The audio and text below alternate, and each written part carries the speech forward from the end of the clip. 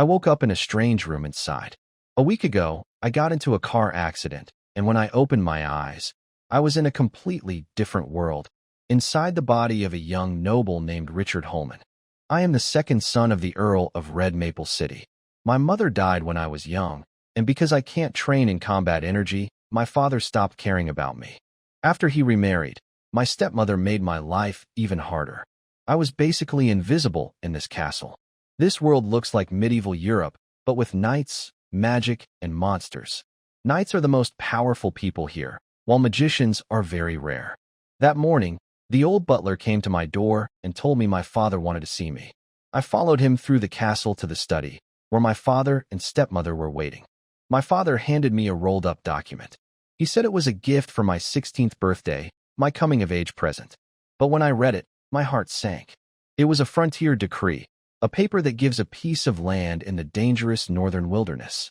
That land is full of monsters, bandits, and deadly creatures. Most people who go there never come back. Among nobles, everyone calls it the exile order. It's just a way to get rid of unwanted heirs. I wanted to refuse. I stood up to say no, but my father stopped me immediately. He said the record was already filed and that refusing would bring shame to our family name. I had no choice. I took the document, feeling my nails dig into my palms. The moment I touched the parchment, something incredible happened. A glowing panel appeared before my eyes, an information system, bound to me as a pioneer lord. It told me that every 10 days, it would give me 6 pieces of information rated by stars. I hid my excitement and calmly thanked my father. He looked relieved, like he had finally gotten rid of a problem. He told me to leave in 3 days. I walked back to my room as fast as I could without running. Once inside, I locked the door, drew the curtains, and checked every corner. Then I activated the system. It showed my basic information, my name, my title, my territory called Blackstone Ridge.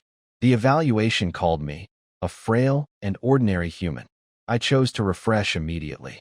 The first few pieces of information were small things. A cook secretly giving food to a guard she liked. The stableman planning to steal money from the hay budget. A tax officer who took a bribe and hid the gold in a dry well. Interesting, but not useful to me right now. The fourth piece caught my attention. There was chaos in a refugee camp outside the city. People were dying, and the city guard was planning to drive the survivors away. I felt sorry for them, but I was in no position to help out of pure kindness. Still, I realized those refugees could come with me as workers for my territory. My father would probably be happy to see them gone from the city too. The fifth piece was about a herd of deer passing through a forest. Useful for hunters, but not for me. Then came the sixth piece, 4 stars, glowing brighter than the rest. Tomorrow, at the black market, a one-eyed old man in a gray robe would be selling a small bronze statue. Hidden inside was a fire element essence crystal, made by a grand magus. All I had to do was put a drop of blood on a hidden array and say a short phrase. The crystal would come out, and placing it on my forehead would completely change my body, giving me the ability to practice fire magic or combat energy. My hands were shaking. I almost laughed out loud. Ever since arriving in this world, my biggest fear had been my inability to train. In a world full of powerful knights and magic, being completely ordinary was dangerous. The original Richard had been mocked his whole life for it, called useless, even questioned whether he was truly his father's son. Those memories were painful, and I felt every bit of that pain. But now, I had a real chance to change everything. I memorized every detail, the 5th stall on the left, the one-eyed old man, the bronze statue. Now I just needed to solve 2 problems: money and how to leave without anyone noticing. I woke up early the next morning before sunrise.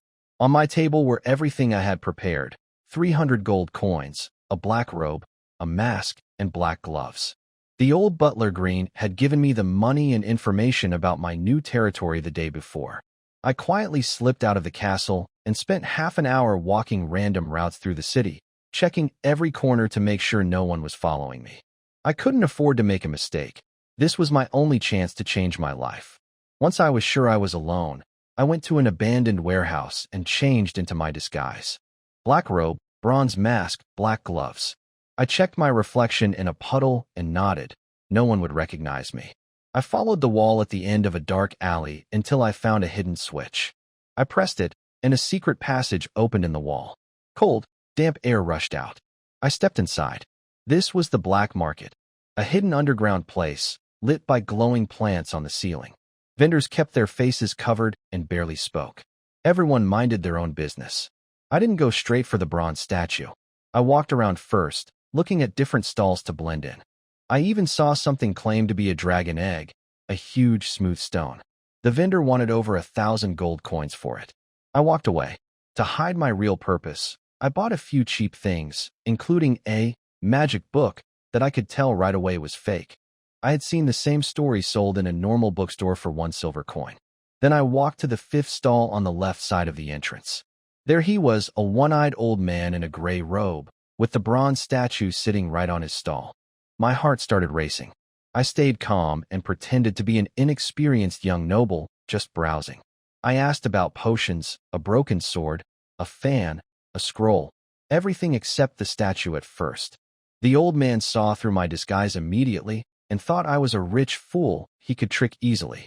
After a long back and forth, he threatened me unless I bought at least 3 items. I pretended to hesitate, then said I would take several things including the statue, but at a lower price.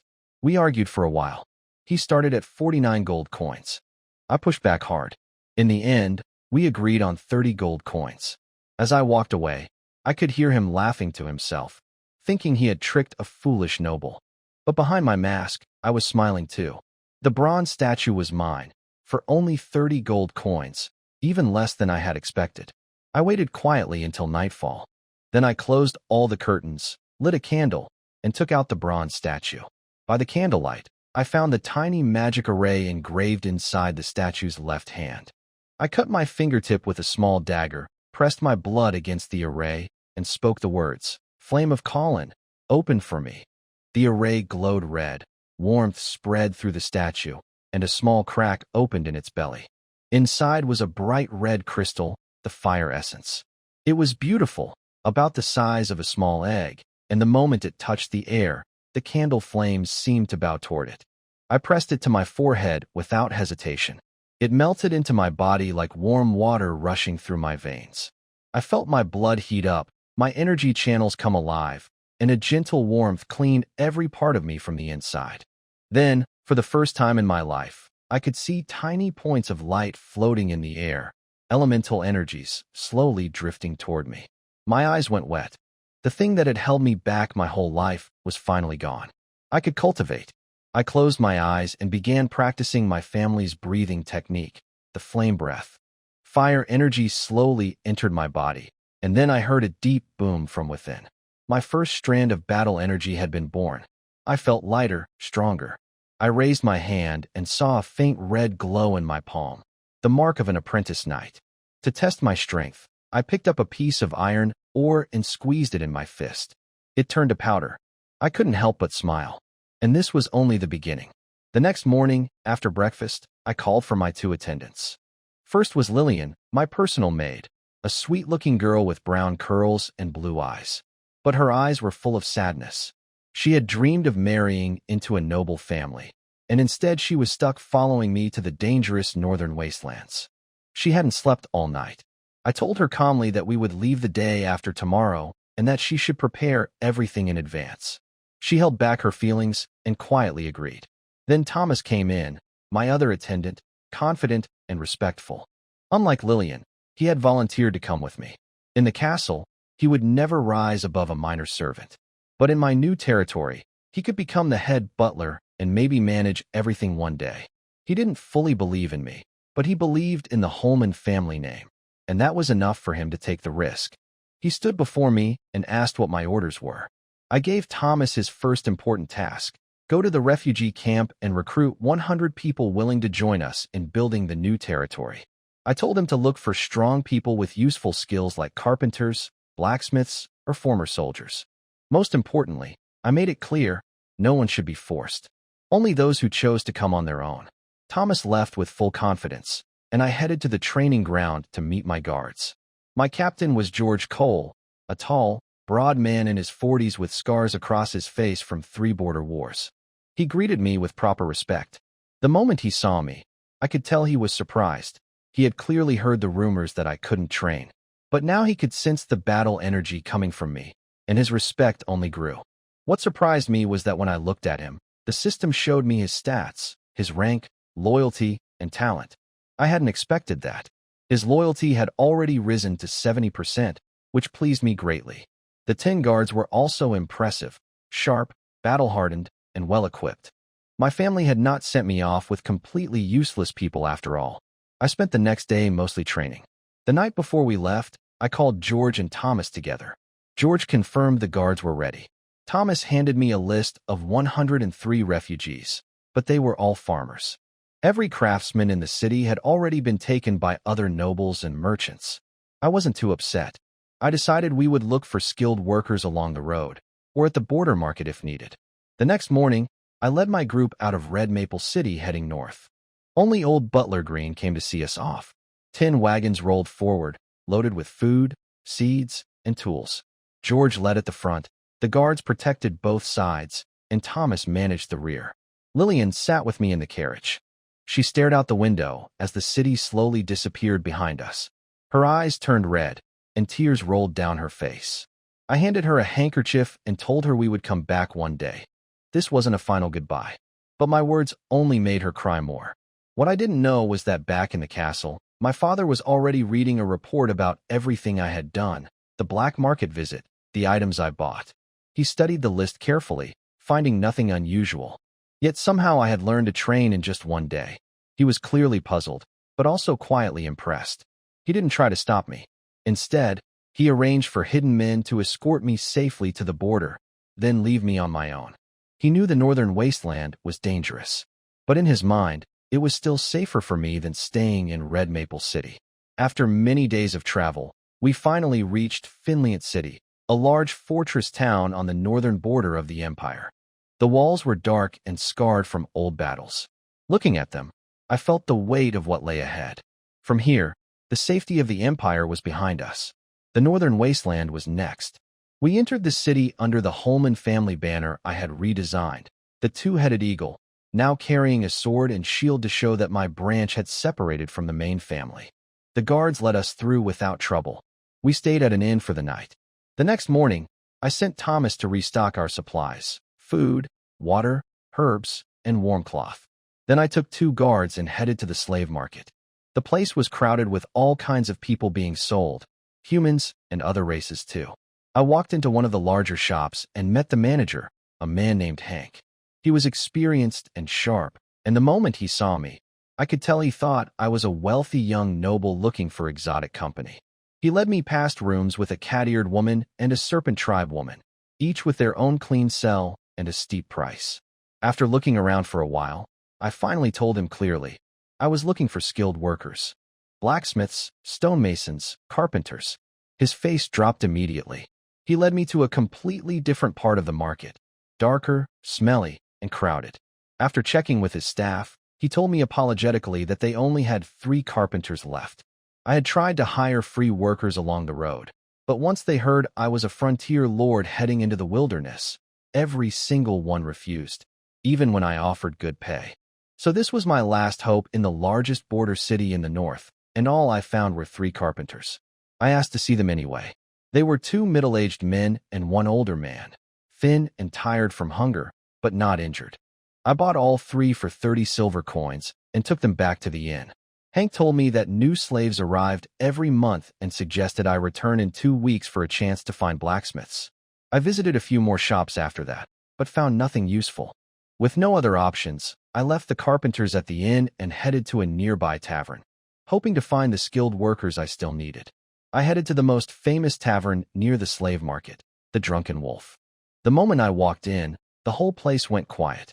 I clearly didn't belong there. The smell alone made me frown. I walked to the bar and placed a silver coin on the counter, asking the bartender if there were any scholars, craftsmen, or retired officers among the crowd. He looked around honestly and told me no, just fighters and ordinary people. I thanked him and left, pushing the coin toward him anyway. Surprised, he called after me and mentioned a place called the Rose Tavern in the north of the city, saying it might have the kind of people I was looking for. I made a note of it. But first, I had one more stop, a blacksmith shop. I could hear the hammering before I even walked in. I tested one of the spears by having my guard thrust it into a wooden dummy. The tip stayed sharp and clean. I was satisfied. I ordered 10 spears at 1 silver coin each. The blacksmith only had 5 ready and said the rest would take 5 days because of a large army order. I didn't have that kind of time. I offered him extra pay, a spear and 2 silver coins, to have everything done by sunset the next day. He agreed. Then I asked about round shields. He hesitated, then admitted quietly that he could get me shields from the army's supply order. The price was double the normal rate, 10 silver coins each instead of 5. I agreed without arguing. Army quality and no waiting, it was worth it. I paid a deposit and returned to the inn. Thomas arrived soon after with 10 wagons full of restocked supplies.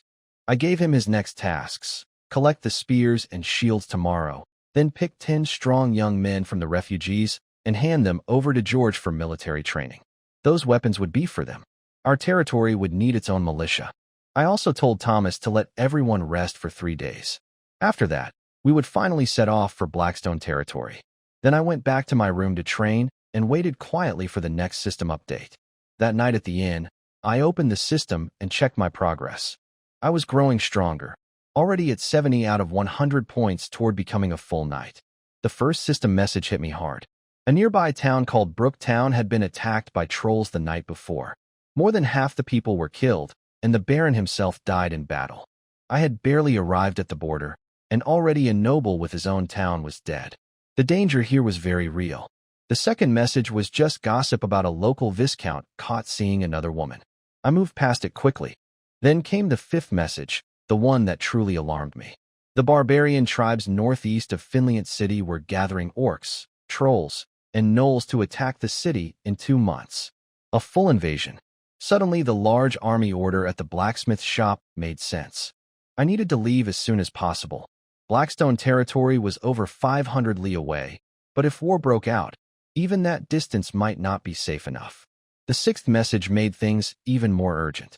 A bandit group called the Bloodfang had noticed my caravan when we entered the city.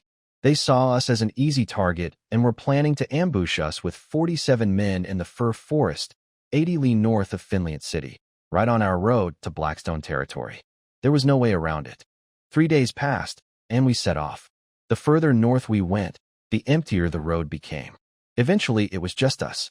The forest closed in on both sides, full of animal sounds and small creatures that scrambled away when they saw us coming.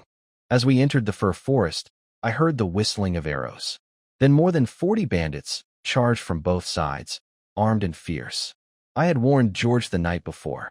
He immediately led the guards forward with a powerful burst of battle energy, and somehow 11 men managed to hold the bandits back. I quickly gave my orders. Militia raise shields and protect the convoy. Thomas circle the wagons. Thomas grabbed a sickle with shaking hands and stood in front of me, determined to protect me even though he was terrified. He still thought I was a weak noble who couldn't fight. I quietly appreciated his loyalty. I rode over to calm Lillian, who was pale and trembling in a wagon corner. Then the situation changed. The bandit leader, unable to break through George's defense, turned his eyes toward me. He saw my silver armor and young face and immediately made me his target, thinking if he captured the noble, everyone else would surrender. He sent 5 men charging straight at me. The 5 bandits charged straight at me. The militia around me panicked. Some almost dropped their spears. But they held on, gritted their teeth, and stood their ground. Their families were behind them. I spurred my horse forward. Red energy burst from me as I drew my sword and cut down the first bandit in one strike. Everyone froze. Thomas stood with his mouth wide open. Lillian peeked out from the carriage with wide eyes and a red face. The militia erupted in cheers. Their fear was gone, and they fought back properly.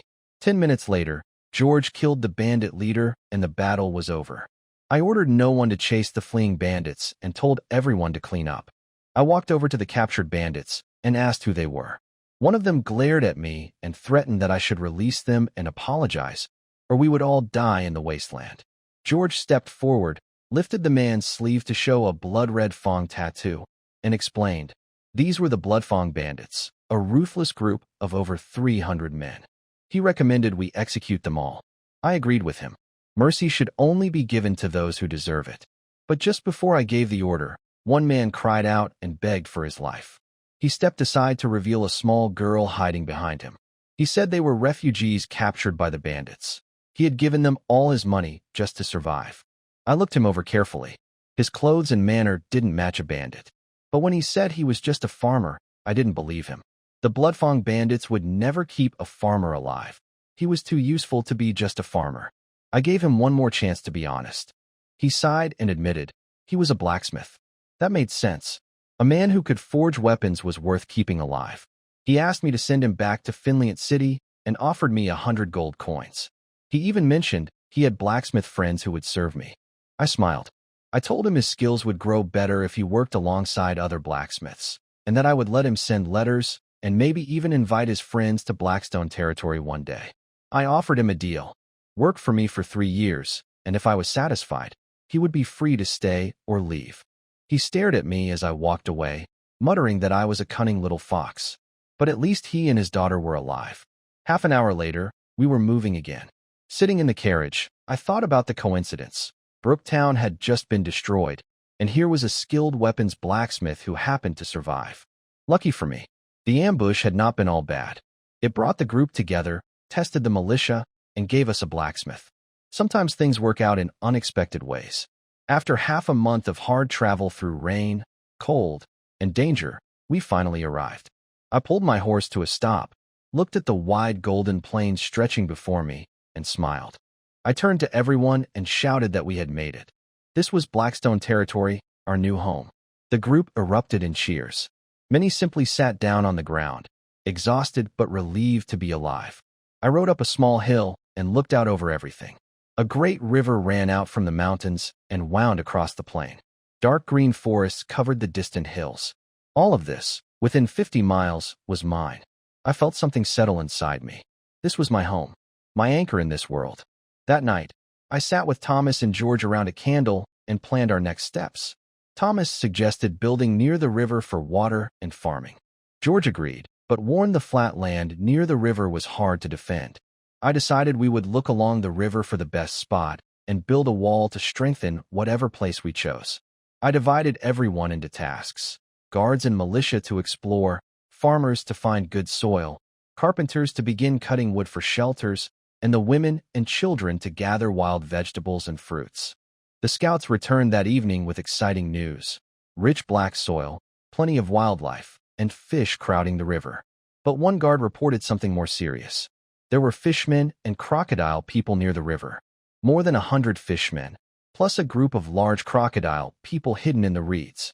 Thomas warned that fishmen were clever and would be a constant threat if we tried to build near them. I agreed we needed to find a different section of the river, one without them. That night, I went back to my tent and focused everything on breaking through to the next level of cultivation. The fire energy inside me had been building for days. I guided it toward my heart, where the seed of battle energy would form. My skin turned red, steam rose from my body, and the elemental energy around me surged into a wave 3 meters high. The tent shook. Everyone outside panicked. Thomas and Lillian tried to rush in, but George stopped them and explained I was making a breakthrough. They stayed up all night around my tent to protect me. By dawn, it was done. I walked out calmly and told everyone to rest for the day. When I called the refugees civilians, I saw their eyes change. They understood that meant they would have a real place in the territory one day. Later, George and I sparred. I could feel how wide the gap still was between a beginner knight and an intermediate one, but I was satisfied. I felt 10 times stronger than before. Then the system refreshed for the 10th time. The messages pointed me to a fishman tribe of 136 members nearby, already alert and watching us. More importantly, one message marked a hill 6 meters tall, northeast of the camp, with a wide view and close to the river. The perfect place to build. A final message revealed a small goblin tribe hiding a fire attribute combat skill called the Crimson Flame // Not as exciting as the Fire Essence Crystal, but still very valuable.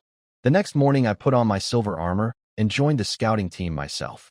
Thomas tried to talk me out of it, worried for my safety.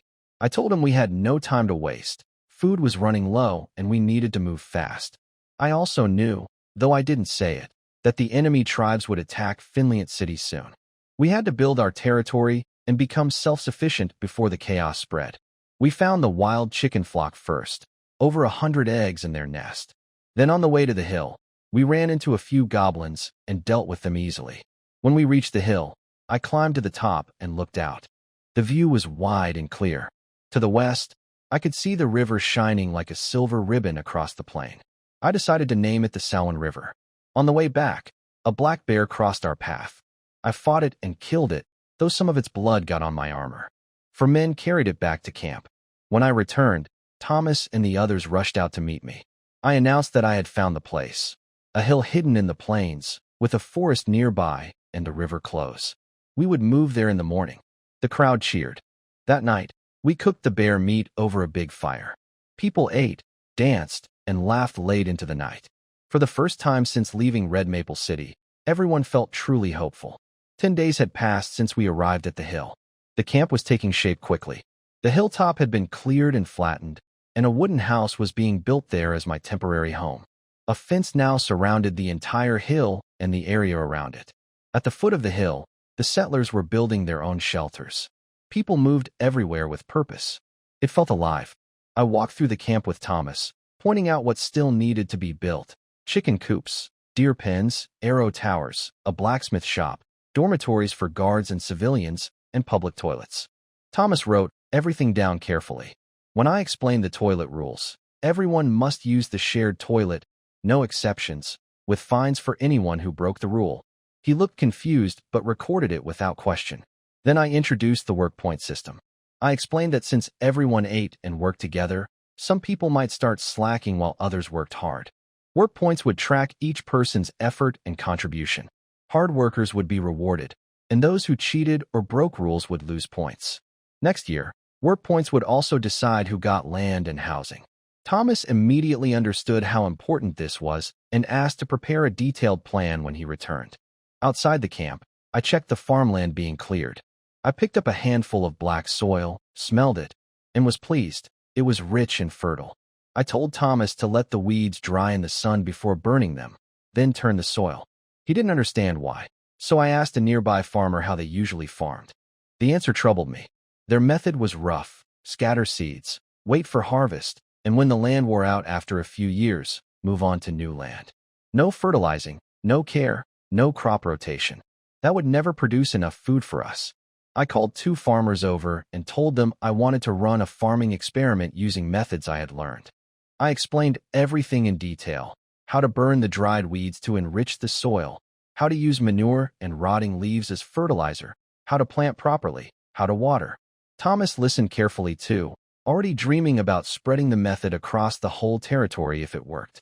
I put the 2 farmers in charge of the test field and told them to ask Thomas if they had questions. Then I walked back to the camp. Just as I arrived, a voice appeared in my mind, the system giving me a bonus message. The fence had been completed, and the territory was now officially mine. The message pointed to a spot 3 meters east of the hill where clean underground water could be found, perfect for a well. I turned to Thomas and suggested we dig a well. He agreed quickly, mentioning that well water was cleaner and sweeter than river water. I pointed him to the exact spot and sent him off to arrange it. I looked around at everything growing from nothing: the fence, the buildings, the farmland, the people, and felt satisfied. Now that the camp was secure, it was time to learn the Crimson Flame triple slash. Now that the fence was finished, I told George to send scouts east of the camp, up to 10 miles out, to map the terrain and find any tribes, wild animals, or useful resources. The Samhain River to the west could wait. Anything hiding close to our camp needed to be found early. A few days later, Thomas rushed over while I was checking the experimental fields. The scouts had found the goblin tribe to the northeast, just half an hour's walk away, more than 80 goblins. Too close to ignore.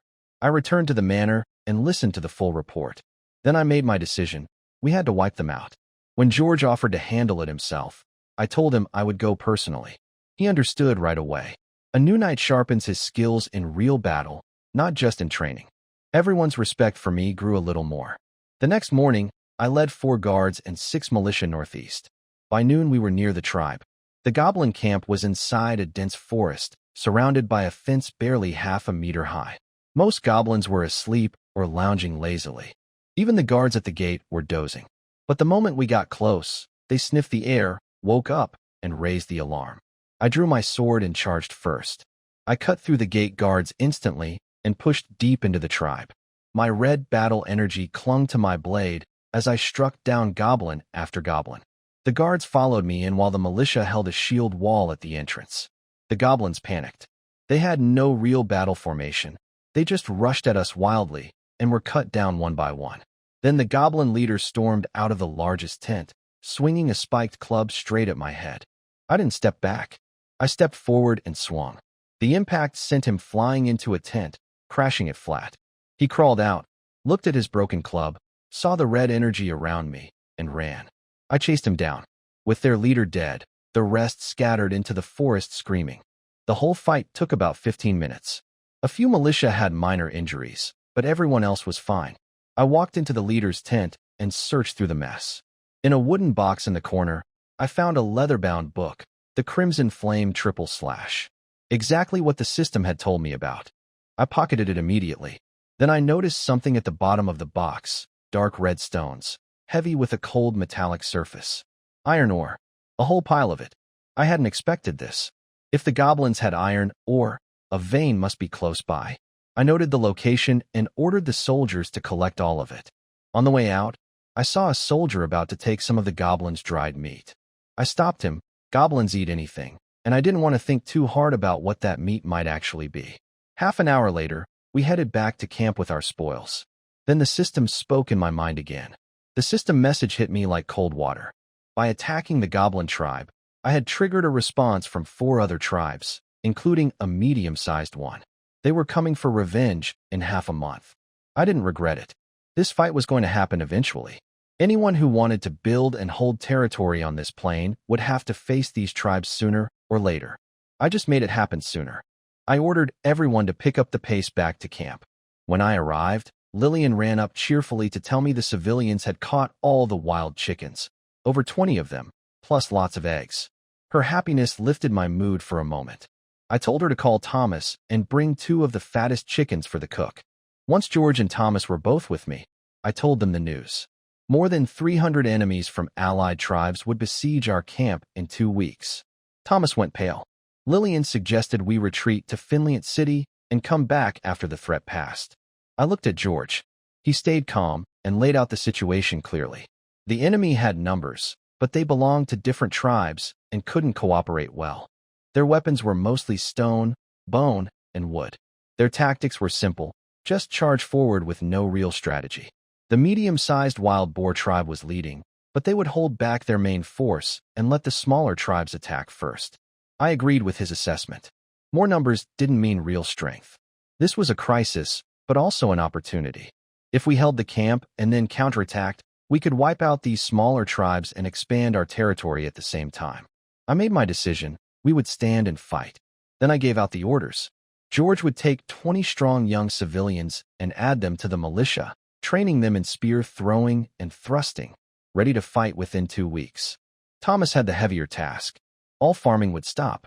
The wild grass around the camp had to be cleared 30 meters out so we could see any approaching enemy.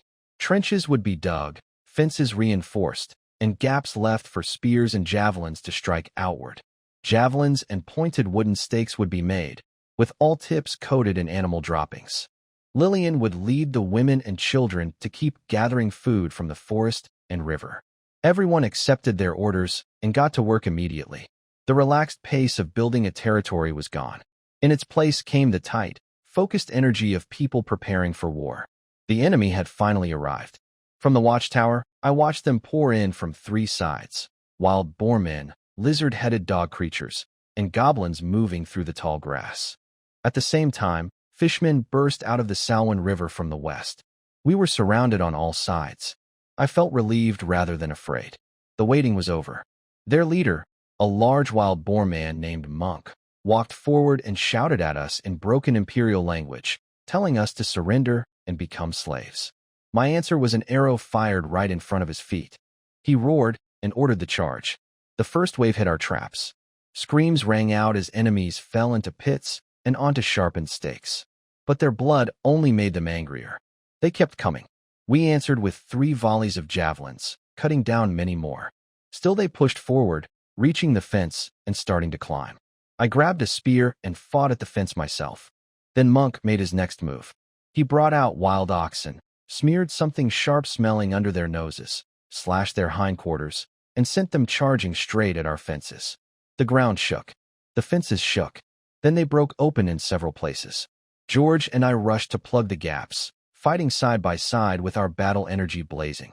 Thomas grabbed the women with sickles and hoes and charged down from the manor to help. Lillian handed sticks to the children and told them to guard the gate. The whole camp became a battlefield. When I saw most of the enemy crowded at the gaps, I knew the moment had come. I quietly led a small team around to the main gate, opened it, and attacked the enemy flank from outside. I used the first move of the Crimson Flame triple slash for the first time in real battle. Red crescent blades cutting through the enemy line. The surprise attack threw them into chaos. George seized the moment, raised his sword, and led the counterattack from inside. Everyone cheered and pushed forward. The allied tribes began to fall apart.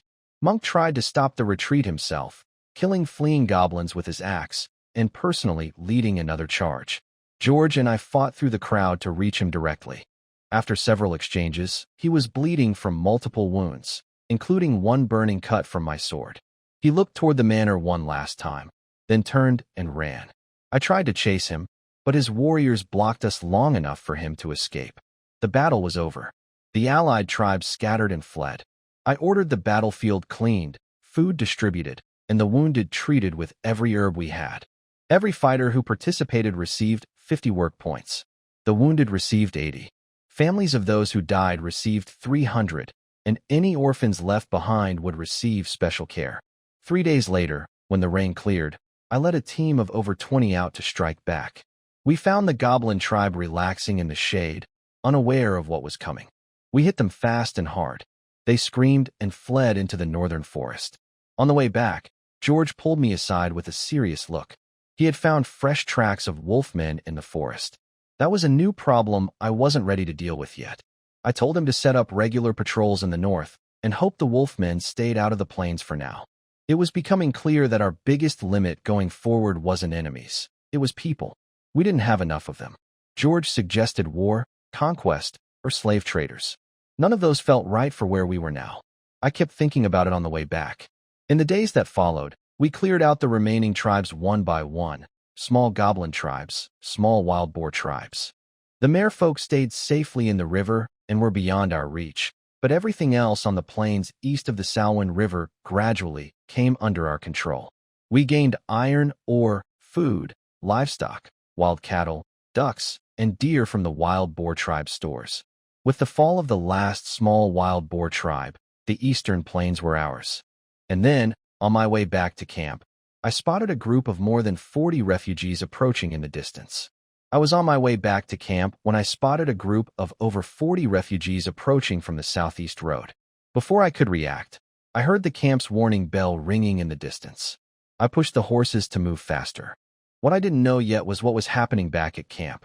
Thomas had spotted the refugees from the watchtower and immediately ordered the gates closed and weapons raised.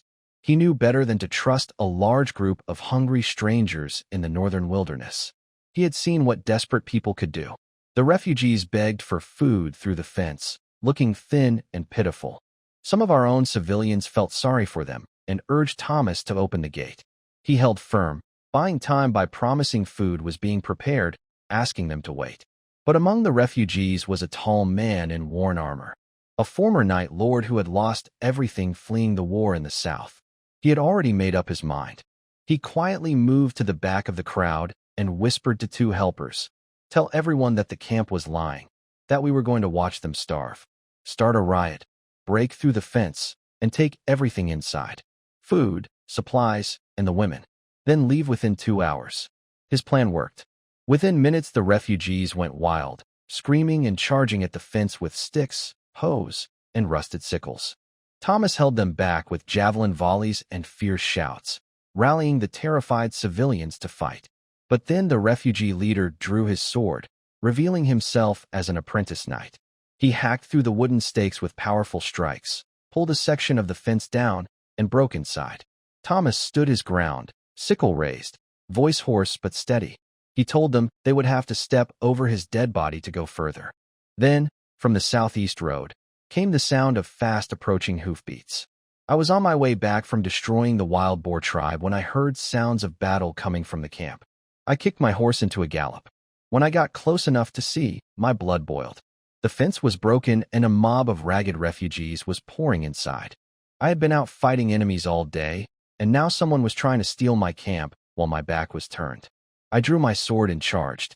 The moment Thomas spotted me from inside, he shouted my name. The panic inside the camp vanished instantly. Our civilians fought back with new energy while the refugees scrambled to escape. I noticed 3 figures running faster than the others. One of them was clearly an apprentice knight, the leader. I chased him down, leaving the rest to George. I caught up quickly. One swing of my sword broke his blade clean in half and sent him flying. He hit the ground hard, coughing blood, unable to get up. His 2 helpers dropped their weapons and begged on their knees. I had all 3 tied up and dragged back. Back at camp, all the refugees were kneeling in the dirt. Thomas had already placed a chair in front of them. I sat down and told them who I was, Baron Richard Holman, Lord of Blackstone. They answered my questions one by one, coming from different fallen territories: Black Bear, Iron Wolf, Pinewood. I silenced them and pointed to the leader. He claimed to be a knight from the Deer territory, driven north after orcs destroyed his village. I pressed him. Why did he abandon his lord and flee instead of fighting? He raised his head and shouted that he had tried to return, but the entire region was overrun. Not just orcs, but barbarians, trolls, goblins, cultists, and bandits. He had been fleeing for his life just to reach here. That detail quietly alarmed me. The situation beyond our borders was far worse than I had imagined. The leader then knelt and begged for ransom treatment, claiming he hadn't known this was a noble's land. I said nothing. Inside, my decision was already made. He had to die, not out of personal anger. Someone had to be held responsible for the attack. This was the northern wilderness. Letting him go would only invite more trouble.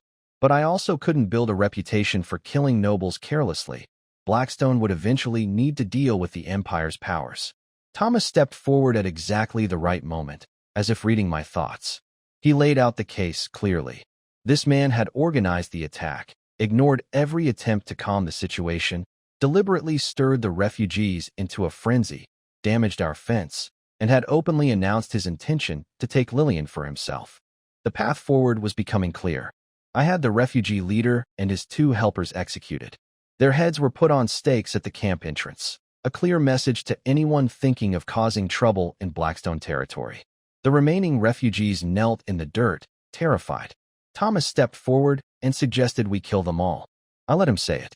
The refugees panicked and begged, throwing all the blame onto the dead leader. Then I spoke slowly, as if making a difficult decision. I would spare their lives, but they would become slaves of Blackstone territory, working to pay for their crimes. They thanked me with tears in their eyes. Thomas quietly understood the whole performance. If I had offered mercy right away, they wouldn't have been grateful. This way, they felt they had been saved. I told Thomas to give them food, wash them at the river, and explain the work point system.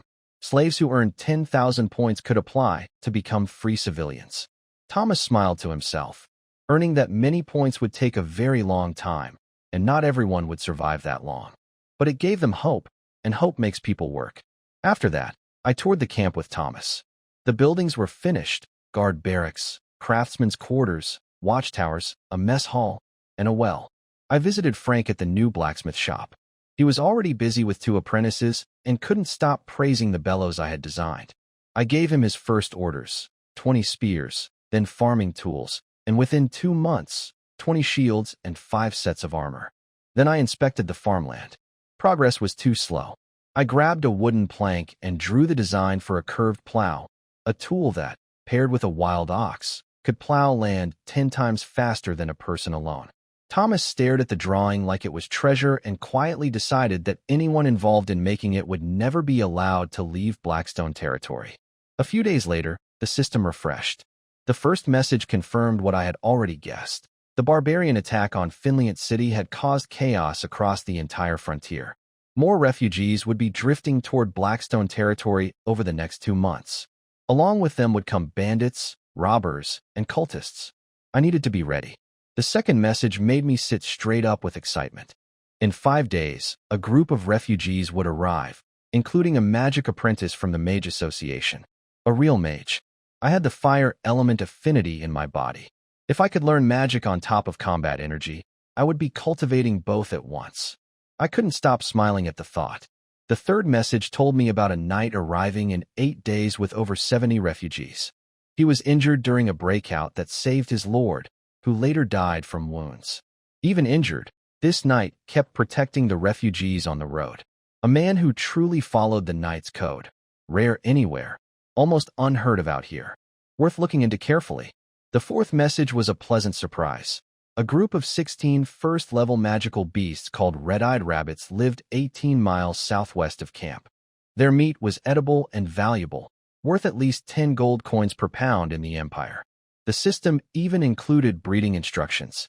I immediately started thinking about how to catch them, and realized the incoming mage apprentice and injured knight might be just the help I needed. The fifth message was about Monk, the wild boar man leader who had attacked our camp. He had been stripped of his title after losing to us, and was now volunteering to lead attacks southward to earn his way back. He still planned to return to Blackstone for revenge one day. I noted it carefully. Ambitious enemies don't forget. The sixth message said the merfolk downstream were slowly moving toward shore, but still hesitating to come north. As long as they stayed away from the camp, I had no reason to deal with them yet. I closed the system, stood up, and called for Lillian. I called Thomas and George together and told them what the system had revealed. The chaos in the south was spreading fast, and refugees would soon be heading our way. I ordered George to pull the militia off their regular work and send them out on patrol. Frank's 20 spears would be distributed soon, along with shields and armor for the militia leaders. George was to pick 5 capable men and give me their names. Thomas asked whether we should stop farming. I told him no. Blackstone was far enough from the border that no armies would reach us. But bandits, rogue tribes, and rebels were another matter. We had to stay alert. Then I gave them the good news. Most of what was coming our way wasn't just danger, it was people. Refugees meant population, and population was exactly what we needed most right now. I told them not to make slaves of everyone who arrived. Too many slaves would cause problems, and word would spread that Blackstone was a place to fear rather than a place to come to. Instead, I set up a 1-month trial period. Any refugee who broke the rules more than 3 times, cheated, or showed bad character would become a slave. The rest would receive civilian status. Anyone with special skills or an important background was to be reported to me directly. I also told Thomas to build 3 new wooden houses on the east side of camp. I would need them soon. The days passed steadily. Patrols moved along the roads around camp, and life stayed busy. Then one morning a commotion outside drew me out. The first group of refugees had arrived. Thomas was already handling everything, registering names, explaining the territory rules, announcing the probation period, and sending people to wash at the river. George had it all under control. I watched for a while and was satisfied. On the 5th day, I came down to the training ground myself and sat with some fruit wine while Thomas continued the registrations. My presence quieted everyone instantly. They recognized me as the Lord and cooperated without trouble. That afternoon, George personally escorted another group in. I stood up slowly when I saw them. Among the crowd was a figure in a black robe. The people I had been waiting for had finally arrived. When George brought the group in, I spotted the figure in the black robe right away. George whispered that she had strange energy, not battle aura, something different. He had escorted her personally just to be safe. I stepped forward and greeted her warmly, introducing myself as the Lord of Blackstone territory. She introduced herself as Layla, an alchemist who had been separated from a caravan and just needed supplies. I smiled and told her that lying wasn't a good trait. George drew his sword instantly. I patted his shoulder and told him to calm down. She was a guest, not an enemy. The woman dropped her act. Her real name was Elvira Bell, an apprentice mage from the Mage Association. She asked how I had seen through her disguise. I told her I had learned to identify mages from ancient books in my family's library, which was mostly true enough. She explained her situation. She and her mentor had come to the northern wilderness looking for a rare plant called silver moongrass. When war broke out in the south, they couldn't go back. While taking a detour, they ran into the Bloodfang bandits and got separated. She had been wandering ever since until she drifted here. Then she casually mentioned she had a map. My ears sharpened immediately. I asked to see it. When she unrolled it, I felt a rush of excitement. It was extremely detailed, marking villages and territories including Blackstone. My own map was practically useless compared to this. I bought it from her on the spot for 10 silver coins. But I wanted more than just the map. I wanted her to stay.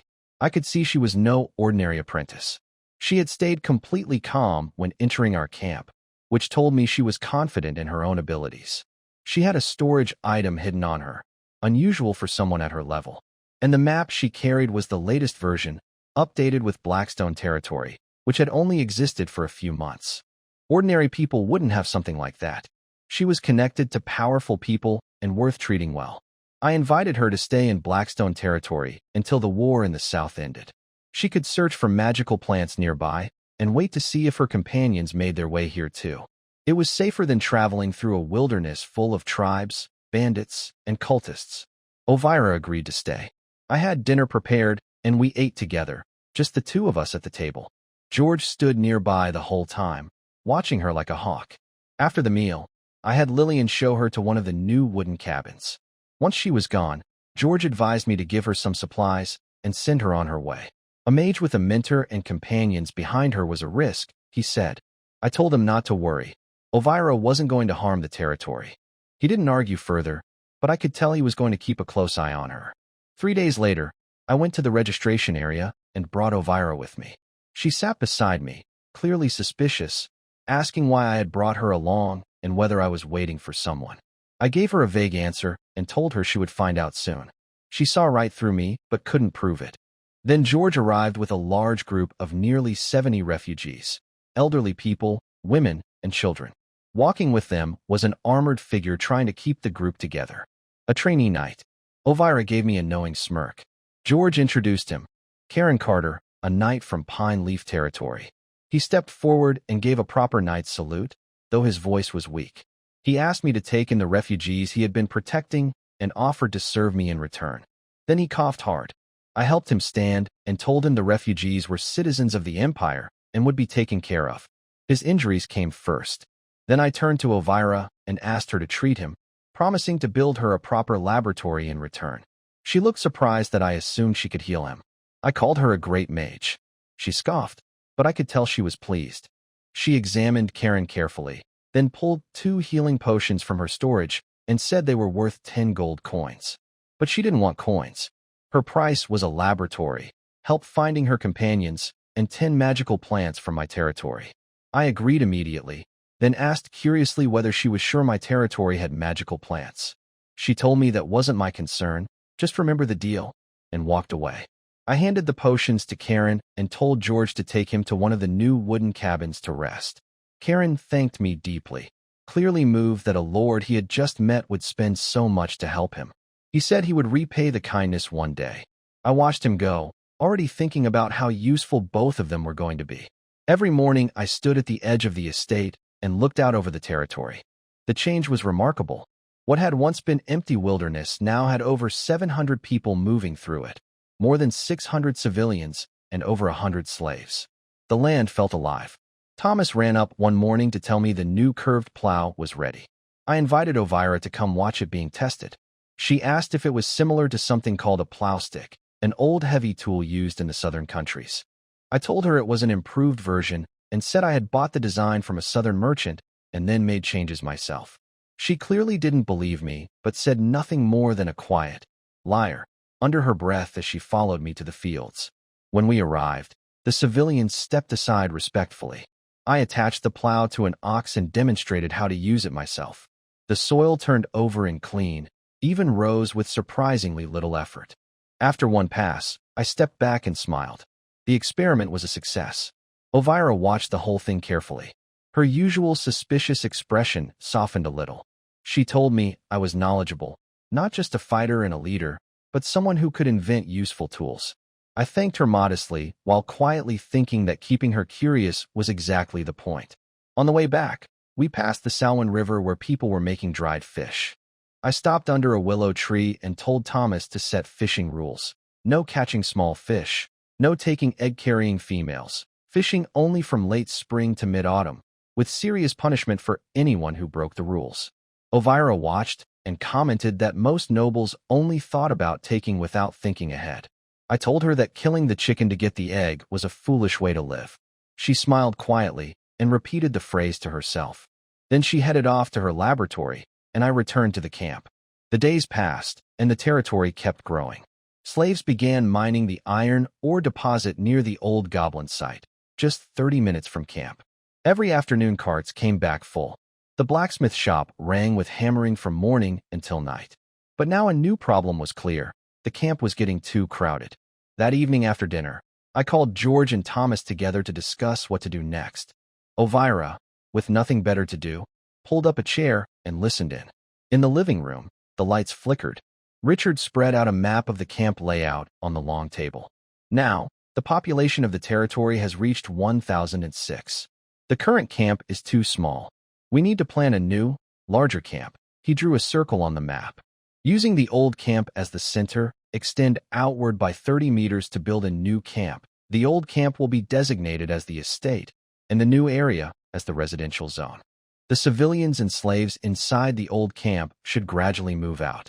Facilities like the breeding grounds should also be relocated outside. The estate will only keep guard quarters, the dining hall, bathhouse, stables, and blacksmith shop. The remaining buildings that are poorly placed should be demolished, and those that can be renovated should be turned into warehouses, cellars, servant quarters, and guest houses. He pointed to the outskirts of the residential area. The new camp will no longer have simple fences, but a sturdy wooden wall 3 meters high. Wooden steps will be built on top of the wall for soldiers to patrol and to observe enemies from above. Outside the wooden wall, a deep moat will be dug, with pointed wooden stakes placed inside. Within the residential area, there are separate zones for civilians and slaves, along with the construction of dining halls, baths, water wells, and other facilities. Finally, he drew a line between the manor gate and the new camp gate, saying, "This main road will have reserved spaces on both sides. In the future, shops, taverns, inns, and other facilities will be built here." After speaking, Richard took a sip of fruit wine and ordered, "Think about the new camp as well. Consider if there are any other places that need adding." Thomas and George looked at the map, thought for a moment, and then offered their suggestions. Elvira, standing nearby, also shared her opinion. After some discussion, the layout of the new camp was finalized. Thomas looked at the new layout on the table, his face excited. He stood up and said seriously to Richard, "Sir, once the new camp is built, it will become a small town. This will be the first town in the Blackstone territory. Please give it a name." George also stood up and said, "Sir, please name this town." Although Elvira didn't suggest a name, her eyes showed her hope. She was also curious about what Richard would call the town. A town? Richard thought it was more like a small village, but seeing their eager expressions, he decided to think carefully. After a moment, he said in a firm voice, "The new town will be called Solar, which means sun." Solar, the sun.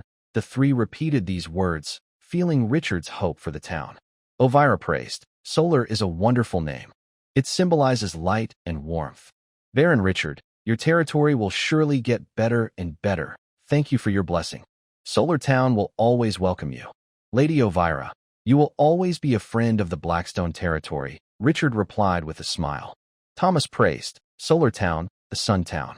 It will be the sun of the Blackstone territory, rising like the morning sun and shining everywhere." George also said, "Sir, under your leadership, the Blackstone territory will become stronger and stronger." Richard smiled slightly and said to both of them, "The strength of the Blackstone territory also depends on you. This place will always be your home. Long live serving the Lord." The two men stood up and shouted excitedly. While the new camp was being built, the old houses on the hills were also being renovated. Richard's original bedroom and living room became larger and brighter, and a study was added. On the left side, the residences of Lillian, Thomas, and George were built. On the right side, there is the kitchen and Richard's private storage. The empty space in the middle was leveled and turned into a small courtyard. To make the ground even and expand the area, the hill was cut down by 1 meter, lowering it to 5 meters high. From the courtyard, You can still see the whole town clearly. As the town gradually developed, Karen's injuries healed day by day with the help of basic healing potions. On the day he recovered, he put on clean armor and went straight to the training ground. At that time, Richard was watching the militia practice. When he saw Karen approaching, he smiled and asked, "Are you fully healed?" "Good day, Lord Baron. Thank you for your care. My injuries are now healed," Karen replied with a slight bow, placing his right hand over his chest. Then, he earnestly said, "My lord, now that I am fully recovered, I kindly ask you to assign me a task." "Karen is willing to serve you." Richard saw the sincerity in his eyes, paused for a moment, and pointed to the militia training, saying, "I am currently in need of a militia leader. What do you think?" Recently, Richard had filled the vacancies for guards and militia. The missing guards were chosen from veteran soldiers, and the militia volunteers were selected from healthy young civilians, all armed with spears and round shields. 5 militia captains were also issued leather armor, looking energetic and confident. With 10 guards, 30 militia members, and hundreds of civilians and slaves ready to fight at any time, the defenses of Blackstone territory finally took shape. Karen suddenly looked up in surprise, his eyes full of astonishment. Then, he hesitated, recalling how he had fallen into such a state.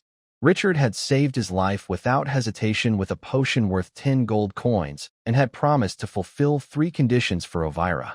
Karen felt deeply grateful. Over time, he had seen the changes in this camp and decided to settle here permanently.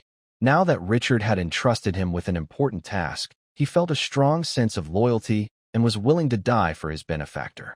George, standing nearby, stepped forward and said, "My lord is wise. Brother Karen is honest and reliable, following the knight's code. Over the past days, I have come to trust him.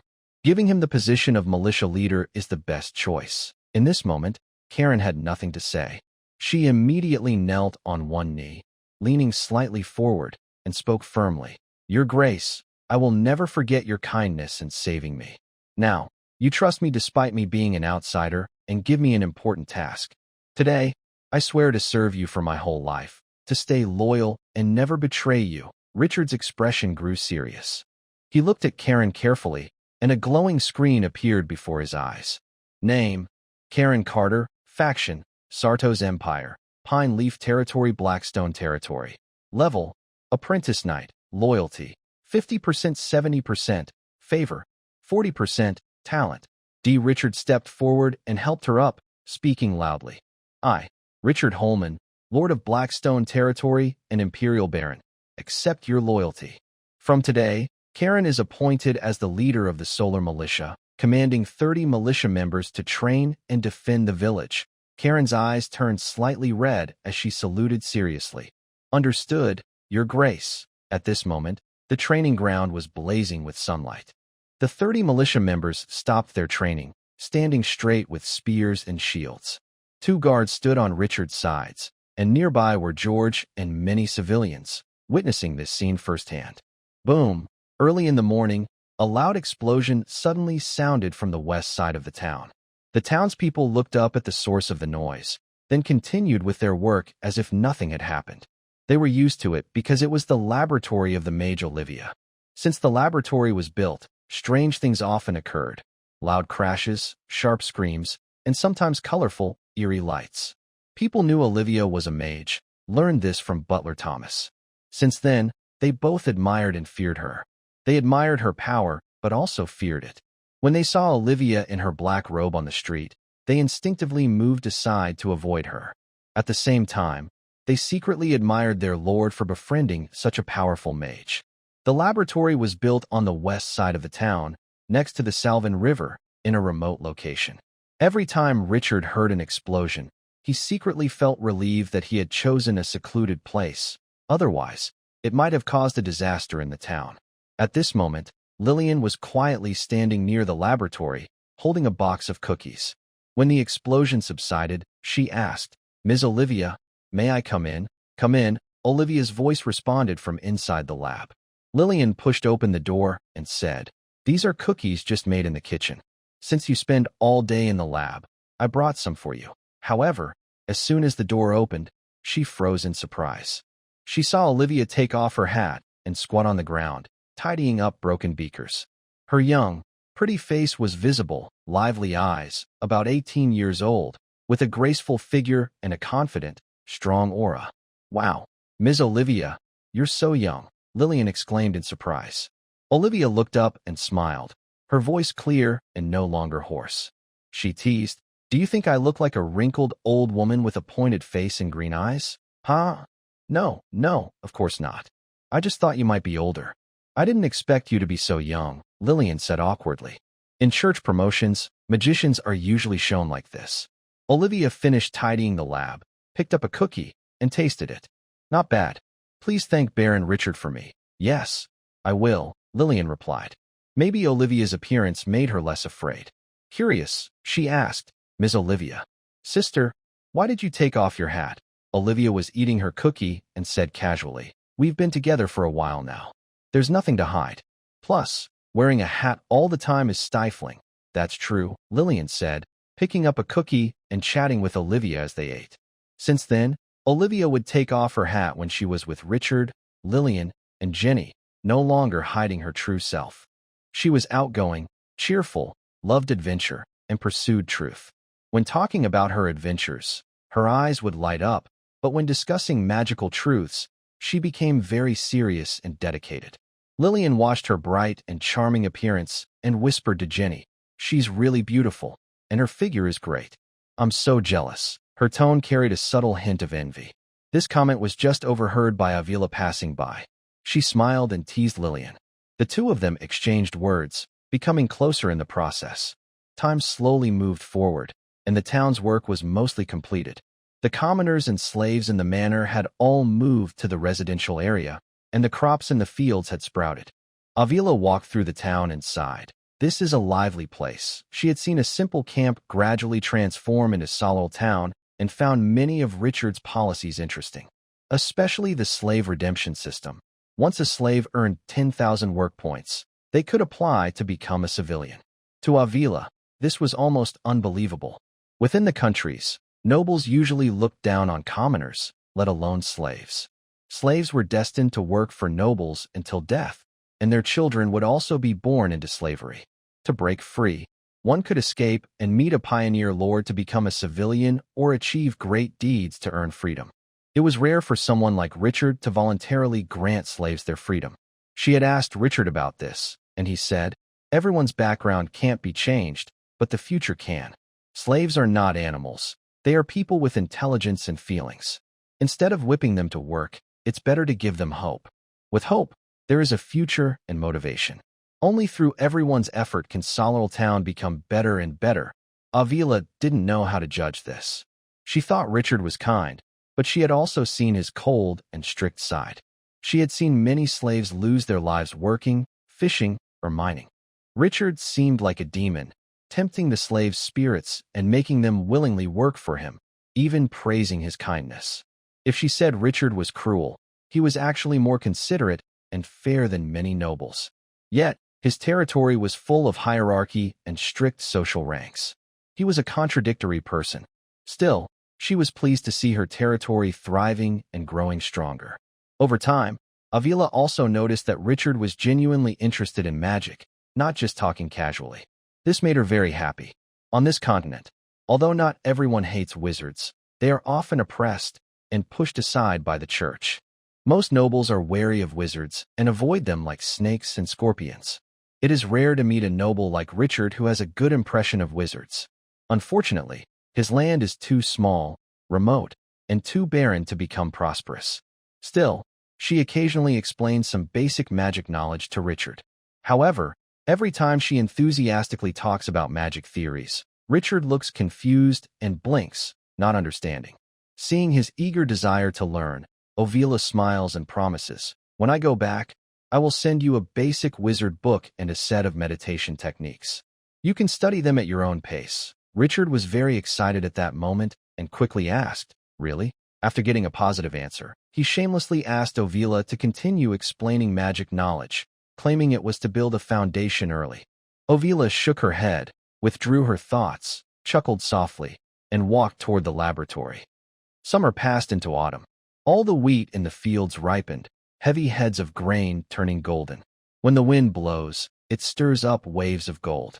During this time, with Ovila's help, Richard successfully caught a dozen red-eyed rabbits and kept them on the estate. He also unexpectedly found a nest of wild bees. He was very happy and quickly took them back to Solol town, placing them in the woods behind the town. Ovila also helped him find 2 types of magical plants. Condensation flowers, a beginner magical plant that can be eaten directly to relieve injuries and boost energy, and can be used to make basic healing potions. Bone-strengthening grass, another beginner magical plant, dried and brewed into tea, can strengthen muscles and bones and increase strength, and can be used to make basic body-refining potions. There were a total of 16 plants. Ovila only took 2 of each and then told Richard how to plant them, which he did on the estate. Meanwhile, the system also refreshed good news. There is a small salt mine 26 miles northeast of the town. Richard personally went to investigate and confirmed it, keeping it in mind, ready to start mining when the time is right. Everything in Solol town was steadily moving in a good direction. One evening, as the sunset was setting, Richard was in his study planning the salt mine operation when Thomas suddenly walked in quickly and reported in a serious tone, "Master, someone is looking for you outside the town." Richard's hand paused, then continued moving. He asked, "Who are they? What do they want?" "They say they are family messengers, here to report important matters to you. Also, a merchant caravan from Finland has arrived, and their steward wants to meet you," Thomas replied. Richard put down his feather pen and looked up. "Family members? Did they say what it's about?" "No," Thomas said. "They said they need to tell you in person." Richard became interested. They wanted to speak to him face to face. What could it be? He tapped on the table and asked, "Have they confirmed their identities?" Thomas nodded. "Yes, they are from the family." "All right. Have George bring them in. As for the merchants, you can handle the reception," Richard ordered. "Yes, sir," Thomas replied and left. Soon after, George entered with 3 people. "My lord, they are here." The 3 bowed to Richard, right hand over their chest. "Greetings, Baron." The leader took out a family token and handed it to Richard, then carefully took out a letter from his pocket. "My lord, the head of the family personally instructed that this letter must be handed to you directly." Richard looked at the 3. The leader was a mid-level knight, and the other 2 were beginner knights.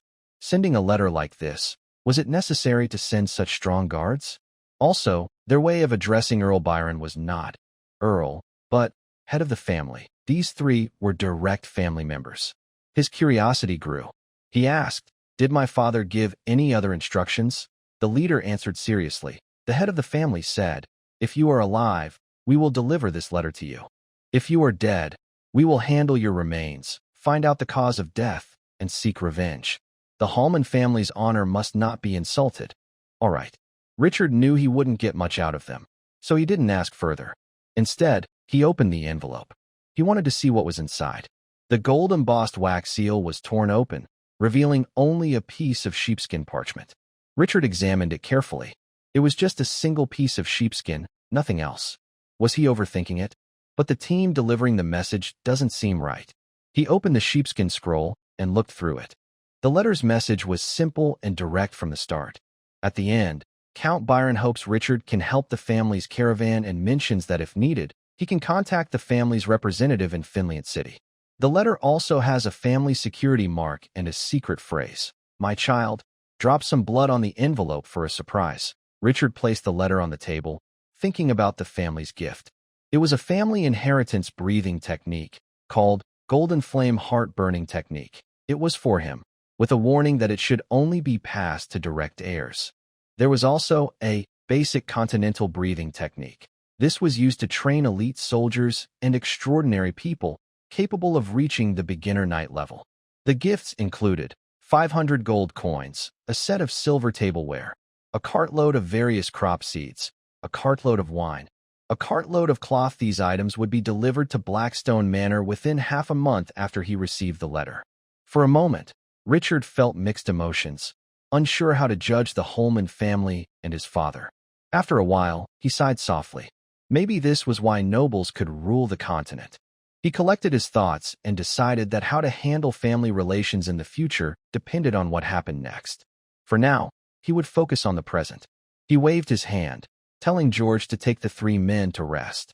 When the study was empty except for him, Richard cut his finger and dropped his blood on the envelope.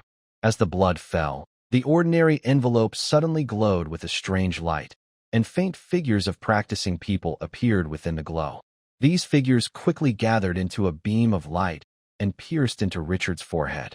Countless words and images exploded in his mind. 15 minutes later, Richard slowly opened his eyes. So, this is what those three were escorting, the golden flame heart-burning technique. But isn't this breathing method supposed to be a master level? How did I become a great land-level mage? Richard muttered to himself as he looked at the envelope, now turned to ashes. This method reminded him of the magic circle used for bronze statues.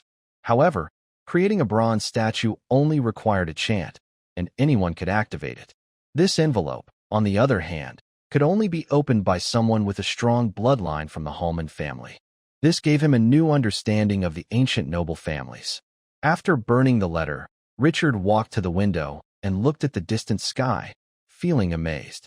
What a wonderful world! At that moment, Thomas's voice came from outside the study. "My lord, the merchant team has been arranged." "Come in," Richard said, looking at Thomas as he entered. "Tell me about the merchant team." "Yes, sir," Thomas replied. "This team is called the Shiza Merchant Guild, one of the largest in Finland City.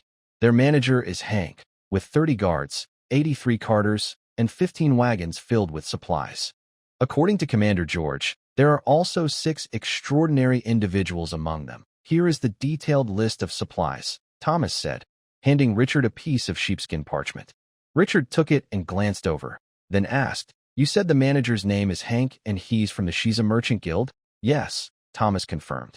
Richard remembered that in Finland City, he had met a slave owner named Hank, who also seemed to be from the Shiza Merchant Guild. Could it be the same person? He ordered, "Go and bring the merchant team's manager here." Understood. A moment later, Thomas returned with a middle-aged man.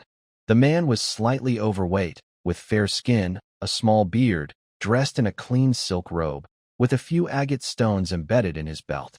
His small eyes were slightly squinted. Richard immediately recognized him as Hank from Finland. Hank saw Richard, paused briefly, then smiled warmly, bowed, and saluted. "Good day, noble baron. Thank you for personally summoning me. I am Hank Eamon, the manager of the Shiza Merchant Guild and the leader of this merchant team. Do you remember me? I hosted you in Finland City. I never expected to meet you here. Truly, the gods are watching over us. This is a small gift for me. Please accept it." Hank presented a beautiful gift box with both hands. Richard nodded slightly and opened the gift box, revealing a finely crafted dagger. The blade was sharp and shimmered with a cold blue light. The sheath was ornate, decorated with gold and silver, and carved with beautiful patterns. The handle was embedded with a red gemstone. Richard carefully stored the gift and smiled, saying, "Thank you for the gift, Hank. I appreciate your kindness. Welcome to Blackstone territory. But the taxes must be paid. After all, in Finland City, you took 30 silver coins from me." He pointed to the chair in front of the desk and invited, "Please sit down." "Thank you, sir. The Zezer Trading Company is a reputable business, and we would never cheat on taxes," Hank said as he sat down, praising. "From the first time I met you, I knew you were extraordinary.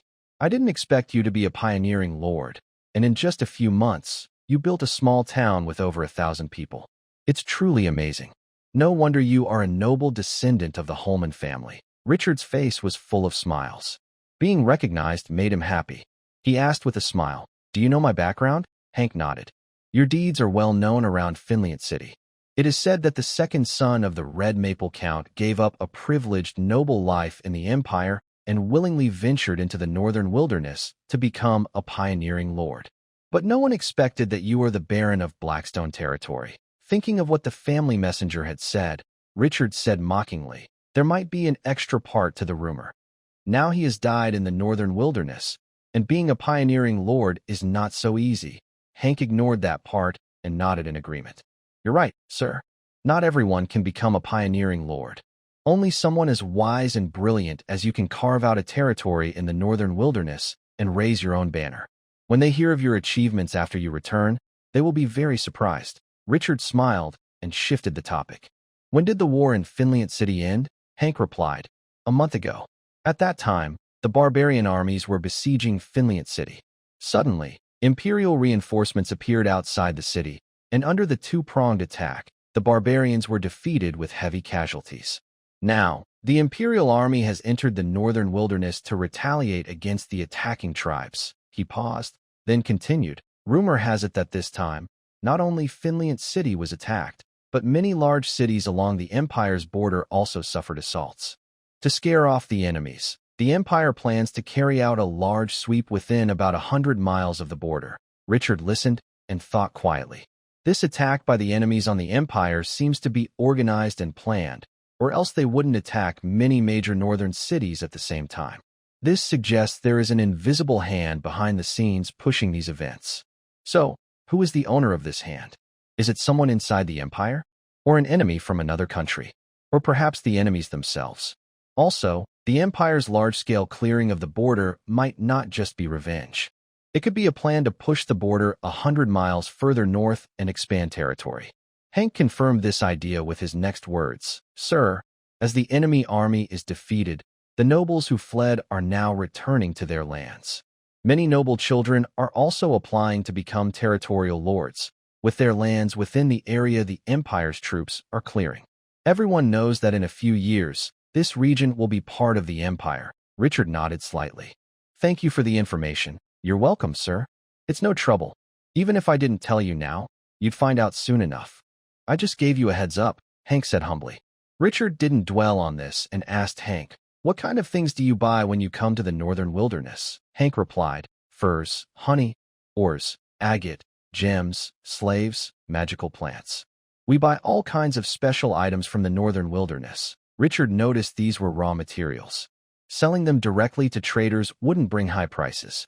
If he could bring them back to the empire and sell, the prices would double, and the profits could be very good. But right now, he doesn't have the conditions to do that. To make money, he needs to find another way. He temporarily set aside this idea and said, I've looked at your trade list. It doesn't include what I want.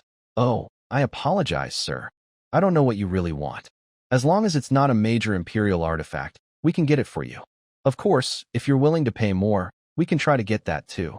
Hank's eyes lit up as he spoke. Richard looked at Hank carefully and gained a new understanding of his and the Caesar Guild's abilities. Sure enough, as long as the profit is enough, no merchant dares to refuse. He waved his hand and said, I'm just an ordinary noble, not in need of the empire's top treasures. My needs are simple, just 3 things: slaves, horses, and weapons. Of course, if you can get breathing techniques, meditation methods, combat skills, or extraordinary items, I would be very interested. With the end of the Finland City War, the small wave of refugees will also end.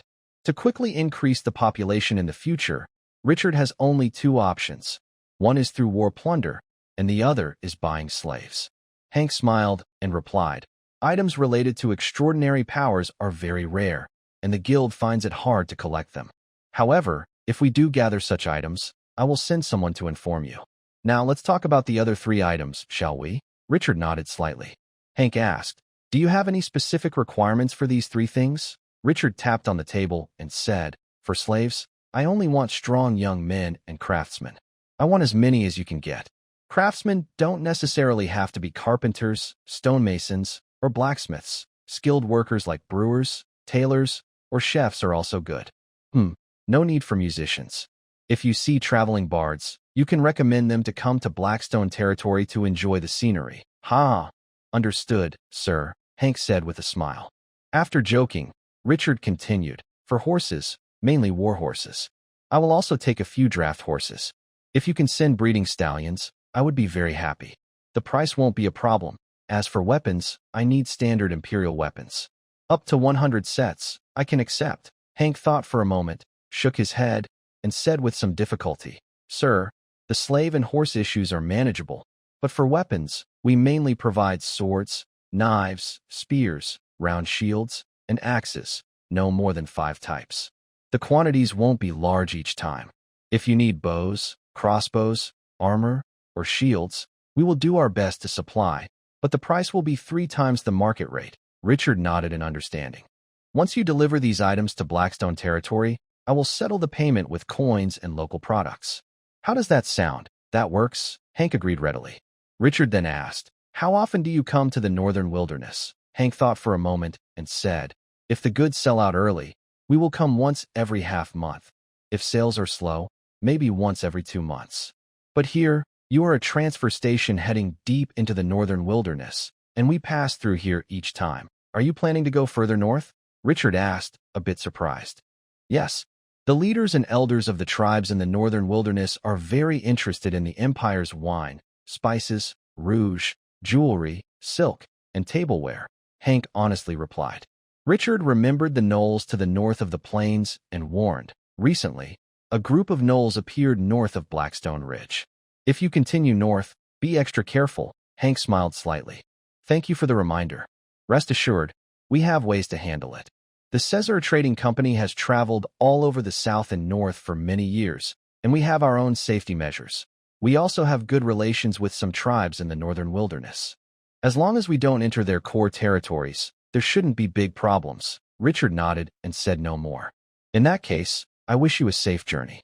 When you come again, I hope to see the goods you want, Hank promised. Rest assured, next time I come, I will bring slaves, horses, and weapons. Maybe with some luck, I'll find extraordinary items. Richard smiled. Thank you in advance. If you do find extraordinary items, the reward will be generous. Hank stood up respectfully. You are too kind, sir. It is our honor to work with you. If there's nothing else, I will take my leave. Richard looked out the window at the sky and invited. It's getting late. Stay and dine with us. I also need to buy some supplies from you. Let's eat and chat. Thank you very much, sir, Hank replied excitedly. Being able to dine with a noble is truly an honor. The next morning, the family messenger and Hank both left Solar Town, heading in opposite directions, one south, one north. The autumn wind blew, the summer heat faded, and the wheat waves surged. The heavy scent of wheat carried the feeling of harvest, spreading across every inch of the fields. The harvest was getting closer. Richard walked through the fields with Thomas and others, gradually approaching the experimental farm. In the experimental field, the wheat stalks are strong like small bamboo poles, with heavy ears hanging down. The grains are plump and almost bursting out of their shells, shining golden yellow under the sunlight with a shiny, oily glow. The furrows are neatly maintained, with no weeds in sight. Dark marks left by manure can still be seen in the soil. Next to it, the abandoned farmland looks very different. The wheat stalks are thin and withered, leaning in all directions. Weeds grow taller than the stalks, rustling in the wind, looking very droopy and sad. Oh my God, the difference is so big, someone suddenly exclaimed, and the nearby villagers immediately started talking excitedly. They stretched their necks, tiptoed, and pointed between the two fields, their eyes full of disbelief. They never expected that the Lord's experimental field would be so impressive. Even without harvesting, they could tell the crop yield had increased several times. Some people instinctively looked toward the town's public toilet, which was part of the manure used in the experiment. Others looked enviously at Lanny, who had helped manage this experimental field. They wondered what reward the Lord might give him. Maybe 10 work points? That should be enough, right? Richard listened to the amazed voices around him, smiling calmly. He raised his hand, and the noise immediately quieted down. Lanny, come forward. Lanny, feeling a bit shy but also proud, pushed through the crowd and quickly walked to Richard. He tried to remember the polite gestures he practiced yesterday, awkwardly saluting with a stiff chest. Good day, sir. Richard nodded slightly and pointed to the field in front of him. This field is well managed. I told you before that if the experiment succeeded, I would reward you generously. Today is the day I keep my promise. Go and call your companions too. Yes, sir. Lanny responded and turned around quickly. He pulled over a simple-looking man from the crowd, and they both stood in front of Richard. The man also mimicked Lanny's gesture, clumsily bowing. Good day, sir. Richard nodded slightly, and then instructed Thomas, bring the reward. Understood. Thomas waved his hand behind him, and 2 servants immediately carried a wooden tray forward. Richard looked at the 2 people and smiled. 100 work points, 1 pound of flour, 3 pounds of dried fish, and a bottle of fruit wine. That's your reward. Take it. Lanny's face turned bright red. He trembled as he took the tray and bowed deeply. Thank you, Lord, for your kindness. His companion followed suit. Thank you, Lord, for your kindness. The nearby villagers saw this and stared with wide eyes, their envy almost spilling out. The Lord was so generous, giving such a big reward. They felt so lucky. Oh God, why didn't the Lord choose me back then? It's just farming. I can do that too. Richard watched the reactions around him and nodded with satisfaction. He gave the reward to Lanny in front of everyone to build trust. But that wasn't enough. He wanted to stir things up more. Richard gently helped the two up and suddenly asked, "Can you read and write?" Lanny hesitated, feeling a bit shy. "Yes, sir. I know 10 characters and can write my name. And you?" Richard looked at the other man. The man looked down awkwardly. "Sir, I can't read or write." "Then there's nothing I can do," Richard sighed sadly, glancing at him with regret. Then he turned to Lanny and spoke seriously. "I'll give you a chance. If you can learn 100 common characters within a month, I will make you Thomas's assistant to help manage the town's farming. For this month, you will learn from him." Lanny suddenly looked up, eyes shining with disbelief. He knelt down again with a loud thud, bowing his head hard. His voice trembled with excitement. "Sir, I will do my best. Thank you for this opportunity. I swear to serve you loyally." His companion's eyes widened in shock. He couldn't believe what he heard. Did Lanny just become a future farming officer? Just because he knew 10 more characters than him? Oh God, what's happening? Seeing the reward in his hand, he suddenly felt less happy. The villagers around stirred again, their envy flowing like a wave toward Lanny. Richard said to Lanny, "Get up. The opportunity is yours now. It's up to you whether you can seize it. Little people will never waste the opportunities given by adults," Lanny replied firmly. After standing up, he straightened his chest confidently. Richard nodded in satisfaction, then turned to Thomas. "All the major and minor affairs of Blackstone Manor are managed by you alone. That's too much for one person. You need 3 assistants." Thomas was slightly surprised but quickly bowed and said, "As the master commands." Richard slowly said, "Choose 1 from the male servants in the manor to help manage the estate. Then select 2 from the townspeople to assist with daily town affairs." He paused before adding, "The selection will be through an exam. As for the maids, with Lillian as the housekeeper, Richard didn't need to worry about them." Thomas asked, "Master, I'm not sure what the exam will include. How should we decide?" Richard held up 3 fingers. "The requirements are simple, just 3 points.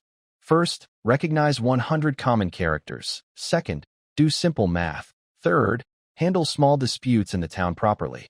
Thomas took note of this and bowed. "Rest assured, I will arrange it right away." News about the experiment spread quickly throughout the town. People learned that Lanny might become the town's agricultural officer, and they felt a mix of envy and jealousy. But soon, another piece of news caught their attention.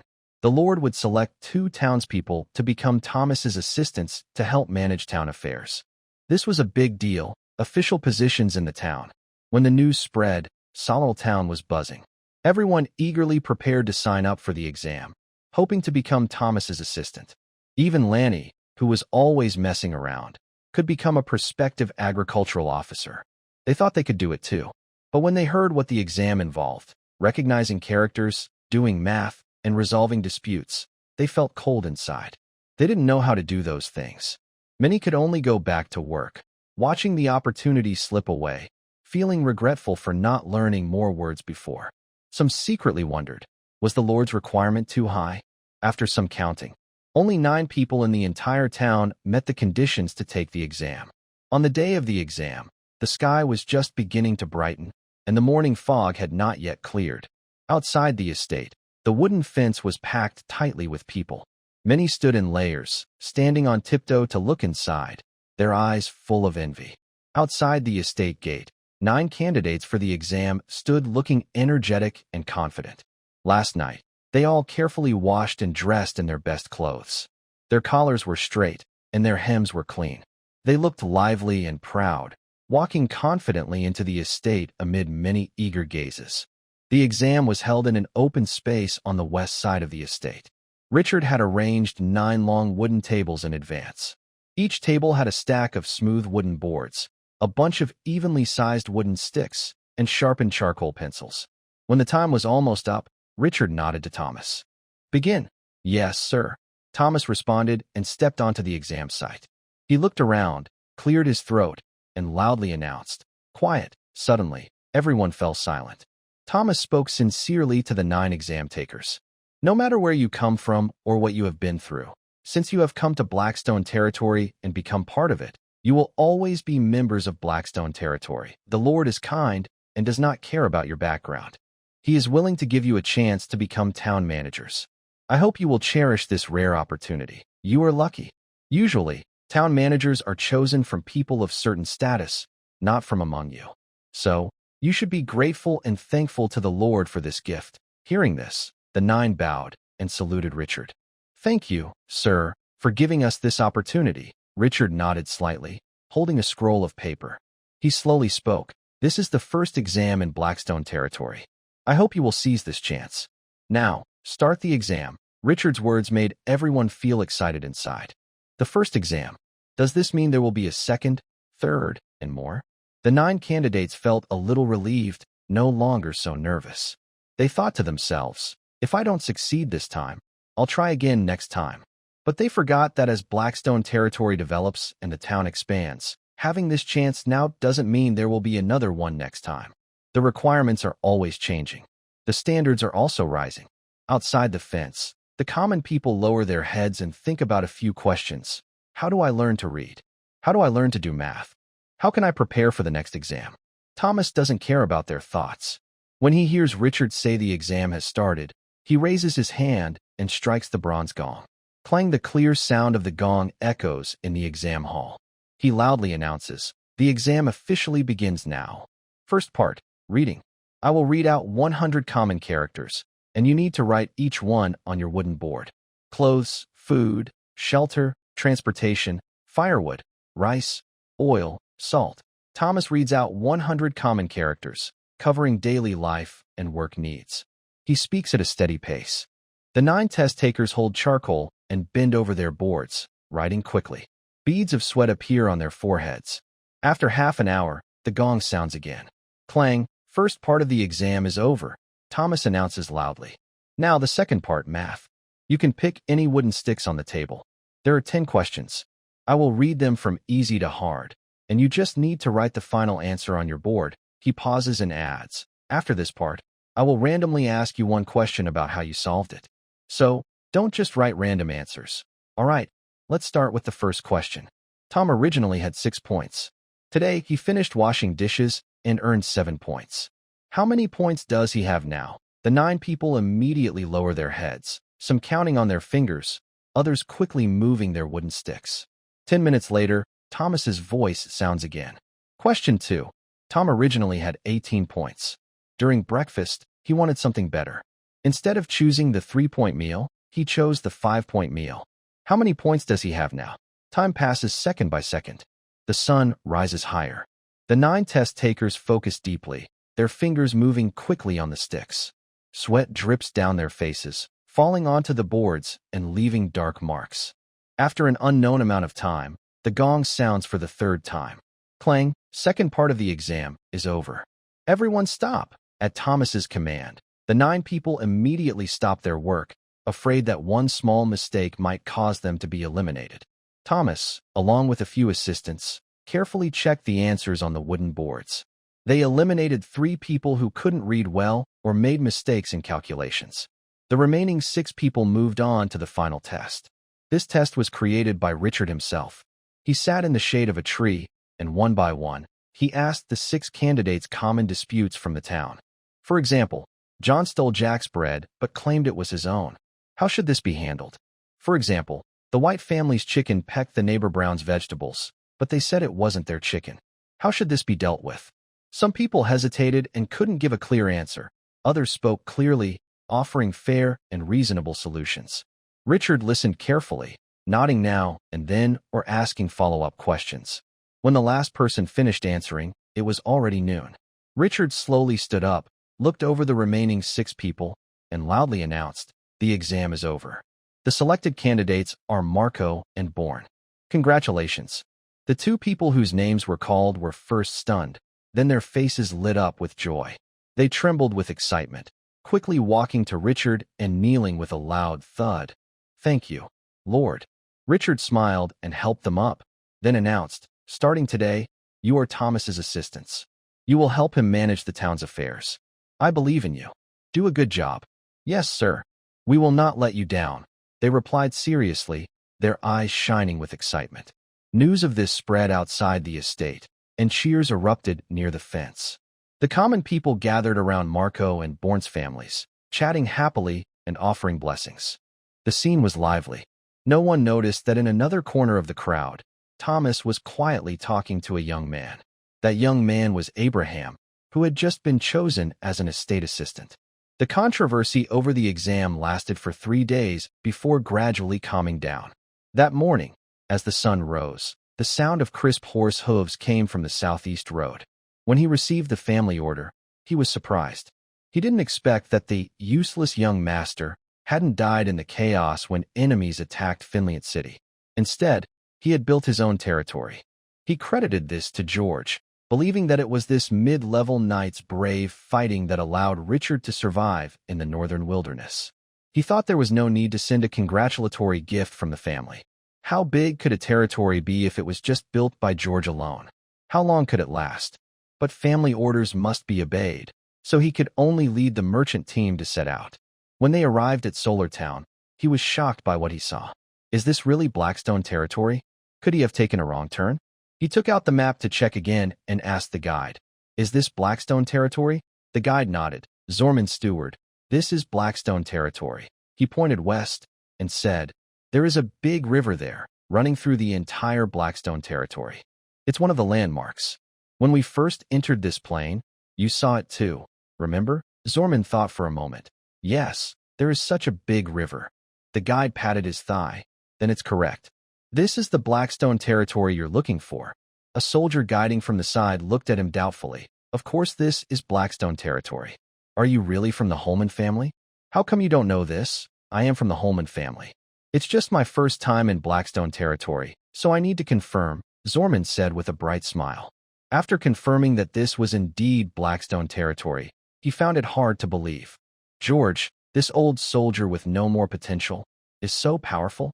With such ability, how could he be exiled to this wild land by the family? As for Richard, Zorman shook his head. Haha, how is that possible? Looking at the small town with over 1,000 people and the hundreds of acres of farmland, he couldn't believe it was related to Richard. The merchant team had unknowingly arrived outside the town. Thomas, the steward, was already waiting at the gate with Abra and others. Seeing Zorman, he stepped forward and said, "I am Thomas, the steward of Blackstone territory. I came here from Red Maple City with the Baron. Welcome to Solar Town, Steward Zorman." "Hello, Steward Thomas. I am Zorman, the head of the family's operations in Finland City. I'm pleased to visit Solar Town." Zorman dismounted and approached Thomas to return the greeting. Thomas glanced at the caravan and said, "Manager Zorman, the Lord is already waiting at the estate. Please follow me. Abraham will make arrangements." He pointed to Abraham and said, "He is my assistant, a very capable young man." Zorman nodded and ordered his men to carry 2 wooden boxes from the carriage. He followed Thomas into the small town. They crossed a wide main street and entered the estate. Climbing a hill, they reached the front hall of the estate, Richard's living room. Zorman went inside alone with Thomas. Seeing Richard, Zorman saluted and said, "Good day, Baron. On behalf of my family, I bring a gift to congratulate you on establishing your territory in the northern wilderness." Richard nodded slightly and smiled kindly. "Thank you, Manager Zorman. Please, have a seat." "Thank you, sir. Serving the family is my duty, so I don't find it hard. I must say, it's impressive that you built a small town in such a wild place," Zorman replied politely. He took a book from his pocket and handed it over. "Sir, this is basic breathing technique for the continent." The 2 boxes outside contained 500 gold coins and a set of silverware. The remaining seeds, fabrics, and wine are in the caravan. Please check them. Richard took the book and instructed Thomas, "Send the silverware to the kitchen. Give it to Lillian. The gold coins go to my private storage. The seeds and wine go to the cellar. The fabrics should be stored in the warehouse. Also, give each of Lillian, Olivia, George, and Karen a horse. You can keep one for yourself." "Thank you, sir. I will arrange it right away," Thomas replied and left. Richard then looked at Zorman and asked about Finland City and the latest news from the Northern Empire. The information was similar to what Hank had told him. Afterward, he discussed the family caravan situation with Zorman. As they chatted, time passed unknowingly. Half an hour later, Thomas came in and said, "Sir, everything is arranged." Zorman stood up at the right time. "Sir, my task is complete. I will take my leave now. If you need anything, feel free to send someone to Finland City." Richard smiled and stood up. "Manager Zorman, thank you for your effort. Since you are in Blackstone territory, why not stay a few more days and enjoy the scenery of the northern wilderness?" Zorman thought for a moment and then nodded in agreement. He also wanted to see how the Blackstone territory had grown so much in just a few months. Richard pointed at Thomas and said, "He will host you these days." "Thank you, sir. I will leave it to Steward Thomas during these days," Zorman replied politely. Over the next few days, Zorman explored the area with Thomas guiding him. He saw the incredibly efficient plow, learned about the nose rings that kept oxen calm, heard about the work point system in the territory, and even glimpsed the legendary mage, who was instructing Lillian and Jenny in growing magical plants. What surprised him even more was learning from the villagers that Richard had already become a first-level knight, and he even had a trainee knight who had come to join him. He was amazed to find out that this thriving small town was entirely planned and built by Richard, from choosing the site to development and construction. This is definitely the craziest thing I've seen this year. I wonder how the Lady Master will feel when she hears about this. Zorman was deeply shocked, like a wave crashing in his heart. He finally understood why the family sent a congratulatory gift. He disagreed with Richard's approach. It was about giving slaves their freedom. He thought Richard was too kind. Slaves are born to be slaves and should serve their masters forever. A few days later, Zorman completely changed his view of Richard. When he left, he specially went to Richard's study to say goodbye.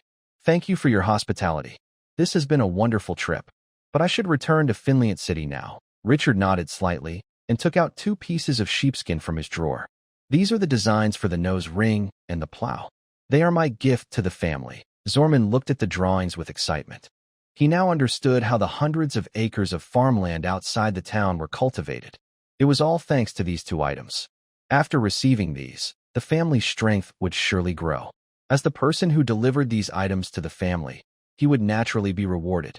"Sir, is this really a gift for the family? Or are you asking me to pass it on?" And, "Sir, forgive my rudeness." Zorman was so excited he was speechless. Richard handed him the blueprint, smiling. "This is my gift back to the family.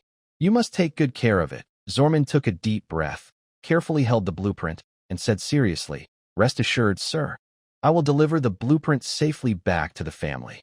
Farewell." Richard waved his hand, and Thomas was sent to escort Zorman away. A moment later, Thomas returned to the study.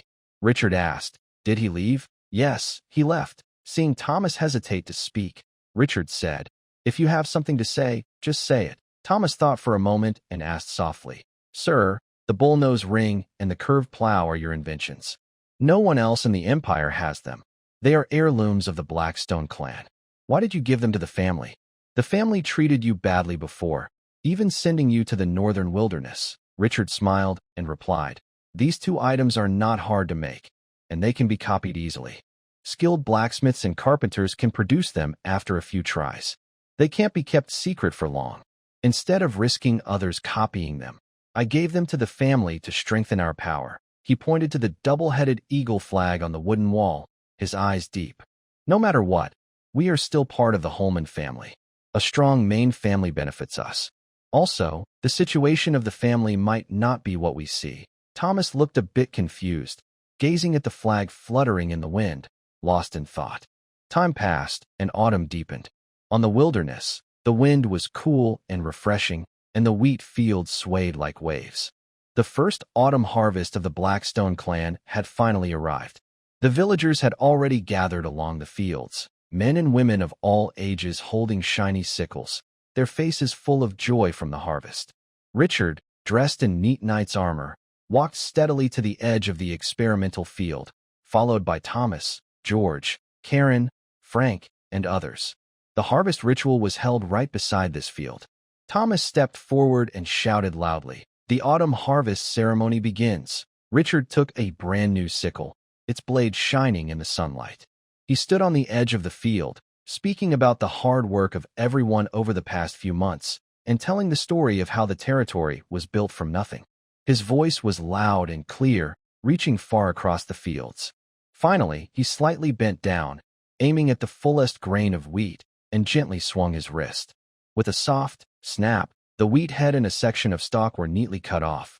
Richard raised the small bundle of wheat in his hand and loudly declared, "Reap the harvest." This was the Lord's first cut, marking the beginning of the first harvest season in Blackstone Manor.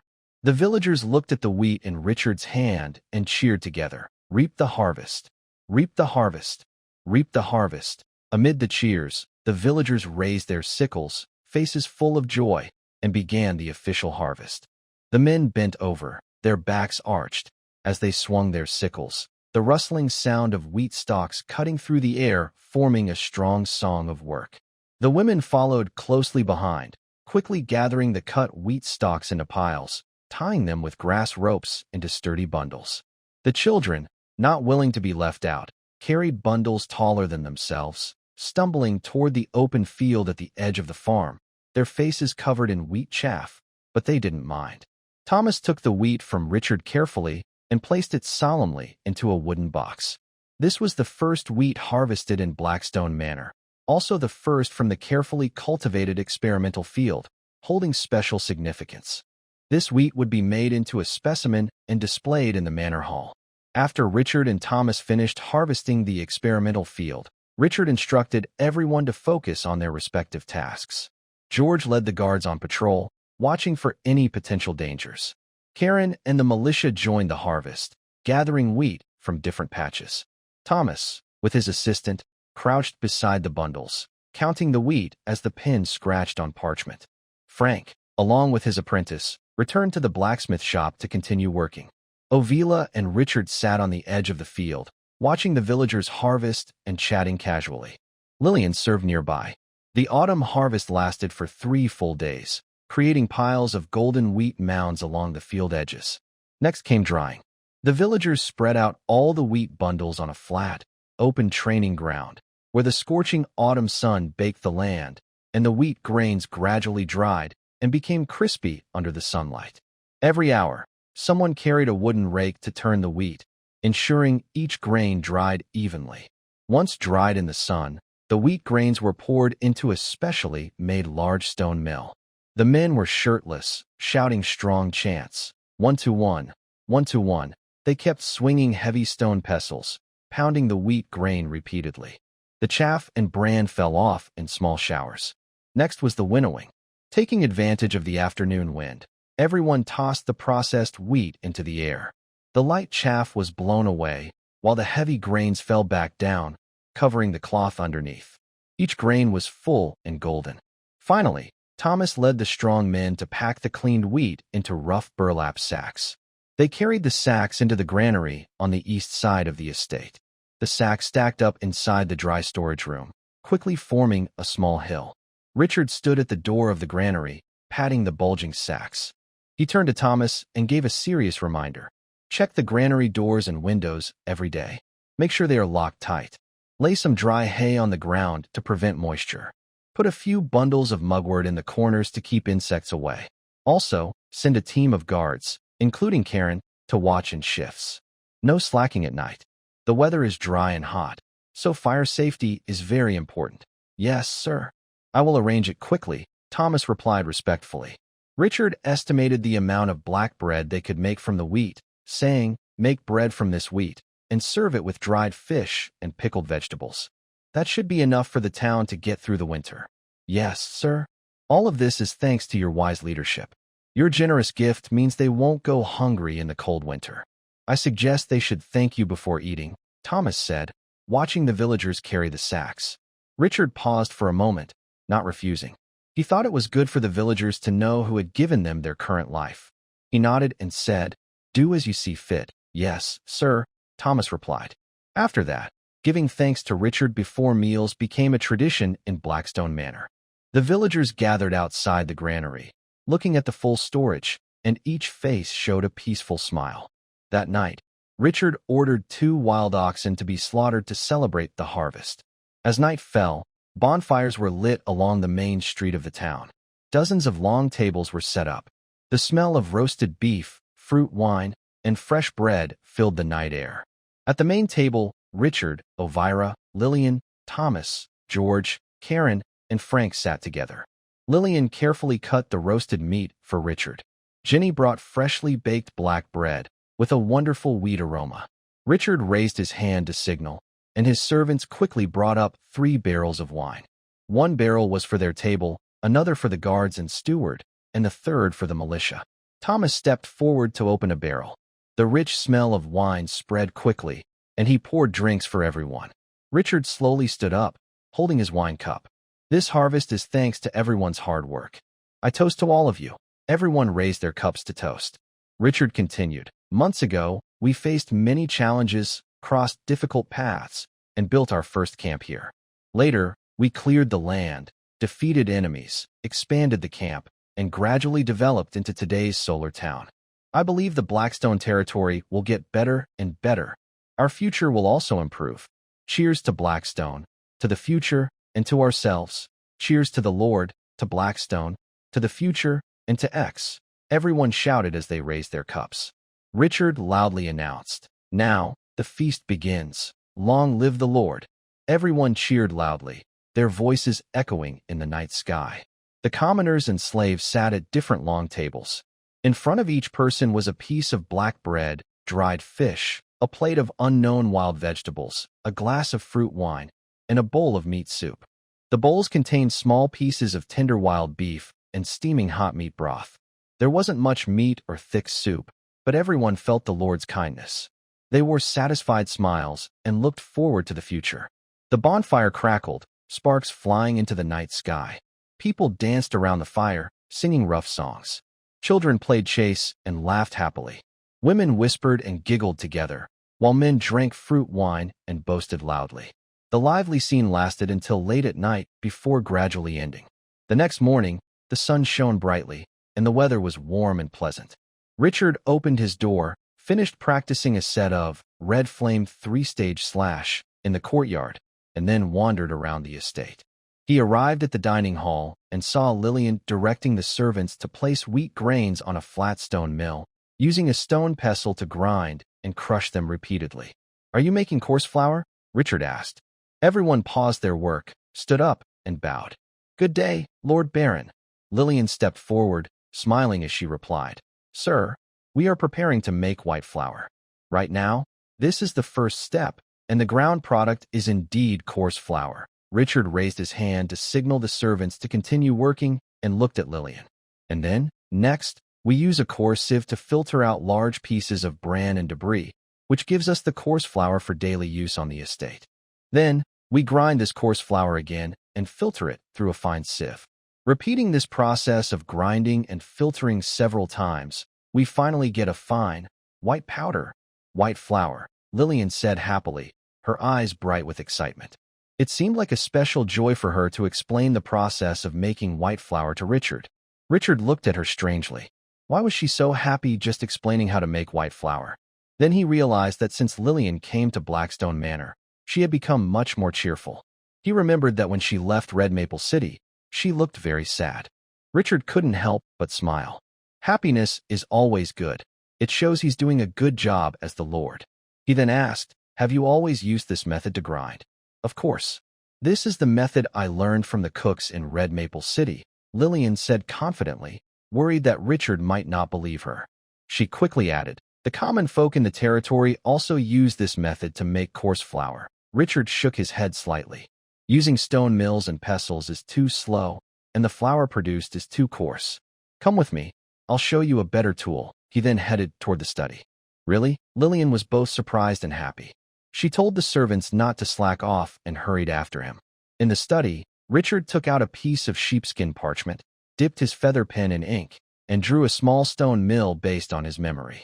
He labeled each part clearly: the funnel, upper and lower grinding stones, axle, and stand, with all sizes and proportions marked precisely. He smiled and said, this is a small stone mill, which is flexible and easy to use. One person can operate it. It's useful for grinding ingredients or medicinal herbs. Once it's ready, remember to send a copy to Elvira. After Richard explained how to use the small stone mill, He took out a piece of sheepskin paper and drew a medium-sized stone mill on it. He said, "This is a medium stone mill. It works faster than the small one, but it needs more strength to turn. Usually, 2 or 3 people need to operate it together.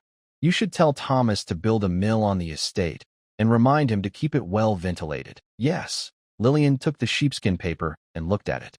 Suddenly, she looked up and asked, "Sir, since it needs more strength, why not use animals directly?" Richard smiled and said, "Of course, you can use animals, but the animals in the territory are not suitable."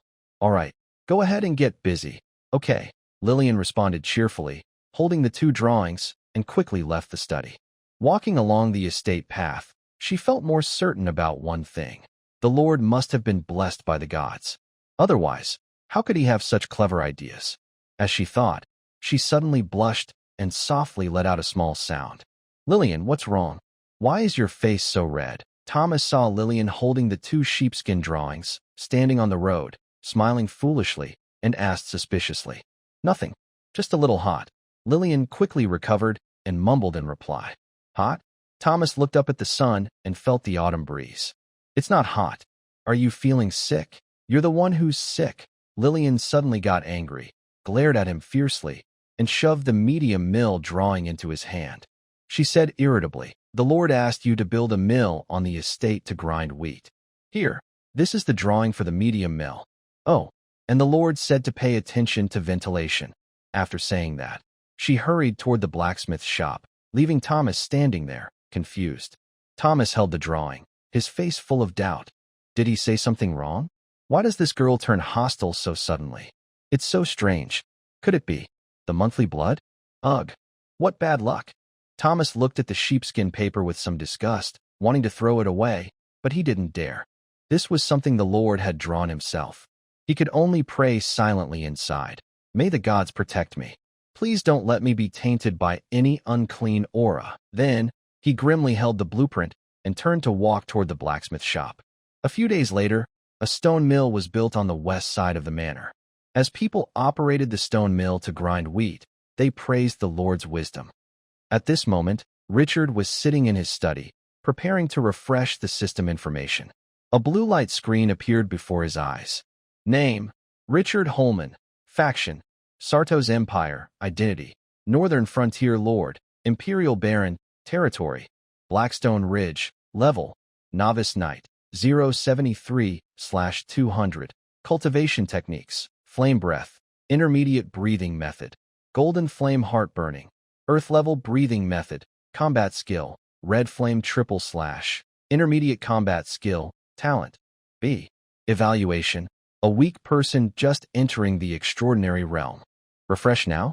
Richard chose yes, and the information began to update. Information 1. 19 miles northeast of the town, a small goblin tribe has recently migrated here. 1 star. Richard frowned slightly. Another goblin tribe. Goblins, kobolds, and gremlins are all chaotic races by nature. He had already led troops to drive away and eliminate these tribes many times. But soon, new tribes would enter the plains again. Thinking about the many chaotic tribes like goblins and kobolds still lurking within the empire, he felt resigned. This goblin tribe happened to block the only road to the salt mine, so it must be eliminated. He decided to leave this task to Karen and the militia. Information 2. A small fisherman tribe southwest of the town has migrated downstream and allied with a small crocodile tribe. The tribe's leader is an apprentice warrior. 1 star. Richard glanced at it and moved on to the next. He wasn't in the mood to deal with aquatic races right now, so he let them go for the moment. Information 3. As Solar Town continues to grow stronger, it has attracted the attention of surrounding bandit groups. However, because the town defeated 300 alien army coalition, they haven't dared to attack openly and are watching in secret, waiting for the right moment. 1 star. Bandits around the town? He wondered where these people were hiding. In the surrounding mountains and forests, or on the plains west of the Selwyn River. Richard thought as he looked at the next message. Message 4. The Bloodfang bandit group learned you are still alive from a driver of a Hank trading caravan. Their leader is furious and plans to take revenge. They are angry because you killed one of their squads in the Spruce Forest, and one of those was the Bloodfang bandit group's 4th in command. The revenge is led by Moke, the third in command, known as Iron Claw, who is a mid-level knight. He has brought along a beginner knight, 3 apprentice knights, and 10 followers to the area around Blackstone territory. They are gathering bandits in the Black Wind Valley of the East, near the Broken Rock Mountains. For this revenge, Moke exaggerated the wealth of Solerl Town and promised that the Bloodfang bandit group only wants the head of the Blackstone territory baron, not any treasure. 5 more bandits have agreed to join them. 2-star, Richard stared at Moke, Iron Claw, with a cold look in his eyes. This Bloodfang bandit group is lawless, daring to kill nobles, and even aiming for his head. How bold! He suppressed his anger and continued to look at the next message. Message 5. In the magical plant garden northwest of the manor, 15 young plants have been added under the careful care of Lillian and Jenny. 1-star, seeing this message, Richard felt much better inside. Message 6. Aurora has produced 5 beginner body refinement potions. 1-star, Richard put away the system and stood up to calm his mind. He turned and left the study. First, he ordered Lillian to gather Thomas, George, and Karen in the manor hall, then headed straight to Aurora's laboratory. Richard arrived near the laboratory and asked, "Can I come in?" After a moment, Aurora's voice came from inside. "Come in." Richard pushed the door open. He saw Aurora wearing a plain white robe, standing at the experiment table, watching a potion change while taking notes on a sheepskin scroll. Hearing the door, she didn't turn around but pointed to the potion rack beside her. 5 beginner body refinement potions are ready. They are labeled. You can take them. After saying that, she continued her work. These 5 potions were made by Aurora with Richard's help, using 5 bones and muscle herbs. He took one without hesitation, unscrewed the bottle, and drank it. Warm medicine liquid slid down the throat into the stomach, turning into a faint but pure warm flow that slowly spread through the limbs and body. Soon, the warm flow disappeared, but the strength inside his body only increased slightly. He gently frowned and said, "The effect is weaker than I expected." Aurora was not surprised and replied calmly, "Your body is different from normal people. The muscle and bone grass is just a common beginner magical plant, so it doesn't have much effect on you. That's normal. If you want to refine your muscles and bones further, you need to find more valuable magical plants." Lyark nodded, understanding now. He stored the remaining 4 doses of medicine in his system storage. Suddenly, he remembered something and asked, "You mentioned before that there is a crystal ball that can test if someone has the potential to be a mage. Is that true?" Aurora nodded, putting away her sheepskin paper, and said, "Yes, it's true. That crystal ball was a gift from my mentor. It can test a person's affinity for magical elements." But she paused and smiled. "However, I was in a hurry when I left, so I left it at home. Next time I come to Blackstone territory, I will definitely bring it." Lyark's face darkened. Where was Aurela's home? He didn't know. Aurela didn't tell him either. But it was definitely not in the Satos Empire. When she comes back to Blackstone territory next time, it might be a long wait. He also wanted to test the children of Blackstone territory. Thinking of Aurela's mentor and companions, he asked hopefully, "Do your mentor and friends have crystal balls?" Aurela thought for a moment and said, "My mentor probably has one, but she is in Finliant City and won't come to Blackstone territory." "All right," Lyark sighed and ended the topic. He looked at Aurela and asked, "Have you finished your experiment?" "Yes, the experiment is over. Do you need my help with something?" Aurela seemed to guess Lyark's thoughts. Lyark, who was quite thick-skinned, nodded. "Yes, I have something to ask you." "What is it?" Aurela asked. "Let's go back to the manor first, and we can talk then." "How about that?" Lyark suggested. "Let's go." Aurela turned off the experimental equipment and headed outside. Lyark quickly followed. When the two arrived at the manor hall, Lillian, Thomas, George, and Karen were already sitting around a long table, whispering to each other. Seeing Richard, the 4 of them stood up together and greeted. "Good day, sir." Richard nodded slightly and walked straight to the main seat. Looking at Karen, he took out a basic body-strengthening potion and handed it to him. "This is a beginner's body-strengthening potion just brewed by Ovella. Try it and see how it works." Karen was surprised for a moment, then took the potion and drank it all at once. This time, the effect was very different. Suddenly, Karen trembled all over. He clenched his fists tightly, feeling the surge of strength inside him. His face showed disbelief. "This This strength has increased by at least 10%. Not bad, Richard said with a smile. Ovella spoke at the right time. This is the first time you've taken it, so the effect is more obvious. In the future, the effect will gradually weaken. Richard was not disappointed. It's just resistance to the potion. That's understandable. Seeing that even an apprentice knight's strength can increase by 10%, one wonders how much effect it would have on elite soldiers. Karen, coming back from the joy of increased strength, bowed to Richard. "Thank you, sir, for the potion. This is what you deserve," Richard said, looking at everyone. He raised his hand to signal. "Everyone, take your seats." After everyone sat down, Richard's smile gradually faded, and he spoke seriously about the revenge planned by the Bloodfang bandits. He asked, "What do you think we should do about this?" George was the first to speak. "Sir, I think we should take the initiative and strike first while they are unprepared. We should eliminate Moke from Blackwind Valley. Without the Bloodfang bandits leading them, the remaining bandits are just scattered groups and easy to deal with. If they gather together, Blackstone Ridge will be in danger," Karen added.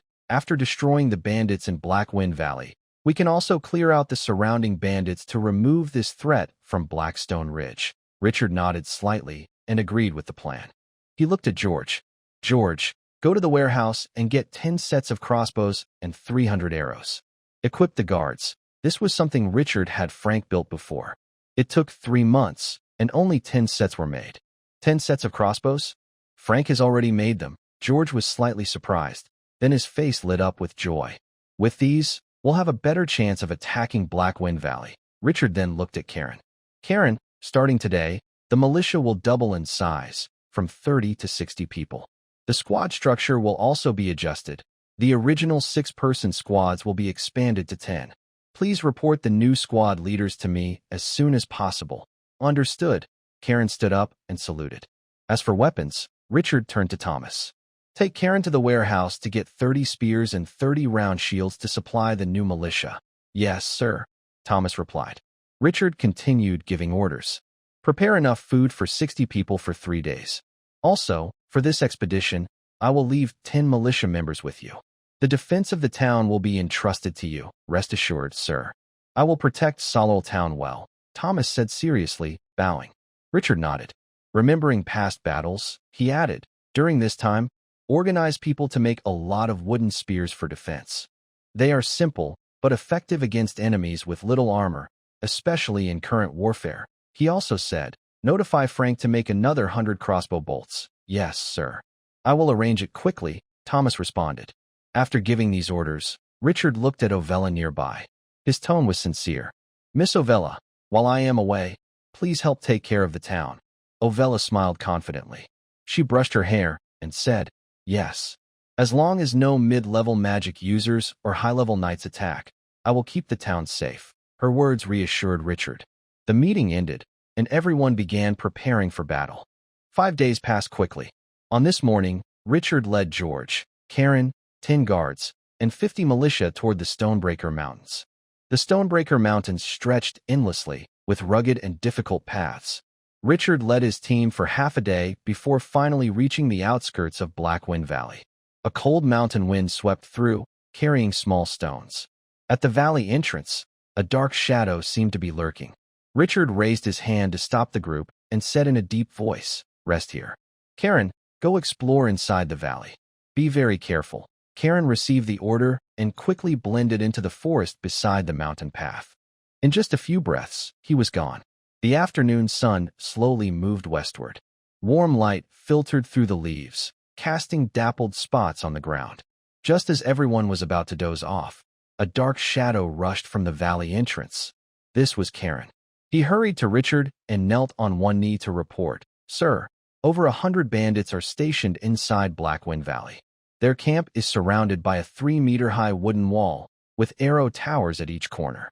Guards patrol the walls regularly, so the defenses are quite strict." Richard tapped his sword handle lightly with his finger, his gaze fixed on the valley entrance.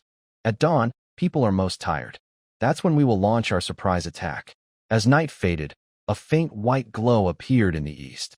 A thin mist rose from the mountains, shrouding Blackwind Valley in a hazy veil. Richard led his group, using the cover of the fog, and silently approached outside the camp. He glanced at George and Karen beside him.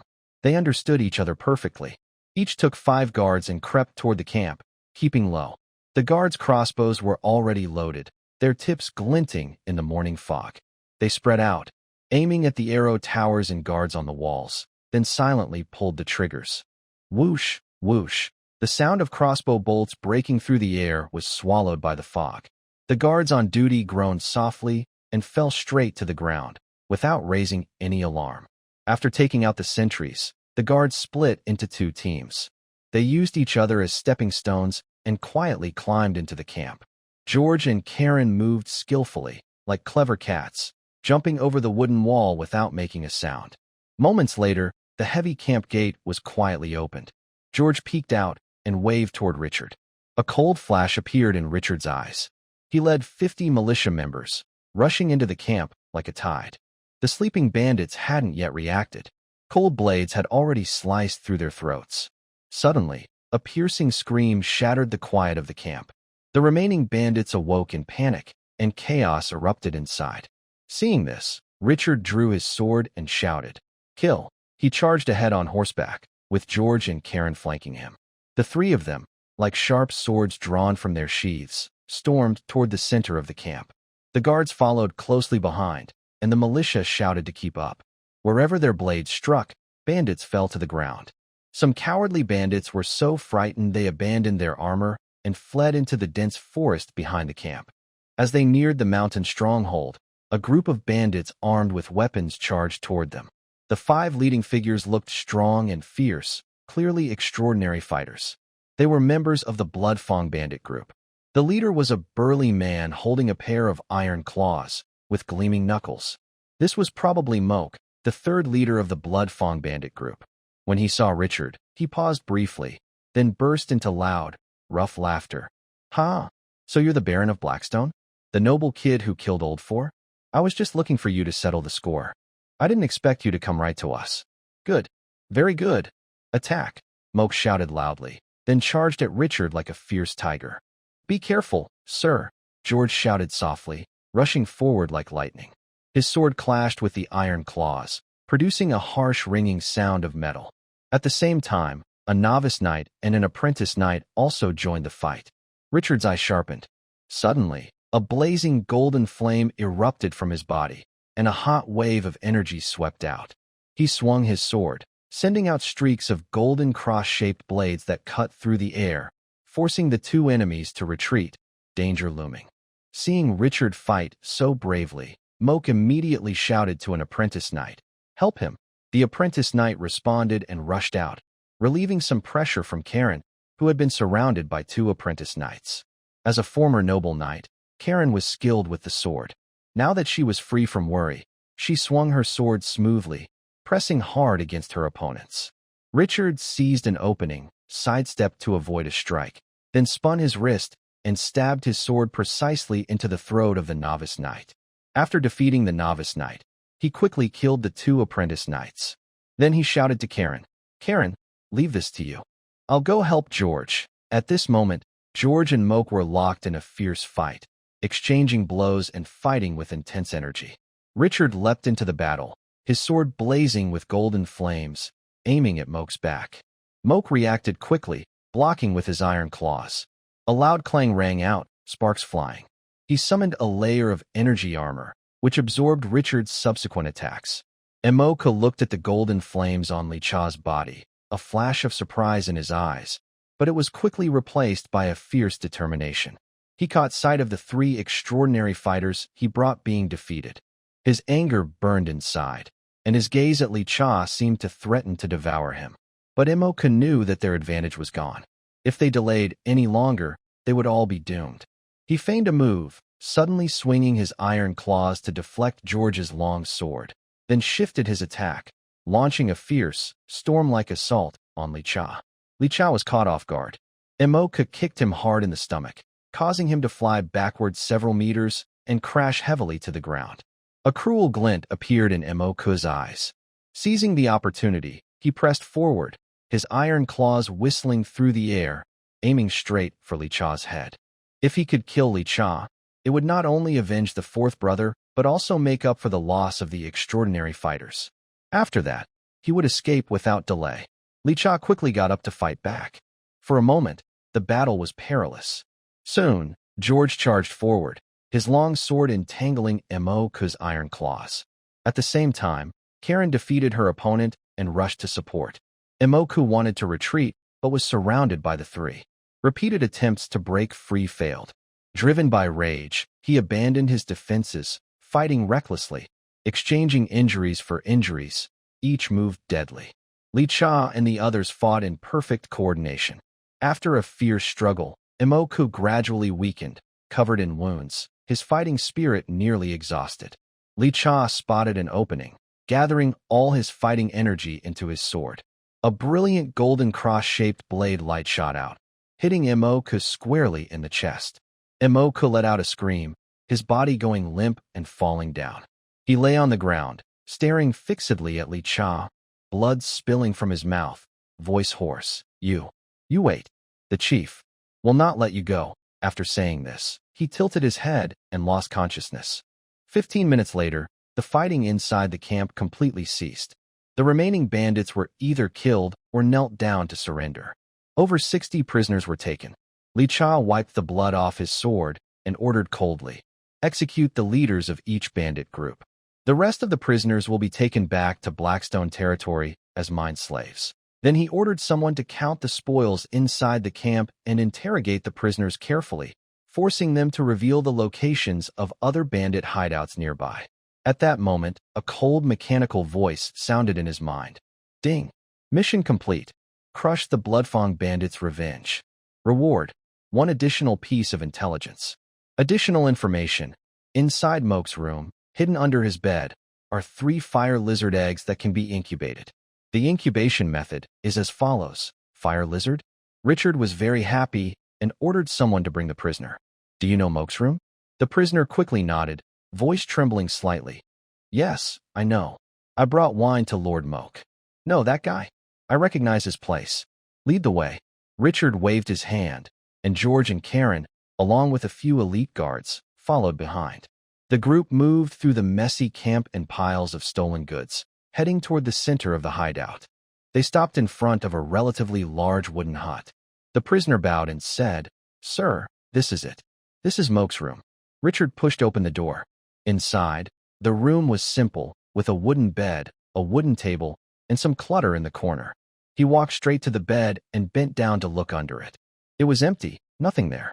Richard frowned slightly and looked at the prisoner, his gaze sharp. "Are you sure this is Moke's room?" The prisoner was so frightened by his stare that he knelt down with a thud, repeatedly kowtowing. "Please spare me, sir. I would never lie to you. This is definitely Moke's room. I wouldn't dare deceive you." Richard looked at him briefly, then turned back to the bed, signaling the guards behind him, moved the bed aside. 2 guards stepped forward and together moved the heavy wooden bed aside, revealing the packed earthen floor underneath.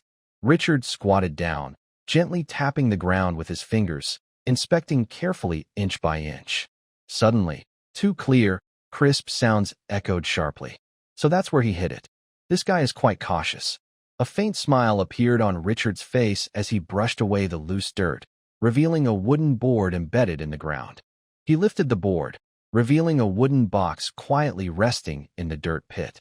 He opened the lid, and inside lay 3 eggs, each about half a meter long, bright red, with a faint warmth. The shells shimmered with delicate fire patterns. "Fire lizard eggs." George leaned in curiously and asked, "Sir, what are these eggs?" "Fire lizard eggs." Richard's tone was calm, but it made George's whole body tense. "Fire lizard?" George exclaimed, raising his voice slightly. "After becoming an adult, you are a 3rd-tier magical beast, able to breathe fire and have tough skin like a fire lizard?" Richard nodded slightly and gestured to the guards. "Be careful. Carry the wooden box outside and avoid damaging the eggs inside." "Yes." The guards carefully lifted the wooden box, while George remained stunned by the shock. After a moment, he regained his senses and asked, "Sir, do you know how to hatch these fire lizard eggs?" "Such magical beast eggs usually need special conditions to hatch." "Yes, I have my own way." Richard nodded and turned to leave the room. Back in Solol Town, Richard immediately ordered people to build a stone house on the west side of the estate, following the instructions from the system. The walls were made of heat-resistant blue stones, with an open space in the center to place 3 fire lizard eggs. Charcoal was spread around the eggs to keep the inside warm. Thomas, have someone add charcoal regularly so the fire doesn't go out, Richard instructed seriously. Yes, I will have someone watch over it, Thomas replied. Richard then looked at Karen. Karen, send 2 reliable militia to guard here. If there's any movement, notify me immediately. Understood. I will arrange that right away. Karen turned to select the guards. Nearby, Olivia stepped forward with a look of doubt. Baron Richard, can this really hatch fire lizards? I've seen in old texts that hatching magical beast eggs often requires special magic circles or elemental power. Of course, Richard said confidently with a smile. The method given by the system would not be wrong. Olivia hesitated but silently remembered the hatching method, planning to study it later. 3 days quickly passed. That morning, Richard gathered all the militia and guards in Solol town on the estate square. More than 70 people stood in neat rows, tall and straight. After the battle at the mountain stronghold, many of the militia looked tougher and more battle-hardened. Richard stood on a high platform, scanning the crowd with a loud and commanding voice. Everyone, after the battle to eliminate Black Wind Valley, I have seen your bravery and fought for you. Today, we honor those who fought bravely and made great contributions. As he finished speaking, a suppressed cheer erupted on the square, and everyone's eyes were full of anticipation. Richard first read out a list of names. These people either led the charge or protected their teammates, each earning credit. He personally handed out flour, cloth, and reward points, praising their achievements in front of everyone. Everyone who received rewards looked proud, while those who didn't felt eager to succeed. After the awards, Richard's gaze sharpened. He loudly called out, Syl, Thorn, Brett, step forward. 3 strong guards stepped out of the line and stood in the middle of the square, straight and tall. These 3 were old team members who had followed Richard for a long time. They had fought bravely many times, and this time they were at the front, earning great credit. Richard walked slowly to them, looked at each one, and told them about their achievements. After praising their efforts, Richard spoke seriously. Your bravery and loyalty have earned my respect. Today, I will give you a chance to change your fate. But first, you must pass a small test. He took out 3 bottles of medicine, which shimmered softly in the sunlight. This is a basic body-strengthening potion. It helps extraordinary people strengthen their bodies. Even you, as ordinary people, can use it to make yourself stronger. But the potion is powerful and can cause pain or even danger to your life. Are you willing to try? The 3 guards looked at each other without fear. Instead, they looked excited and knelt down together. Sir, we are willing. Even if it means facing danger, we will not back down. To them, receiving such a rare potion from the Baron was not a test, but a great blessing. Richard smiled and handed the potions to them. They took the bottles, and in front of everyone's envy, they tilted their heads and drank the potions. As the potion entered their bodies, it instantly turned into a fierce heat that spread all over. Their faces flushed red, muscles slightly swelled, and veins bulged like worms. The pain hit like a wave, but they clenched their teeth, their foreheads bulged with veins, and they did not cry out. Cold sweat dripped down their faces and fell to the ground. The square was silent. Everyone watched nervously. After a moment, the intense energy from the potion gradually calmed down. The 3 individuals' abnormal physical changes disappeared. Their blood vessels became hidden, and their bodies grew stronger and more muscular. A warm flow of energy circulated within them. They all simultaneously sighed in relief, their faces showing comfort. Once they had fully calmed down, the 3 knelt again, their voices trembling with excitement. Thank you, Lord, for the medicine. Your kindness will never be forgotten. Richard nodded slightly, his tone filled with expectation. You 3 are determined and performed well. I have promised to give you the chance to become extraordinary. Starting today, you can practice the breathing technique and try to step into the path of greatness. Follow me. Yes, sir.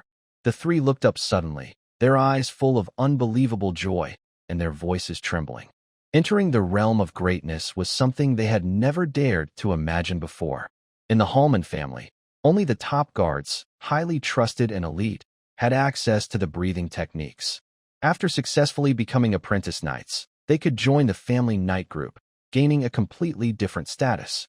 Now, Lord Richard was generously granting them such an opportunity. The three felt deeply grateful and secretly vowed to dedicate their lives to Lord Richard, never to betray him. Richard led the three to the study, where the words, "Continent Basic Breathing Technique," were written prominently. He opened the book and patiently explained the core principles of the breathing technique, the energy flow routes, and the cultivation taboos. After 3 hours, Richard closed the book and looked at the three. "Did you remember the energy methods and precautions inside?" The three nodded seriously and replied in unison. "Yes, sir. We remember everything." "Good," Richard said with satisfaction. "In the future, if you have any questions about practicing, feel free to ask me or consult George and Karen. I hope that soon, all three of you will succeed in breaking through and become the first new extraordinary members of my Blackstone territory." "Yes, sir. We will study hard and not let you down." The three bowed respectfully, their tone firm. Richard waved his hand, and the three respectfully withdrew. After a moment, George and Karen entered the study and bowed. "Good day, Lord." Richard sat behind a large oak desk, nodded slightly at their greeting, and gestured for them to sit in the chairs opposite. "Sit." Richard spoke briefly, and then reached out to spread a detailed parchment map on the desk. The map clearly showed the territory of Blackstone, the winding course of the Salwin River, and red crosses marking the surrounding mountains, indicating bandit hideouts nearby.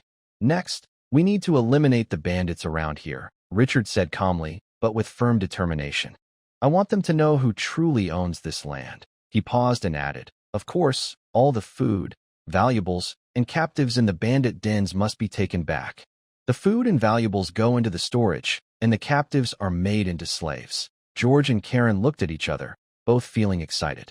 They smiled and said together, "We will follow your orders, sir." Richard moved his finger along the Salwin River to the east. "The bandit groups in this area must be completely destroyed. I want to give this task to you. Tell me your thoughts." Both of them lowered their heads to think for a moment. George spoke first. "Sir, I believe that fighting these bandits is a long-term task. We shouldn't spend too much effort on this all at once." He looked at Richard and continued, "The mountains around Blackstone are tall and dense, with complicated terrain. This makes it hard to fight them and easy for new bandits to form. Even if we clear out the current gangs this time, in no time, desperate refugees and scattered fighters will gather again and form new bandit groups." Richard nodded slightly, clearly agreeing with George. But his tone remained firm. "You're right. But this time, we must make these bandits understand what they can do and what they cannot." His voice grew colder, with a hint of sternness. "The appearance of a Bloodfang bandit group has given them the courage to attack Solol Town. That can't happen. We must make them fear Solol Town and Blackstone.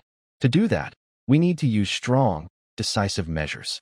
Blood and death are the only ways to make them remember the lesson." "Your wisdom is admirable, sir." George immediately bowed and praised. Then he asked, "Sir, how many troops should we prepare to send?" Richard stood up and paced back and forth in front of the desk. After a moment of thought, he said, "To be safe, I plan to deploy half of our forces this time. 5 elite guards and 30 well-trained militia, all armed with bows and crossbows, set out together." George was surprised when he heard this, then looked worried. "My lord, isn't that too risky? Just Karen and me should be enough.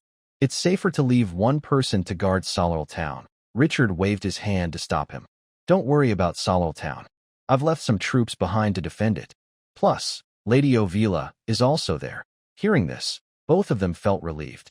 Ovila is a wizard. With her there, along with Richard's own strength as a beginner knight, Solol Town is very safe. They nodded in agreement and had no more objections. Karen then asked, "My lord, when will we go to fight?" "Tomorrow," Richard decided quickly. Speed is important. The news of the Bloodfang gang's destruction in Blackwind Valley will spread fast. If they hear and hide in the mountains, it will be harder to catch them later. "Understood," they both replied. Richard then ordered, "I've already told Thomas and Frank about the food and weapons needed for the trip. You can go directly to them to get everything. Make sure you're fully equipped." "Yes." "Now, let's discuss the details." Richard sat back down in front of the map. Which bandit hideout should we attack first? For the next hour, the three of them carefully studied the map, planning the attack route, troop deployment, and supplies. They finished only when it was getting dark. Early the next morning, just before dawn, George and Karen led their soldiers out, ready for battle. The sound of hooves and footsteps broke the town's quiet. The team headed east toward the mountains, facing the sunrise. Richard stood alone on a hill outside the town, watching the team leave. When they disappeared into the forest, he didn't go back right away. Instead, he stood with his hands behind his back, looking at the land below, lost in thought. After the war in Finland City ended, trade routes reopened. To develop his territory, he needed money. Blackstone territory needs a main industry. He wanted to create a special product unique to Blackstone territory. This product should make money, not cost too much, and he should be able to control it. He quickly reviewed the ideas in his mind. Brewing alcohol?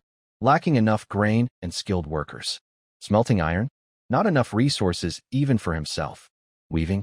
Insufficient raw materials.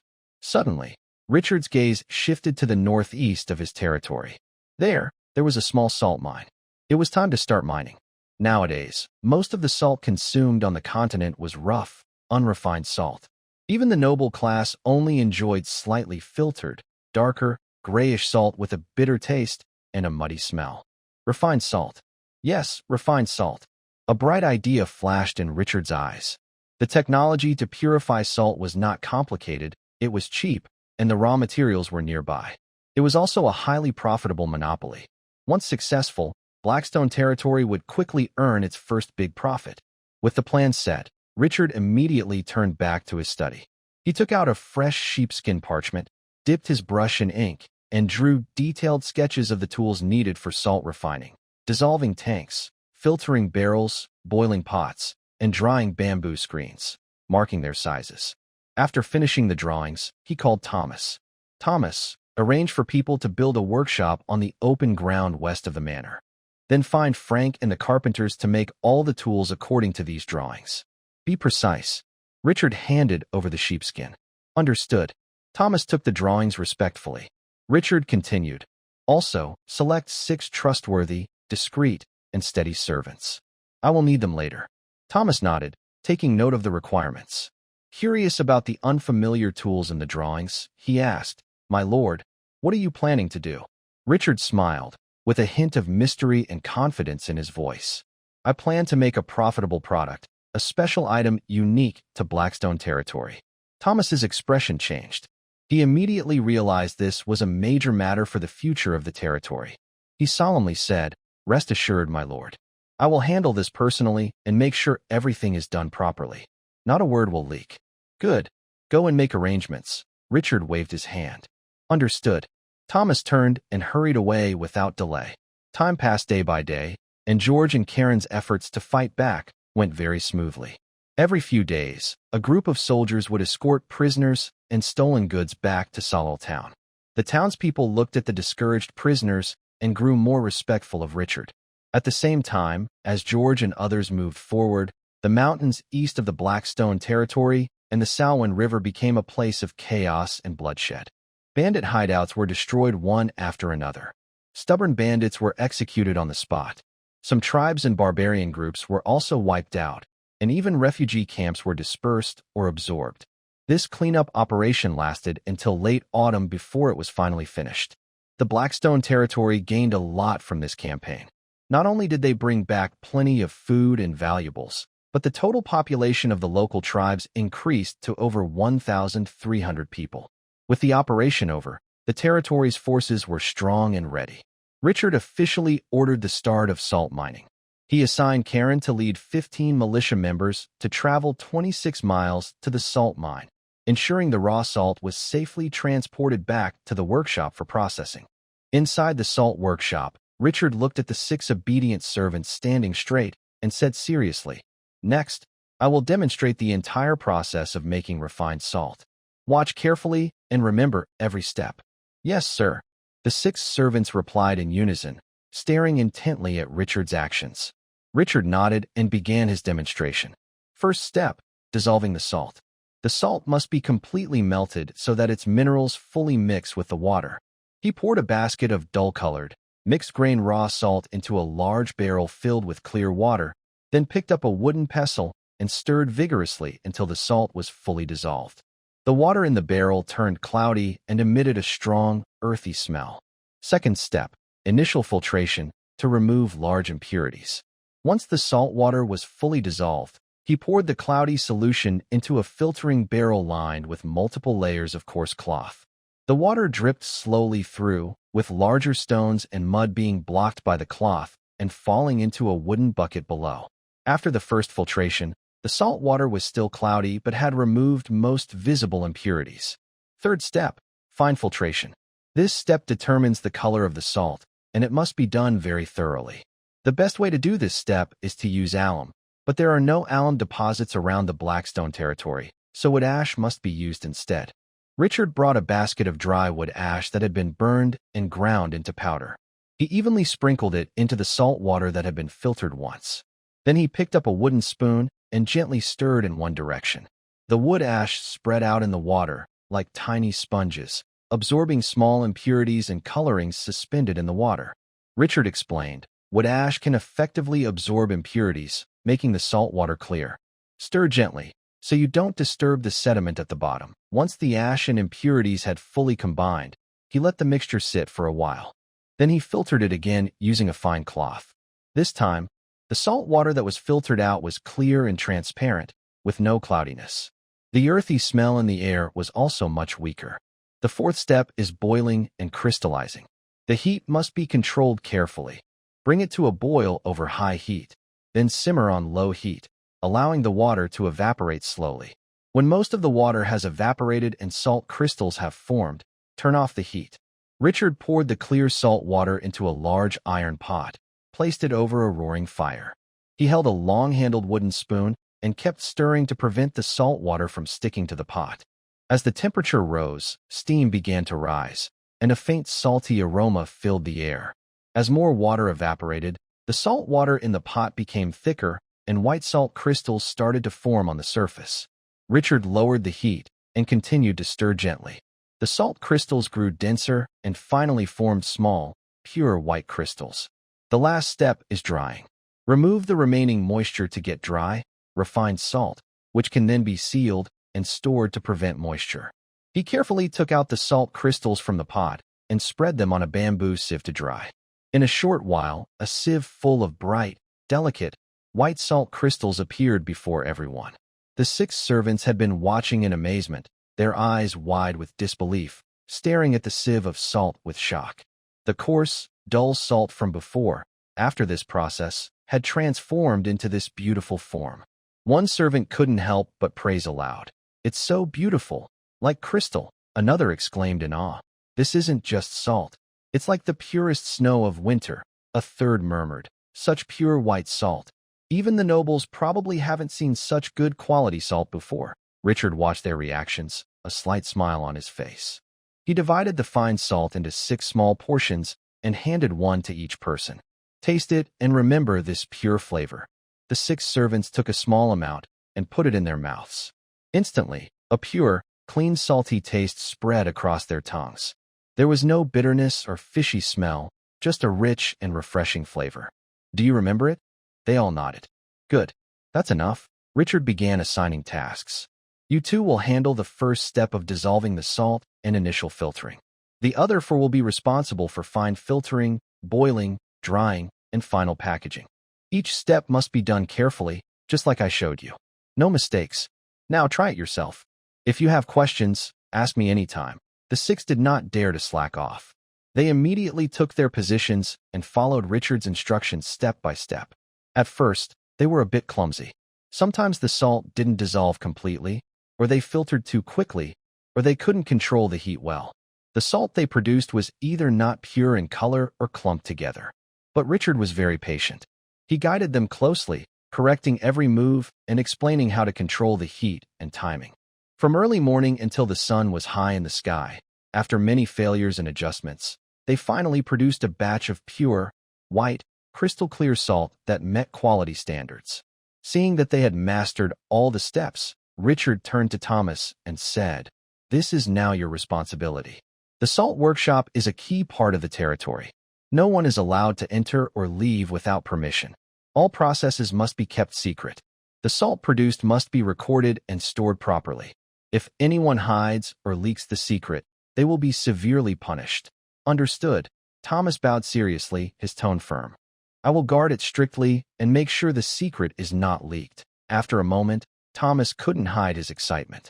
He asked, Sir, since this salt is so excellent, what should we name it? Richard looked toward the distant Blackstone banner fluttering in the wind and slowly said, Let's call it Blackstone Territory Salt. Various creatures frequently appear, including alien scouts with pointed ears, thick-furred wild animals from the wasteland, and occasionally a few magical beasts. They are all preparing for the coming cold winter. They stockpile food, look for nests, or migrate to warmer places. This makes the already chaotic wasteland even more dangerous. The area west of the Salween River has become a hotspot for alien activity, with occasional sightings of their figures wandering near the riverbank. Richard does not dare to be careless. He immediately arranges for militia patrols along the river, 5 people per team, rotating day and night to prevent aliens from secretly crossing and causing trouble. That morning, before the fog clears, Richard stands at the town gate, seeing off George and Thomas who are about to leave.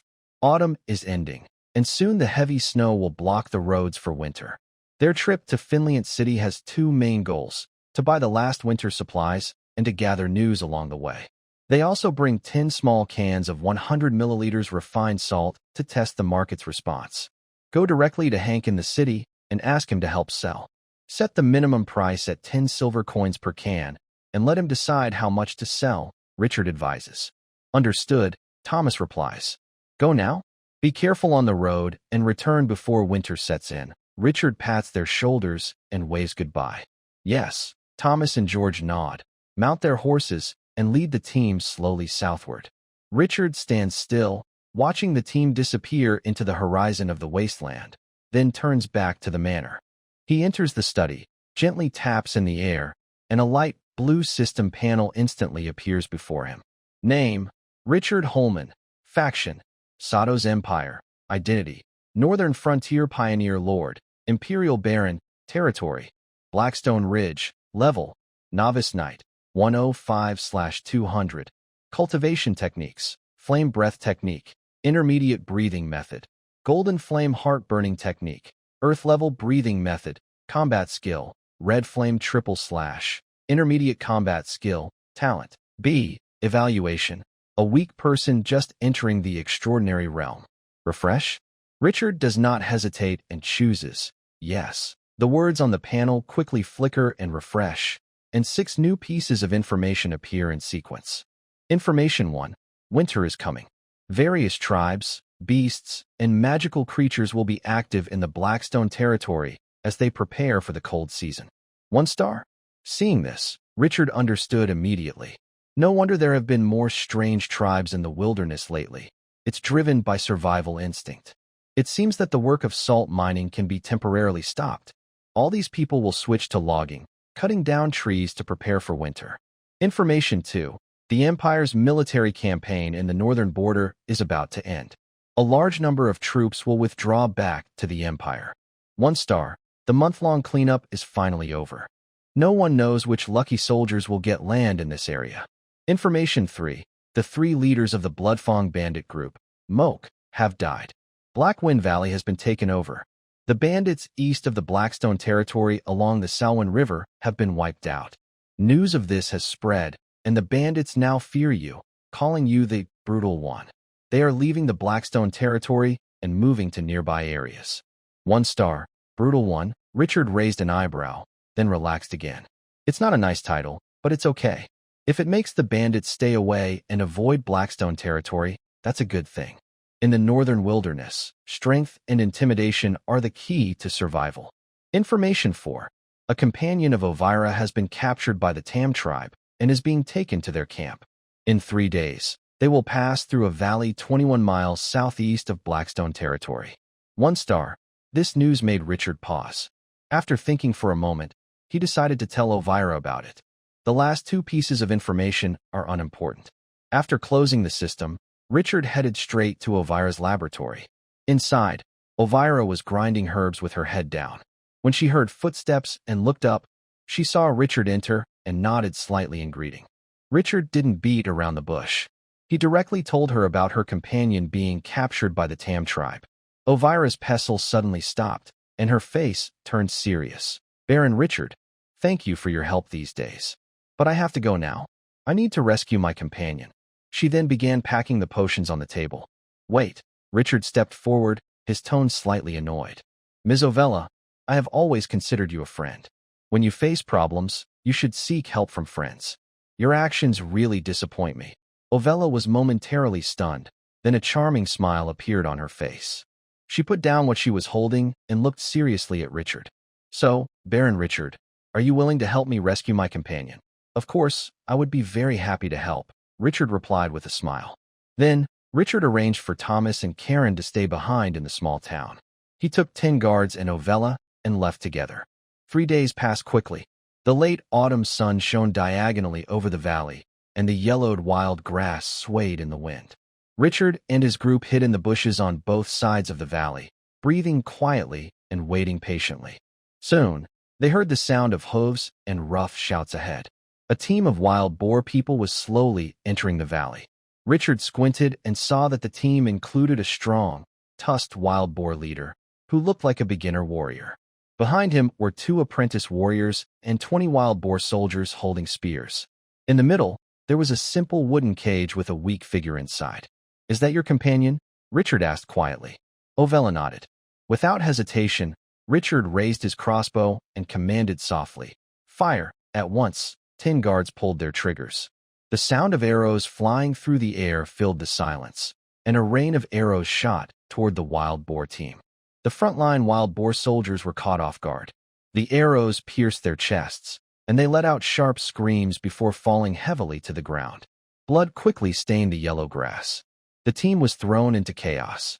The wild boar people panicked, dodging in all directions. Some held animal hide shields to block, others waved their spears wildly, but they couldn't stop the precise shooting. Hold steady. It's an ambush by humans, the wild boar leader shouted angrily, swinging his great axe to deflect some arrows. His red eyes fixed on both sides of the valley. At this moment, Ovella recited a quick spell, her fingertips glowing with a faint blue magic aura. A cold, icy ball suddenly struck the dense area of wild boar soldiers.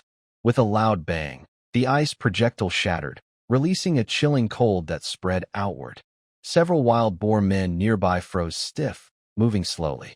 Richard was shocked and turned to look at Avila, surprised. Have you advanced to a beginner mage? She had only been a magic apprentice before. He didn't expect her to break through so quickly. Yes, I just advanced recently, she replied softly. She quickly formed hand signs, and sharp ice spikes appeared out of nowhere, shooting like arrows at the panicked wild boar men. The sound of ice piercing flesh echoed repeatedly, and a few soldiers fell into pools of blood. The crossbow bolts ran out quickly. Richard drew his sword from his waist, golden battle aura swirling around the blade. He shouted, "Kill!" He charged forward like lightning, reaching the wild boar leader in an instant. The leader roared and swung his axe. Richard dodged sideways, slashed with his sword, and released golden battle energy, accurately cutting into the leader's arm. A deep wound opened, blood spraying out. 2 novice wild boar soldiers saw this and immediately charged with spears. Richard's eyes turned cold. He used the red flame triple slash, knocking the left spear away with one strike, injuring the right wild boar's neck with another, and finally slashing horizontally to kill a novice wild boar soldier. Avila's ice spikes kept attacking, and the guards also rushed forward to fight the remaining wild boar men in close combat. In the valley, the sounds of weapons clashing, screams, and magic explosions mixed together. The smell of blood spread with the autumn wind. Seeing his troops dead or wounded, the wild boar leader looked desperate but still charged recklessly. Richard no longer held back. He activated the golden flame heartburn technique, flames of golden battle energy igniting around him, raising the temperature of his sword. He leapt into the air and slashed down with his sword. The golden flames erupted, instantly engulfing the leader. The wild boar leader let out a final scream and collapsed heavily, lifeless. The remaining novice wild boar soldier was terrified and turned to run. Avila formed an ice spike at her fingertip and shot it precisely into his back, pinning him to the ground. In just a moment, the entire escort team was wiped out. Richard quickly walked to the prisoner cart, cut the thick wooden chains with his sword, and the wooden door of the cart opened with a creak. A young woman with pale skin and messy hair slowly lifted her head. She was wearing a dusty apprentice's robe. When she saw Avila, her eyes suddenly lit up. She staggered out of the prison cart, her voice trembling with excitement. "Avila, is that you?" Avila quickly stepped forward. "Sumia, it's me. Wow, wow, wow. Avila's sister, it's really you." The small figure suddenly threw herself into her arms. Sumia clung to Avila's dress and cried silently. The fear of being captured by wild boars and the panic of being separated from her friends had all turned into tears soaking her clothes. Her shoulders trembled uncontrollably. Avila gently patted her back and softly comforted her. "It's okay now. Everything's over. I'm here." After Sumia's crying gradually subsided, Avila supported her shoulders and asked softly, "How did the wild boars catch you? What about Ivory and Elle?" Sumia looked up, her face streaked with tears, her nose red, and her eyes blurry with tears. She choked out, "After the Bloodfang bandits scattered us last time, I, Elle, and the others managed to escape back to Finland City. Later, Ivory and the others also returned one after another, but I haven't heard anything from you. Our mentor personally sent people to find you. They searched for a long time, but couldn't find you. After the war in Finland City ended, the mentor heard that a female mage from Blackstone territory had arrived. He guessed it might be you, but he was busy with other matters. So he asked Ivory to bring me and Elle to look for you. But 3 days ago, we encountered the wild boar army. In the chaos, I was captured." She sniffed and looked at Avila with a puzzled expression. "Sister, how did you know they would bring me through here?" Avila looked up at Richard standing beside her and smiled as she introduced him. "This is my friend, Baron Richard Holman of Blackstone territory. His men saw you and guessed I might be one of my missing companions, so they came to rescue you." Richard nodded politely and said warmly, "Hello, Lady Sumia. Welcome to Blackstone territory." Sumia quickly bowed politely and spoke softly. "Hello, Baron. Thank you very much for saving me. It's my fault," Avila said, gently ruffling Sumia's hair with a look of guilt. "I didn't know you had already returned to Finland City." "No, it's not." Sumia hurried to wave her hands. "Everyone was worried about you. I volunteered to come with Ivory." Avarilla gently pinched her nose and smiled affectionately. After some friendly chat, Richard looked at the clean battlefield and said, "There might be other strange creatures nearby. Let's go back to Blackstone territory." Avarilla nodded, supporting Sumia's arm, and the group headed towards Solol Town. Back in Solol Town, Sumia gradually recovered. She followed Avarilla all day, chattering nonstop. She asked Avarilla how she had been lately, why she hadn't returned to Finland City, and how Blackstone territory was doing. Avarilla answered her questions one by one, taking her for a walk around the town and explaining how Blackstone territory was developing. Every time Sumia saw something new or heard something surprising, she would open her eyes wide and gasp in amazement. Days passed, and Richard sent people to explore near Blackstone territory, hoping to find Evely and Elle, as Sumia mentioned. Unfortunately, there was no news. The weather gradually grew colder, and cold winds started swirling through the town streets. Richard's cabin was the first to light a fireplace, with flickering flames driving away the chill. Sitting by the fireplace, Richard frowned slightly. The commoners' and slaves' dormitories didn't have fireplaces. How would they survive the winter? He lightly tapped his fingers on the chair, suddenly recalling something. A clay bed. Richard immediately called Abraham. "Go find 3 quick and capable servants, and bring some sticky yellow clay, short wheat straw, paving stones, and wooden molds. I want to make a new bed inside. When it's done, you can arrange for the villagers to replace all the wooden beds in the dormitories with this kind." "Yes, Lord Baron," Abraham replied. Soon after, he returned with 3 experienced farmhands, carrying tools, and a cart loaded with yellow clay and bundled straw. Richard first measured the dimensions near the window, drawing a 2-meter-long and 1.5-meter-wide outline on the ground with charcoal. He also sketched the chimney's path, instructing the servants to dig a U-shaped bed with a chimney opening leading outside. leaving a slope so the smoke could escape smoothly. Although the servants had never seen such a bed before, they dared not ask questions and simply followed Richard's instructions. They first cleared the loose soil from the bed area, then repeatedly tamped the foundation with paving stones to make it solid and prevent it from sinking later. Richard personally worked with the mud. He sifted the yellow earth to remove stones and roots, mixed and chopped straw in proper proportions, and slowly added water. He barefooted and repeatedly stomped in the mud until the earth and straw blended completely, kneading it into soft clay that could be shaped into balls and would fall apart when dropped. The kneaded mud could not be used immediately. Richard ordered his servants to pile the mud into small mounds and cover them with grass mats to rest for an hour and a half, allowing the mud's strength to develop. While the mud rested, everyone used wooden molds to shape bricks. First, they dipped the molds in water to prevent sticking, then filled them with the rested mud.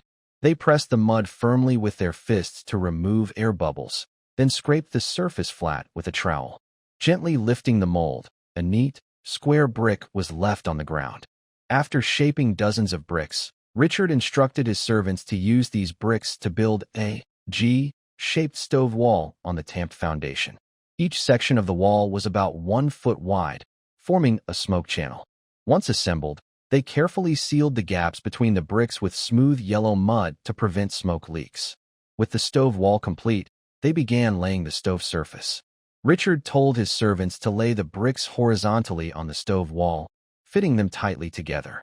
Then, they applied a first layer of coarse sand-yellow mud about half an inch thick, smoothing it with a straight edge to ensure the surface was flat. Once this layer dried slightly, they added another layer of yellow mud mixed with fine sand, repeatedly pressing it with an iron trowel until the surface was smooth and free of brick joints.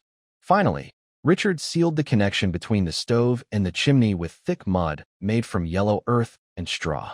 He left a small opening at the stove's front for the fire and a vent at the back for ash removal. Everything was done meticulously. By sunset, the stove was finally finished. The brownish stove surface was neat and smooth, matching the wooden style of the house. It only needed to dry completely before use. Richard looked at his work and nodded with satisfaction. After cleaning the room, he dismissed his servants. In the following days, Richard opened the windows daily to let the stove dry naturally, avoiding fire to prevent cracking from uneven heat. 5 days later, he knocked on the stove surface, which produced a clear, muffled sound. The bricks and mud had dried thoroughly. He took dry pine needles and fine wood to the stove's opening, lit a small fire, and ignited the kindling. The tiny flames licked the wood, gradually growing stronger. He sat on the edge of the calm, heated bed, feeling the warmth slowly rise from beneath him, spreading along his limbs and bones. It wasn't the dry heat of a fireplace, but a gentle, long-lasting warmth that made him feel very comfortable, and most of his coldness disappeared. The fire burned for half an hour, and the entire surface of the Kong was warm. When he reached out to touch it, the temperature was even everywhere, with no cold spots. Richard's lips curled into a slight smile as he whispered to himself, "Not bad. This is the effect I wanted. For now, I'll keep using it like this. Next year, when I build a brick kiln, I will rebuild it with new bricks." Richard asked Lillian, Avelia, and others to sit on the Kong and try it, then asked, "How is it?" Lillian replied, "Sir, this bed is really warm and much more comfortable than a wooden bed." "What kind of bed is this?" "A Kong bed," Richard said with a smile. Lillian immediately asked, "Sir, I want a Kong bed too." "That's fine," Richard nodded, instructing a servant to bring someone to help Lillian, Avelia, and others build their own Kong beds. At the same time, Abraham was sent with 2 other servants to teach the villagers how to make Kong beds. Soon, the town became lively. Men worked on shaping mud bricks and building the kangs. Women cut short wheat stalks and helped pass tools, and children gathered around, chattering and watching the busy scene. In just over 10 days, all the civilian dormitories in Solar Town had been replaced with new Kong beds. Before long, it was late autumn. The leaves on the trees had fallen, and a thin layer of frost covered the ground, signaling that winter was approaching. That day, on the road southeast of the town, suddenly a series of crisp horse hooves sounded from afar, growing louder as they approached. The militia at the Arrow Tower shouted loudly, "It's Steward Thomas. They're back." The oak window frame in the study blocked the cold wind from outside. The fire burned brightly, and the copper kettle on the stand hissed, releasing white steam that filled the room with a warm mist, blending with the scent of ink and wood. Richard leaned in his armchair, covered with lambskin, his fingertips gently touching an old, yellowed book. It was a book about the myths of the Sartos Empire. A soft sound of hinges. Thomas bowed and entered, holding a neatly folded sheepskin scroll, its linen edge slightly touched by the cold outside. He moved quietly, stopping 3 steps in front of Richard, and bowed his head. "Sir, this is the list of winter supplies we bought during the southern trip." Richard looked up from his book, put down the parchment, and reached for it. He glanced at it briefly, then stored it away. He gestured with his hand and said, "Everyone, please sit down. You've traveled far south. It must have been tiring. Come, warm yourselves." "Thank you, sir," Thomas replied promptly. He turned to George, who was following behind, and they both sat on nearby wooden chairs. The chairs had soft cushions, which helped ease the cold from their journey. George rubbed his cheeks with his hands, trying to warm his face from the wind and frost. Richard leaned back in his chair, tapping his fingers on the table, and looked at the 2 men. "How was the trip south to Finland City? What did you see along the way?" When George mentioned what he saw, his tired expression eased a little, and he looked serious. He raised his fists in a respectful gesture and said, "Sir, on this journey south, all we saw were the scars of war. After leaving the Blackstone territory, many villages to the south were affected by the recent fighting. Most of the earth walls were broken, houses burned down to charred wood, and fields were overgrown with tall weeds. Even the roads were hidden by wild grass. Some places, the local lords have returned, but they are busy rebuilding. Many people have left, and the area looks very empty." He paused, recalling what he had seen and heard, and his tone grew heavier. "On the road, we often encountered wandering tribes, bandits, and groups of refugees. I wonder how many will survive this winter." Hearing this, Richard stopped tapping his fingers and frowned slightly. He was silent for a moment, then looked up and asked, "And what about Finland City?" George spoke softly. "The city just went through a siege. It's a bit empty now. The city walls are still being repaired, and the weeds on the streets have just been cleared. Many shops have reopened. However, the slave market inside is very lively. After the war, many tribes were captured, and they are being sold everywhere. The prices are much lower than before. We stayed in the city for a few days and saw the Imperial Army withdrawing gradually. Soldiers pass by the city gates every day. It looks like the Empire plans to pause the fighting for now. Are there any other changes?" Richard asked, tapping his fingers on the table, thinking about the situation in the northern border. George shook his head. "Nothing much else. The price of grain in the city has gone up a bit. Many merchants are stockpiling supplies, probably worried that winter roads will be blocked and goods hard to transport. Some nobles are secretly asking about Blackstone territory, curious about your recent efforts to reorganize the region." George reported back, sharing all the information he had gathered along the way. After hearing this, Richard understood the situation. He turned to Thomas and asked, "How is the situation with the refined salt? This time, Hank is selling it in Finland City. How is the response?" When the mention of refined salt came up, Thomas's gloomy expression immediately brightened, and he showed a happy smile. He leaned slightly forward and said, "Sir, you don't know how popular this refined salt is in Finland City. Hank was selling it for the first time, and within half an hour, it was surrounded by people eager to buy. Everyone saw that the salt was pure white, smooth, and free of impurities. They all wanted to buy it. Eventually, they couldn't resist and had to hold an auction. The highest price for a jar was 5 gold coins, and even the lowest was sold for 30 silver coins." As he spoke, Thomas hesitated and frowned slightly. "But sir, we only sold the salt to Hank at 10 silver coins per jar. Isn't that too low a price?" Hearing this, Richard smiled faintly, took a sip of warm water from the cup on the table, and said, "You mentioned that these are auction prices, which are not normal sales. They don't count as regular prices. How much does Hank plan to sell it for normally?" 30 silver coins per jar, Thomas replied immediately. "Good. That price is just right," Richard nodded. Thomas remembered something and quickly said, "By the way, Hank asked if we have rougher, cheaper refined salt." He said that ordinary merchants and well-off commoners in the city also want to buy it, but they think 30 silver coins per jar is a bit expensive. Richard tapped his chin thoughtfully and made a decision. All right, have the workshop divide the salt into two types. One still refined with the previous fine process, and the other simply filtered to remove impurities, packed in ordinary clay jars. Tell Hank that the regular version of the salt will be sold externally for 1 silver coin per jar, and our purchase price from him will be 50 copper coins. He paused and looked at the Blackstone badge on the table, adding, also from now on, the finely filtered salt will be called the premium version. Find the best carpenter in the guild to design a beautiful wooden box for packaging, engraved with a twisting vine pattern for decoration. Whether it's the ordinary clay jar or the elegant wooden box, both should have the badge of the Blackstone Guild and the words Blackstone Guild Refined Salt engraved prominently. Understood. Thomas bowed and responded, then quickly realized something and looked surprised. My lord, are you planning to link the pure salt with Blackstone territory as a special mark? So that when people hear about Blackstone territory, they think of pure salt, and when they hear about pure salt, they think of us? Exactly, Richard nodded, with a hint of foresight in his eyes. I've kept the method of making this salt a secret, but the world is full of clever people and extraordinary powers. It can't stay hidden forever. Someone will figure it out eventually. Our best move is to take this opportunity to build the reputation of Blackstone Territory's salt, making this brand well known. In the future, even if other salts appear, Blackstone Territory will still hold the market advantage and be hard to challenge. That is the power of branding. Though Thomas and George didn't fully understand the deep meaning of brand, they understood Richard's plan and grew more respectful, nodding in agreement. After discussing the salt, Richard remembered an important matter and looked at Thomas seriously. For this southern trip, you sent your men to gather information on potatoes, sweet potatoes, and corn.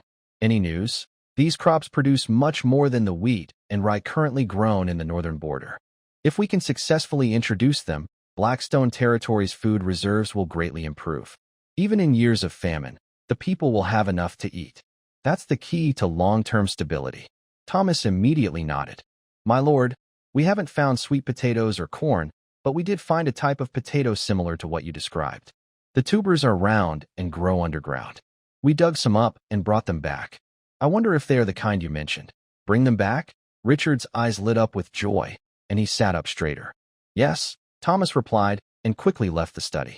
Soon after, he returned carrying a small, heavy bag, placing it on the table in front of Richard. Richard untied the cloth bag and revealed about a dozen round tubers, each about the size of a fist. Their skin was dirt-colored and slightly muddy, exactly what he had been longing for, potatoes. He picked one up, rubbed its skin, and a smile appeared on his face. Yes, this is it. Thomas, this matter is very important. Next spring, send someone to Finleyant City to buy a cartload of seed potatoes. Then, choose a fertile, uncultivated piece of land within the territory to clear and plant them. Assign dedicated people to care for the crop and make sure the trial planting succeeds. Potatoes are easy to grow, produce high yields, and store well. They are the perfect food for the northern residents to survive the winter. Thomas understands how important this is and emphasizes, rest assured, I will personally oversee this matter and ensure there are no mistakes.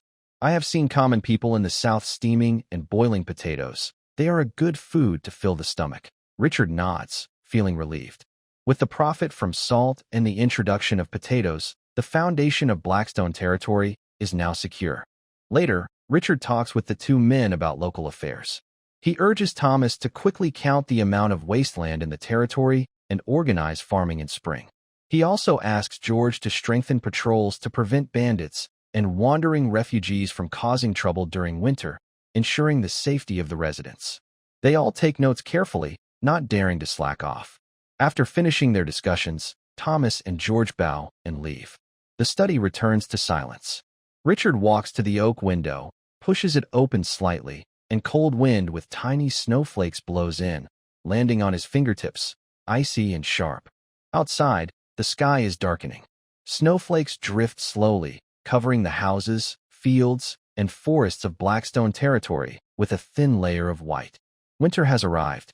The cold winter wind is like an invisible blade, sweeping across the vast wilderness of Blackstone territory, stirring up dry snow and broken ice, howling loudly.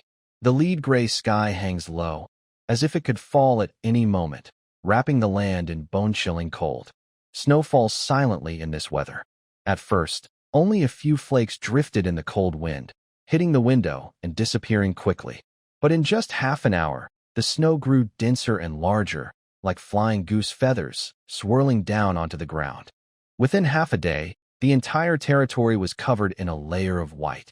Withered grass, jagged rocks, and muddy roads were all hidden beneath thick snow. All that could be seen was a clean, vast white landscape. Saral town also changed completely. Low wooden houses had snow piled on their roofs. Smoke from chimneys condensed into white mist in the cold air. The streets had fewer pedestrians than usual, only a few guards wrapped tightly in thick leather coats patrolling the city gates and main roads, leaving deep footprints that were soon covered by fresh snow. The small town was quiet and peaceful, as if it had fallen into deep sleep during the cold winter. Only the direction of the Lord's estate showed a different warmth and vitality, standing out from the silence. Inside the estate, in a spacious and bright hall, the fire in the fireplace crackled and burned, with orange flames licking the wood, sending continuous heat into the room. This created a sharp contrast with the freezing cold outside the window. On the walls hung animal pelts and weapons. A clean linen cloth covered the long table, and in the center, a uniquely shaped brass pot sat steadily, connected to a small charcoal base that was gently heating it. Around the brass pot, neatly arranged, were various ingredients. There were thickly sliced smoked meats, freshly washed vegetables, mushrooms, prepared offal and noodles, and even some rare game meats and sausages.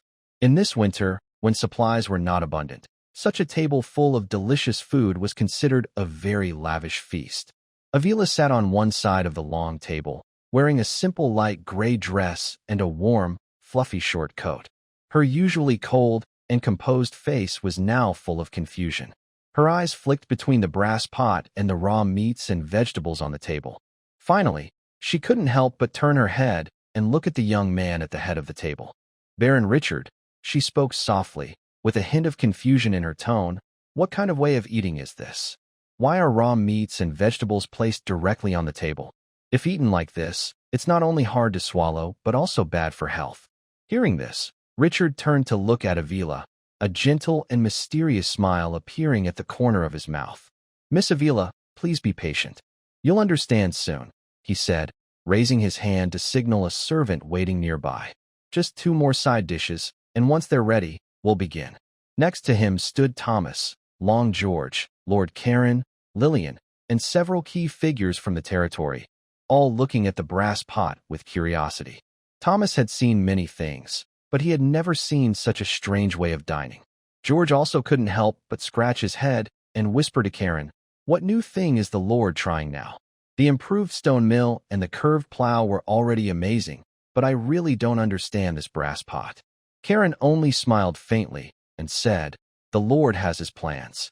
We'll just watch and see. It won't be worse than before." Soon, the last 2 side dishes were brought to the table.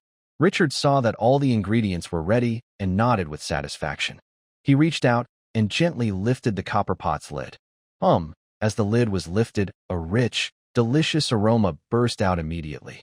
It was the deep flavor of broth that had been simmered for a long time, mixed with a faint scent of spices.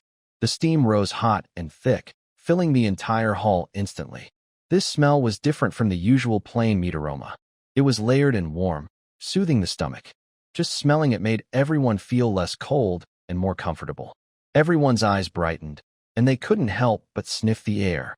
"All right, everyone, take your seats," Richard said, setting down the lid. He picked up a wooden bowl and a spoon, scooped a bowl of golden, rich meat soup from the copper pot, blew on it gently, and took a small sip.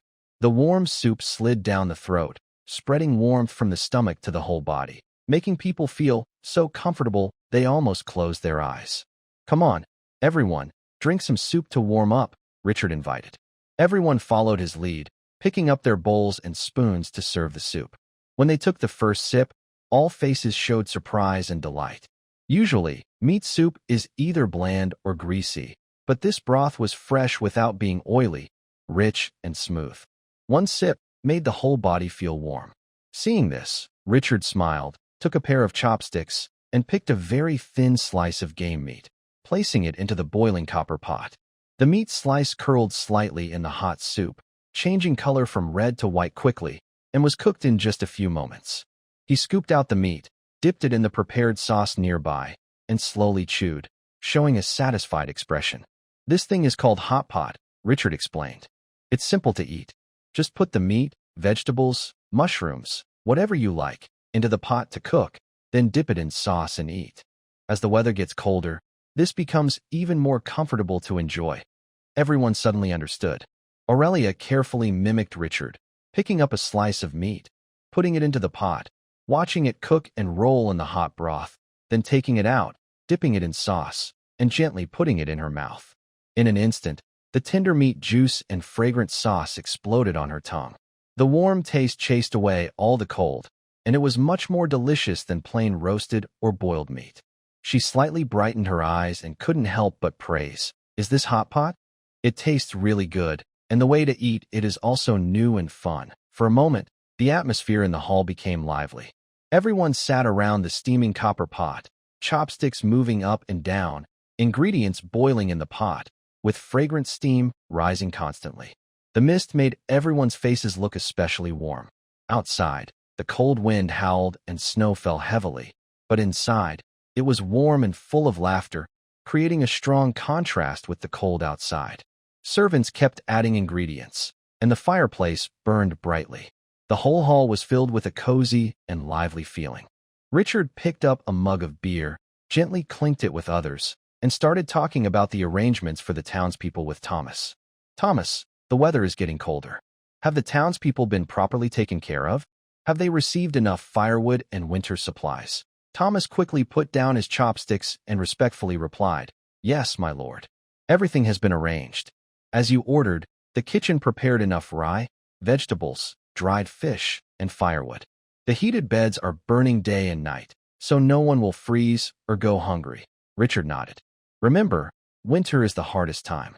No one on Blackstone's land should freeze or starve. Report any difficulties immediately." "Yes, I understand." Then, Richard turned to the captain of the guards, George, with a slightly serious tone. "George, the patrols at the city gates and around the area cannot slack off. Although the snow reduces animal activity, we still need to watch out for bandits and nearby enemies. How are the guard shifts arranged? Are the equipment and supplies sufficient?" George straightened up and spoke loudly. "My lord, rest assured. The guards are on duty 24 hours a day, covering the gates, watchtowers, and border posts without fail. All armor and weapons have been checked and repaired. We have enough arrows and dry food. As soon as there is any movement, we will be the first to notice." "Good," Richard nodded with satisfaction. "Safety is the foundation of the territory. We cannot be careless." Next, he looked at Karen, the militia leader. "Karen, how is the training of the militia progressing? Even in winter, it can't be completely neglected. Basic physical training, formations, and simple combat skills must continue. Also, how is the screening of the militia reserves going, as I asked before?" Karen replied in a deep voice, "My lord, the militia training is proceeding as planned. Considering the weather, we moved the training indoors into the afternoon. The intensity is moderate, ensuring combat readiness without risking frostbite. The reserve has selected 30 healthy young men from the town, all obedient and ready to join the training at any time." "Good job," Richard said with a slight smile.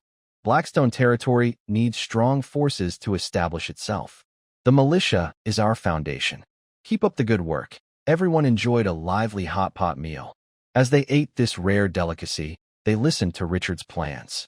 After 3 rounds of drinks and 5 courses of food, the banquet gradually ended. Richard stood up and told everyone to continue enjoying the meal. He then turned and headed to the back of the estate to the incubation room. There, fire lizard eggs were stored. Entering the incubation room, a warm, dry air greeted him. Inside, there was a specially made clay bed covered with dry hay. Richard gently sensed the eggs. Fire energy steadily seeped into them, and the life aura was clear and stable. "Everything is normal," he whispered to himself, feeling relieved. After confirming the egg's condition, Richard left the incubation room and returned to his study.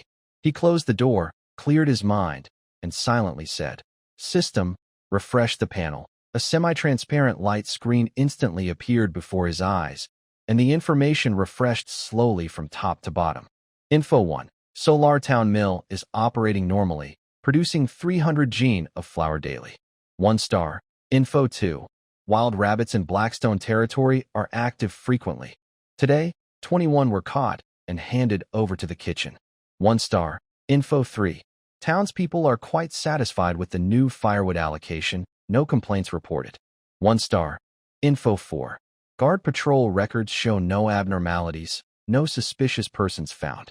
1 star. Info 5. Vegetable reserves are well preserved and can support the entire town through the winter.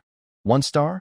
The first 5 pieces of information are trivial daily reports about the territory's operation, unimportant, and Richard quickly skimmed through them without paying much attention. Until the 6th piece of information appeared, his gaze suddenly sharpened, and his expression became serious. Information 6. To the east of Solar Town, beyond the broken stone mountains, there is an ancient temple buried under snow and wind, located 60 miles from the town in a canyon.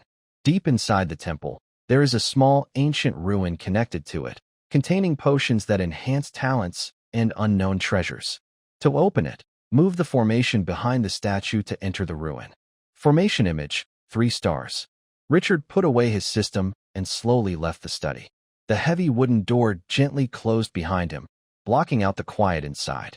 The corridor was brightly lit with warm yellow light, which chased away the winter cold.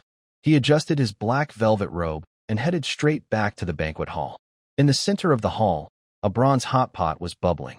The hot broth was full of red chili peppers and green herbs, and the rich smell of meat filled the air, making everyone feel warm and comfortable.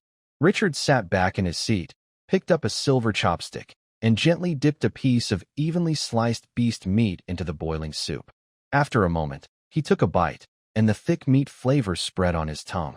He looked up at Avila, sitting nearby, put down his chopsticks, and said in a calm, slightly mysterious voice, "Miss Avila, I have news about an ancient ruin. Are you interested?" "Ancient ruin?" Avila paused, looking up with surprise in her clear eyes. "My lord, is that true? There's really an ancient ruin hidden on this land." Richard nodded gently. "Where's the ruin?" Avila asked.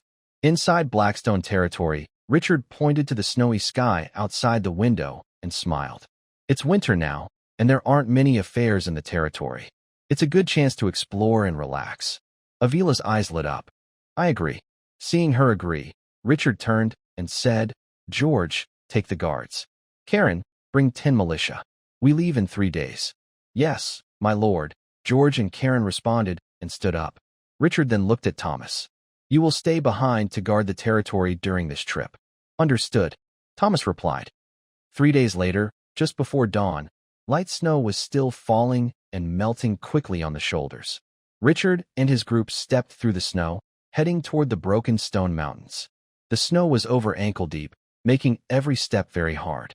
The cold wind howled across the plains, biting their faces painfully. The team moved forward in silence, only hearing the crunch of snow underfoot and the breathing of the horses. Richard followed the system's red dot guidance, heading deep into the Rocky Mountain range. After 2 days and nights of travel, they finally reached a hidden canyon. The cliffs on both sides were tall, covered with thick ice formations. The pine trees in the forest were blanketed with snow, creating a white, icy world. If not for the system's marker, no one would think that this quiet canyon hid an ancient, forgotten ruin. Under Richard's guidance, they pushed aside the waist-high snow, revealing a ruined temple buried under a thick layer of snow. The temple was built from blue stones, with walls full of cracks. The roof had collapsed long ago, covered in moss and vines. The statue in the center of the hall was broken, with a shattered head and a battered body, making it impossible to tell which ancient god it represented. Avara quickly stepped into the temple, gently touching the blurry carvings on the stone walls. Her eyes were full of amazement. "There really is an ancient temple here. Lord Baron, could the ruins you mentioned be inside this temple?" Richard nodded and walked straight to behind the broken statue. He cleared away the dust and snow, revealing an old stone formation. The formation was made of dozens of carved stones, some with patterns. Despite millions of years passing, weeds grew in the cracks, but faint energy fluctuations still remained, showing it was not completely destroyed. Following the system's instructions, Richard focused and placed his hands on the stones, moving them carefully in a specific order. When the last stone clicked into place, the tangled patterns suddenly connected. A faint but clear wave of energy spread out, and a soft blue light appeared in the center of the formation. Suddenly, there was a loud creak as the ground behind the statue slowly cracked open. A heavy stone door gradually swung inward. A dark, deep underground passage appeared, stretching into the distance with no end in sight. A cold, damp smell of ancient decay wafted out from inside. Richard ordered the soldiers to wait outside, then raised a torch. "Let's go." 10 guards quickly gathered around with torches, their flames illuminating the path ahead. Richard was the first to step into the passage. A sharp coldness instantly enveloped him. The passage was paved with blue stones, with steep stairs leading downward. The walls were covered in water stains, damp and wet, and the air was filled with the smell of earth and mold. After walking down about 100 steps, the terrain finally leveled out. The straight corridor began to split into multiple passages, twisting like a spider's web, only wide enough for 2 people to walk side by side. The ancient patterns and symbols on the walls were faded and blurry, giving off a strange, eerie feeling. Richard used the system's red dots to guide him, avoiding dead ends. After a few dozen steps, one of the guards at the front suddenly stepped on a sunken stone brick and sank down. "Danger! It's a trap!" Richard shouted, warning. At that moment, the stone walls on both sides suddenly shot out a dense array of dark arrows, tipped with a greenish poison. The arrows whistled through the air, making a piercing sound. The guards reacted quickly, raising their shields to block. The clanging sounds echoed loudly.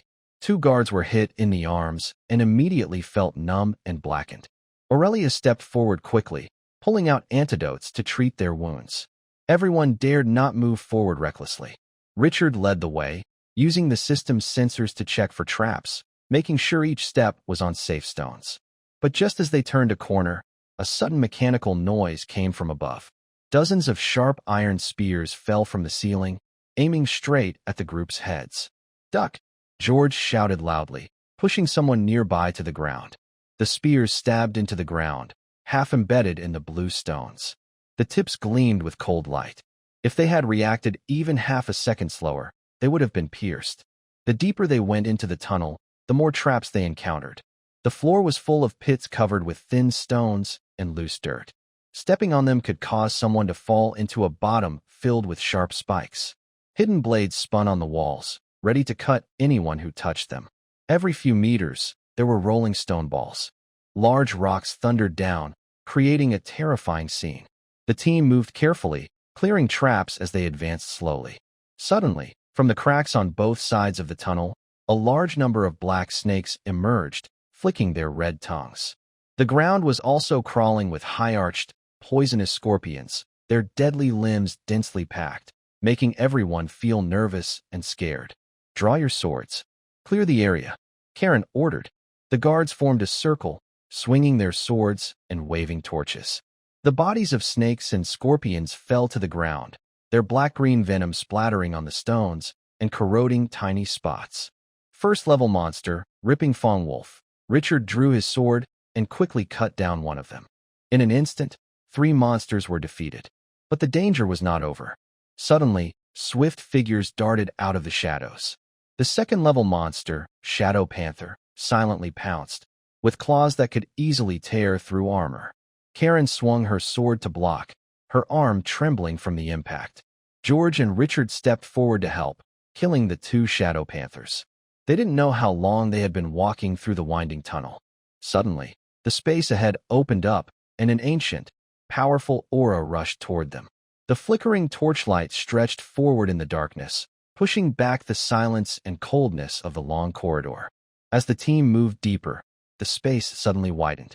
Before them was a grand underground hall, so impressive it was hard to believe. The hall was about 10 yards high, with a heavy, towering ceiling. For huge stone pillars, as wide as several people, stood straight like the spines of ancient giants, supporting the entire underground structure. The rough stone walls were covered with faded ancient murals. The lines were simple and strong. Though worn by time, scenes of gods descending and ancestors worshipping could still be faintly seen, giving the place a lonely, mysterious feeling. In the center of the hall, a broken stone altar stood quietly. It was an ancient, abandoned altar. On the altar sat a tall statue, about 6 meters high. It wore a detailed, beautiful robe and held a simple, old-fashioned sword. The statue stood upright, looking majestic and sacred. Its face was blurry, as if erased by the laws of heaven and earth, making anyone who saw it feel awe. In front of the statue, 3 objects were placed quietly. A faint glow emanated from them, making them stand out in the dim hall. Around the hall, there were dozens of small stone chambers, like a beehive built into the walls. They probably hid many hidden secrets. Richard and his team stopped and looked serious. The underground hall, which seemed sacred, was not just an ancient ruin. It was filled with a strong sense of death. The ground was covered with dry, lifeless bodies. They wore old-fashioned clothes, with broken armor and shattered weapons. They were covered with fierce wounds. It was clear they had fought a fierce battle here, and all had fallen. In front of the altar, a large dark blue snake about 1 meter thick lazily coiled among the pile of corpses. Its cold vertical pupils half closed, and its tongue flicked constantly, giving off a fierce and frightening aura. "Sir, this is a late-stage, third-level beast, the azure phosphor giant snake. It is just 1 step away from breaking into the 4th level. The poisonous snakes we encountered earlier in the passage are all its offspring," George said, gripping his long sword tightly. His voice was low and tense, and his eyes fixed firmly on the giant snake, not daring to be careless. Richard nodded slightly, his gaze sharp as a blade. The giant snake was covered with various poisonous snakes, black, green, and patterned, crawling and writhing among the cracks of the corpses, moving back and forth, which was quite terrifying. A few larger snakes had already gathered a beastly pressure, clearly indicating they were 1st or 2nd level poison-type monsters. Suddenly, the light from a torch burst into this silent place, startling the poisonous snake swarm that had been lurking here. Hiss! The azure phosphor giant snake suddenly lifted its huge head and let out a deafening roar. Its sharp sound waves echoed through the hall. In the next moment, countless snakes surged forward like a tide, madly attacking the group where Richard and others stood, with a foul stench of poison filling the air. "Retreat first," Richard made a quick decision. Giving the order, the team immediately withdrew in an orderly fashion, quickly retreating into the narrow passage. The limited space of the passage was perfect for restricting the snake swarm's attack, making it an excellent defensive position. "Freeze Spike," Aurelia softly chanted an ancient spell. Her slender fingers quickly traced symbols in the air, and her staff waved forward. A 6-pointed blue star formation suddenly appeared in midair. The temperature around instantly dropped, and cold air spread everywhere. Countless sharp ice spikes condensed out of nowhere, shooting like a rainstorm toward the approaching snakes. Where the ice spikes passed, the snakes were either pierced and killed or frozen into ice sculptures, shattering with cracking sounds. "Everyone, form a shield formation. Hurry!" George shouted loudly. The guards, well-trained, immediately held heavy iron shields in 2 rows, blocking the entrance of the passage and forming an unbreakable defensive wall. Richard, George, and Karen simultaneously unleashed their powerful internal energy, leaping in front of the shield line. They swung their long swords, slicing through the air, constantly cutting at the attacking snakes. Suddenly, the sounds of hissing, screams, sword energy slicing through the air, and ice cones shattering echoed together inside the passage, filling the area with a strong smell of blood. During the fierce fight, a large 2nd-level poisonous snake suddenly leapt into the air like an arrow, attacking a guard who was caught off guard. Its fangs gleamed with a deadly green glow. Richard's eyes turned cold. He quickly ignited a blazing golden flame on his sword. The flames wrapped around the blade. He flipped his wrist and swung a powerful cross slash. Whoosh! The fiery sword cut through the 2nd-level snake, blood splattered everywhere. The snake didn't even have time to scream before it fell to the ground, twitching a few times and losing its life. The fight went on for several minutes. Many snake corpses piled up in the passage, and fewer snakes kept coming. Just when everyone was about to breathe a little easier, a terrifying rustling sound suddenly appeared. The noise grew louder and closer, bringing a frightening pressure. The green phosphorescent giant snake was coming. Not good. The giant snake is rushing in. Fall back. Richard's face changed drastically. He ordered everyone to retreat again. They moved back steadily, keeping their formation. They planned to use the narrow passage to limit the giant snake's movements and wear it down one by one. The green phosphorescent giant snake entered the passage. Its huge body blocked the space completely. It suddenly swung its massive head, scraping its hard scales against the stone wall, causing rocks to fall. It opened its mouth and sprayed a large amount of dark green venom. The venom hit the shield, instantly corroding and sizzling with white smoke. The tough iron shield was pierced with tiny holes. Then, the giant snake took a deep breath and expelled a thick cloud of black poison gas. Wherever the gas went, the air became thick and murky. Breathing it in made people dizzy and their blood surge. Strengthen the shield formation. Elvira, freeze the poison gas. Richard shouted loudly. He used all his fighting spirit, unleashing flames and sword energy to attack the snake. George and Karen also attacked from both sides, their sword energy hitting the snake's scales, sparking tiny flashes. The snake, in pain, twisted wildly and slammed into the stone wall. The passage shook violently, and falling rocks kept hitting the shield. Several times, it almost broke through the defense. After a long struggle, the green phosphorescent giant snake gradually realized that in this narrow space, its huge body couldn't move freely. Instead, it was tightly restrained by everyone, unable to act freely. The fierce energy of the creature gradually subsided, and it began to retreat. Its large body started to turn around, intending to go back to the spacious hall and fight again using the terrain advantage. Want to leave? Stay here. Richard saw through the giant snake's plan at once and shouted sternly, "Tie it up. We must not let it go back." Everyone understood immediately. George and Karen rushed forward, unleashing their fighting spirit to the fullest, biting down hard on the snake's wings. The guards pushed forward with shields, shrinking the snake's movement space. Avila kept casting ice magic, freezing the ground to limit the snake's movement. Ice spikes kept hitting vital points on the snake. The blue phosphorescent snake was trapped in the corridor, unable to move forward or backward. It struggled wildly, spitting venom and releasing poisonous gas, almost injuring the team several times. Richard led the attack, swinging his flaming sword continuously. Even when his arm went numb from the poison gas, he didn't retreat a step. The fight was very tough. Every strike was made with all his strength, and every dodge was nerve-wracking. Everyone had some injuries, and their stamina was quickly running out. After a long battle, Richard delivered a powerful flaming slash to the snake's vital spot. The blue phosphorescent snake let out a piercing cry, its huge body twitching violently before collapsing to the ground, completely lifeless. Everyone sank to the ground, gasping for breath. They were covered in blood and dirt, but couldn't hide their joy. After a short rest, they worked together to clear the remaining small snakes. Then they stepped forward again, entering the underground hall once more. This time, with no snakes blocking the way, they headed straight to the altar. Among the glowing objects before the statue, the most eye-catching was an ancient wooden box. Richard reached out and opened it. Inside, a gentle glow shimmered, revealing 5 bright blue potions that emitted warm energy waves. Next was a medium-grade sword, entirely red, swirling with fire energy. Finally, an old yellowed book titled Flame Technique was inside.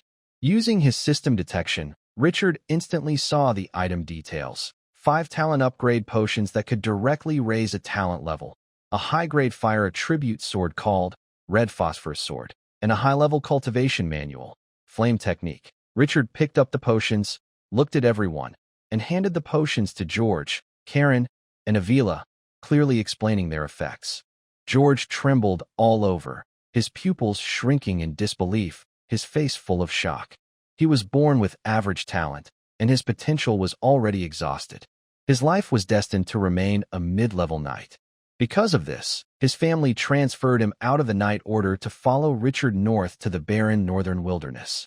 This talent potion, however, could give him a chance to advance to a higher-level knight. Such a precious treasure was extremely rare. He instinctively wanted to refuse, waving his hands repeatedly. "Sir, this is too valuable. I can't accept it, just take it," Richard said firmly, not allowing refusal. "You've served me faithfully for many years. This is what you deserve." George's eyes instantly turned red. He tightly clutched the potion, feeling deeply moved. He knelt on one knee, voice choked with emotion.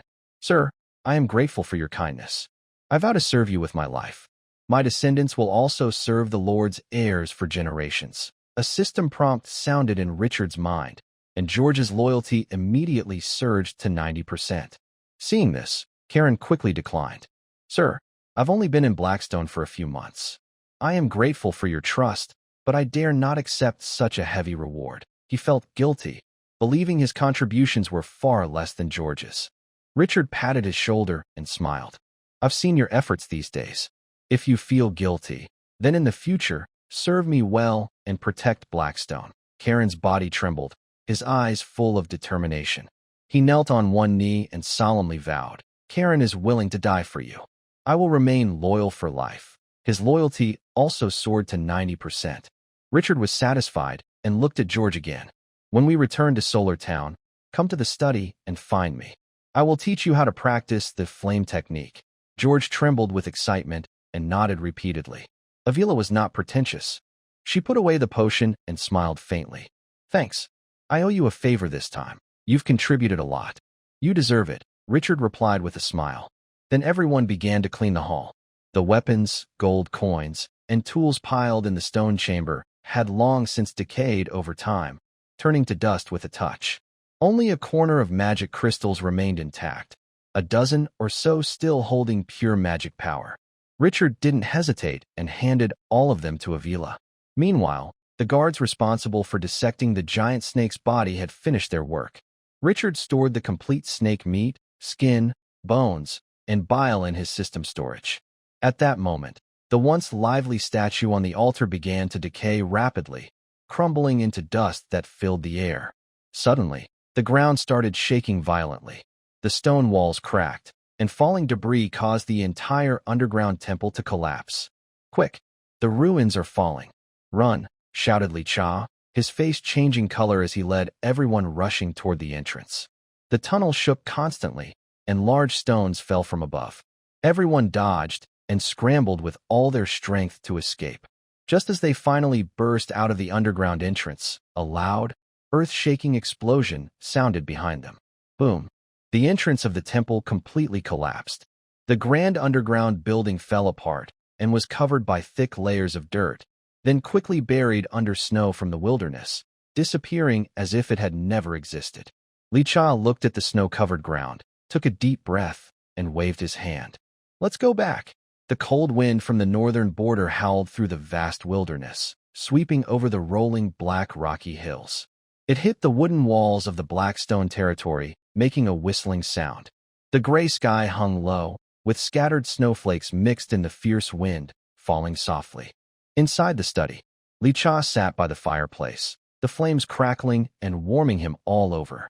He took out a talent potion from the ruins and drank it in one gulp. Immediately, invisible changes occurred inside his body. Although there were no obvious signs, Lashia clearly felt his senses becoming sharper, as if some kind of restraint had been broken. He thought for a moment and summoned the system. Name: Lashia Holman. Faction: Sato's Empire. Identity: Northern Frontier Pioneer Lord. Imperial Baron. Territory: Blackstone Ridge. Level: Novice Knight. 156/200. Cultivation Techniques: Flame Breath. Intermediate Breathing Technique. Golden Flame Heartburning. Earth Level Breathing Technique. Combat Skills: Red Flame Triple Slash. Intermediate Combat Skill: Treasures. Red Phosphorus Sword. High-Level Enchanted Long Sword. Talent: A. Evaluation: A weak person just entering the extraordinary realm. Seeing the prominent A-grade talent on the panel, Lashia's lips curled slightly, and a hint of satisfaction flashed in his eyes. He immediately closed his eyes and focused, using the golden flame burning heart technique. The previously difficult and obscure meridian points now flowed smoothly and freely. The fire energy in the world seemed to be attracted by an invisible force, rushing into his body one after another. His training speed visibly increased, and the moves of the red flame three-stage slash in his mind became clearer and easier to understand. He could clearly feel that just one more step forward would allow him to become a mid-level knight and fully control this combat skill. Richard stood up and pushed open the study door. The cold wind hit him, but it couldn't disturb the calm in his eyes. In the courtyard, George was wielding a long sword, repeatedly chopping with swift and steady strikes. When he heard footsteps, George immediately put away his sword, turned around, and bowed respectfully. "Good day, sir. How do you feel after taking the medicine?" Richard asked casually. George's face showed a hint of excitement that he couldn't hide. His tone was respectful yet eager. "Sir, I can't say exactly what has changed, but I feel lighter and stronger. Most importantly, I think I am close to breaking through to become a higher-level knight." Richard's gaze sharpened slightly, and George's information appeared in his mind. Name: George. Faction: Sato's Empire, Blackstone Territory. Level: mid-level knight. Complete. Loyalty: 90%. Favorability: 50%. Talent: D. His talent had improved from E to D level.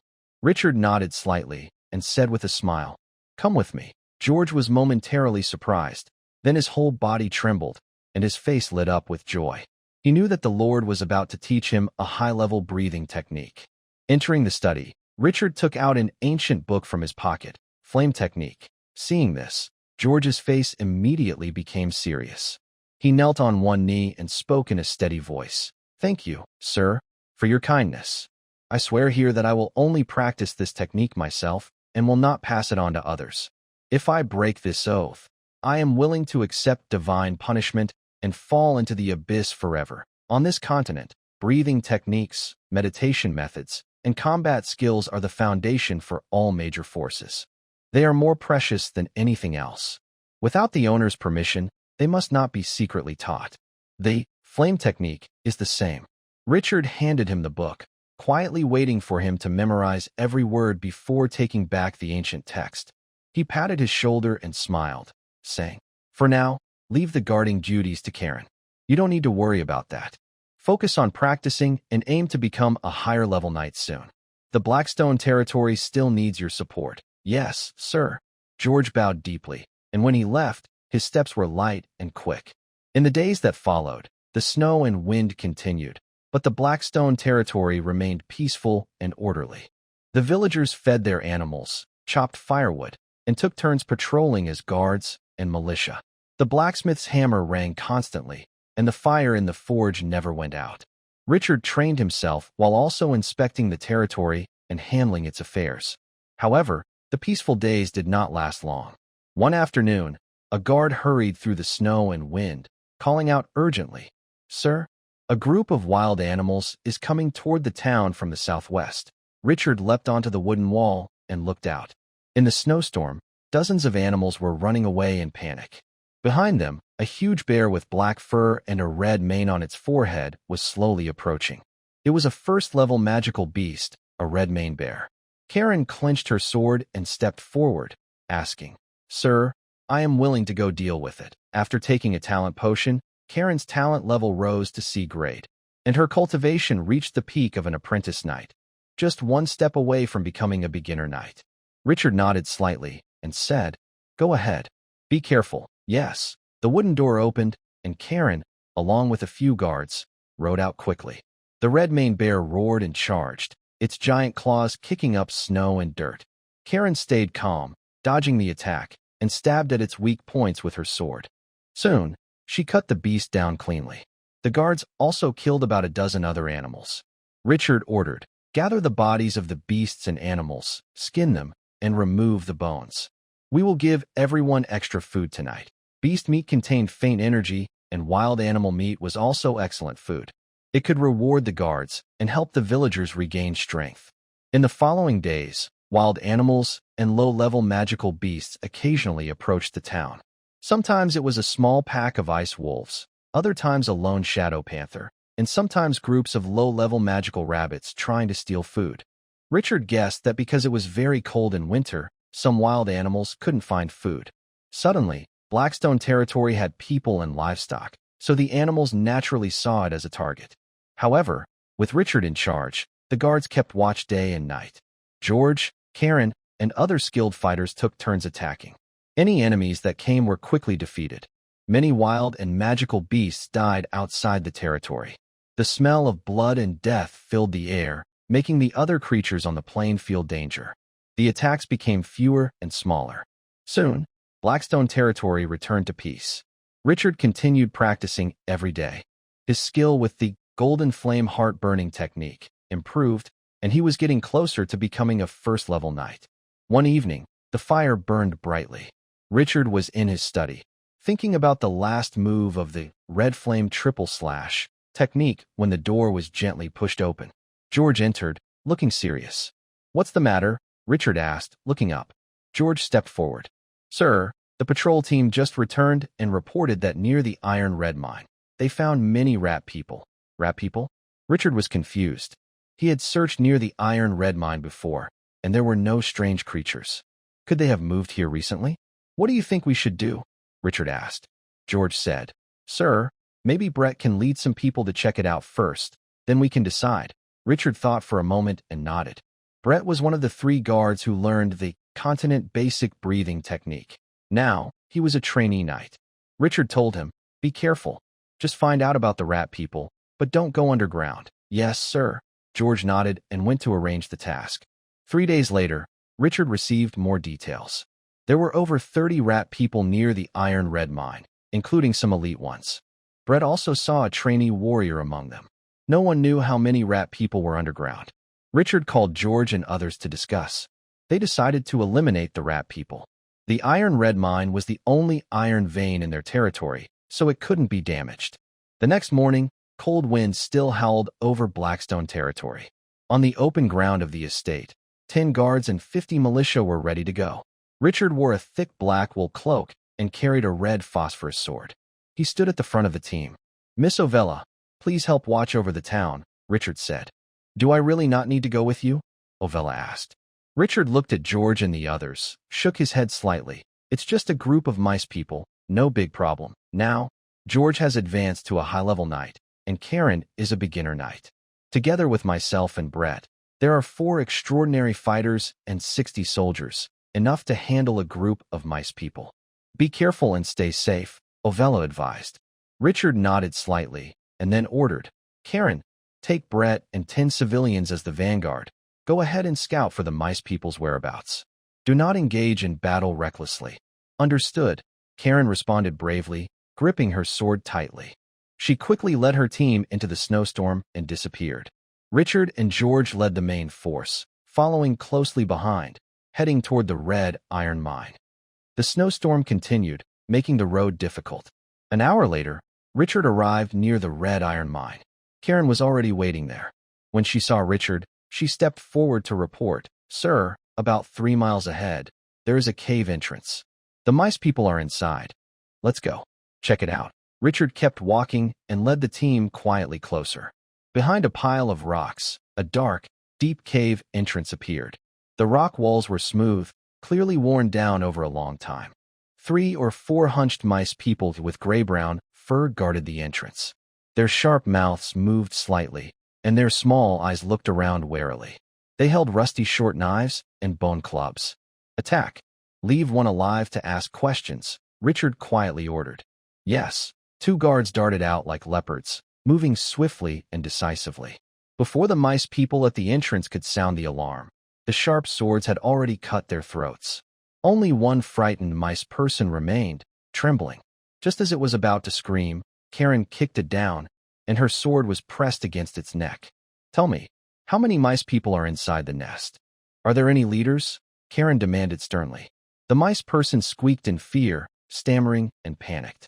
Under the threat of death, it finally managed to give some information. There were over 150 mice people inside the nest, led by a mid-level warrior mice person and a shaman who could use dark magic. They had stored a large amount of food and planned to attack Solol Town on the night of the heaviest snowstorm. Richard's eyes turned cold. These despicable creatures dared to target his territory. All of them must be eliminated. With that command, the mouse-like creature was instantly killed. Richard organized his team and said in a deep voice, "The mouse people are clever and good at ambushes and tunnels. Keep your distance, stay close to the group, and don't panic if attacked." Everyone responded together, gripping their weapons tightly, and followed Richard into the dark mine. Inside, it was damp and gloomy. Cold water dripped from the rocks, and the smell of decay grew stronger in the air. The ground was slippery and hard to walk on. As they went deeper, the terrain sank lower, and a foul smell of dirt, decay, and rot filled the air. This was the unique stench of the mouse people. Ahead, total darkness. The soldiers held torches and moved forward carefully. Along the way, they kept fighting off mouse attacks, killing them one by one. After going several dozen meters inside, the cave suddenly opened up. The floor was covered with hay and old cloth. In the corners, there were moldy grains, stolen broken farming tools, and even some rotting animal bones. Over 100 mouse creatures had gathered in the nest. The scene was chaotic, with chattering sounds constantly ringing out. When Richard and his team arrived, the mouse people suddenly noticed the intruders and screamed sharply. Enemy attack. Humans. One mouse creature, twice the size of a normal mouse, with bulging muscles and holding a spiked club, stood up quickly. Its blood-red eyes fixed on Richard. It was the mouse leader. Behind it, a mouse shaman dressed in a tattered black robe, holding a bone staff, with strange symbols painted on its face, was quietly chanting a mysterious spell. Dark magic began to rise. Kill. Leave no one alive. Richard drew his sword. The firelight sword burst into a blazing golden glow, with powerful enchantments sweeping the area. He charged into the mouse group first. In a flash, several mice were decapitated. The sword was coated with fire energy, and the mice it struck immediately caught fire, screaming loudly. George and others followed closely, forming a simple formation of guards and militia, swinging their swords to cut down the attacking mice. These mice were not very strong individually, but were very fierce. They were roughly as strong as ordinary strong men, fearless in battle. When one fell, others immediately surged forward, their sharp teeth and claws tearing wildly. The Ratman leader roared loudly and swung his wolf-tooth club toward Richard, the weapon carrying a foul, strong wind with great force. Richard kept his calm expression, stepped forward, and did not retreat but advanced. He instantly performed the Red Flame 3-stage slash. First slash, Moonblade. Second slash, Cross slash. Third slash, Wave overlap. Layers of moon blades and cross slashes swept out like waves, with hot sword light cutting across, blocking the Ratman leader's attack. Humans on the ground, daring to attack the Dark Erosion Empire's territory, die for me, roared the Ratman leader. Seeing that Richard, a beginner-level cultivator, managed to block his attack, he was momentarily stunned but quickly recovered. He swung his huge wolf-tooth club down toward Richard. Suddenly, George leapt forward and slashed at the Ratman leader with his sword. Poof! The large Ratman leader was knocked flying, a deep wound visible to the bone on his chest, blood splattering out in black and red. He struggled to stand, clutching his chest, and looked up at George in shock. High level, he turned and ran into the deeper cave. Richard and George quickly caught up and stopped the Ratman leader. After a fierce fight, Richard stabbed his sword through the leader's chest. The leader looked up at Richard with a wild gleam in his eyes and snarled fiercely, "Her Majesty the Queen will not let you go." His vitality quickly faded, and he collapsed to the ground. Having taken down the leader, Richard's gaze shifted to the shaman who was casting a spell. At this moment, the shaman's spell was already formed. A cloud of black poison mist spewed toward the guards. Once inhaled, it would cause dizziness and greatly reduce combat ability. Stupid fool, Richard flicked his wrist, and with a wave of his crimson phosphor sword, a focused flame sword energy shot out, piercing through the mist and accurately striking the Ratman shaman. The shaman's black robe shattered, his spell interrupted, and he let out a scream before dying instantly. With the leader dead, the remaining Ratmen instantly collapsed and scattered, trying to escape into the narrow tunnels. "Don't let any of them go," the soldiers surrounded from all sides, turning the narrow cave into a rat-man prison. Screams, clashes of metal, and the sound of flames burning echoed continuously, blood staining the ground of the mine. Half an hour later, the last rat-man was slain, and the cave was finally silent again. Richard sheathed his sword, and a system voice sounded in his mind. Extra information: you have defeated the vanguard army sent by the Dark Corruption Empire from the underground world, successfully attracting their attention. Underground world. Dark Corruption Empire. Richard rubbed his head, feeling a bit of pain. What is this place called the underground world? And it's an empire. The leader is at the mid-level warrior stage. There must be even stronger beings above. He noted down this information, planning to ask Avila about it when he returned to Solarl Town. At this moment, Kalen came to report. Sir, the rat people are all cleared out. Our team of 21 has minor injuries, and 7 are dead. Also, we found a lot of food and some unknown materials in the nest. Richard nodded and followed Kalen to a cave. Inside, there were piles of grains, cured meats, a worn-out wooden box containing a few bottles of poor-quality healing potions, dozens of silver coins, and an old, yellowed booklet.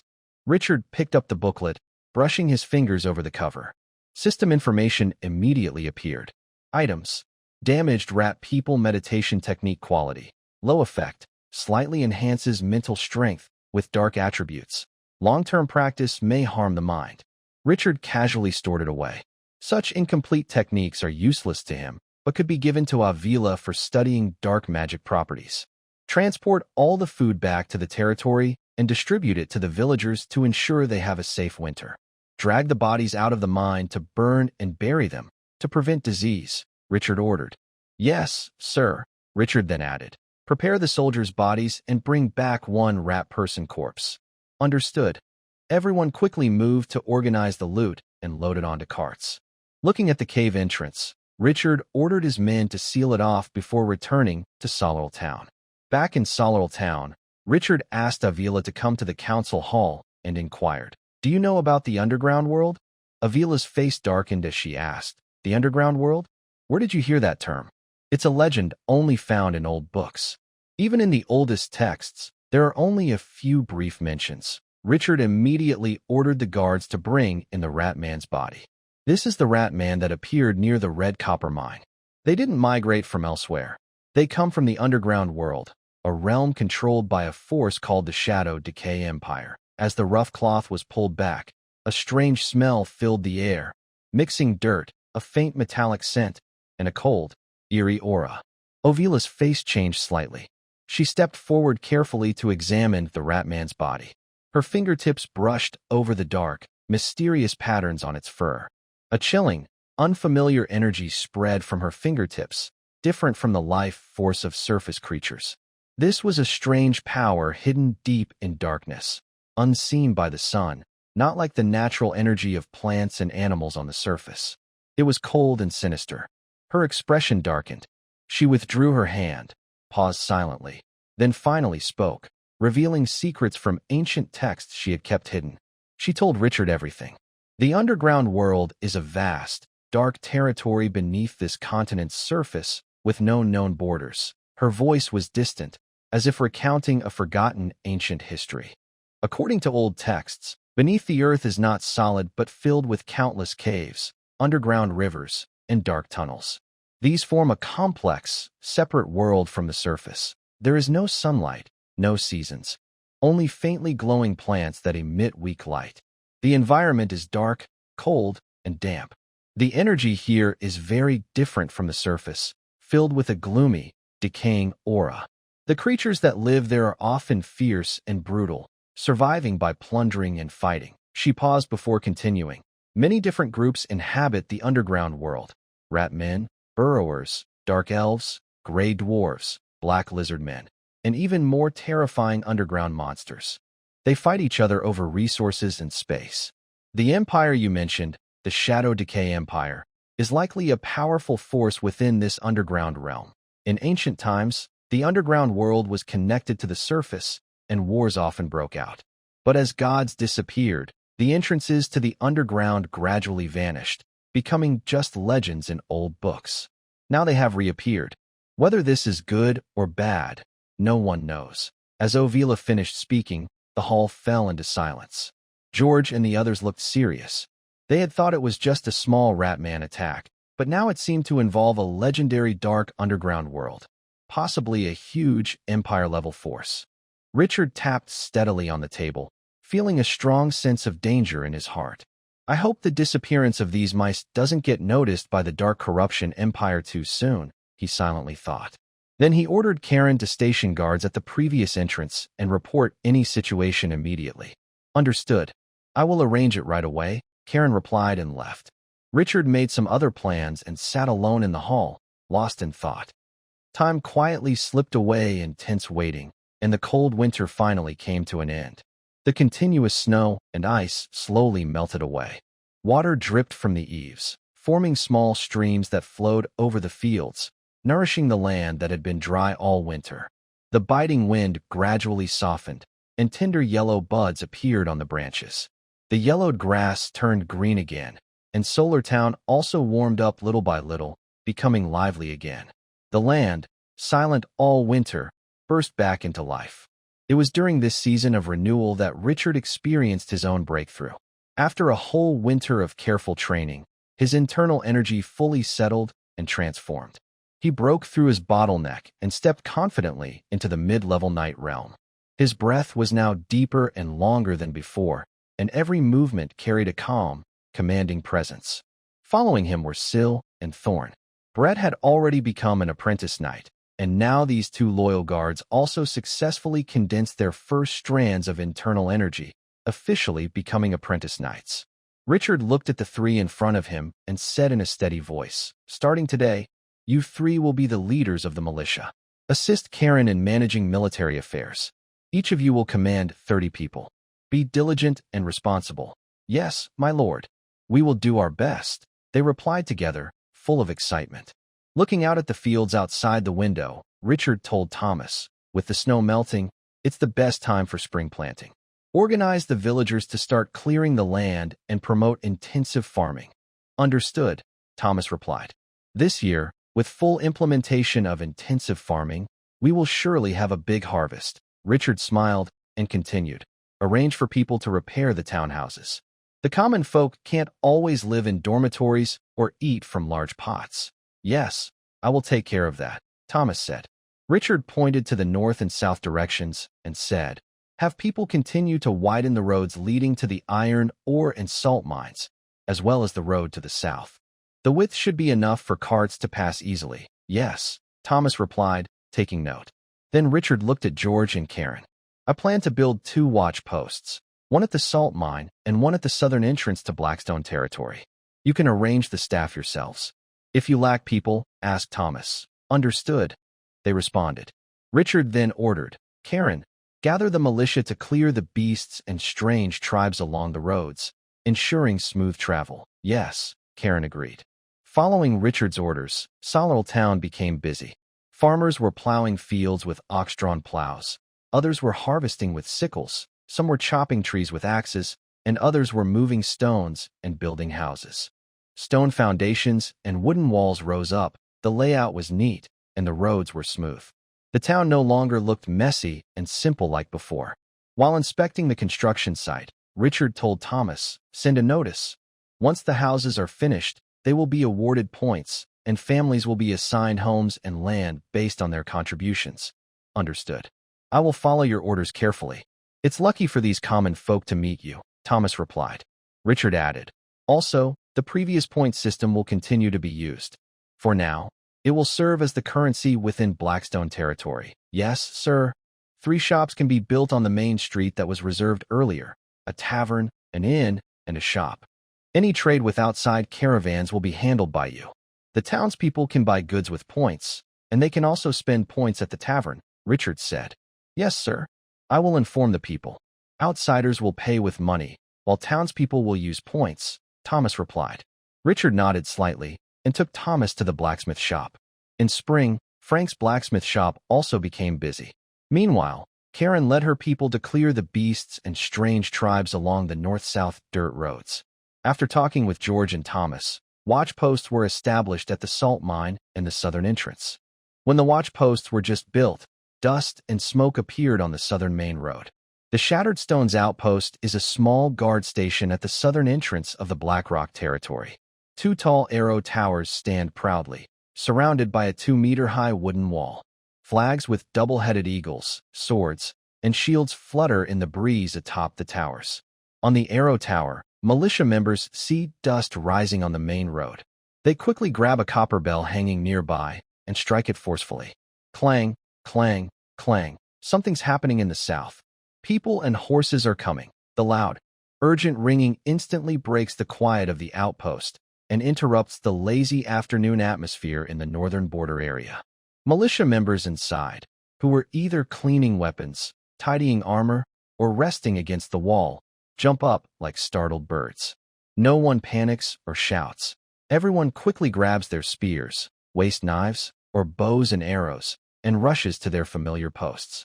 Some guard the arrow tower shooting positions, others stand at the main gate, and some grip wooden bars to block the gate. In just a few moments, the Shattered Stones outpost is fully alert and on high alert. Brett hears the commotion and steps out from the side hall of the outpost. He is responsible for patrols in the southern region. Today, he happens to be inspecting the Shattered Stones outpost. He looks toward the arrow tower and asks in a deep voice, "What's going on?" The militia captain stationed at the outpost quickly steps forward, bows respectfully, and replies hurriedly but politely. "Captain, the tower reports that a group of people and horses is coming from the southern main road toward Blackrock territory. They are still far away, so we can't see the number or banners clearly yet." Brett nods without saying much and walks straight to the front of the outpost. He raises his hand to shield his eyes and squints toward the south. The dust and smoke grow closer, and as the distance shortens, the shape of the approaching group becomes clearer. Soon, the convoy slowly stops outside the wooden barriers, facing the militia of Blackrock territory from a distance. A well-dressed, smooth-talking servant quickly stepped out from the front of the group, bowing and calling out loudly toward the guard post. "We are a merchant team from the Z's Trading Company, coming from Finland City. Is this the guard post of the Blackstone territory's garrison?" The militia captain looked at Brett, saw his superior nod slightly, and immediately stepped forward, responding loudly, "You have entered the southern border of the Blackstone territory. This is the Shattered Stone outpost of Blackstone. According to the territory's rules, all incoming merchant teams must show their travel permits and cargo lists for inspection. No resistance is allowed." The servant visibly relaxed upon hearing this, a look of relief on his face. Having come from the south, the northern wilderness was very chaotic. Bandits, raiders, and strange beasts were everywhere. He was most afraid of encountering unknown powerful people. Now that it was confirmed to be a legitimate lord's garrison, his life was safe. He quickly turned around and ran back to the merchant team. Soon, he returned holding a sealed document and several cargo lists, walking briskly and presenting them to the militia captain with both hands. The militia captain took the documents, carefully checked the seals, names, cargo details, and the merchant guild's credentials. After confirming everything was correct, he turned to Brett and reported, "Captain, the documents and cargo lists are verified and belong to the Z's Trading Company. Then proceed with the inspection according to the rules," Brett said calmly. "Yes," the militia captain responded, returning the documents to the servant and speaking seriously. "The credentials are fine, but all vehicles, pack animals, and goods must be inspected. No concealment or obstruction is allowed." The servant's face immediately showed a look of difficulty. It wasn't that the merchant team was hiding contraband. The northern wilderness was the frontier of the empire, and items like salt, iron, and weapons, which were tightly controlled by imperial law, were not considered major issues by local lords here. What he truly worried about were the valuable spices, fabrics, and crystals loaded on the merchant team.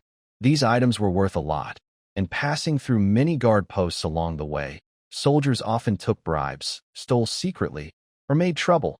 Such things were common. He was used to paying silver to ensure smooth passage. "What's the matter? Are you having trouble?" the militia captain asked with a stern look. The surrounding soldiers also became alert.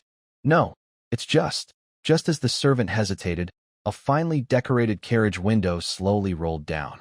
A calm, gentle voice came from inside. "No need to worry. Let them check. I have a good relationship with Baron Richard. I trust that the soldiers of Blackstone territory follow their own rules. Yes, the servant immediately responded, not daring to say more. He turned to lead the militia captain and a few soldiers to check the goods one by one. While the other soldiers were counting the cargo, the servant quietly pulled the militia captain aside. He secretly took out a few shiny silver coins from his sleeve and subtly pressed them into the captain's hand. His voice was very low, smooth, and familiar. "Captain, thank you for your hard work. A small gift, just a token of respect. Please buy some wine for the brothers. I hope you can be a little lenient and check more carefully." When the captain's fingertips touched the silver coins, his expression suddenly changed. He quickly withdrew his hand, and the coins were forcefully pushed back into the servant's hand. His eyes turned cold and stern instantly. He instinctively glanced at Brett, who was standing with his hands behind his back nearby. His back tensed slightly. Then he straightened his face and lowered his voice, full of authority. "Put away your things. Blackstone territory has rules and regulations. No bribery or corruption." The servant froze at this sudden sternness, clutching the silver coins awkwardly, unsure what to do. He had come all the way from Finliant City, using these tactics successfully everywhere. He had never been turned away at a checkpoint before. He never expected to be stopped here in this remote outpost. "Today, I won't pursue this because you didn't know the rules of Blackstone territory. But if it happens again, don't blame me for arresting you for bribery or trying to disturb the border." After the militia captain finished speaking, he placed his right hand on his waist, slightly applying pressure.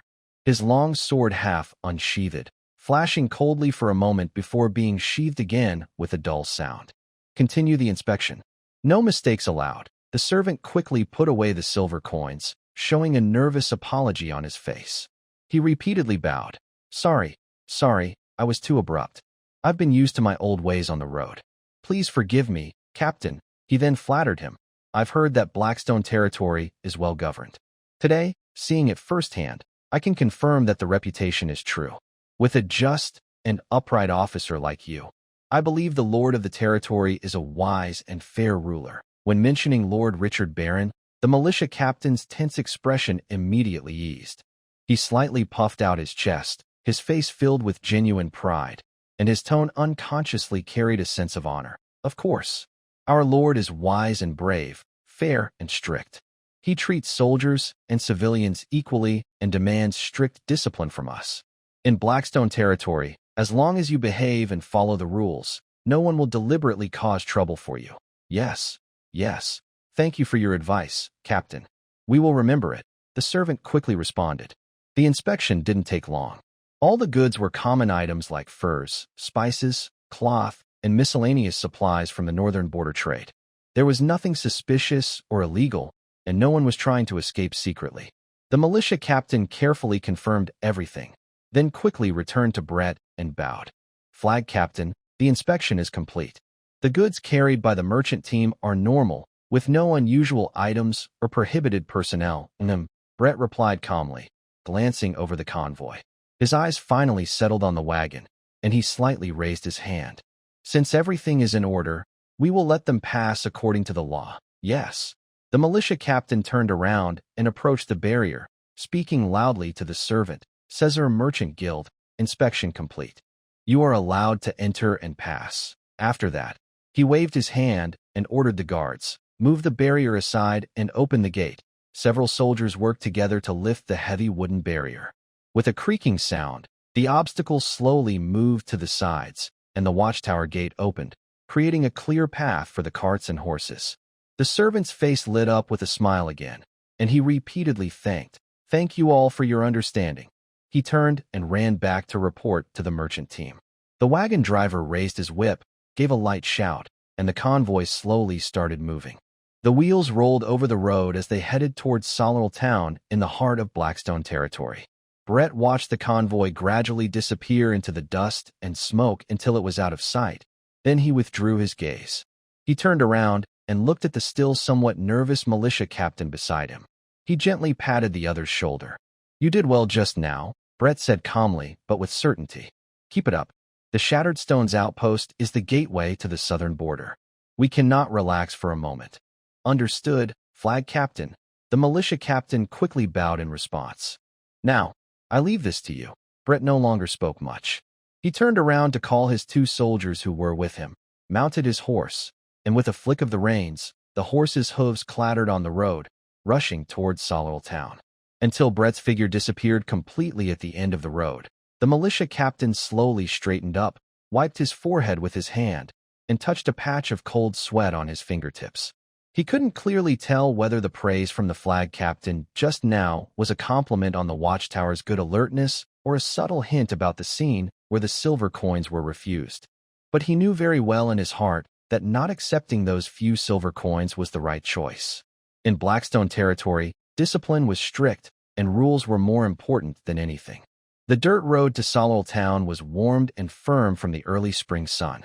The wheels rolled over the surface, making steady and regular sounds. Hank leaned slightly on the soft cushion of the carriage, looking out the window at the endless wild grass on both sides. The yellow and green grasses swayed together and stretched to the horizon, rustling in the wind. He frowned slightly, unconsciously tapping his fingertips on his knee, lost in deep thought. Spring had just begun, the snow had only recently melted, and the road was barely passable. Hank had dropped all his other tasks, ignoring the fatigue of travel, and led his team northward straight to Blackstone territory. What drove him so urgently was not business dealings or trade, but something that could make any merchant go crazy. Salt. For this batch of salt, he traveled day and night, almost without stopping, determined to reach Blackstone territory as soon as possible. A scene from earlier this year was still vivid in his mind.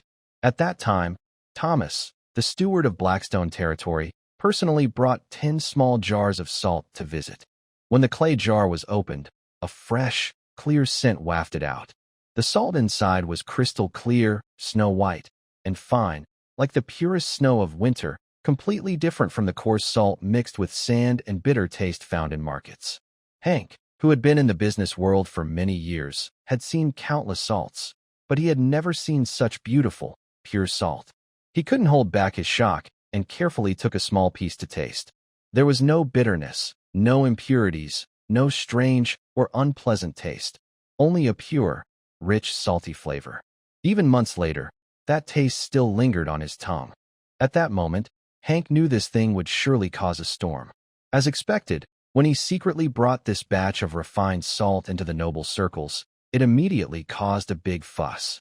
The wealthy and powerful were eager to get this pure, flawless, and tasty refined salt. Everyone wanted to own some to show their status and taste. To avoid offending any side and to maximize profits, Hank finally suggested selling it through an auction. The result of the auction exceeded his expectations. 10 cans of refined salt sold for a very high price, 5 gold coins each. 5 gold coins could support an ordinary family for many years, yet such a small can of salt was worth so much. This was not just salt. It was like flowing silver, white gold. In Thomas's letter, he mentioned that Blackstone territory could produce this special refined salt for nobles, as well as more affordable, high-quality salt that was still better than common coarse salt. Seeing the letter, Hank's mind seemed to see a continuous flow of money. He knew that whoever secured the exclusive rights to sell Blackstone salt would control the high-end salt market in the north, and even the heart of the empire for years to come. So, as winter ended and the snow just melted, he immediately set out to go north himself. His goal was clear: to seize the opportunity. He hoped to reach an exclusive sales agreement with Blackstone territory and completely monopolize this batch of salt. Even a small monopoly would greatly improve his standing in the merchant guild. His family could become one of the wealthiest in the empire's northern region. They might even seek a noble title and join the ranks of the aristocracy. When he first arrived at Blackstone territory, he was surprised. After a winter, Blackstone territory had set up a patrol post at the southern border. He also saw a new apprentice knight. He was sure this apprentice knight was recent. Additionally, the dirt road leading to Solol Town had clearly been widened and leveled by human effort, unlike the narrow, bumpy path from last year. All these details made Hank look forward to his visit to Blackstone territory. "Manager Hank, we've arrived at Solol Town." A servant's soft report brought Hank back from his thoughts. He steadied himself, reached out, and pushed open the wooden door of the carriage. A cool spring breeze brushed against his face. In front of him, he saw the familiar yet stronger-looking wooden city wall. Inside the wall, the town of Solero was busy and lively, full of energy and life. In the fields, common people were planting crops, the sound of turning soil echoing continuously. Along the streets, craftsmen were busy building new houses and fixing old ones. The sounds of hammers and saws mixed together, lively but organized. Everyone's faces looked calm and confident, without the dullness or worry often seen in other places.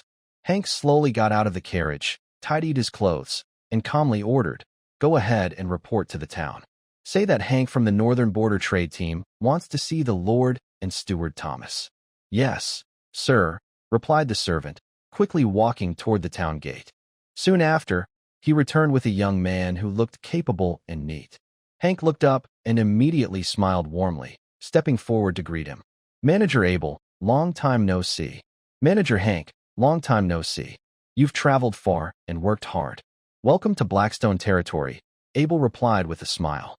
After a short pause, Abel continued, "Sorry, Steward Thomas has urgent matters today and isn't in Solero. I came to greet you instead." Hank chuckled happily. "Haha, no problem. It's an honor to have you personally welcome us. Where is Steward Thomas headed? When will he return?" There was a small problem at the ironer's site. The miners and materials need to be reassigned, so Steward Thomas left early to handle it, Abel explained, gesturing for Hank to follow him. "Don't worry, based on the distance, he should be back in town by the afternoon." "That's good," Hank nodded and smiled. "The traders and their goods can stay at the inn at the town entrance to rest," Abel said politely. "You are a distinguished guest of Blackstone territory.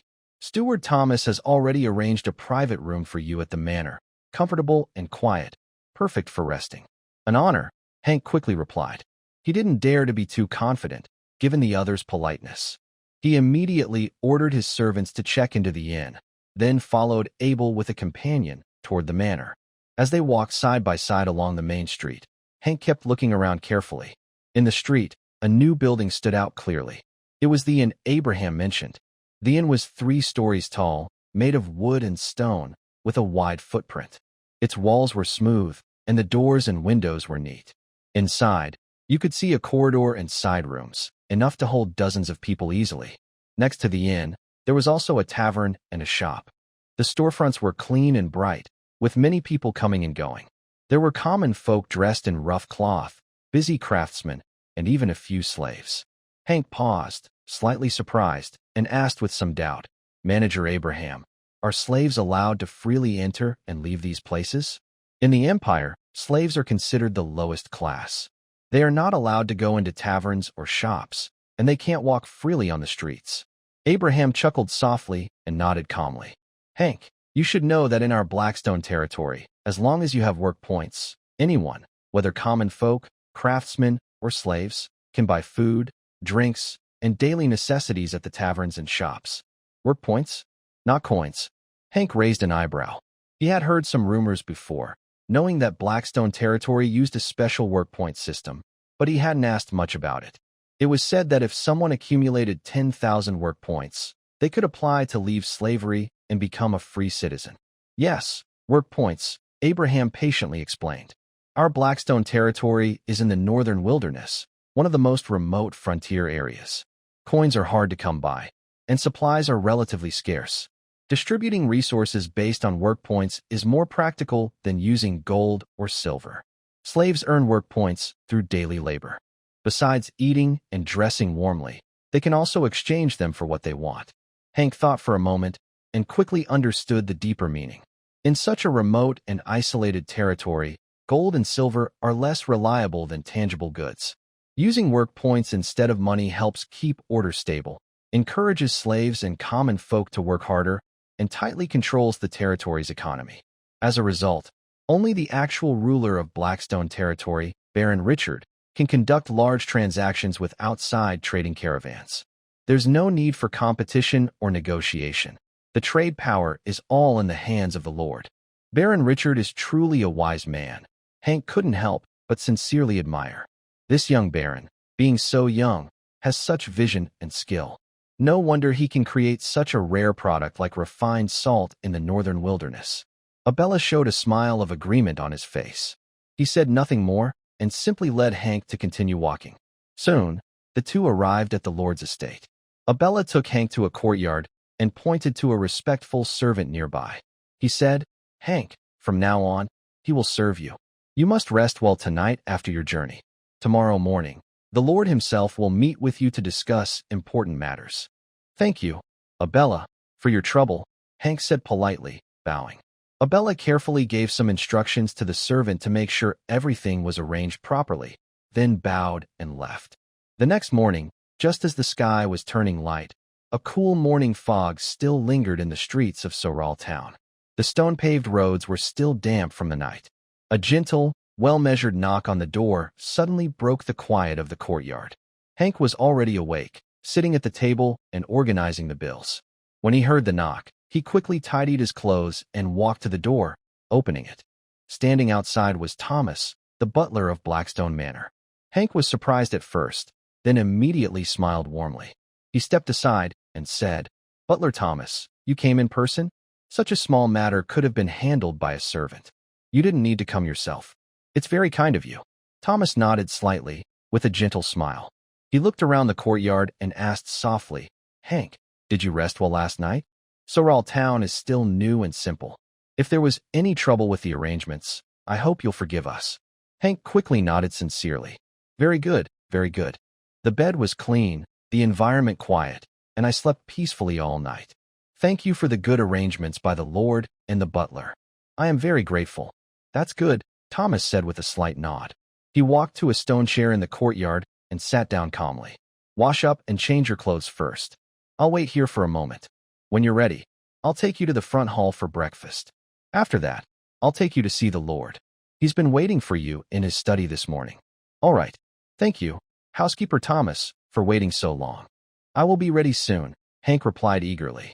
Two servants who had been waiting nearby immediately stepped forward, efficiently fetching water, preparing towels, and tidying his clothes. Hank was used to running around for business for many years.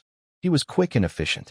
In just a short time, he was dressed in clean, neat clothes, looking energetic and alert. "Housekeeper Thomas, let's go." Thomas stood up, nodded slightly, and signaled. The two of them walked out of the courtyard, one after the other. They arrived at the manor's dining hall. The servants had already set out warm porridge, fragrant black bread, well-seasoned dried meat, and fresh vegetables. Hank didn't hesitate. After a simple breakfast, he followed Thomas again toward the Lord's study. At the door of the study, Thomas stepped forward, gently knocked on the wooden door, and said calmly, "Sir, Hank from the Caesar Trading Company has arrived." There was a brief silence inside. Then Richard's voice came. "Come in." "Yes." Thomas gently pushed open the door, stepped aside to let Hank enter first, and then followed into the study. Hank placed his right hand over his chest, bowed slightly, and greeted, "Good day, Baron." Richard nodded slightly, raised his hand to signal, and a gentle smile appeared on his face. "No need for formalities. Please, sit down." "Thank you, sir." Hank sat down on the chair below, kept his back straight, and sat respectfully, quietly waiting for Richard to finish handling the land documents in his hand. When Richard put down his quill, Hank spoke at the right moment, with sincere admiration in his tone. "Sir, I have not been to Blackstone land for a few months. Coming back now feels like a different world. Under your management, Blackstone land is orderly, businesses are thriving, the people are diligent, and the soldiers are disciplined. Everything is improving day by day. If this continues, in a few years, Solar Town will definitely expand and grow into a new city. Ha ha ha." Richard laughed loudly upon hearing this. "Thank you for your praise and good wishes. Solar Town will become Solar City someday. But that can't happen without the support of you merchants. It is our honor to serve you in Blackstone land." Hank immediately replied with a bow. As they spoke, Hank keenly sensed that Richard's aura had become much stronger and more refined than the last time they met. It seemed to have made a significant leap. He was surprised and quickly clasped his hands together, sincerely congratulating him. "I also want to congratulate you, sir. Your cultivation has improved further, and your aura is much stronger than before." Richard glanced at him lightly and nodded slightly. "You're doing well. Your aura is steady and growing. It seems you've made recent progress." Hank quickly forced a smile and shook his head. You flatter me, sir. I've only made a small improvement, which is nothing special. But you, sir, have truly crossed into a higher realm. With such talent and luck, I truly admire and envy you. It's just luck, Richard said casually. Hank was surprised inside. He only praised a little, but he didn't expect Richard to have actually advanced. He was a beginner knight before, now he's at the intermediate level. Thinking about the apprentice knight they met yesterday, he couldn't quite understand this newly established pioneering territory. After some polite conversation, Hank stopped talking and took out a neatly folded sheepskin list from his chest. He handed it over with a professional smile. Sir, I came here in a bit of a hurry and wasn't fully prepared. I brought 136 young and strong slaves, 3 top-quality warhorses, 10 sturdy mules, and more than 20 fine iron longswords with matching shields. He paused and continued. All these slaves were carefully selected according to your requirements. They are all strong and healthy young men, with no old, weak, sick, or disabled individuals. We also specifically found 2 skilled stonemasons, perfect for building your territory. Rest assured, next time I come, I will prepare more slaves, horses, and weapons, and will not delay the development of Blackstone territory. Richard took the list, glanced at it, then set it aside and nodded slightly. You've worked hard on the journey. Thank you. Then he waved to Thomas standing nearby. Thomas immediately stepped forward and gently placed a finely carved wooden box and a simple clay jar on the table. The 2 items were different in style, one luxurious, one plain, but both bore the emblem of Blackstone territory and a clear inscription. Blackstone territory fine salt. Hank's eyes immediately focused on the salt on the table, a flicker of anticipation in his eyes. Richard reached out first to open the wooden box. Inside, the salt crystals were clear and sparkling like snow, with fine, transparent grains, free of impurities, glowing softly in the morning light. Next, he uncovered the sealed clay jar. The salt inside was slightly pale in color, not as bright white and shiny as the wood box salt, but it was much cleaner than the coarse salt mixed with sand and dull in color found on the market. This is one of the 2 main types of salt promoted by Blackstone territory in the future, Li Chang explained. This high-end salt is carefully packaged in a wooden box, meant for the royal family, nobles, and wealthy merchants. The one in the clay jar is the regular version, aimed at middle-class residents, workshop owners, and small traders. He lightly tapped the table with his finger. Your supply price remains the same. For the high-end refined salt, 100 milliliters cost 10 silver coins, with a market price of 30 silver coins. For the regular salt, 100 milliliters cost 50 copper coins, with a market price of 1 silver coin. Hank quickly moved closer, carefully examined both types of salt, and took a small amount to taste. The high-end salt was the same excellent quality he had seen before, pure and free of impurities, with a strong salty flavor. The regular salt, though less attractive in appearance, still tasted very good and was far better than any salt on the market. He paused for a moment and said, Sir, I have no objection to this price. However, do you have a cheaper version? 1 silver coin for 100 milliliters is still too expensive for most common people. They simply can't afford it. If there were a cheaper coarse salt, sales would definitely be broader. Li Chang smiled slightly and shook his head gently, speaking confidently. Blackstone territory's refined salt only targets the high-end market. Common folk have little money anyway. Moreover, refined salt is unique and only available from Blackstone territory. It's highly profitable and bound to attract envy. If he also produced a low-end version, salt merchants across the continent would try every means to eliminate him. Hank sighed inwardly and decided not to persuade further. After a moment of thought, he suddenly looked up and said in a serious tone, Sir, I have a request. Our Western Zay Commercial Guild is willing to pay 10,000 gold coins to buy the exclusive rights to distribute Blackstone territory's refined salt for 10 years. What do you think? Li Chang shook his head. Blackstone territory will not sell exclusive distribution rights to any merchant guild. However, I can guarantee a minimum monthly supply of 1 ton of refined salt to you. 1 ton? Hank frowned slightly. Sir, isn't that a bit too little? Given the quality of the salt, it might sell out quickly. Li Chang explained with a smile. 1 ton is just the minimum guarantee, ensuring you always have stock available and won't run out. As for how much share you want, It depends on the future production. You can take as much as you can. You are my friend and the first merchant guild to establish trade with Blackstone territory.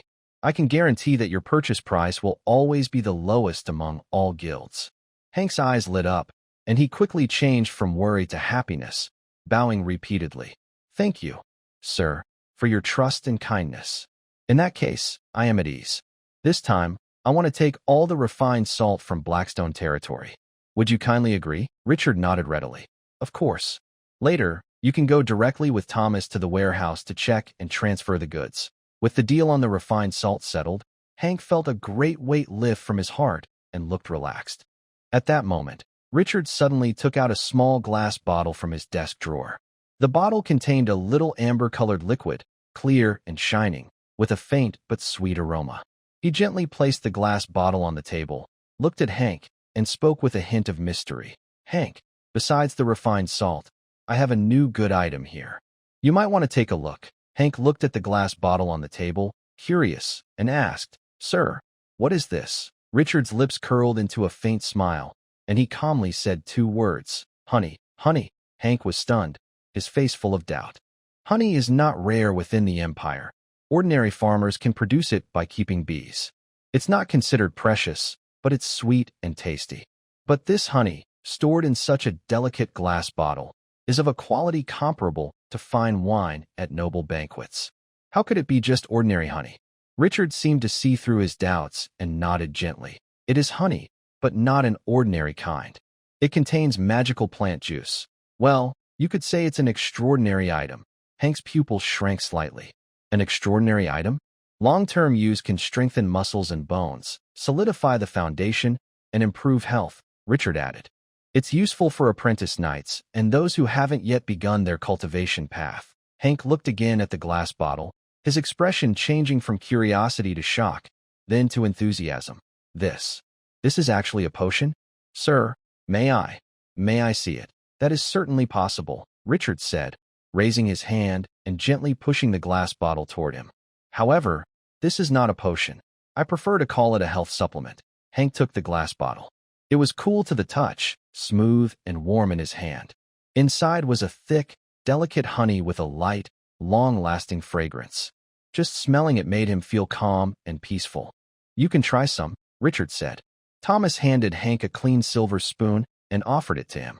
Hank carefully opened the bottle and scooped a small spoonful of amber-colored honey into his mouth. It melted instantly, sweet but not overly so.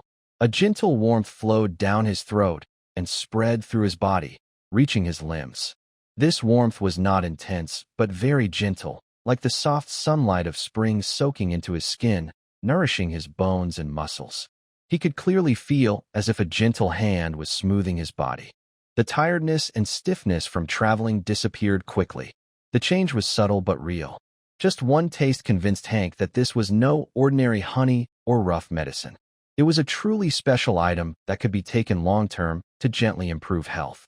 For many nobles who could not practice magic, this was a good thing. How precious are magic potions? They are hard to make and rare in materials. They are mainly reserved for powerful family members. Ordinary nobles without power or status, who cannot practice magic, are not allowed to use them. The honey in front of him had a gentle effect, good taste, and could strengthen bones and muscles. Since Richard said it was not a potion but a health supplement, its purpose was clear. It was made for nobles who could not practice magic but had a lot of money. This product would definitely become popular among the aristocrats. Hank suppressed his excitement and asked Richard, "Sir, what is this health supplement called? And what is the price?" Richard tapped his fingers on the table and said slowly, "Blackstone Nourishing Honey. I sell it to you for 20 silver coins per bottle. You can set your own selling price. However, the materials are limited and the production is not high. I can only give you 10 bottles each time. 20 silver coins per bottle." Hank's face lit up with joy. If he took this back to Finland City, he could sell it for at least 50 silver coins. But selling such a valuable item just for money would be a waste. It was better suited as a gift or for building connections. Who doesn't have a few weak and untrained children or elderly family members? This Blackstone Nourishing Honey is given for health, dignity, and kindness. "Yes, thank you, sir. I want all 10 bottles," Hank said excitedly. Richard nodded slightly.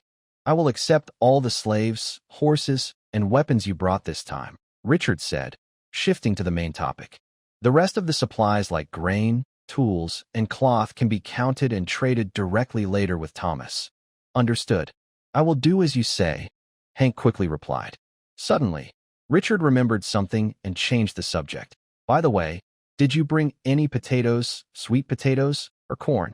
Hank's face froze with excitement, and he looked confused. Sir, I have never heard of those plants, let alone bring them. Richard rubbed his forehead and suddenly realized. The names might be different in different worlds. He patiently explained, describing the appearance and growth habits of potatoes, sweet potatoes, and corn, then asked someone to bring a few potatoes. Hank stared at the dull, round tubers for a long time before finally understanding. Sir, the potatoes you mentioned, I happen to have brought some, but not many.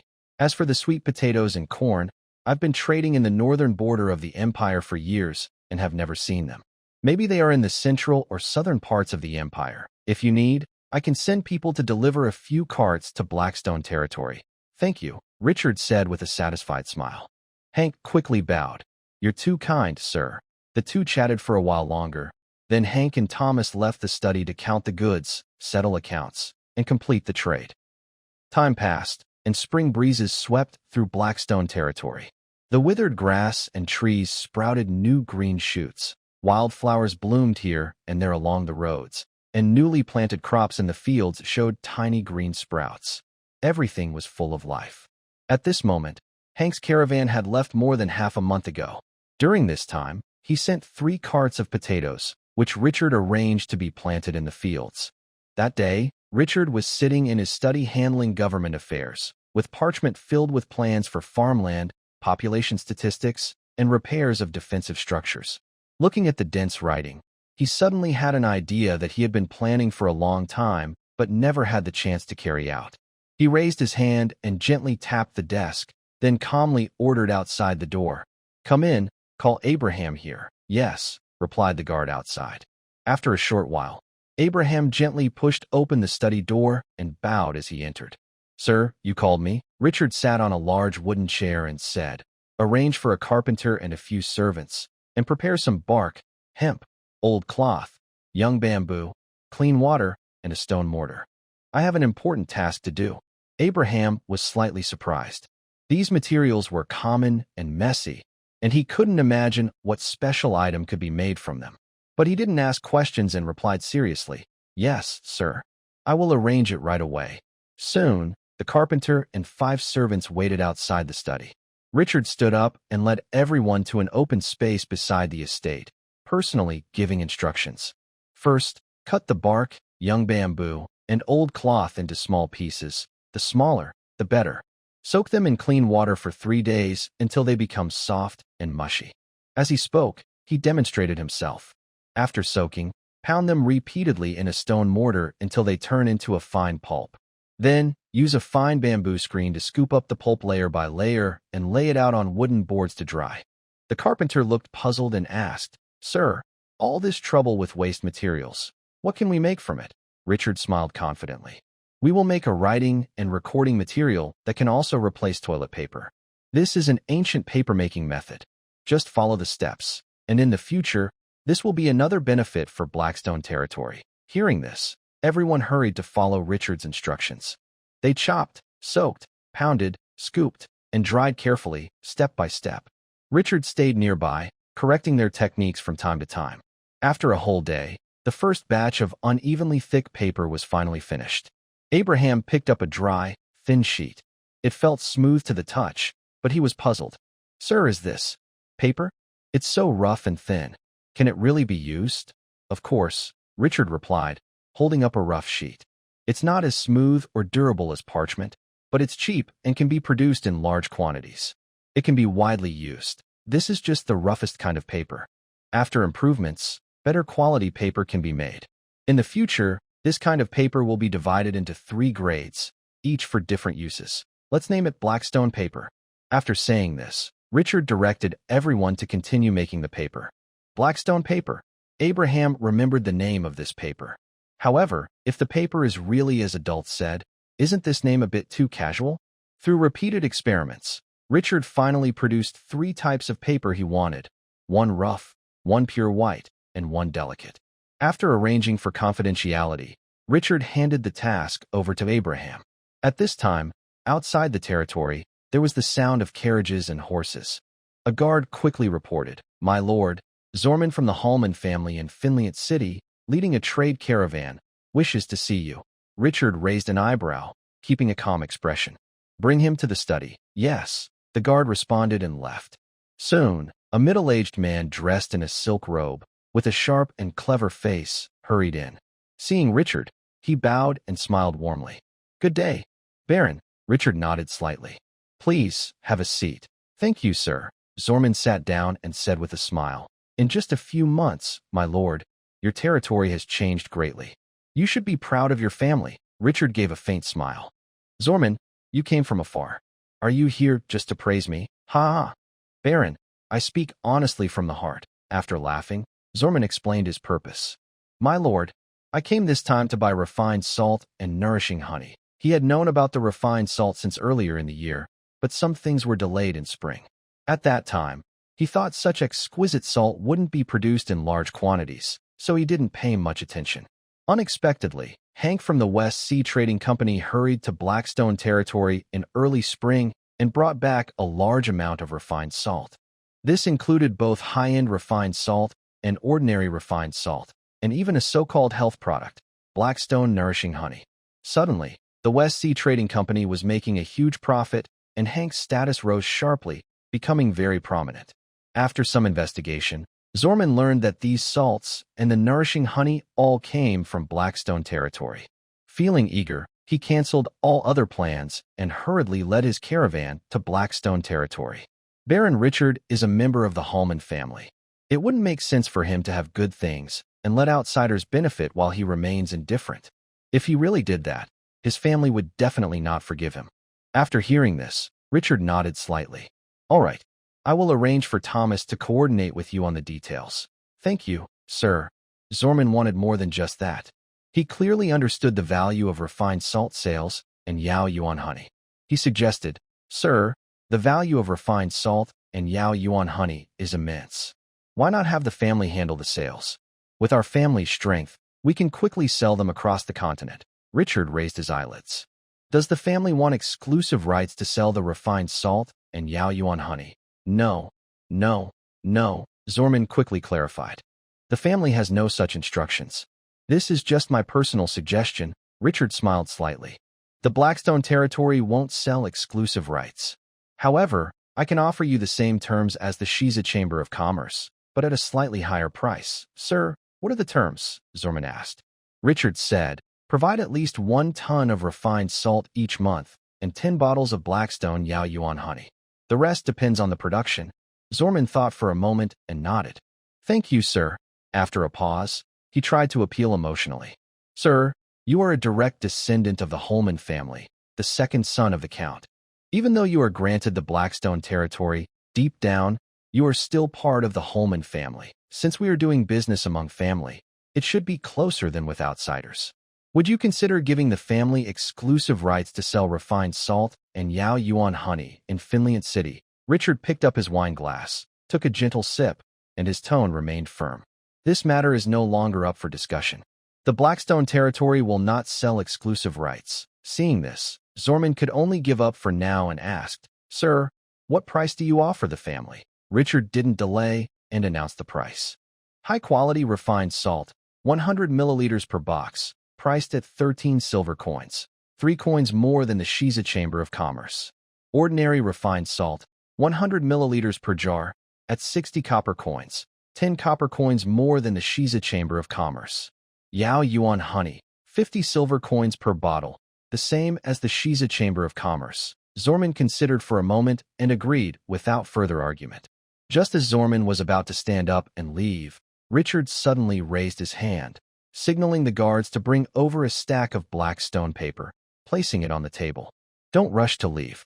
Take a look at this." Hank hesitantly picked up a rough, yellowed piece of paper, examined it several times, and asked uncertainly, "Sir, is this paper?" "Exactly." Richard nodded and took out 3 different types of Blackstone paper, laying them out one by one. This is the Blackstone paper I just developed in my territory, divided into 3 grades. The roughest kind is flexible and can replace toilet paper, clean and convenient, 10 silver coins for 100 sheets. The white, smooth paper is fine for writing and drawing, 1 silver coin for 100 sheets. The delicate tribute paper is pure white, smooth, with a light fragrance, made for nobles, 1 gold coin for 100 sheets.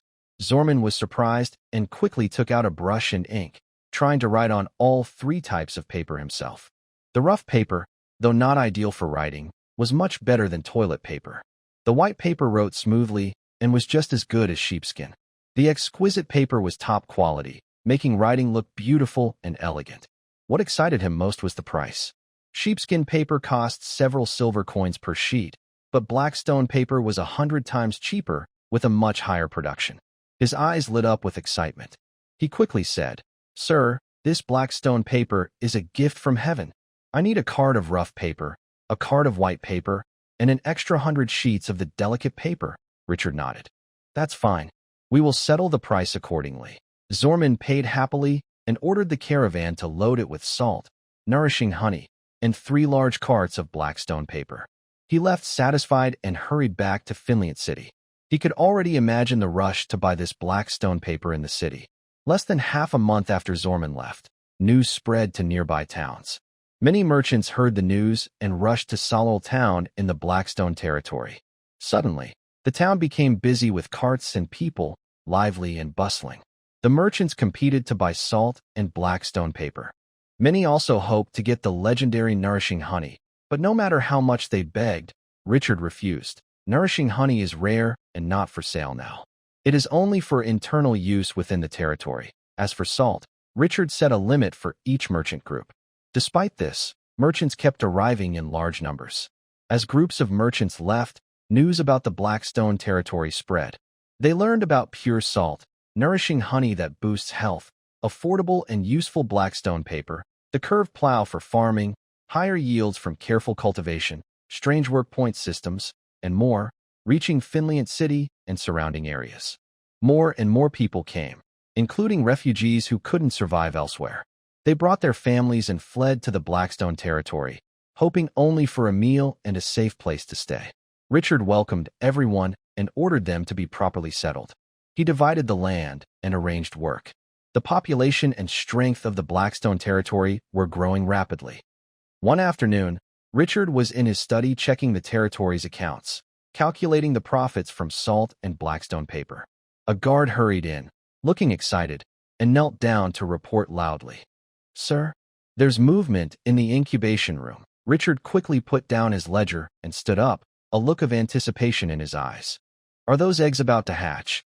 The guard nodded repeatedly, voice trembling. "Yes, all 3 eggs are shaking and have cracks. I dare not delay and came to report immediately." "Good. Very good," Richard said, walking briskly outside. Outside the incubation room, a crowd had gathered, eager to see what was happening. When they saw Richard, they all bowed and said, "Sir." Richard nodded slightly and went straight into the room. Inside, 3 fire lizard eggs were gently shaking, cracks spreading across their shells like spider webs, and faint signs of life could be felt inside. This was a sign that they were about to hatch. Richard waved his hand. "Everyone, stay outside and wait." "Yes." Just as the crowd was about to leave, Richard suddenly added, "Wait, Miss Elvira. You stay." Elvira paused, her eyes widening slightly as she looked at Richard, surprised. "Are you sure? At this critical moment of hatching magical creatures, is it appropriate for me to stay?" Richard nodded. "There are 3 fire lizards about to be born, and I want to give you one." Elvira was slightly stunned, then a bright smile appeared on her face. "Thank you." The others exchanged glances, observing Richard and Elvira carefully. Seeing no need to ask more, they quickly left the room and gently closed the door. The room returned to silence, with only the soft sounds of breathing and the faint shaking of the fire lizard eggs. Time passed slowly. The 3 eggs on the stone platform shook more and more violently. Gradually, 3 mysterious red patterns appeared on their shells, like flames burning in the shape of totems.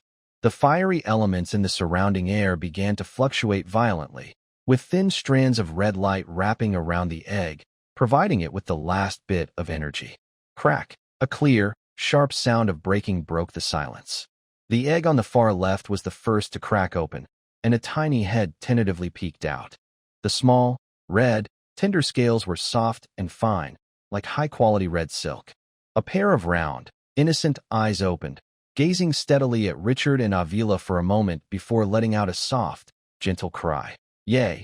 The little creature clumsily turned its head and chewed on the broken eggshell. With each bite, the shell visibly disappeared at a quick pace. After finishing the eggshell, it stuck out its small tongue to lick the remaining mucus on its body. As it swallowed these substances, the scales on its body visibly hardened and became brighter in color. The tiny lizard lifted its small head, opened its mouth towards Richard, and made a series of soft, gentle, yay sounds, as if it was being cute or asking for food. At this moment, 2 more fiery lizard eggs also cracked open with a snapping sound. 2 identical little fire lizards emerged one after another, first nibbling on their shells and cleaning themselves. Soon, they gathered together, curiously observing the 2 humans in front of them. Richard looked at the 3 lively little creatures and felt a slight movement in his heart. He named them one by one. You, call you Little Red. You, call you Little Blue. And you, Little Flower. 1 male and 2 females. The male was the first to hatch, Little Red, while Little Blue and Little Flower were both females. Richard gently reached out and picked up Little Red. The little creature obediently rubbed against his fingertips, completely unguarded. Miss Avila, I'll give Little Flower to you, Richard said with a smile. Avila picked up Little Flower, but she seemed a bit displeased with Richard's naming and said, You should call her Crimson Moon from now on. Richard muttered, Little Flower is a nice name. Easy to remember and simple. After that, he began carving a contract magic circle on Little Red's forehead. This contract magic circle was information he obtained from the system. Avila watched as Richard gathered faint fighting energy on his fingertip and traced mysterious patterns on Little Red's tiny forehead. She couldn't help but ask softly, Are you making a contract with a magical beast? Yes. Richard kept his head down, his fingertips precise and steady. Fire lizards are low-level magical creatures. They are not very intelligent. If we don't establish a master-servant contract, their wild nature will soon return, and they might hurt people, making them hard to control. A hint of doubt flickered in Avila's eyes. This contract magic array is very rare. I've never seen it in magic books. Where did you learn it? Richard slightly smiled and said, I saw it by chance in an ancient book. Wait a moment. Once I finish the contract, I will teach you. Avila muttered softly. I knew you'd say that. Why haven't I seen such an ancient book before? What are you talking about? Richard had just finished a pattern and turned to look at her. Avila quickly regained her composure, her face serious. She hurriedly waved her hand. Nothing. You should keep carving. The magic array is very sensitive. Don't make any mistakes. Okay. Richard didn't ask further and focused on completing the contract. As the last line of the pattern formed, he bit his finger, squeezed out a drop of bright red blood, and carefully dripped it into the center of the array. A gentle white light suddenly burst out, and the contract array expanded instantly, enveloping Richard and the small red lizard. Next, the light split into 2, transforming into 2 streams of light that flew into Richard's and the lizard's foreheads. In an instant, a mysterious connection based on bloodline was established between them, full of warmth, trust, and clear mental communication. The small red lizard kept transmitting a thought, hungry, very hungry. Richard chuckled inwardly and gently comforted him. Don't worry, just a little longer. I'll prepare food for you right away. After securing the contract with the small red lizard, Richard repeated the process and easily contracted another female fire lizard named Little Lawn. Having finished everything, he turned to Avila, his gaze falling on her curious head poking out from her chest, where the crimson moon was.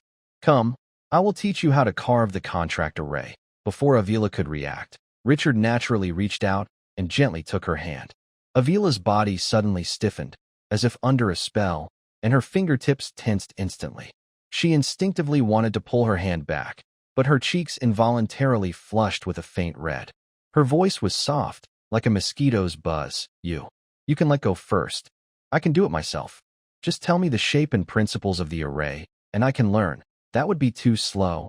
Richard tightly held her hand, looking serious and focused. The little one just born needs to eat quickly to regain strength. We must hurry. No, I am confident in my magic talent. Just tell me once, and I will learn it quickly, Ovila said, gently trying to pull away. Don't move, Richard said calmly, his eyes fixed on the forehead of Crimson Moon. Drawing the magic circle requires precision. Any movement can disrupt the magic, and it might hurt Crimson Moon. Focus, follow my guidance to control the magic. Yes, that's right. Keep the power steady. Ovila struggled a little, worried about the little fire lizard in her arms. She stopped resisting and let Richard hold her hand as he carefully drew the magic circle. Maybe because he was holding someone else's hand, he wasn't precise enough. After several tries, he still didn't succeed. Finally, the little lizard impatiently squeaked, and the drawing was completed. Richard hesitated for a moment, then relaxed and said, "It's done." He then thought for a moment and took out some bright green meat chunks from his storage. They radiated pure energy. These were meat pieces from a third-level beast, the azure phosphor serpent, found in the ruins. The three little fire lizards smelled the meat and immediately pounced on it, nibbling happily. After eating and drinking their fill, the little creatures closed their eyes, curled up together, and fell asleep. A faint red glow appeared on their bodies as they digested the food and strengthened their bodies. Richard and Ovila exchanged a glance and quietly left the incubation room. As soon as they stepped out, a small figure approached. Sumia blinked her big eyes at Ovila and suddenly asked curiously, "Sister, why is your face so red? Is it because it's too hot inside?" Ovila's heart skipped a beat. She instinctively glared at Richard nearby and forced herself to stay calm. The contracted beast just now used a lot of magic power. "I'm a bit tired. Fire lizards are just third-level beasts. Newly born babies don't need much magic power, right?" Sumia tilted her head, confused. "And you're already a beginner mage. That little bit of magic consumption isn't a big deal." Ovila's eyes sharpened. She quickly changed the subject and put on a serious face. "A winter has passed, and your magic power has only increased a little. Do you still have the nerve to say that? Have you been slacking off in your training lately?" Sumia immediately became discouraged and muttered softly, "I've already tried my best." At this moment, Thomas stepped forward, breaking the awkward silence, and loudly said, "Congratulations to the master on successfully contracting a magical pet. Congratulations to Miss Ovila on obtaining such a wonderful companion." George, Karen, and others also came forward to offer their congratulations, and the atmosphere quickly became lively. Ovila nodded slightly, and the redness on her cheeks gradually faded. Richard smiled gently and said loudly, "The three little ones have just eaten and are now asleep. They probably won't wake up for a few days. Thomas, go and inform the villagers about the birth of the fire lizards so everyone knows, to avoid unnecessary surprises later. Frank." Richard looked at the blacksmith leader nearby. "Please craft 3 small collars with the names Shao-Chi, Xiaolon, and Huiyu engraved on them. When you're done, give them to me." "Yes, sir." Thomas and Frank responded in unison and immediately went to work. Richard looked around at everyone, feeling very happy. Today, the fire lizard was born. "Let's hold a feast at the manor." "Thank you, sir," everyone said happily as they headed toward the hall. Sumia was the last to leave. She couldn't help but glance back toward the incubation room and whispered, "I also want a magical pet. When can I have one? Hopefully a level 4? No, level 5. If only it could be a legendary dragon. That would be perfect." "What are you whispering about?" Ovila gently patted her little head with a smile. "Come on, let's go to the laboratory. I'll continue teaching you how to draw basic magic arrays." Sumia's face fell, and she whispered pleadingly, "Can I not go?" "Yes," Ovila nodded. Sumia's eyes lit up. "Really?" "Yes," Ovila said calmly. "But your strength is too low. You can't even contract a low-level magical beast, let alone a level 5 beast or a dragon." Sumia was surprised. "You heard that?" Ovila pretended to be confused. "No, I didn't." "You're lying. Then, are you going to the laboratory or not?" Sumia bit her lip, hesitating for a moment. She thought of the majestic dragon pet in her dreams and finally gritted her teeth and made up her mind. "I'm going. For my magical pet, I will go." Ovila chuckled softly, pulling the reluctant Sumia as they turned to leave. Time slowly passed in peaceful, fulfilling days. The 3 fire lizards also woke up after sleeping and put on collars, then moved around the small town. The townspeople initially were surprised, but soon became used to it. Most of the time, they stayed within the estate. On this sunny day, 2 tired young men slowly arrived at the entrance of Sorrel Town. Evelyn, are you sure Aurora is really here? El's step slowed as he looked at the lively town before him, frowning slightly. Evelyn gently shook her head, her light blonde hair falling on her shoulders, but her eyes were very firm. I can't be 100% sure, but my mentor said there's a high chance Aurora is in Sorrel Town, in Blackstone territory. Don't hesitate. Let's go in and ask around. All right, El sighed softly, glancing at the wooden houses on both sides of the street, and said, I wonder how Sumia is doing now. I hope she's safe and sound. Hearing this, Evelyn also sighed quietly. As they walked, El suddenly saw a group of people heading out of the town. Leading the group was a man who seemed to be one of the town's stewards. He quickly stepped forward and politely stopped them. Hello, sorry to bother you. I want to ask you something, may I? Lanny, who was stopped, was first surprised, then looked up to examine the young man in front of him. The other person was dressed simply but radiated a faint magical aura, strangely familiar. He composed himself and nodded. Yes. What do you want to ask? El immediately took out a rolled-up portrait from his pocket and carefully unfolded it. Have you seen this girl? Her name is Aurora. Lanny's eyes fell on the portrait, and his pupils suddenly shrank. The woman in the picture was Aurora, a powerful mage living in the Lord's estate. He instantly understood where that familiar aura came from. These 2 people were also mages. A sense of caution arose, and he asked in a deep voice, Who are you? Why are you looking for Miss Aurora? Hearing this, El's face lit up with joy, and he asked eagerly, You really saw her? When did she come here? Is she still in Sorrel Town? Lanny didn't answer, but looked more sharply. Aurora was not only a mage in Sorrel Town, but also a close friend of the Lord. Thinking about the Lord and Ovila's close relationship, he looked at El and asked, First, answer me. Who are you really? He looked around, ready to call the patrol soldiers if needed. We are Ovila's friends. She has been missing for a long time. We came all this way just to find her, El quickly explained, afraid of being misunderstood. Lonnie's heart moved. The Lord had indeed ordered earlier that if Ovila's friends came, they should be reported immediately. But he didn't fully trust the 2 in front of him. Just then, a tall figure appeared from the corner, dressed in black knight armor, looking very imposing. Lonnie immediately shouted, Commander Kalen, there are 2 people here claiming to be Ovila's friends. Oh. Kalen stepped forward slowly, looking at El and Evelyn, and asked, Are you really Ovila's friends? Both nodded quickly, but they were surprised to see that this person was a beginner knight. A guard captain from a small town, with such strength? The Blackstone territory's power was more than they expected. Kalen didn't ask more. He turned to a nearby soldier and ordered, Go to the manor and tell Ovila that her friends are here. Yes, the soldier responded and hurried away. Kalen then turned to the 2 and gestured politely. Follow me to the Lord's estate and wait. Ovila will come soon. El and Evelyn looked at each other, both feeling happy and relieved. They quickly bowed. Thank you, Commander. Kalen looked at Lonnie and asked, Do you want to go back to the estate with us? Lonnie waved his hand and looked helpless. Commander, I won't go. It's busy farming now. As the farm officer, I have many things to do. Recently, the Lord sent 3 carts of potatoes for breeding and promotion, so I can't leave. All right, then go ahead. Kalen nodded slightly and led El and Evelyn toward the deeper part of the town to the estate. Inside the estate's hall, Evelyn and El looked nervous, feeling like sitting on pins and needles.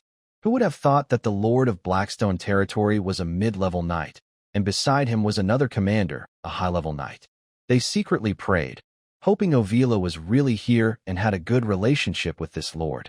Richard looked at the tense expressions of the 2 people, smiled gently, and took the initiative to ease the awkwardness. You don't need to be so formal. Since you are Aurora's friends, you are my guests. He paused for a moment, then casually asked, You came a long way. It must have been tiring. Did you come from Finliant City? Yes, Eve replied. Richard looked for a topic to chat with them about.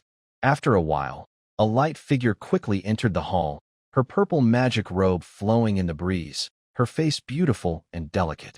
Aurora, Ale and Eve suddenly stood up, smiling happily. It's really you. We finally found you. Aurora looked at the two familiar faces, surprised. Ale? Eve, how did you come here? Of course, we came to find you. Eve hurried forward, holding Aurora's hand tightly, examining her from top to bottom. Seeing her face rosy, dressed neatly, and in better spirits than when they parted, she finally relaxed. Are you doing well here? Have you been treated unfairly? Before Aurora could answer, Eve asked quickly, when did you come to Blackstone territory? Half a year ago, Aurora replied softly. Half a year ago? Eve raised her voice, a bit annoyed. The war in Finliant City ended long ago. Why didn't you go back? Don't you know how worried we were about you? Aurora instinctively glanced toward where Richard had left, her cheeks slightly red, and hesitated. The war ended? I really didn't know. It's too remote here, and news has always been limited. Eve didn't believe her explanation. Although Blackstone territory was remote, she had just seen several trading caravans in town. Even with limited news, it was impossible not to know the war had ended.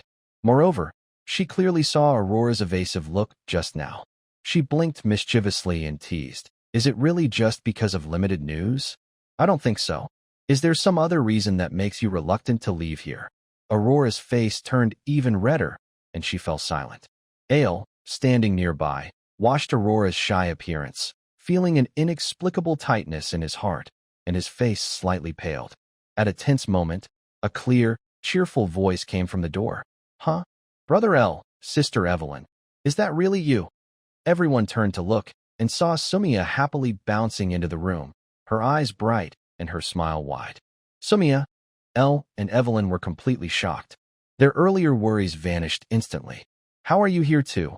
I knew you would find me, Sumia exclaimed happily as she ran to their side.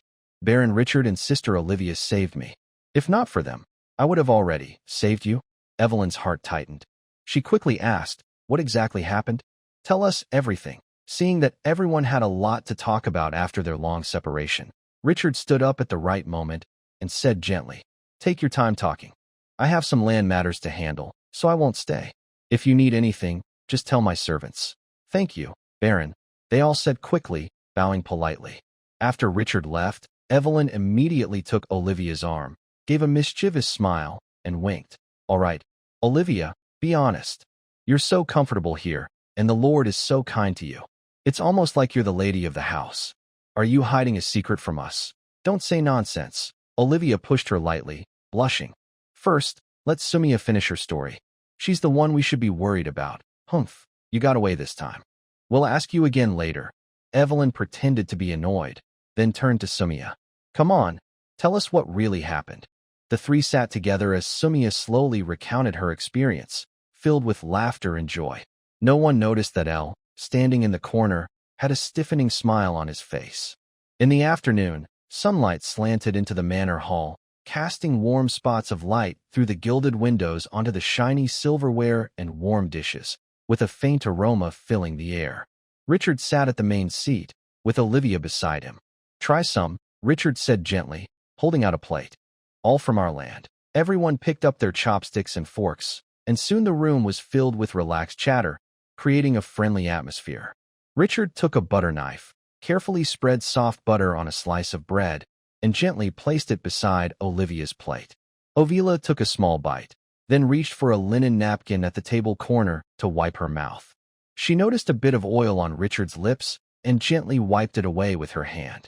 Evelyn chuckled softly and started talking first. On the journey, we've really seen everything. Once, in a valley, we met a shadow butterfly that followed people around, flying around Sumia for a long while. No matter how we tried, it wouldn't leave. Sumia puffed out her cheeks and whispered, they're just playful. Ovila also smiled softly and said, there was another time we spent the night in the mountains. In the middle of the night, a group of glowing little bugs surrounded us. It scared Sumia so much she almost threw her magic staff away. Sumia blushed immediately and said, no way. It's just that they were too bright and dazzled my eyes. Those are low-level glow bugs. They don't hurt people, Ovila added gently, with a warm, soft smile. She paused for a moment and then continued. Near the Wuwang swamp, we also encountered illusion grass that could mimic footsteps. At first, Ira and I thought we were being followed by monsters. We were on high alert for a long time, but in the end, we realized it was just the grass playing tricks. At that time, Sister Ovila was so tense she was even breathing quietly. Sumia giggled and tilted her head. Richard's gaze was gentle, with a hint of concern in his voice. The swamp is full of miasma, and there are often poisonous creatures near the illusion grass. Next time, don't get too close. Ovila was momentarily surprised, feeling a warm comfort in her heart. She nodded softly. Yes, after we found out, we all kept our distance. Richard nodded slightly, his voice slowing down as he shared some amusing stories from Maple Leaf City. They all listened with interest, and the laughter at the table was light and cheerful. While talking, Richard's elbow accidentally brushed against Ovila's arm. Both paused at the same time, but neither moved away. A faint, unnoticed warmth spread between their fingertips and the crook of their arms.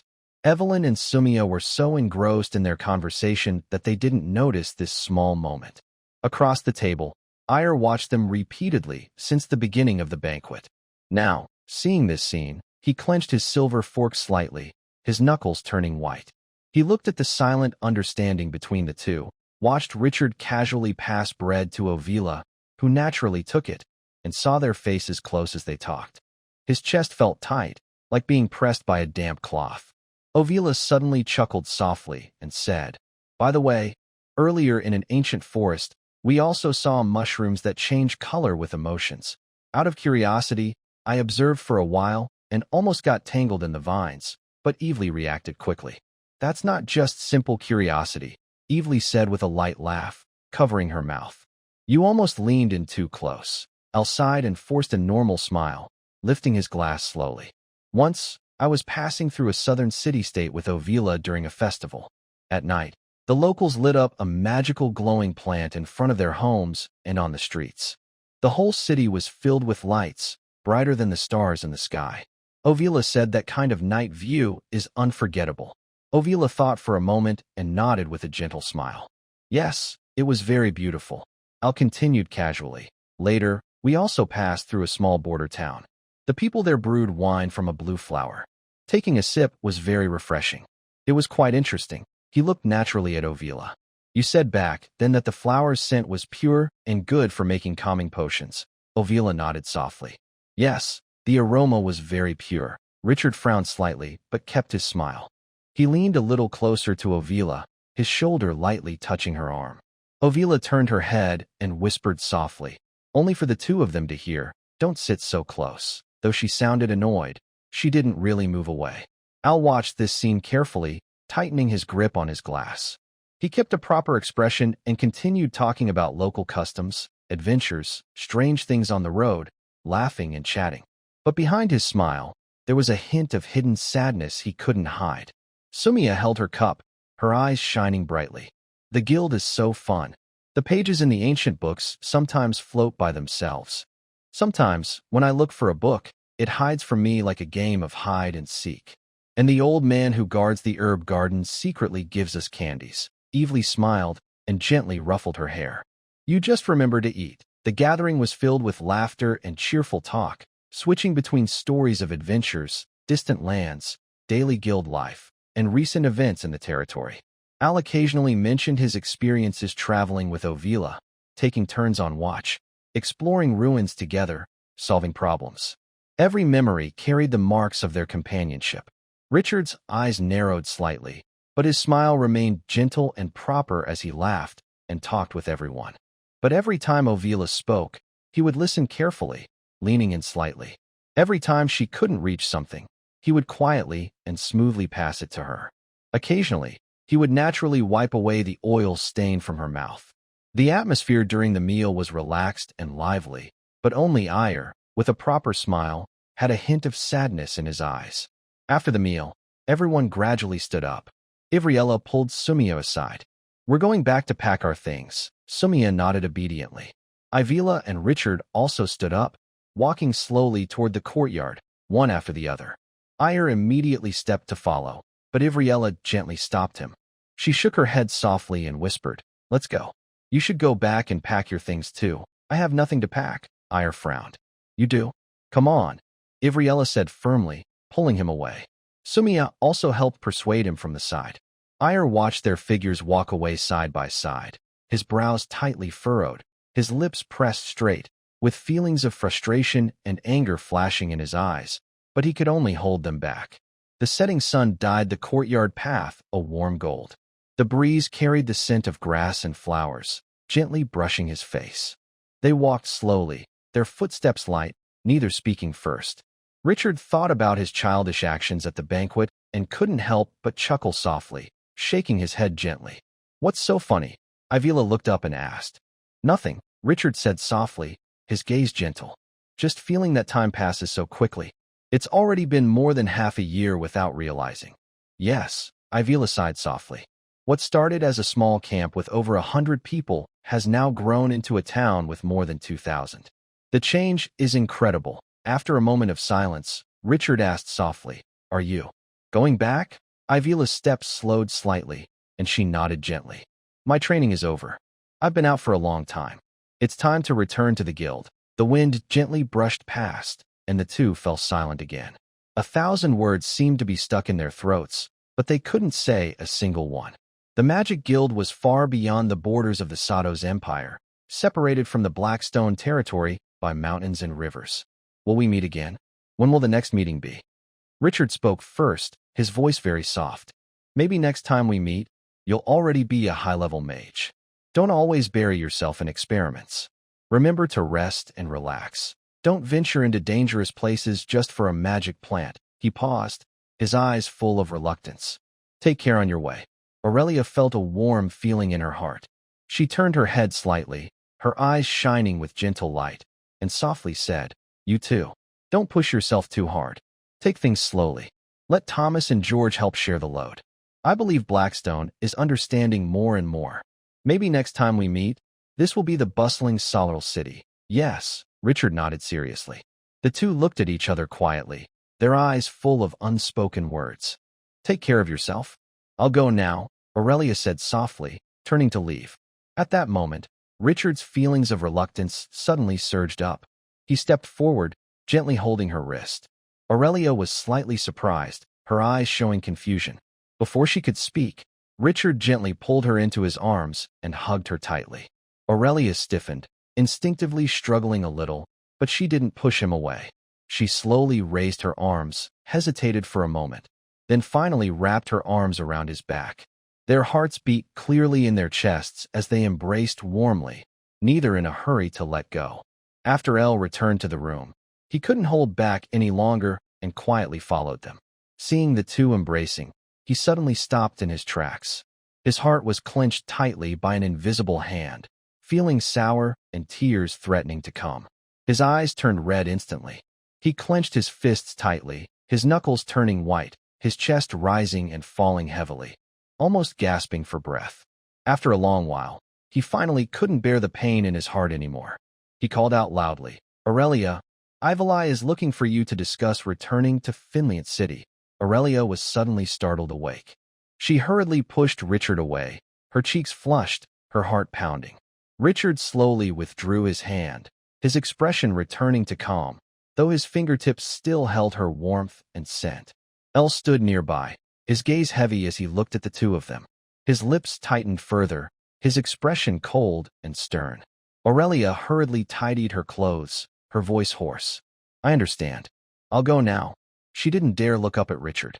She lowered her head and quickly walked past him. Richard stood where he was, watching her hurriedly leave. The setting sun stretched his shadow long. The next morning, before the fog cleared and dew still clung to the clothes, the carriage was parked at the manor gate. The coachman stood quietly beside, waiting. Aurelia stood by the carriage, her face bright and cheerful, and waved gently to Richard. "We're leaving." Richard nodded slightly, speaking calmly. Everything went smoothly. "Goodbye. Goodbye." Both of them smiled naturally and cheerfully, as if it was just an ordinary trip, hiding their feelings of reluctance and attachment deep inside. Evelyn and Sumia waved goodbye with smiles. Ale bowed slightly in greeting, showing proper manners, but his eyes remained somber and troubled. Ovila turned and got on the carriage. The wheels slowly rolled over the morning dew, moving away gradually until they disappeared at the end of the road. Richard stood in place, watching the empty intersection, unmoving for a long time. After a while, Thomas quietly approached from behind and said softly, "Sir, Miss Ovila has already gone far." Richard slowly looked away, paused in silence, then gently turned around. His voice was calm but carried a faint, barely noticeable hoarseness. "Let's go back." Meanwhile, inside the council hall of the Dear Leader's estate, several people gathered. The fireplace burned, flames flickering, and the wood crackled loudly as it burned at high heat. Four noblemen dressed in fine clothes sat around a round table. On the table were fragrant roasted meats, fresh vegetables, ripe fruits, and several bottles of rich-colored wine. Among the food, for special items were quietly placed, drawing attention. High-quality salt, regular salt, nourishing honey, and Blackstone paper. The entire hall, apart from the four men, had no servants. Even the guards outside the door had been sent away far from sight. Sitting to the north was a well-fed, middle-aged nobleman. He held a piece of Blackstone paper, repeatedly rubbing its smooth, tough surface with his fingertips, and said with disbelief, "I find it hard to believe that such a thing could come from Blackstone territory. That place was a wilderness a year ago, with no proper roads at all." Yes. According to scouts, Blackstone territory has now built a small town with over 2,000 people. The streets are orderly, houses are well arranged, and nearly 1,000 acres of farmland have been cultivated. Trade caravans from hundreds of miles around are rushing to trade, just to exchange for salt, Blackstone paper, and nourishing honey. The noble on the west side took a sip of wine, his gaze fixed on the items on the table, showing clear greed. These items, with their exquisite craftsmanship and practical use, are truly hard to imagine. I wonder how Baron Richard of Blackstone territory managed to create them, the southern nobleman said softly, pinching a handful of pure, fine high-quality salt and gently rolling it between his fingers. Such beauty. The eastern nobleman cut a piece of perfectly roasted beast meat, slowly placing it in his mouth with a fork. After chewing carefully, he spoke. "Besides these, Blackstone territory also has farming tools, like the curved plow. At first, I thought people exaggerated about it, until Count Byron presented one to His Majesty, who immediately made him a marquis. I then bought one at a high price. When I tried it, I couldn't believe it. Just this one tool can make farming as effective as 10 farmers. Moreover, Blackstone territory has a new type of stone mill and advanced farming methods," the western nobleman added quietly. "Last year, 1 acre of land was farmed using this method, and the yield doubled many times. This year, all the fields in Blackstone territory will switch to this method. Soon, that barren land will become one of the few grain stores in the northern region." The wealthy nobleman from the north frowned slightly, looking at the others, and asked in a serious tone, "You all think Richard, only 17 years old, suddenly has so many good things?" The hall fell silent for a moment, only the crackling of firewood in the fireplace breaking the quiet. After a while, the southern nobleman hesitated and said, "Could it be the Hallman family gave them to him?" As soon as he finished speaking, he shook his head, clearly not believing it. The eastern nobleman immediately shook his head. "Impossible. Each of these items is very important to a family and could greatly increase their power. If the Hallman family really had them, why wouldn't they show any signs before?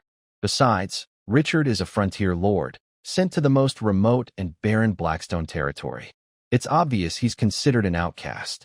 Everyone nodded in agreement. The wealthy nobleman from the north suddenly lowered his voice, his eyes serious. "Do you think Richard might have discovered an ancient ruin in Blackstone territory?" The other's eyes widened suddenly, and their breathing grew rapid. "Could that be? He's only been in the northern wilderness for a short time, and what kind of ancient ruin could have so many useful things?" Seeing their expressions, the wealthy nobleman's lips curled slightly, and he said slowly, "Ordinary ruins wouldn't be enough, but what if it's a well-preserved ruin?" Well-preserved ruins? A few people's breathing grew heavier, and their greed in their eyes became even clearer. There are many ruins in the northern wilderness.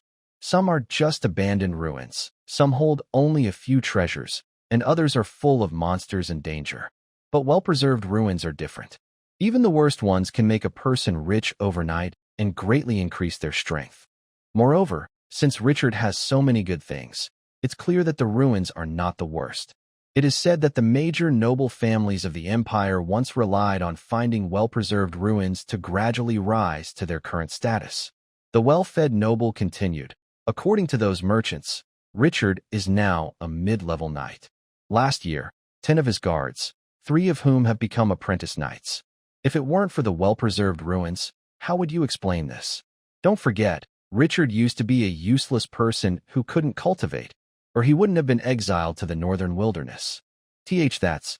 The other 3's eyes flashed with suspicion, and they were starting to believe it. At this moment, a noble from the south hesitated and asked, Richard is the eldest son of the Holman family. Is it okay for us to do this? The well-fed noble smiled faintly. Who knows if it's really us?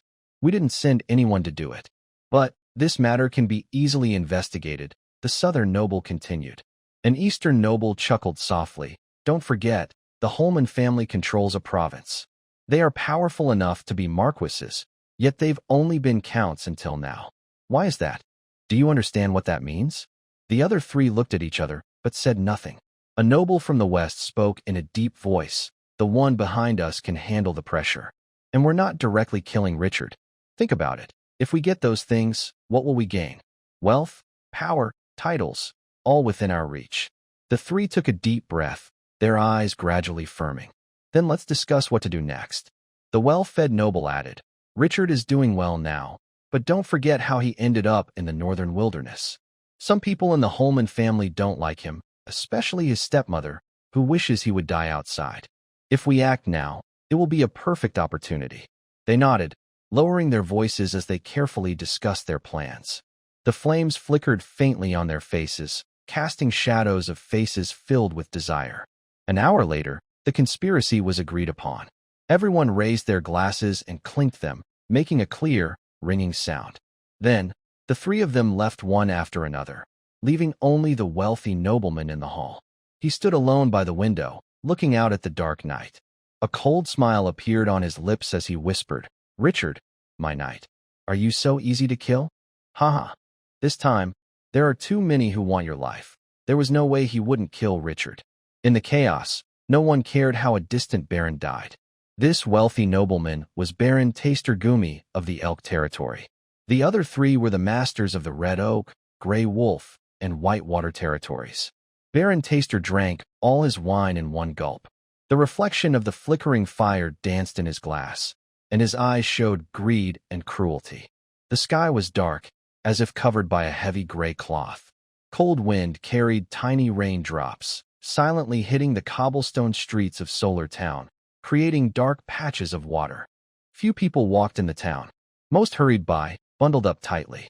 Only in the quiet alleyways and the remote corners, hidden currents flowed unseen. In the shadow near an old wall, a servant was shrinking back from the cold rain. Suddenly, a silent figure approached and stopped him. The visitor wore plain, faded rough cloth, so ordinary that he could blend into any crowd. But the sharp eyes beneath his brow revealed a different kind of intelligence. The servant's heart tightened. He instinctively took a step back and asked nervously, Who are you? Why are you stopping me? The man didn't step back. Instead, he moved closer, smiled softly, and turned his hand over. A heavy cloth bag appeared in his palm. He casually waited, and a sharp, metallic clatter came from inside. Just from the sound, it was clear that the contents were not ordinary. In the servant's uncertain gaze, the man slowly loosened the bag's opening. Under the dim light, the bag was filled with shiny gold coins, dazzling enough to make one's eyes water. Counting roughly, there were at least 100 coins. For a servant, this was an unimaginable amount of money. The servant's breathing suddenly quickened, his eyes fixed tightly on the gold coins. His fingers trembled uncontrollably, and his voice changed tone. Who are you? What do you want? I'm just a servant. I can't really help you. It doesn't matter who I am. What's important is whether you can tell me what I want. The man sneered slowly and tightened his bag's opening. Don't be nervous. I won't make you do anything. I just want to know some information. And you? All you need to do is talk, and these coins will be yours. The servant couldn't believe such good things could happen, but he asked instinctively, What information do you want? It's simple. I want the formula for Blackstone paper, the man whispered with a smile. What? You want the formula for Blackstone paper? The servant shouted in surprise. Shut up. Do you want to attract soldiers? The man snapped. The servant hurriedly covered his mouth, looked around, and seeing no one paying attention, he relaxed a little. Even if soldiers come, the troublemaker is you. He really? You think you can clear yourself of suspicion? You think you can be reused later, or even stay in the manor? The man's constant questions made the servant's face change repeatedly. Finally, he grew impatient and asked, "What exactly do you want to do?" "I'm not trying to do anything. Like I said, I just want the formula for Blackstone paper," the man replied. "Impossible. I advise you to leave Solaril quickly, or you'll regret it," the servant said and turned to leave. The man stopped him. "Wait." He held up a pouch of money. "Here are 100 gold coins, more than you could earn in many lifetimes. Just tell me the formula for making the paper. No one else knows. I swear to the gods. Afterward, we'll arrange for you to leave Solaril immediately, escort you to the southern part of the empire, change your name, and start anew. By then, even if Richard has great skills, he will never find you. After that, you'll no longer be a lowly servant. You won't have to bow to others or listen to their scolding. You'll be a master, owning wealth, land, and a manor, living peacefully and happily." These words sank into the servant's heart like a venomous snake. He stopped, swallowed hard, his throat bobbing violently, as greed and fear wildly intertwined in his eyes. After struggling for a while, he still shook his head forcefully, his voice tinged with bitterness. I don't know the formula for Blackstone paper. I really don't. I only handle drying the paper in the workshop, never entered the core area, and have no access to any formulas." The man's smile instantly faded from his face, and his eyes grew colder. He clearly didn't believe this excuse. He clenched his teeth, then took out an identical cloth bag from his pocket. 2 bags of gold coins lay side by side, their shine almost piercing through the gloomy sky. 2 bags, he said slowly. "If you tell me the formula, these 2 bags of gold are yours.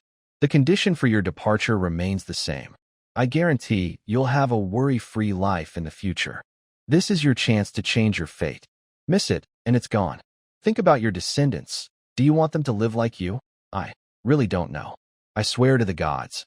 I truly don't know." The servant's heart wavered. He really wanted the money, but it wasn't easy to get. He had to exchange it for the real formula.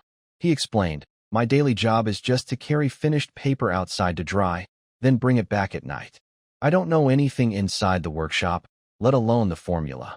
The man stared at the servant for a long time. From his panicked, yet sincere expression, he finally judged that the other was not lying. He snorted coldly, no longer pressing him, but instead picked 3 coins from one of the bags and held them out in his palm. "Since you don't know the formula, tell me about the paper workshop. Its layout, guards, any useful information. These 3 coins are yours." Though 3 coins couldn't match the 2 bags of gold, they were enough to cover 3 years of the servant's wages. He hesitated, then finally, greed overtaking loyalty to the estate, clenched his teeth, and said, "I usually work outside the workshop. I don't know the detailed process inside, but I can confirm that the workshop is divided into several separate rooms, each responsible for a different step. The craftsmen aren't allowed to wander freely, and the rules are strict." The man finally showed a satisfied smile again, stuffing the 3 coins into the servant's hand. He turned and disappeared into the rain, leaving the servant standing there, clutching the coins, both excited and scared. Such deals kept happening repeatedly in the quiet corners of Solar Town, behind taverns, and in alleyways. Some people cannot resist the temptation and reveal small pieces of information, while others firmly refuse and turn away. Still, some pretend to be honest, trying to trick others into giving money. Within half a day, news about Blackstone paper workshops spread like a web, reaching the hands of those behind the scenes. The news quickly reached Richard's ears. He sat calmly in his study, lightly tapping his fingers on the desk, showing no signs of worry. He had expected that items like Blackstone paper and refined salt might attract attention. He had prepared in advance and was not worried about the secrets being leaked. After a moment of thought, Richard looked up at Karen standing below and calmly ordered, "Karen, send 2 elite groups of soldiers to strengthen the defenses around the estate. The workshop, storerooms, and residence must be guarded. No one is allowed near the estate without my permission." "Yes." I will do it immediately. Karen bowed and left quickly. Richard then looked at Thomas. Starting today, no servants are allowed to leave or enter freely. Anyone going out without permission will be dealt with according to the rules. Also, check the servants and craftsmen responsible for salt and paper production. Focus on those who have been acting strangely or meeting with others secretly recently. Yes. Thomas stepped forward and asked in a serious tone, Sir, what should we do if we find someone suspicious? Handle them according to the estate's rules, Richard replied. Understood. Thomas nodded. He had already decided that anyone disloyal to him did not need to live. Richard's swift actions to prepare and investigate soon reached Baron Taster's ears. He sat in his hall, listening to his men's report. After taking a sip of red wine, he smiled confidently and said, as expected, no need to panic. Just follow the original plan. Yes. His men bowed and quietly left. Late at night, strong winds swept away the rain. Thick clouds covered all the stars and moon, making everything dark. 3 agile shadows, under the cover of night, moved silently like night cats. They climbed over the iron fence of Blackstone territory without making a sound. They quickly moved along the shadows of walls and trees, their movements flexible and their goals clear. They headed toward the paper and salt workshops deep inside the estate. All 3 are dressed in dark, tight cloaks, with hoods and masks covering their faces completely, only revealing cold, fierce eyes. Soon, the 3 reached the wooden door of the paper-making workshop. The leader gestures, and the other 2 immediately stand guard. He then crouches down, takes out a thin piece of wire from his pocket, and quickly fiddles with the lock. In a moment, there is a soft click as the lock opens. The 3 exchange excited looks, carefully push open the door, and prepare to sneak inside. But just as the door begins to open, a sharp, piercing bell suddenly rings out, breaking the silence of the night. Next, a prearranged magic circle on the ground suddenly lights up brightly, shining with a blinding white light that illuminates the entire area like daytime, revealing the 3 figures instantly. Oh, an ambush. Retreat. The leader's face changes drastically as he quickly turns to run. But it's too late. Thieves. Catch them. Surround them. Loud shouts come from all directions, and countless torches light up like stars, illuminating the estate brightly. Guards, hidden earlier, rush out from every corner wielding spears and swords, quickly surrounding the 3 in the center. The 3 are brave and fearless, seeing no way out. They draw short blades and roar as they attack the encircling guards, trying to fight their way out. But the guards are well prepared, many in number, and work together smoothly. After a brief fight, they completely subdue the 3. Inside the estate hall, Richard, awakened by the noise, sits calmly in his simple nightclothes at the main seat, watching Karen, who hurriedly arrives, with a serious expression. Sir, Karen bows respectfully. What happened? Richard asks softly. Sir, someone sneaked in late at night and triggered the alarm bell and magic circle at the paper workshop, Karen reports. Richard raises an eyebrow. Did they catch anyone? Yes, we have them. Karen looks troubled. The 3 are very brave and fought fiercely when discovered, far stronger than ordinary thieves. 2 were killed in the fight, and only 1 was captured alive. Richard's face suddenly changes, and he stands up quickly. This is bad. Quickly, have someone remove his jaw immediately. He must not be allowed to take his own life. Karen was momentarily stunned. George, standing nearby, quickly whispered, Commander Karen, these people are obviously loyal guards. They must have poison in their teeth. If captured, they will bite their tongues and die, leaving no survivors. Karen suddenly realized the danger. Her face changed dramatically, and she turned to rush out. At that moment, Brett stormed into the hall, looking worried. He reported, My lord, Commander Karen, something's wrong. The prisoner has poisoned himself and died. After investigation, we found the poison was hidden in his teeth. Karen stopped in her tracks, her face turning pale. She knelt before Richard, full of shame. My lord, it's my fault. I didn't think carefully and failed to keep the prisoner alive. Please forgive me. Richard waved his hand to signal her to stand. His tone was calm and not blaming. It's not your fault. No one expected the enemy to send such loyal guards willing to die. He thought for a moment and said, This is definitely not the first attack. There will be more tricks later. Be more alert and watch carefully. Yes. Rest assured, my lord. I will be extra careful and prevent this from happening again, Karen promised. Good.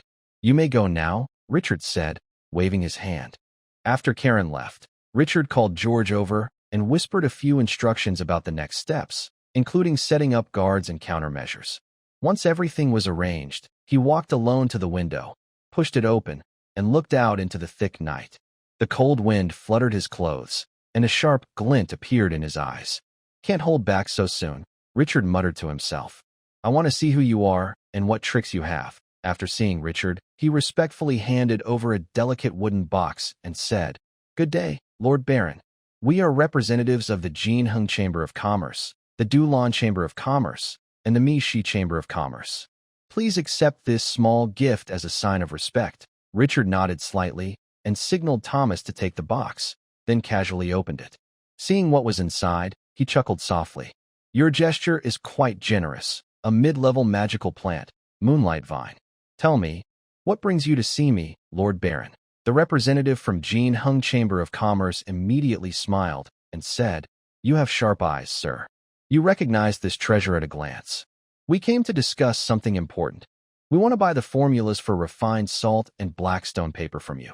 Richard's eyes narrowed slightly, and he spoke calmly. You should know I usually do not sell exclusive rights, especially not for formulas. The three nodded in agreement. So, why do you think I would sell these two core formulas to you? Richard asked plainly. The Jinheng representative still smiled warmly and said with a tempting tone, Please don't rush to refuse, sir. We are here with sincere intentions. We are willing to pay 15,000 gold coins for these two formulas. That's a lot of money. Richard was momentarily surprised and thought to himself, Are these people crazy? They are willing to spend such a huge sum. 15,000 gold coins would require many wagons to carry. He couldn't believe that the forces behind these three people would really hand over such a large amount of money. Most likely, they would send the gold now and try to take it back later. Thinking of this, Richard shook his head gently. My decision is firm. I will not sell the formulas. The three merchants were stunned on the spot, their faces full of disbelief. They simply couldn't understand why Richard would refuse. That was 15,000 gold coins. Even if the current sales of refined salt and Blackstone paper were good, earning 15,000 gold coins would take a long time, and the future market was uncertain. Refusing such a large sum of money and insisting on long-term benefits was simply unbelievable. Fortunately, they had prepared another plan. If one failed, they had another. The Jinheng representative took a deep breath and quickly said, Sir, we don't want the formulas or exclusive rights. How about we work together instead? Cooperation? How exactly do you mean cooperation? Richard smiled, curious to see what tricks this group might have. The representative from the Golden Prosperity Guild immediately responded. The potential of refined salt and Blackstone paper is huge. As long as we can produce steadily, there's no worry about selling them. Our three guilds have plenty of funds and wide channels. You, sir, control the core techniques. We will provide the money and effort to expand workshops, build branches, and increase production. Together, we can earn endless profits. Wouldn't that be better? Richard smiled to himself. So, this was their plan. Expanding workshops and adding branches would require hiring many workers.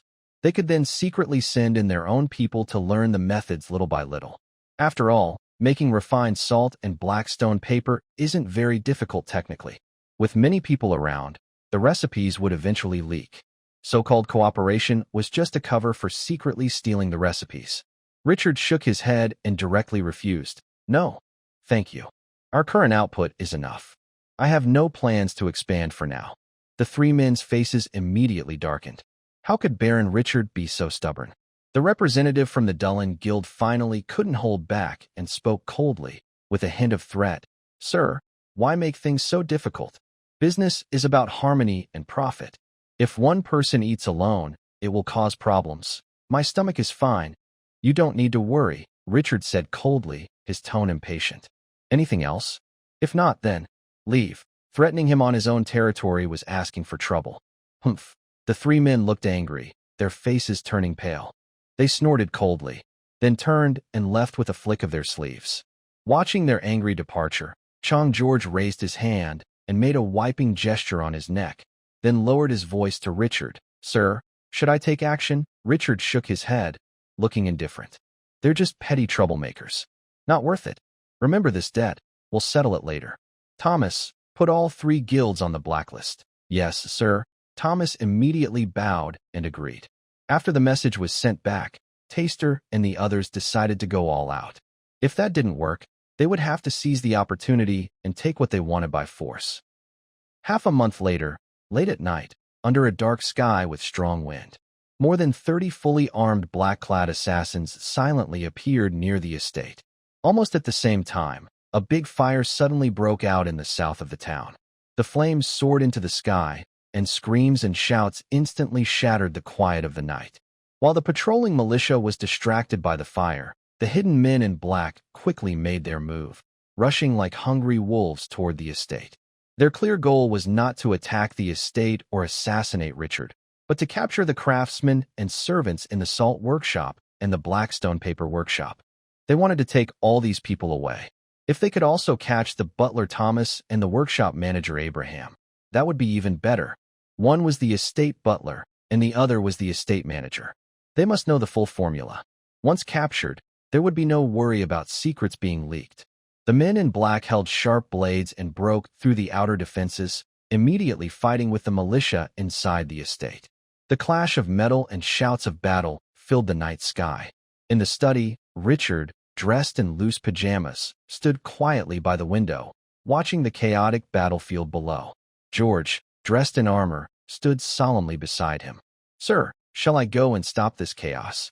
George asked in a serious voice. Richard shook his head, still watching the battlefield. No rush.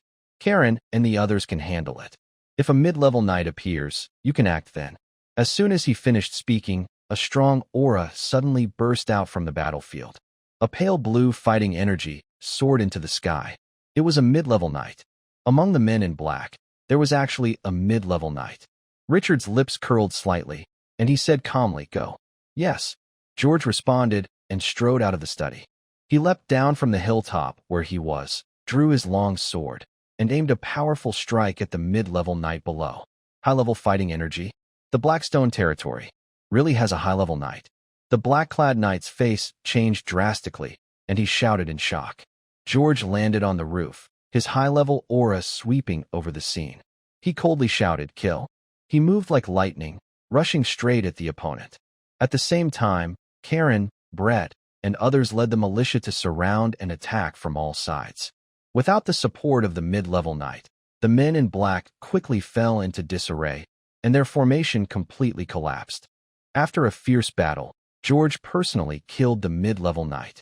The remaining black-clad men, stubbornly resisting, were killed on the spot. Those who had a bit of luck and survived were all captured, with no one escaping. Soon after, George, Karen, Brett, and others finished cleaning the battlefield. They returned to the study covered in blood and bowed to Richard to report. Sir, the matter has been resolved. Richard turned around and slowly sat down in the oak chair at the main desk. He lightly tapped the armrest with his fingertips and calmly looked over the people standing before him. Did you find out who was behind it? George stepped forward, bowing his head lower. His voice carried a hint of guilt. My lord, I am sorry. I couldn't find out who was behind it. Richard looked at him with a slight frown. What happened? Didn't you catch any prisoners? George explained. These prisoners are mercenaries and adventurers from the northern border. They do jobs for money and don't know who their employer is. The people behind it either died in battle or, seeing their plan fail, they took their own lives to avoid capture. Couldn't you find any clues on the bodies? Richard asked. George shook his head. Richard chuckled softly, a calm expression on his face. These people are really cautious. He looked out the window at the dark night and said, but after several failed plans, stealing formulas, bribing servants, organizing trade meetings, and now attacking at night. No matter how patient they must be getting restless. He paused for a moment, a cold glint in his eyes. I'm very curious. Who is so persistent in targeting Blackstone territory? Then, turning his gaze to Thomas beside him, he asked, Thomas, have you found out about the 3 trade associations? Thomas immediately stepped forward, holding a bundle of documents. Yes, sir. I've checked. These 3 trade associations are small businesses in Finland City. They have little capital, mainly dealing in grain and cloth. They don't have the ability to produce 15,000 gold coins. Richard took the documents and quickly skimmed through them. The records clearly showed the operations, staff, and assets of the three associations. As Thomas said, they were insignificant players. He put down the documents and said in a deep voice, "So, these three associations are just temporary puppets. From start to finish, they don't even know if they really have 15,000 gold coins, nor do they know who is behind it. Wise adults." Thomas bowed and replied, continuing his report. "I ordered someone to secretly investigate, and the person who has been in contact with the leaders of these three merchant guilds is always a mysterious figure dressed in a black robe with a hoarse voice. The other party promised that after success, each guild would receive 5,000 gold coins as a reward." However, Thomas paused, showing hesitation. "However, what?" Richard raised an eyebrow and asked. Thomas took out a sealed letter from his pocket and handed it over with both hands. "However, Steward Zorman from Finliant City sent a letter saying that recently, the original leaders of these three guilds were all attacked outside the city by strange tribes, and none survived. Now, all three guilds have new leaders, which cuts off our leads." "Haha, that's really cruel." Richard put down the envelope, a flicker of sharpness in his eyes. Eliminating the roots and not leaving even puppets behind shows how ruthless the person behind the scenes is. He tapped his fingers on the table, thinking for a moment, then looked up and asked, "How many people are there in the town now?" Thomas immediately replied, "There are a total of 2,632 people, including 547 slaves." Richard nodded slightly. "That's enough. George, pick 10 of the best and most loyal soldiers from the current militia to join the guard team and strengthen the defenses of the estate." "Yes, sir." George accepted the order, then added, "Sir, the horses for these 10 guards are sufficient, but the armor and weapons." Richard smiled faintly. "I already arranged that. I had Hank customize 10 sets of special guard equipment, which were just delivered to the warehouse yesterday. You and Thomas can go pick them up later." "Understood." George was pleased and responded loudly. Richard then looked at Karen beside him. "Karen, starting today, expand the militia to 150 people, divided into 3 banners. Each banner will have 5 squads, with 10 people in each squad. Increase training to improve combat strength." "Yes, sir," Karen responded solemnly. Richard's expression became serious as he warned, "Increase patrols around the small town, especially on the main roads leading outside. Day and night, there must be no slack. I have a feeling that the enemy is secretly planning something. Soon, they might attack directly to seize what they want. If anything unusual happens, report back immediately. The gravel outpost must stay on high alert." "Yes, sir. I'll make the arrangements right away and ensure everything is secure," Karen replied firmly. Richard nodded, his eyes sweeping over the group before he spoke slowly. "We may soon face a major battle. After this fight, the militia will need a new name." George's heart tightened, and his expression grew serious. "My lord, do you mean they'll send their army directly?" Richard gave a faint, mocking smile. "They've tried every trick they could. Now, the only thing left is open force, unless they're willing to wait." George nodded. Nobles often acted this way. Southern nobles might still care about appearances, but those in the north would simply send their private troops to seize whatever they wanted. They wouldn't fly their family banners or show their crests, but everyone knew what such forces really were: private armies of the nobility. George and Karen exchanged a glance. Then George said solemnly, "My lord, if they dare to send their private troops, we'll make sure none of them return." Richard replied, "If they truly do that, it will be a private war between nobles. According to the laws of the North, we'll then have every right to strike back." He then gave further orders, gathering intelligence, storing supplies, and strengthening defenses. When everything was arranged, he turned to Thomas. "Go handle the fire in the southern part of town. Calm the people and prevent further unrest." "Yes, sir," Thomas answered and quickly left. Only George and Karen remained in the hall.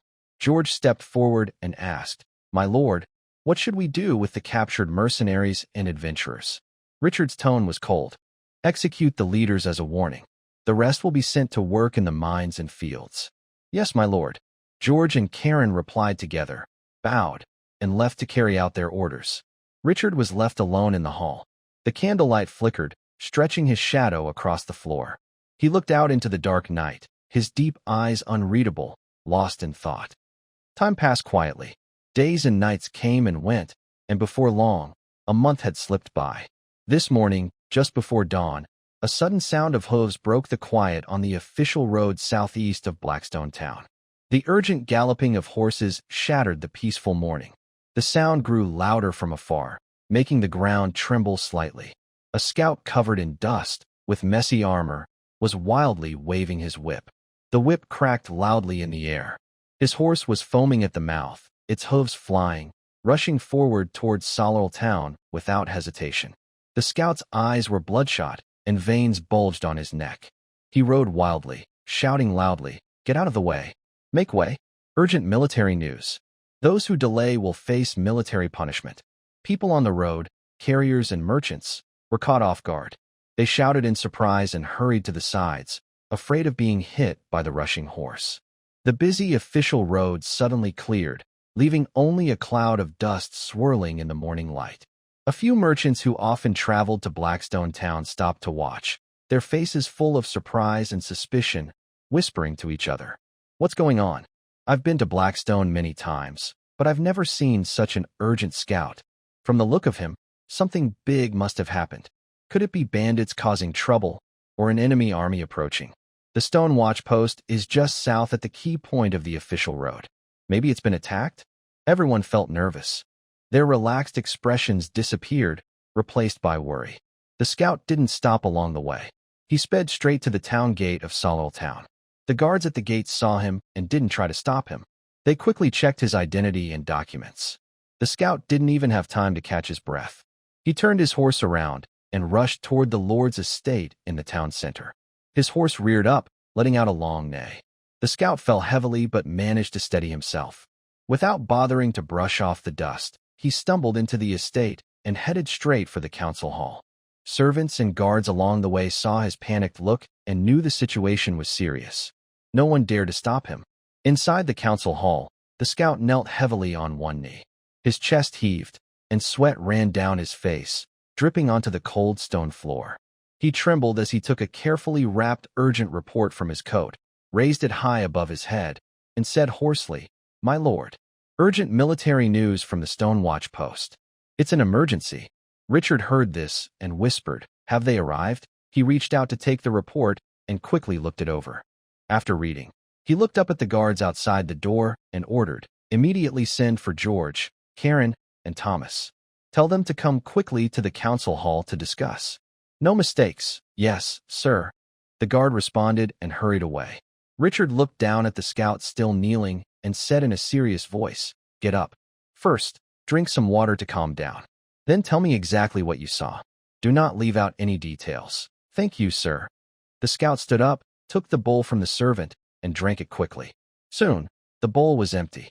He steadied himself and respectfully said, "Sir, this morning, at the Stonebreaker outpost, everything was normal. The soldiers checked the people and traders passing by, verified their identities and goods, and kept order. But around 9 o'clock, a normal-looking caravan suddenly caused trouble. The guards, who had hidden weapons, attacked without warning, trying to take over the outpost. Luckily, Commander Brett was prepared. The soldiers fought back bravely and drove the attackers away." He paused, speaking more urgently. "Before we could clean up the scene and calm everyone, thick smoke rose from the southern road outside the outpost, blocking the sky. Commander Brett immediately sent someone to look from high ground. They found that beneath the smoke was a fully armed army, about 400 strong. The commander was shocked and ordered all civilians near the outpost to leave, close the gates, and had the soldiers build defenses and move weapons. He also sent someone back to Salal town to report to the Lord. Richard frowned slightly and asked seriously, "How many soldiers are currently stationed at the Stonebreaker outpost?" "Sir, only 2 small squads of soldiers, plus some servants and workers. Altogether, no more than 30 people," the scout replied. At that moment, steady footsteps sounded outside the hall. George, Karen, and Thomas entered one after another. "Good day, sir." Richard nodded slightly and handed over the report. "Take a look. The outpost was attacked, and 400 enemies are approaching. What do you think we should do?" The 3 took the report and quickly read it. Afterward, they each fell silent, deep in thought. The hall fell into silence. Only the sound of the wind outside could be heard. After a moment, George stepped forward first and asked in a serious tone, "Sir, given the current situation, our army has two options. First, we can do our best to support quickly and hold the enemy outside Blackstone territory. Second, we can abandon the Broken Stone outpost, lure the enemy deeper, and retreat to Solol Town, using the town's strong defenses to hold them." Richard asked, "What are the advantages and disadvantages of these two options?" George took a deep breath and explained clearly. "If we choose to block the enemy outside the territory, we must gather all available troops immediately and rush to support the outpost. We should also order Captain Brett to hold his position and wait for reinforcements. The problem is that the outpost is in a narrow area that can't hold a large army, so our troops would have to fight the enemy in open ground. Currently, our total forces are fewer than the enemy's, so in open battle, we are at a clear disadvantage, and the chances of winning are low." He continued, "If we choose to lure the enemy in and abandon the outpost, Captain Brett can lead his troops back to Solol Town. Our forces can then send some soldiers to meet them halfway. We can rely on the town's tall, sturdy wooden walls and strong defenses to hold the enemy. The enemy is tired from a long journey, and if they can't break through quickly, chaos may occur among their ranks. We can wait for an opportunity to counterattack, suffering fewer losses and increasing our chances of victory." At this point, George's tone turned serious, and he looked worried. "However, this plan also has serious risks. Once the enemy reaches outside Solol Town, they will likely destroy and loot the nearby fields, copper mines, and salt mines." He added, "Spring planting is coming soon. If the fields are destroyed, this year's harvest will be lost, and Blackstone territory will face a food shortage. The copper and salt mines are our main sources of income, and the enemy will likely exploit and take control of them. Additionally, the town will need strict security to prevent internal traders, and under such tense conditions, unrest could easily happen." Richard listened and then looked out the window at the endless fields outside the town. He paused for a moment before turning to George. "Which option do you prefer?" George's expression became serious. He clenched his fist to his chest and said solemnly, "I believe we should take the initiative and fight to keep the enemy outside Blackstone territory. The Broken Stone outpost is the southern gateway of our territory, and we must not lose it. The fields and mines are the foundation of our land, and we cannot afford to destroy them. Although the enemy has superior forces, our army is not without the ability to fight." Richard then looked at Karen. "And you?" Karen stepped forward with a firm tone. "I agree with George's suggestion. Today, Blackstone territory is no longer the weak and barren land it was last year. The farms are well organized, the mines are thriving, and the people are at peace. If the enemy troops were to invade and destroy it, it would take many years to recover. Since the enemy is far away, their supply lines will be difficult to maintain. Our army is resting and waiting, with higher morale than the enemy."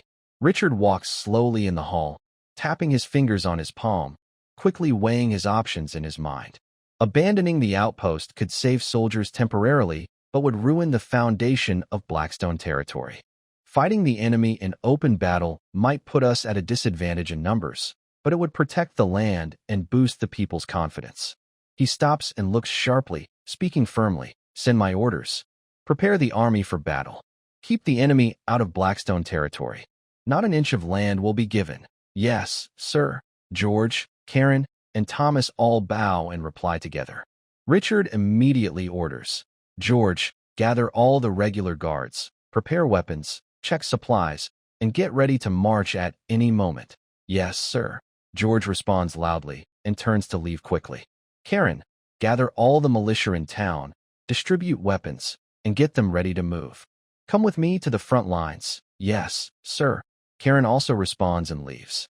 Richard looks at Thomas seriously. Thomas, stay behind in Solol Town and take charge of the rear. Immediately recruit 50 young men to form a temporary militia and strengthen the defenses. Impose a strict curfew on the town, enforce night patrols, and carefully check suspicious persons. If anyone causes trouble, do not ask for permission. Suppress them directly. Better to kill wrong people than let bad ones go. Ensure the town's safety. Understood. I will do my best to keep Solol Town safe. Thomas replies solemnly. After giving orders, Richard sits at his desk and quickly writes a letter, sealing it with his signet. He hands the letter to a scout waiting nearby and says seriously, "Go back immediately to the Broken Stone outpost and deliver this letter to Captain Brett. Tell him reinforcements are coming soon. Hold the outpost." "Yes, sir." The scout takes the letter carefully, tucks it into his coat, and rushes out of the hall. He mounts his horse and disappears at the end of the main road. After George, Karen, and Thomas leave, Sorrel Town immediately enters a state of war. The sound of urgent horns spreads throughout the town. Militia and guards quickly gather. The clash of armor, commands, and hooves fill the air. The peaceful town is now tense and serious. An hour later, the troops are fully organized. Richard, dressed in silver armor and holding a phosphorus sword, turned over and mounted his war horse. He pulled the horse to a stop in front of the town, looked back at the brave soldiers behind him, and loudly ordered, "Target the shattered stone outpost. All troops, attack." The north wind blew sand and gravel fiercely against the rough wooden walls of the outpost, making crackling sounds. Inside the outpost, the atmosphere was serious. Outside, 400 soldiers camped peacefully. Brett looked at the enemy soldiers outside with a serious expression. "Flag captain!" A hurried shout came, and a militia ran over quickly, voice trembling with excitement. "The scout who brought the message has returned." Brett's body suddenly shook. His previously serious face showed a hint of urgency. He stepped forward and grabbed the militia's arm. "Where is he? Bring him here quickly." "Yes," the militia replied and stepped back. Soon, a sweaty, exhausted scout was helped over. It was not easy to travel back and forth between the shattered stone outpost and Solar Town. There was hardly any rest in between. His lips were cracked, his face pale, but he still forced himself to stay alert and bowed to Brett. "Flag captain," the scout panted, voice hoarse, "I have completed my mission and met Lord Richard. He ordered me to tell you to hold the outpost at all costs. He has personally led troops to support us." Then, trembling, the scout took a sealed letter from his chest and handed it to Brett with both hands. The envelope bore Richard's seal. Brett took the letter with trembling fingers. He quickly opened it and read the words on the paper. The letter was brief but heavy with meaning. "The outpost is the border's gateway. Hold it at all costs. I am leading the main force to support you. We will arrive soon. Together, we will defend the Blackstone territory." These few lines instantly eased Brett's anxious heart. All his worries and fears disappeared. He suddenly lifted his head, took a deep breath, and with full strength, loudly announced to everyone inside the outpost, his voice cutting through the cold wind and reaching every corner. "Brothers, listen. Lord Richard has learned the situation and is personally leading a large army to support us." This statement was like a thunderclap, exploding in the silent outpost. The soldiers, who had been worried, were stunned at first, then burst into deafening cheers. Some people excitedly waved their spears, while others forcefully hit the wooden wall. Long-held emotions were fully released at this moment. Brett lowered his hand, and the cheering gradually quieted down. He looked over each determined face and spoke firmly. "The Lord's letter commands us to defend the Broken Stone outpost. This is the Lord's trust, and it is also our duty to protect our home. Everyone, do you have confidence in holding this place?" "Yes." "Huh?" "The Lord's orders. We are willing to die for it, as long as I am alive. Those troublemakers won't step even half a step into the outpost. My life was saved by the Lord. My family is protected by the Lord. Today, even if I have to risk my life, I will repay the Lord's kindness. Let's fight to the end." Everyone's anger was high, and their eyes burned with fighting spirit. The fear caused by the overwhelming enemy force disappeared completely, leaving only passion and loyalty. Seeing this, Brett straightened his back, clenched his fist to his chest, and loudly made a vow. "Today, I, Brett, swear here. I will stand at this outpost and never retreat. As long as the outpost stands, I stand. If the outpost falls, I fall. The outpost stands, we stand.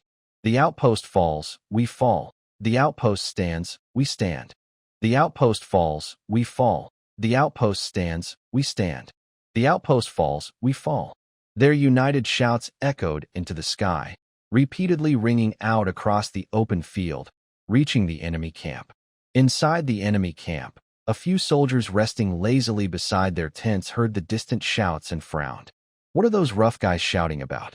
They sound so fired up. One soldier scratched his head, looking confused. Who knows? Maybe they're scared silly. Another soldier shrugged and then sighed. Sigh, just a few days of peace, and now we have to fight again. I haven't even planted the seeds in my fields yet. If we go to war, this year's harvest might be ruined. That's true. How will we pay taxes then? The Lord won't care about our lives. Didn't they say that soldiers going to war don't have to pay taxes? Haha, the taxes are waived, but if we lose our lives, what good is the tax exemption? I hope we can win. If we do, we might be able to seize some food and money, so it won't be a wasted trip. What are we afraid of? We have 400 men, and the enemy only has a few dozen. We can break through easily. We will definitely win. The soldiers were talking among themselves, some worried, some hopeful, but none of them truly felt eager to fight. Most of them were forced laborers, worried about their farms and families back home. They felt no enthusiasm for this pointless war. Inside the main tent at the camp, the atmosphere was very different. For leaders sat together. The leader at the front was Cheisman Broly, the guard commander of the Buck Deer Baron. He was a beginner knight, wearing armor, with a serious face. He looked at the other three and said in a deep voice, "Everyone, our army has reached the outpost at Shattered Stones. What should we do next? Should we attack now, or stay put and lure the Blackstone Lord's forces out of the city to fight outside?" Opposite him was the leader of the Redwood territory. Also a beginner knight, he paused for a moment and then said, "I think we should attack first. Although your plan is to lure the enemy into open battle, the Shattered Stones outpost is the border of the Blackstone territory. If we take it, we will have a foothold. We can attack or defend as needed. If the Blackstone Lord's main force doesn't come out soon, we can use the outpost as a base and keep pushing towards Solwell Town." The other two leaders, from the Grey Wolf territory and Whitewater territory, looked at each other and nodded in agreement. Solwell Town has strong walls and is hard to attack, but easy to defend. They preferred to fight the Blackstone army in the open field. But for now, taking the small outpost at Shattered Stones was the safest choice.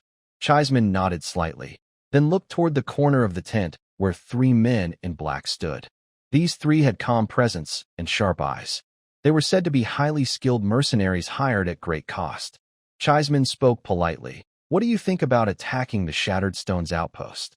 The leader of the black-clad men looked expressionless and cold. "We are hired only to deal with Richard and George. We are not involved in other battle plans and will not interfere." Cheisman understood and said no more. He stood up, his gaze sharp, sweeping over everyone in the tent. "In that case, send the order. The whole army will gather and advance immediately toward the Shattered Stones outpost. Everyone, in this battle, we must work together. Our goal is to take the Blackstone territory in one go. If anyone tries to be clever and causes the failure of the battle, you should be prepared to face the anger of the elders afterward." "Of course not. We will do our best." The three commanders quickly stood up to show their commitment. But each of them had their own plans. Whether they would work together or hold back to save strength was something only they knew. As the orders were given, the camp suddenly became lively. The horns sounded, and the soldiers, who had been scattered, were forced to pick up their weapons. Under the officers' shouts, they quickly gathered. The troops moved slowly toward the broken stone outpost. Soon, the army stopped about 50 steps from the outpost, with weapons ready and a fierce fighting spirit. Cheisman urged his horse forward, arrived at the front, and looked down at the guards on the wooden wall with a sneer. He raised his hand, waved to those behind him, and coldly ordered, "Go. Send someone to persuade them to surrender. Let these fools know that resistance leads only to death. If they open the door and surrender, they might keep their lives." A messenger stepped forward, holding a white flag, and walked toward the outpost. He shouted loudly, "Listen up. Our army is here with 400 elite soldiers. Your small group can't resist. Open the door and surrender quickly to avoid death. If you resist stubbornly, when the door is broken, not even dogs or chickens will be spared." The sound of the plea for surrender echoed between the outpost and the Allied camp, carried by the wind. On the wall, Brett heard this and did not show any fear. Instead, he laughed loudly. "Haha, a bunch of chickens and dogs. Do you even know where you are? This is Blackstone territory, the land of the Baron of the Empire, Richard Holman. You are attacking noble land, and that is a crime. Since you haven't committed a serious mistake yet, leave quickly. I, the leader of this banner, will pretend nothing happened. Otherwise, you will face the Empire's punishment. Outside, these people did not fly noble banners or family crests. Although they were private soldiers of the nobility, they did not reveal their identities openly. This was a common understanding among nobles, keeping some space for private conflicts. And Brett was telling the truth. Although there were many of them, many looked like farmers who had just put down their tools. The real noble power was not strong. They had been too far away earlier to see clearly, but now he relaxed a little. Outside the outpost, stupid fools, Zisman snorted coldly and suddenly waved his hand. Attack! The dull horns suddenly sounded, breaking the peace at the border. 100 farmer militia rushed out from their formation. They looked scared, but under the pressure of their overseers behind them, they carried simple wooden ladders and staggered toward the stone outpost. Their steps were chaotic, shouts uneven, with no order. Open fire, Brett shouted sharply. Several crossbows, already in place on the outpost wall, fired simultaneously. Sharp arrows whistled through the air, instantly piercing the frontline attackers.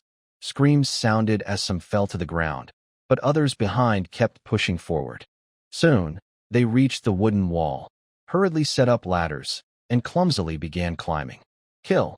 Brett leapt onto the edge of the wooden wall, drawing his long sword. Its cold gleam flashed.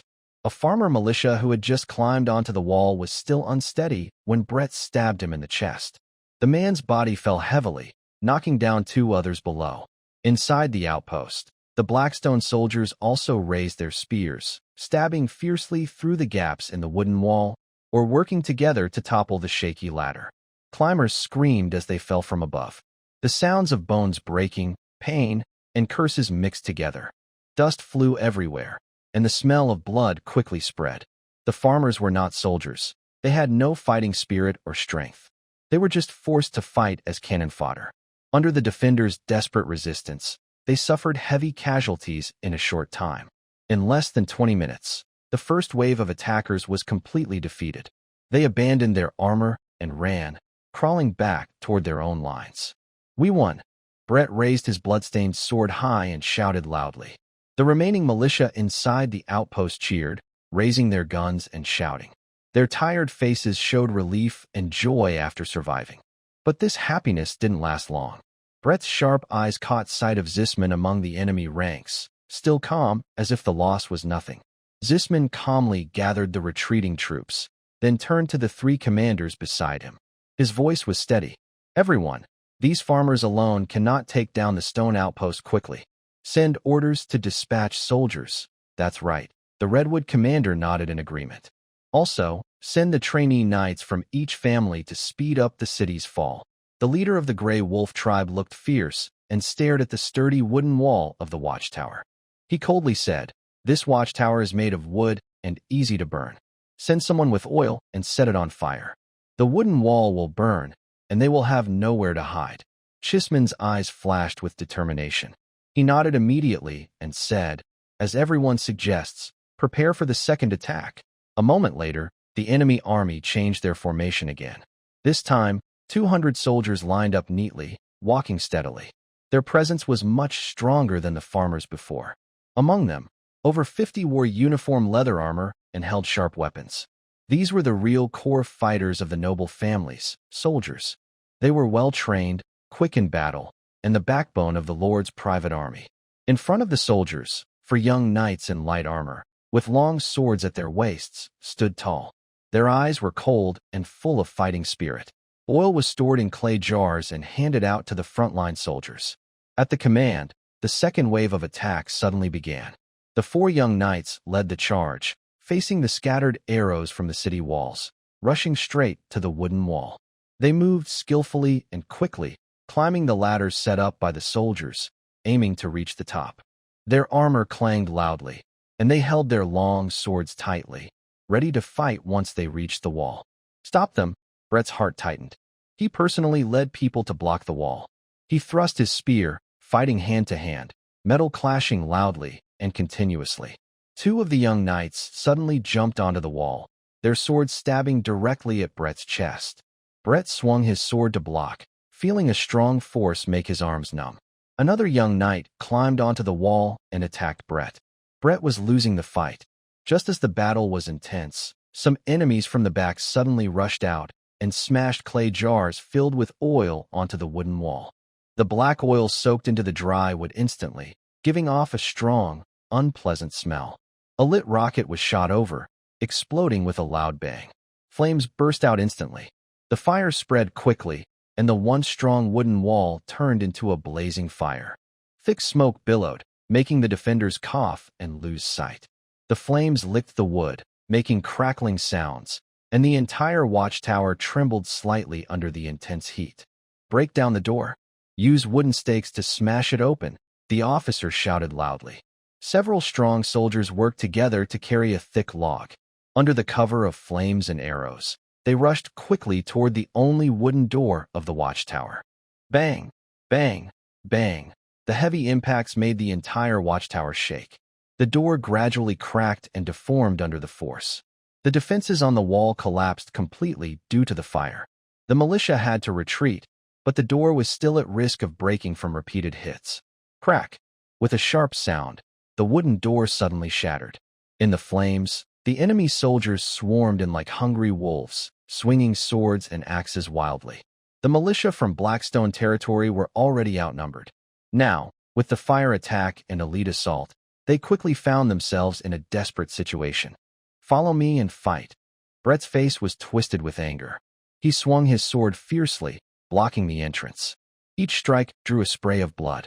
The militia behind him fought bravely, but faced with well-trained soldiers, they were like ants trying to stop a chariot. One by one, familiar brothers fell into pools of blood. Their screams echoed loudly. Blood stained the ground, mixing with flowing oil, giving off a sickening smell. Fewer and fewer people remained around him. The shouts of battle turned into cries of pain. Inside the watchtower, it was like a hell on earth. Brett was wounded several times. Blood soaked his armor, and he was quickly losing strength. 4 apprentice knights surrounded him, their swords blocking all his escape routes. He knew he might die here today. Just as he faced death, a sudden, orderly sound of hooves came from the northeast. At the front, a large black banner with gold edges fluttered loudly in the wind. On the banner, a double-headed eagle spread its wings high, with iron wings unfurled and eyes like fire. That was the crest of the Blackstone Lord, Baron Richard Holman. "Lord Baron, reinforcements have arrived." Brett's already exhausted spirit suddenly surged. A hot, powerful energy shot from his heart through his limbs, overpowering his pain and fatigue. He raised his blood-stained sword, blood droplets flying from the blade, and shouted loudly. His voice was hoarse and cracked, but full of hope for survival. "Long live the Blackstone Lord." The few remaining militia inside the outpost, already close to despair, wounded and exhausted, immediately welled up with tears upon hearing this. They clenched their broken weapons and shouted back. Their hoarse cries echoed through the smoky outpost, reigniting their fading fighting spirit. Meanwhile, the enemy soldiers who had entered the outpost looked shocked. They exchanged glances, their fierce momentum fading quickly. Their steps hesitated, unsure whether to advance or retreat. "Don't panic," a young knight in light armor, with a long sword at his waist, shouted sternly, trying to calm everyone. "Just 20 cavalrymen won't change the battle. Ignore the reinforcements. First, kill these stubborn fighters, then take the outpost." He charged at Brett with his sword, aiming straight for a vital spot. But just 2 steps forward, before he could fully attack, he was horrified to see behind those 20 cavalrymen a large group of infantry heading straight for the outpost. "Not good. Fall back. Retreat immediately." The young knight's face turned pale, losing all his previous bravado. He shouted urgently. The enemy soldiers panicked and turned around, fleeing from the outpost. But Richard wouldn't give them a chance to escape. He reined in his horse, turned around, and led 20 elite guards around the front of the shattered outpost, like a sharp knife stabbing into the enemy's rear. "Kill!" A cold shout echoed across the wilderness. Richard's crimson phosphorus sword suddenly burst into blazing golden flames. Runes flowed along the blade, and the firelight soared. He flipped his wrist, and several solid-looking moon blades shot out, roaring with flames, sweeping across the enemy ranks. The soldiers caught in the moon blades screamed as they fell to the ground. The golden flames burned their armor and flesh, spreading panic like a plague. Following Richard's 20 riders, all carefully trained personal guards, each one experienced in battle and well-equipped. They wore heavy iron armor, carried piercing spears, strong bows and crossbows, and sharp swords. They could shoot arrows from afar or charge in close combat, and in hand-to-hand fighting, they were unbeatable. The cavalry moved like black lightning, sweeping back and forth several times. Wherever their spears struck, the enemy soldiers were knocked down. When they reached close, the guards drew their swords and attacked. The sword flashes and shouts of pain filled the air. The enemy soldiers, already scattered and disorganized, broke apart completely under this fierce attack.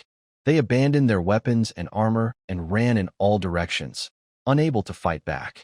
At the same time, Karen seized the chance to command the foot soldiers to defeat the enemy troops attacking the outpost. As the smoke cleared, Brett, covered in wounds, appeared. His iron armor was badly damaged, cracked in many places, and soaked with blood. He staggered to Richard and knelt heavily on one knee.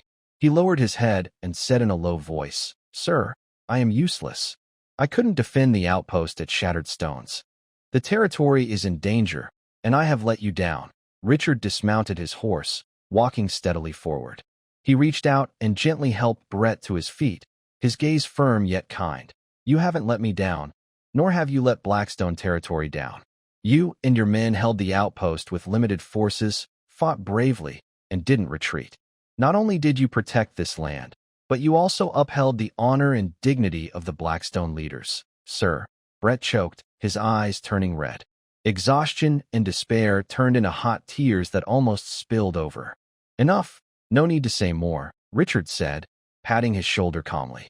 "Go rest and heal your wounds. Only by recovering can you seek revenge for your fallen comrades and fight again for the territory." "Yes." Brett nodded heavily, and a nearby guard carefully helped him away for treatment. At this moment, George hurried forward, saluting solemnly. "Sir, I have captured several enemy prisoners. After questioning them, I learned their details. The enemy seems formidable, but most are farmers conscripted from the territory, untrained and weak in battle. The true noble private army is only about 100 men. The rest are just a rabble." Richard nodded slightly, his gaze fixed on the direction where the enemy was fleeing. His eyes were cold. "Soldiers rush to support us, but they are exhausted. Send orders for the entire army to rest on the spot and recover their strength." Additionally, he sent someone to the enemy camp to deliver a challenge for a duel. "Tomorrow morning, right outside this broken stone outpost, we will fight the enemy." "Yes," George replied and quickly made arrangements.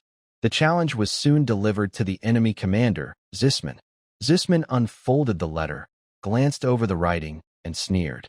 He looked around at the leaders from the Redwood, Grey Wolf, and Whitewater tribes. "Haha, this is a challenge from Baron Richard. What do you all think?" The leader of the Redwood tribe spoke first, with a look of disdain. "Since he wants to fight, let's accept. It will save us from wasting time and effort if this kid is too scared to fight and sneaks back to Solol Town." "Exactly," the Grey Wolf leader agreed, eyes full of greed. "A duel suits our leader's plans.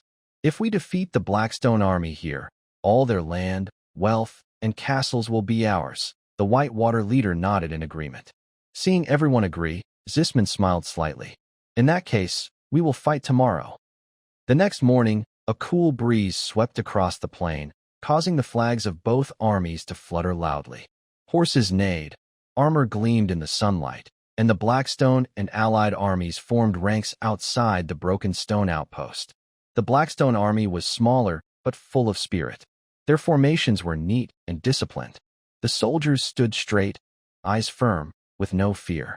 Opposite them, the enemy army was larger but disorganized. The farmers conscripted into their ranks looked around nervously, their faces anxious.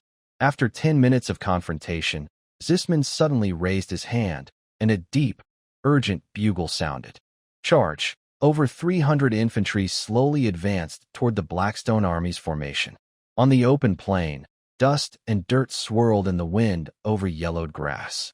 Over 300 enemy soldiers formed a loose, long line, slowly pressing toward the Blackstone army. Their ranks were sparse and their steps uneven. Richard immediately saw that the front line was made up of farmers. They wore simple clothes, looked frightened, and held rusty spears and axes. They didn't even have basic leather armor. Behind them were well-equipped noble private soldiers in leather armor, with cold, hardened faces. Richard sat on his horse at the front of his formation, a cold smile curling on his lips. The enemy plans to use helpless farmers as cannon fodder to drain their forces, while the noble private army hides in the back, waiting for the right moment to strike. When the enemy just entered the effective range of the crossbows, he raised his hand and ordered, "Fire!" Immediately, dozens of crossbowmen pulled their triggers at the same time. The taut crossbow strings snapped open, and a flurry of arrows shot out with sharp whistling sounds, flying toward the front lines of the enemy. The sound of arrows hitting flesh and soldiers' screams filled the open field. The farmers at the front, conscripted and unwilling, fell in large groups like wheat being cut, blood quickly staining the ground. These farmers did not want to fight. Faced with the sudden deadly attack, they panicked instantly. Casualties grew rapidly in a short time, and their fragile mental defenses collapsed completely. After several volleys, the farmers at the front could no longer hold their ground. They cried out and turned to run back, desperate to escape this hellish battlefield. But the noble private army behind had already received orders to block them. They wielded sharp blades, slashing at the fleeing farmers. Blood splattered on their armor, creating a terrifying sight. "Those who retreat will die? Everyone, charge forward!" Shouts of command and the sounds of slashing weapons mixed together. The remaining farmers, forced by the swords, had to shakily move forward again, their eyes full of despair. Richard watched this brutal scene unfold, then turned to Karen beside him. "Send the order. Focus fire on the frontline farmers. Once they break and scatter, drive these retreating soldiers to attack the noble private army's formation from behind." "Understood," Karen replied and quickly ran toward the camp, relaying the Lord's orders step by step. After 3 minutes of stalemate, the enemy finally approached the Blackstone Lord's formation and launched an attack. Their steps grew faster as they roared toward the Blackstone army. "Raise shields!" Karen suddenly drew his sword from his waist and shouted loudly. "Raise shields! Raise shields! Raise shields!" The shouts of officers echoed through the battlefield, cutting through the noise. The Blackstone militia moved in perfect unison. Countless heavy oak shields were raised instantly, forming an unbreakable wall. Behind the shields, spears lined up like a forest, all thrusting forward. The entire army formation transformed into a spiky steel hedgehog, waiting silently for the enemy to charge. Boom! The enemy's charge slammed into the shield wall with great force, causing the ground to tremble slightly from the impact. Blackstone's frontline soldiers clenched their teeth, shoulders pressing hard against their shields, legs pushing against the ground, stubbornly holding against the fierce attack. "Hold on," the officer shouted hoarsely. "Stab!" At the command, spears behind the shield wall thrust out together. The cold spear tips pierced through enemy bodies instantly, splashing bright blood, staining the spears and shields. "Pull back!" The spears were suddenly retracted. The enemies holding the spears lost their support and fell in groups in front of the formation, unable to get up again. "Stab! Pull back! Advance!" Amid the continuous shouts of the officer, the Blackstone army moved like a well-oiled war machine, repeating stabbing, pulling back, and advancing. Every movement meant lives lost. Frontline soldiers fell, but others immediately filled the gaps, keeping the formation steady. Some frantic enemies tried to climb over the shields and break into the formation, but as soon as they appeared, they were pierced through the chest by spears slanting from behind. They screamed and fell to the ground, their bodies trampled underfoot in an instant. The ongoing slaughter completely shattered the farmers' mental defenses. Fear spread like a plague. "Fall back. Quickly fall back. I don't want to go forward anymore. Stop fighting. I want to go home. My mother is still waiting for me. This isn't a battle, it's a massacre. We're all going to die here." Desperate cries of despair exploded as many enemies lost control and fled backward recklessly. No matter how the noble private soldiers tried to stop them, it was useless. Instead, It fueled the farmers' anger, pushing them to fight harder. Forward meant death, retreat meant death. Better to fight and take down these noble traitors, forcing them into death. Chaos erupted instantly. The enemy formation collapsed completely, trampling each other and turning against one another with weapons drawn, a wild mess. Chiron saw this, and his eyes shone with fierce light. He raised his sword and roared to the sky, "Charge! Long live the Lord! Long live Blackstone! Long live the Lord! Long live Blackstone!" The militia of Blackstone cheered loudly, shouting in unison. They swung their weapons and launched a full attack, rushing like a tide toward the chaotic enemy forces, cutting down the last resistance. Behind the battlefield, Sisman's face turned pale. Watching the team of over 300 men be defeated by fewer than 100, he cursed loudly. Good for nothings. A bunch of useless fools. 300 men against 100, and we still lost. And so quickly, he turned to look at the three commanders beside him. "It's our turn now." The three commanders looked unhappy but nodded in agreement. "Charge!" With a loud shout, the three commanders pulled their reins and led dozens of cavalry straight toward the enemy infantry formation, trying to use their impact to change the battle. Seeing this, Richard's eyes sharpened. He quickly drew his phosphorus sword from his waist. The sword gleamed coldly, with a faint red glow. "Attack!" Leading the charge, he rode out ahead of the others, sword pointed at the enemy cavalry. George and more than 20 of his cavalry followed closely behind. Their armor clanged, and their horses' hooves thundered, like sharp swords rushing toward the enemy. The battlefield entered a critical moment. The two cavalry groups collided fiercely in the open field, like two streaks of lightning crashing together. The sound of metal clashing was deafening. Horses reared and soldiers fell, blood spilling everywhere. Hooves stomped, swords swung, and every second saw someone fall. After a fierce fight, both sides pulled back briefly, turned their horses, adjusted their formations, and charged again. Richard's eyes were sharp. He focused on the leader of the White Water territory coming toward him. He suddenly poured strength into his phosphorus sword. A golden light burst along the blade. At the moment their horses crossed, he swung his sword horizontally. The golden light flashed, and the two horses narrowly avoided each other. A few moments later, the leader of White Water was bleeding heavily from the neck, his head flying up, and his body falling heavily to the ground. On the other side, George also killed the leader of the Red Oak territory. Seeing the leaders fall one after another, Sisman's heart trembled with fear. He quickly turned to the three silent figures in black robes behind him. "It's your turn now," the leader nodded slightly. "Richard and George will be handled by us." After saying that, the three of them pulled their reins sharply. Their horses reared up, stepping over blood and corpses, charging straight toward Richard. At the same time, George also noticed the situation. He swiftly cut down an enemy soldier with his sword and galloped quickly toward Richard. "Master, be careful." As soon as he spoke, three people in black robes had already rushed close. The leading high-level knight said nothing, suddenly releasing a burst of fighting energy around him. His long sword shone with cold light, filled with a fierce killing intent, aiming directly at Richard's vital point. "How dare you?" George shouted angrily, leaping in front of Richard to block. As a high-level knight himself, he had strong fighting energy. He drew his sword, which emitted a sharp sword aura, and forcefully blocked this deadly attack. Clang! A harsh clash of metal sounded loudly. Two streams of high-level fighting energy collided fiercely, causing a violent wave of energy to sweep outward, and dust rose into the air. The refined sword aura in the air clashed wildly, each collision producing a loud roar. The soldiers nearby looked pale and backed away in fear, not daring to get too close. This level of fighting was beyond what ordinary soldiers could interfere with. Richard's gaze fell on the two mid-level black-robed knights rushing toward him.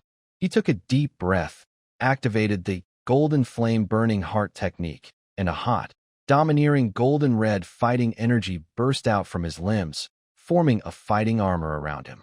His red phosphorus sword hummed, as if responding to his fighting spirit. "Kill!" Richard shouted softly, and his sword attack suddenly launched. The first sword aura curved like a crescent moon, cutting through the air. Followed closely, two cross-shaped sword auras crossed and struck out. One move after another, continuous and relentless, like a surging wave of flames, crushing toward the two enemies. The sword wind roared, flames flickered, and the momentum was astonishing. One of the black-robed knights saw this and suddenly sneered.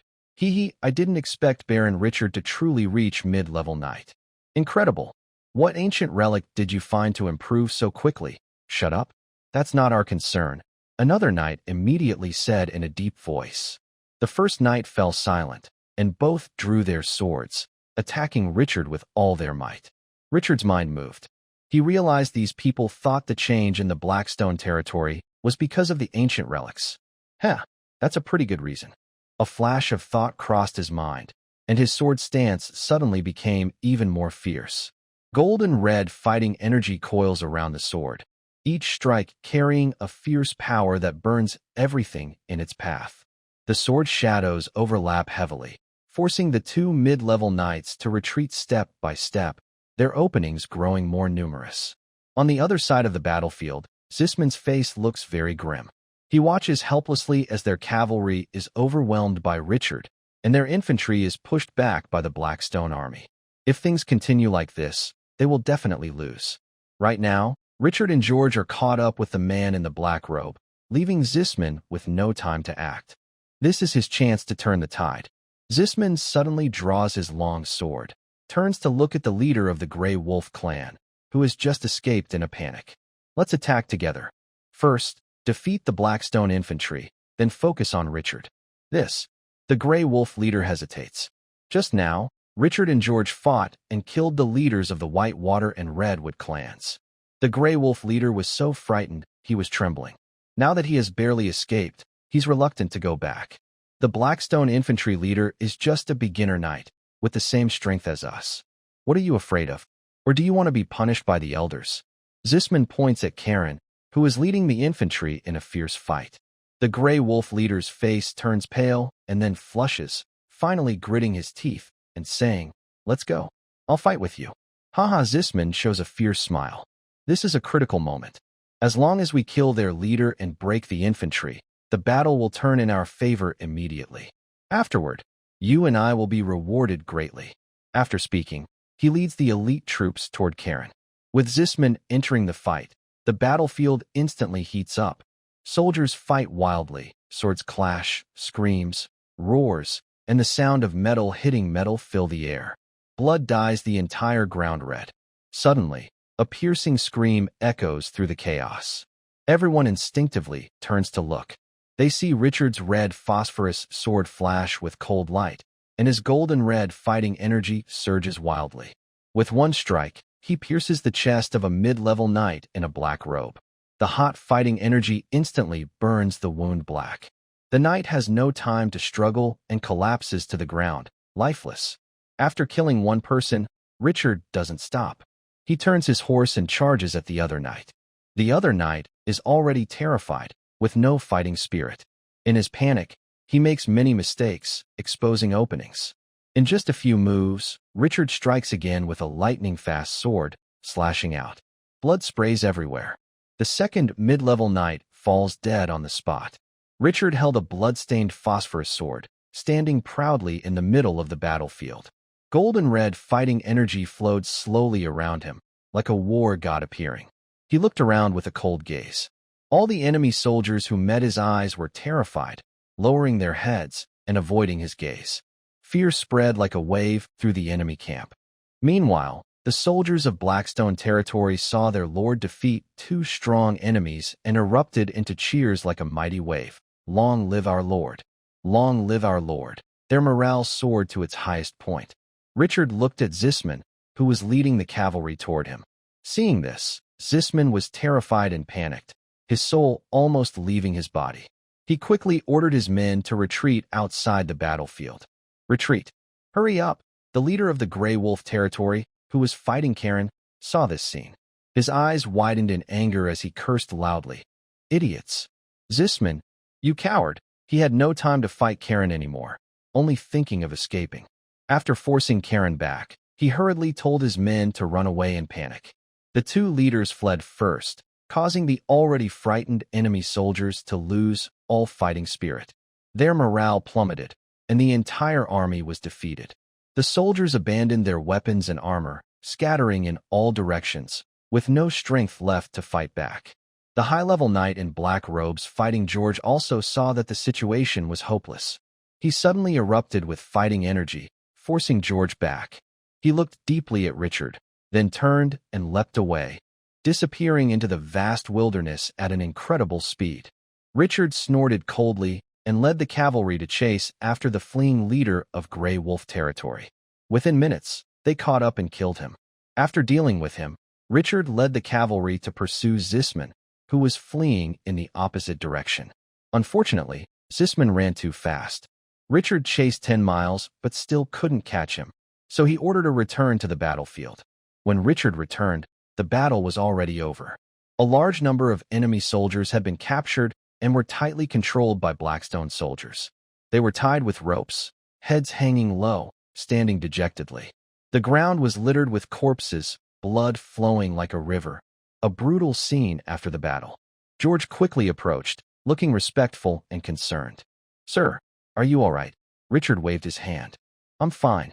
Have you found out who these people are?" George nodded and said, "These people come from the Akagi, Grey Wolf, Whitewater, and Deerhorn territories. The leaders of Akagi, Grey Wolf, and Whitewater have been killed. The only survivor is the Deerhorn Guard leader, Zisman Broly. As for the 3 men in black robes, their identities are unknown." Richard softly repeated, "Akagi, comma," a look of realization crossing his face. Then he sneered, "I remember now. It's that noble territory recently attacked and heavily damaged by the Tarm tribe. It seems they want to recover their losses from my Blackstone territory. They are playing a clever game. Oh, and the Deerhorn territory. I recall they once killed an apprentice knight. The knight claimed to be from Deerhorn.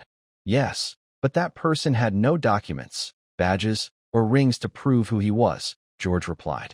Richard nodded slightly, then looked at the prisoners and said, "Kill all the extraordinary individuals among them. The rest are to be enslaved." "Understood," George responded. Richard slowly turned around and looked at the battlefield, now messy and soaked in blood. The wind blew his armor cloak, making it flutter loudly. His gaze was deep and distant, and a fierce look appeared in his eyes. "If they dare to attack, I dare to fight back. The Akagi and Blackstone territories are over 70 miles apart. It should be a time of spring planting and busy farming, full of life. But now, everything is bleak. Few farmers work in the fields. They look pale, thin, and numb, with little strength left to wield their hoes.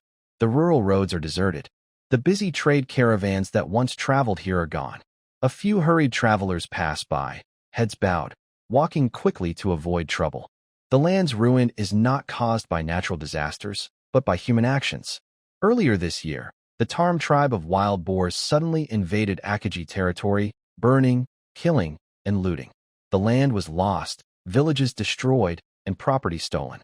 Many soldiers under the Baron's command were also lost. After finally driving away the wild boars, the survivors returned home to rebuild. But then, the Deerhorn Baron came to discuss attacking Blackstone territory. Seeing the broken houses and empty granaries, and knowing that Blackstone now has abundant food, strong soldiers, and rich minerals, the Akagi Baron's greed finally overpowered his reason. After weighing the pros and cons, he gritted his teeth and agreed to join forces for an attack. To show sincerity and to gain more spoils, he nearly emptied his savings. He sent his most trusted guard commander, a novice knight, along with a few elite private soldiers, and even forcibly conscripted over 60 young farmers as laborers.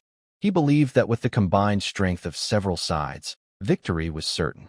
When they returned victorious, they could use the wealth from Blackstone territory to fill the gaps in Redwood territory and restore its glory. However, reality struck him hard. News of defeat came from the front lines. His guard commander was killed, the novice knight died in battle, many private soldiers were badly wounded, and the conscripted farmers were either dead or captured. The entire army was wiped out. When he received the terrible news, the Baron of Redwood territory felt like he had fallen into an icy pit. His heart ached so much it nearly suffocated, and he was overwhelmed by endless fear. Although they did not raise a flag during this expedition, after some interrogation, Richard was certain he knew the truth. In the days that followed, he lived in constant fear. He kept the manor gates tightly closed day and night, increased patrols, and was afraid that the cavalry from Blackstone territory might attack suddenly. But for several days, there was no movement from Blackstone territory. They neither sent anyone to question nor launched a retaliation. Gradually, he relaxed his tense heart, secretly hoping that Richard had not uncovered the truth, or that the enemy was busy dealing with their spoils and had no time to bother with Redwood territory.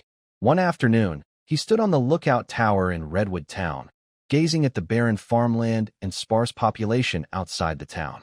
He couldn't help but sigh deeply.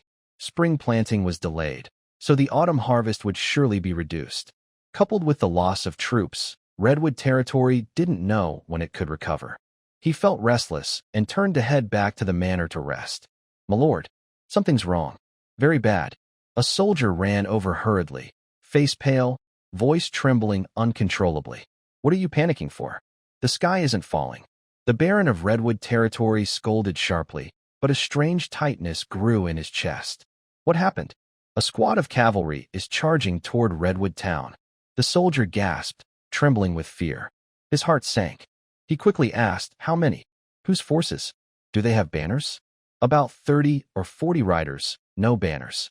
I couldn't see clearly where they came from. As soon as he finished speaking, dense and urgent hoofbeats sounded from afar. The pounding of hooves grew louder and closer, causing the ground to tremble slightly. The Baron looked up and saw a cloud of dust in the distance. A group of armored riders with sharp swords was rushing toward him. The riders looked serious and fierce. Even without flags, he guessed who they were. "It's Richard. It must be him," he shouted in fear, his face turning pale. "Quick, close the city gates." The old butler beside him hesitated and asked, "Sir, is this Baron Richard from Blackstone?" "Yes, that's him." The Baron nodded wildly, waving his arms and shouting, "Close the gates now. Hurry." The butler looked nervously toward outside the town. There were many villagers who couldn't get back in time. Farmers working in the fields, old people gathering firewood, and children playing, all frightened by the fast-moving riders. "Sir, there are many villagers outside. If we close the gates, they—" "No, we can't help them now. Close the gates quickly. I order you to do it." "Do you hear me?" Baron Red Oak's eyes turned red as he drew his sword, shouting as if he was giving a deadly command. The soldiers hurried to push the heavy wooden gates. With a loud creak, the gates slowly closed, finally banging shut and locking tightly. As soon as the gates were secure, Richard led his riders to the town. This southern campaign was led by Richard, who brought 40 elite riders, 20 personal guards, and 20 militia. Actually, now they were called the Black Eagle Army. After winning the battle at the Stone Watchtower, Richard ordered the militia to be renamed the Black Eagle Army, making it the first official army of Blackstone. Some of the extra horses were taken from the spoils of defeating the Wild Boar men and the Allied forces. Others were bought with a lot of money from Hank. Besides the 40 riders, George, Brett, and Thorn went south with Richard. Karen and Syl stayed behind in Blackstone. Richard sat on his horse and looked at Baron Red Oak, who was pale and trembling on the wooden wall. A cold smile appeared on Richard's face. He waved his hand gently. "Brett, Thorn, go and take all the people, food, and valuables outside the town. If you can't take the houses and crops, burn them all. Destroy everything." "Yes, sir," Brett and Thorn answered together. They immediately led 20 riders and rushed toward the farms and villages outside the town. In an instant, the sounds of crying, begging, and the crackling of burning houses filled the sky and earth. "Please, Lord, we are just ordinary people, not involved with the Lord's affairs. Let go of my children. You bandits, Lord, help us. Open the door and save us." Desperate screams pierced through the city gates, reaching into Red Oak Town and drifting to Richard's ears. He remained calm, sitting steadily on his horse, coldly watching everything before him. The Baron of Red Oak, standing on the wooden wall, looked furious. He saw fields of wheat trampled by iron horses, simple houses ablaze, and loyal villagers tied up with ropes, being led away like animals. His hands clenched the wooden railing so tightly that his knuckles turned white. He shouted angrily at Richard, "Richard, you're going too far. Richard gently waved his whip and sneered. Stop shouting. I am not Richard. If you're unhappy, come out and face me, you. The Baron of Red Oak was furious, pointing at Richard but unable to speak. It was obvious he was Richard, and clearly the army from Blackstone territory. Yet, they had no banners or family crests. Still, he refused to admit it, and Richard couldn't do anything about it. Why? Because he had previously allied with other nobles to attack Blackstone territory. Now, revenge was coming, and going out. He really didn't dare. All his commanders and apprentice knights had died in battle. Now, the entire Red Oak territory had only him, a beginner knight. Meanwhile, Richard's side was full of fierce generals and elite cavalry. If he left the city, he wouldn't just fail to save the villagers. He might even become a prisoner himself. Cold-hearted, he snorted, flicked his sleeve, turned around, and quickly stepped down from the wall, retreating into the depths of the estate. He preferred not to see the suffering. The villagers outside the town could be considered a cost of defeat. He didn't believe Richard would dare attack Red Oak Town. Actually, Richard didn't dare. He lacked the strength to challenge the Empire's rules. An hour later, Brett returned on horseback and bowed to report. Sir, the task is complete. Richard looked up and saw soldiers from the Black Eagle army escorting a long line of bound prisoners, with several wagons loaded with grain and valuables behind them. They had gained a lot. He nodded slightly and waved his hand. Form up, head south. Next stop, Grey Wolf territory. Yes, sir. At his command, 40 cavalry guards escorted the prisoners and supplies, turned their horses, and galloped swiftly southward. Only the houses billowing thick black smoke remain, along with the muddy fields trampled by spring plowing and the frightened soldiers on the city wall, faces full of despair. The spring breeze blows gently, and green leaves sprout everywhere. Richard leads his cavalry southward, passing through the Grey Wolf territory, then entering the White Water territory, and finally reaching the Male Deer territory. The Grey Wolf and Redwood territories are similar. Both are very poor. The entire area has only one small settlement that barely qualifies as a town, with no proper villages nearby, just scattered households. From a distance, it looks desolate and run down. Richard's approach to the Grey Wolf territory is the same as it was in the Redwood territory.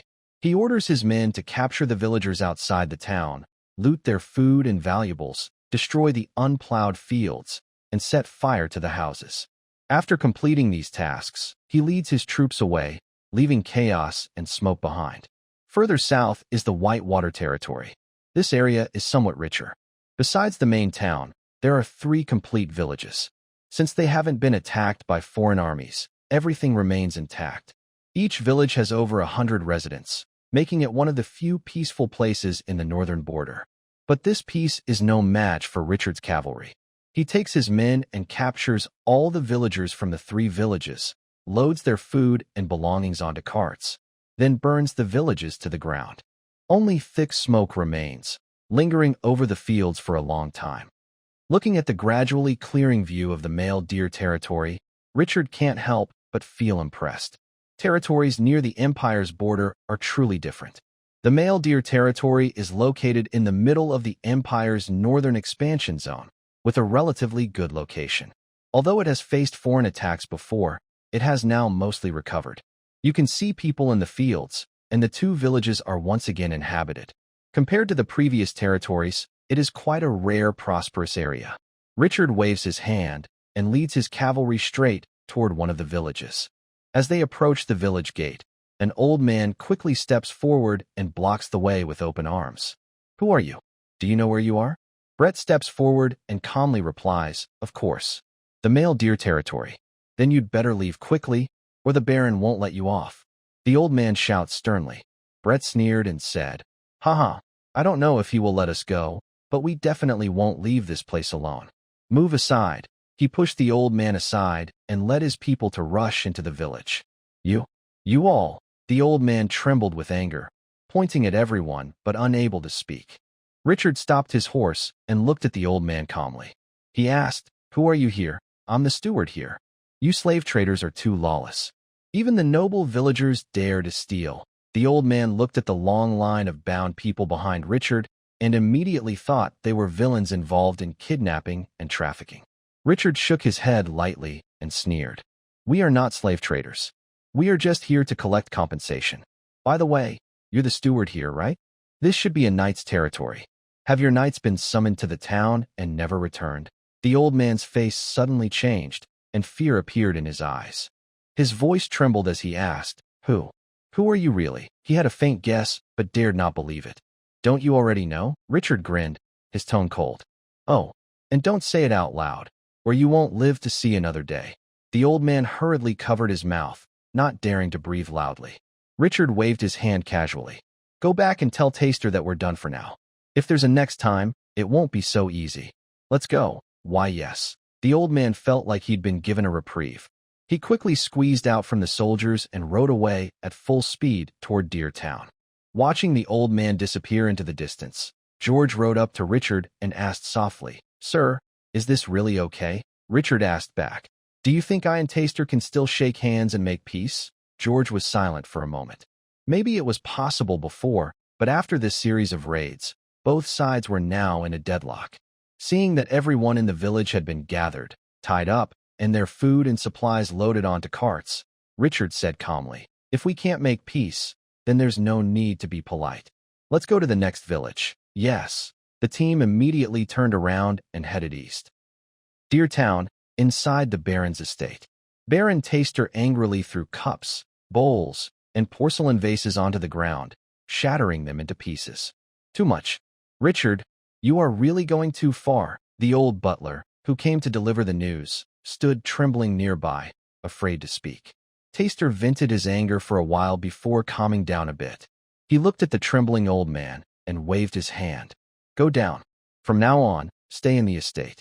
You don't need to return to the village. Thank you, sir. The old man quickly bowed and left the hall. Next, Chisman stepped forward and whispered, Sir, should I send people to attack them? Taster's mind moved, and he felt a strong urge. Richard had taken many people, food, and valuables while heading south.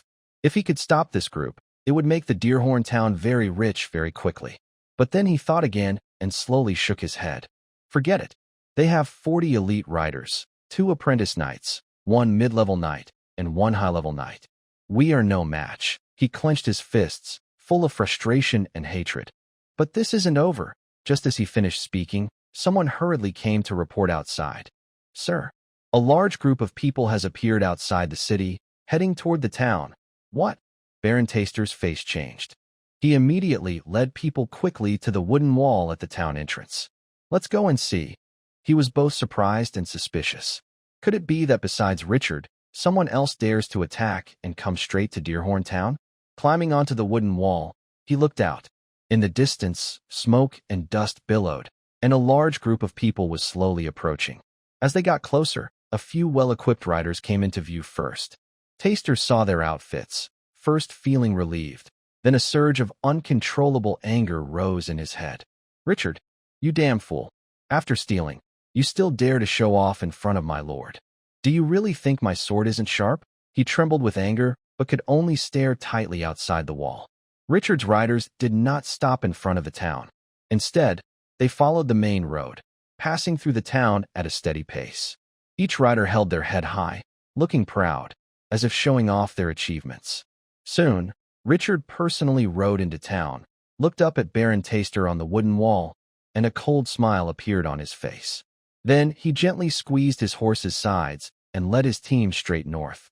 His calm and confident attitude clearly showed he was sure Taster wouldn't dare come out of the city to chase him.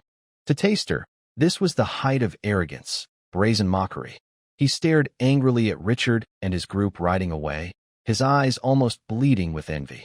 Grinding his teeth, he growled loudly, Richard, I swear, I won't let this go easily. Since Richard left the south, the outpost of Shattered Stones had been on high alert. Syl personally stayed here, not daring to relax for a moment. Everyone entering or leaving the Blackstone territory was thoroughly checked. Identity, belongings, and supplies. Nothing was overlooked. That day, Syl was patrolling as usual, inspecting defenses and soldiers on duty. Suddenly, a soldier hurried over from a distance, looking anxious and excited. Captain, the Lord and his people are back. Really? Syl immediately stopped. The soldier nodded firmly. Absolutely. You can see the team from the south. Sil didn't ask more. He quickly climbed to the top of the highest watchtower and looked south. On the distant road, a large group was slowly approaching, with many figures and carriages stretching out behind them. As they got closer, a familiar double-headed eagle banner fluttered in the wind, catching the eye first. "It's the Lord. He's really back." Sil couldn't hide his excitement and blurted out. While Richard was away, everything in Blackstone territory seemed normal. Farmlands, workshops, patrols, everything was running smoothly. But inside, everyone was tense. They worried someone might take advantage of the Lord's absence and cause trouble. Sil was especially alert day and night, maintaining order and watching the surroundings carefully. Fortunately, everything remained peaceful during this time, with no accidents.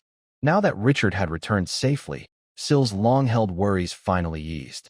"Quick, clear the way and welcome the Lord back," Sil ordered immediately. "Yes, sir." The soldiers responded in unison and quickly got to work. A large group of soldiers rushed out from the guard post, removing the barriers at the intersection one by one. They then gently and orderly guided the waiting pedestrians to the sides of the road, leaving a wide, smooth main street in the middle. This sudden change caused a stir among the people waiting for inspection. "What's going on?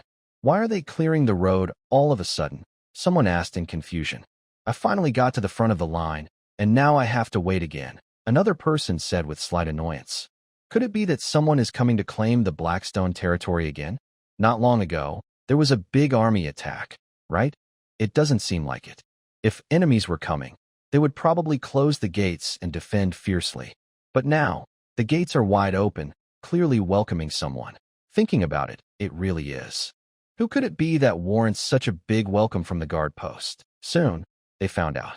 A neat formation of cavalry arrived, leading the way with a flag featuring a double-headed eagle, looking calm and steady.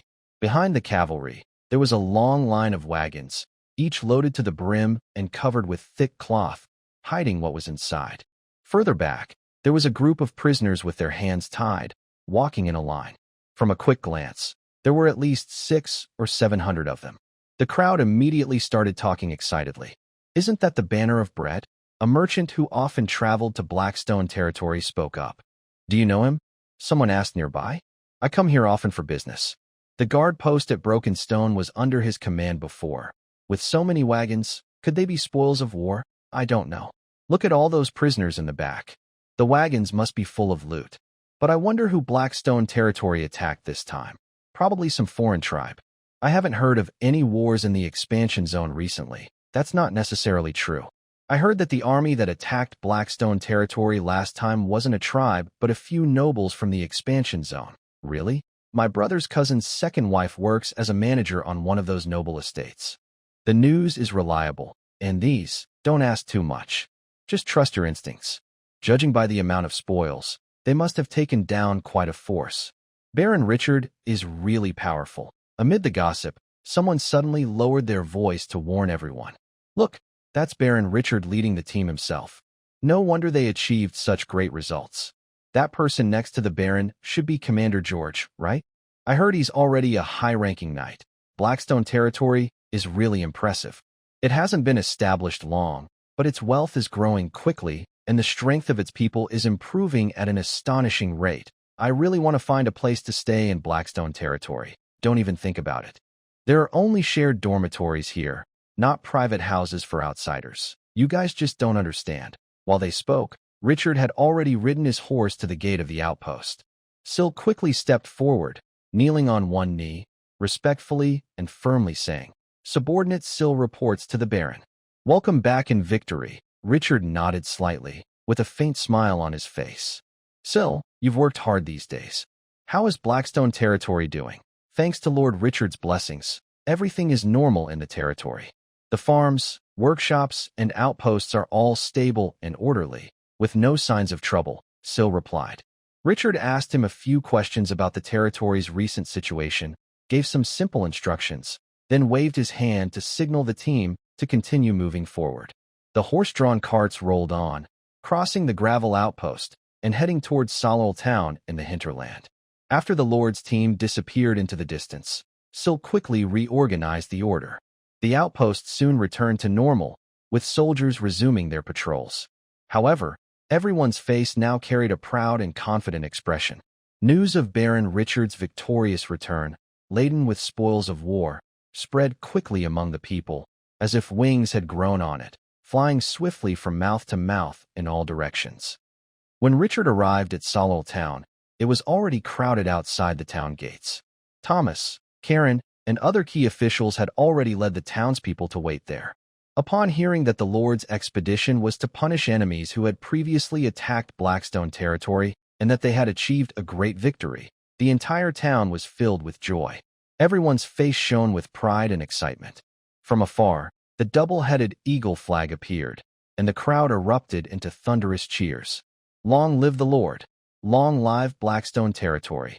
The cheers rose wave after wave, reaching the sky. All the people of Blackstone territory felt a strong sense of belonging and pride at that moment. Richard rode on his warhorse, waving kindly to the villagers on both sides. He looked calm and confident. Back at the Lord's estate, Richard rested briefly before entering his study.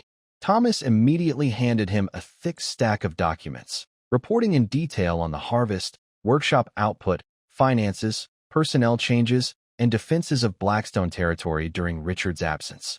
Richard carefully reviewed each report, listening attentively and nodding now and then. After Thomas finished, Richard praised everyone for their hard work during this time and publicly acknowledged each person's contributions. Then, Richard ordered, "The army has returned victorious. We will hold a celebration. Send the order, a grand feast at the estate. All soldiers can attend, and their families are welcome to join in celebrating our victory." The news made the soldiers excited.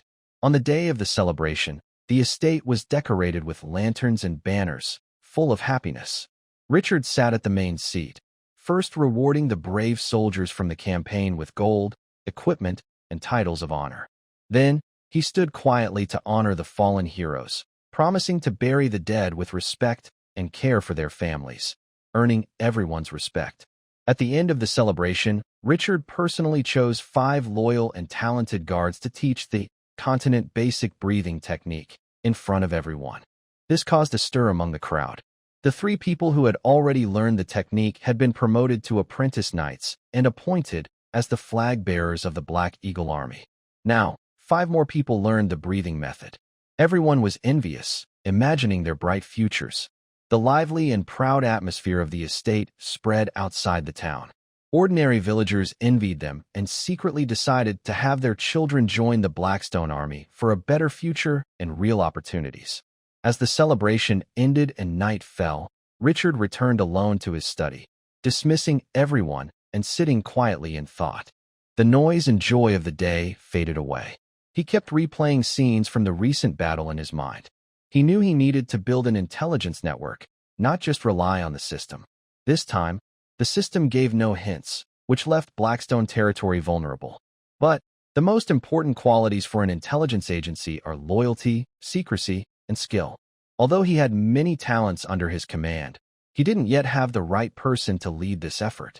He knew he needed to think carefully about the best plan. Thinking of this, Richard no longer hesitated. He gently raised his fingertips and silently thought. Open the system. A light blue screen slowly spread out before Richard, and familiar panel information clearly appeared. Name: Richard Holman. Faction: Sartos Empire. Identity: Northern Frontier Pioneer Lord. Imperial Baron. Territory: Blackstone Ridge. Level: Mid-level Knight. 032/300. Cultivation techniques: Flame Breath Technique. Intermediate Breathing Method. Golden Flame Heart-Burning Technique. Earth Level Breathing Method. Combat Skill: Red Flame Triple Slash. Intermediate Combat Skill. Weapon: Phosphorus Sword. Advanced Long Sword. Talent: A. Evaluation: Has some self-protection ability in the extraordinary realm. Refresh? Richard chose yes. The screen flickered slightly and refreshed with the first piece of information. Information 1. News of your defeat of the Noble Coalition has spread. Surrounding forces both fear and are wary of you. 1 star. A cold smile appeared at the corner of Richard's mouth. His eyes showed no panic, only calm understanding. The northern wilderness is a place where the strong prey on the weak. Respect and fear always go hand in hand. The nobles thought he was an easy target when he first arrived, gathering coalition forces to try to swallow Blackstone Ridge. After being defeated, it's normal for them to now feel wary. Whether it's respect or fear, as long as they see my strength, they won't dare to attack easily, he whispered to himself, his tone steady. Fear is never a bad thing.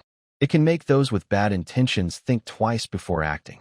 Rather than being ignored or bullied at will, he prefers to be a lord that others both respect and fear. As long as Blackstone Ridge grows stronger each day, this fear will eventually turn into submission. Before he could think further, the screen jumped to the next message. Information 2. A group of frog tribes has migrated into the southern part of Blackstone Ridge and is now fighting fiercely with the fish tribe. 1 star. Richard raised an eyebrow, a hint of amusement flashing in his eyes. The southern marshes and shoals have always been home to many aquatic tribes, including the fish tribe. Now, with new frog tribes invading, it's nothing unusual. Both sides fought over food and territory, which is understandable. However, I wonder if this will cause many other tribes to go to war. If that happens, it would be even better. Taking back this land from the Blackstone territory would be much easier. The third piece of information quickly followed, but it was more sharp and serious. Information 3. Your raiding of the Red Oak, Grey Wolf, Whitewater, and Deer territories has spread.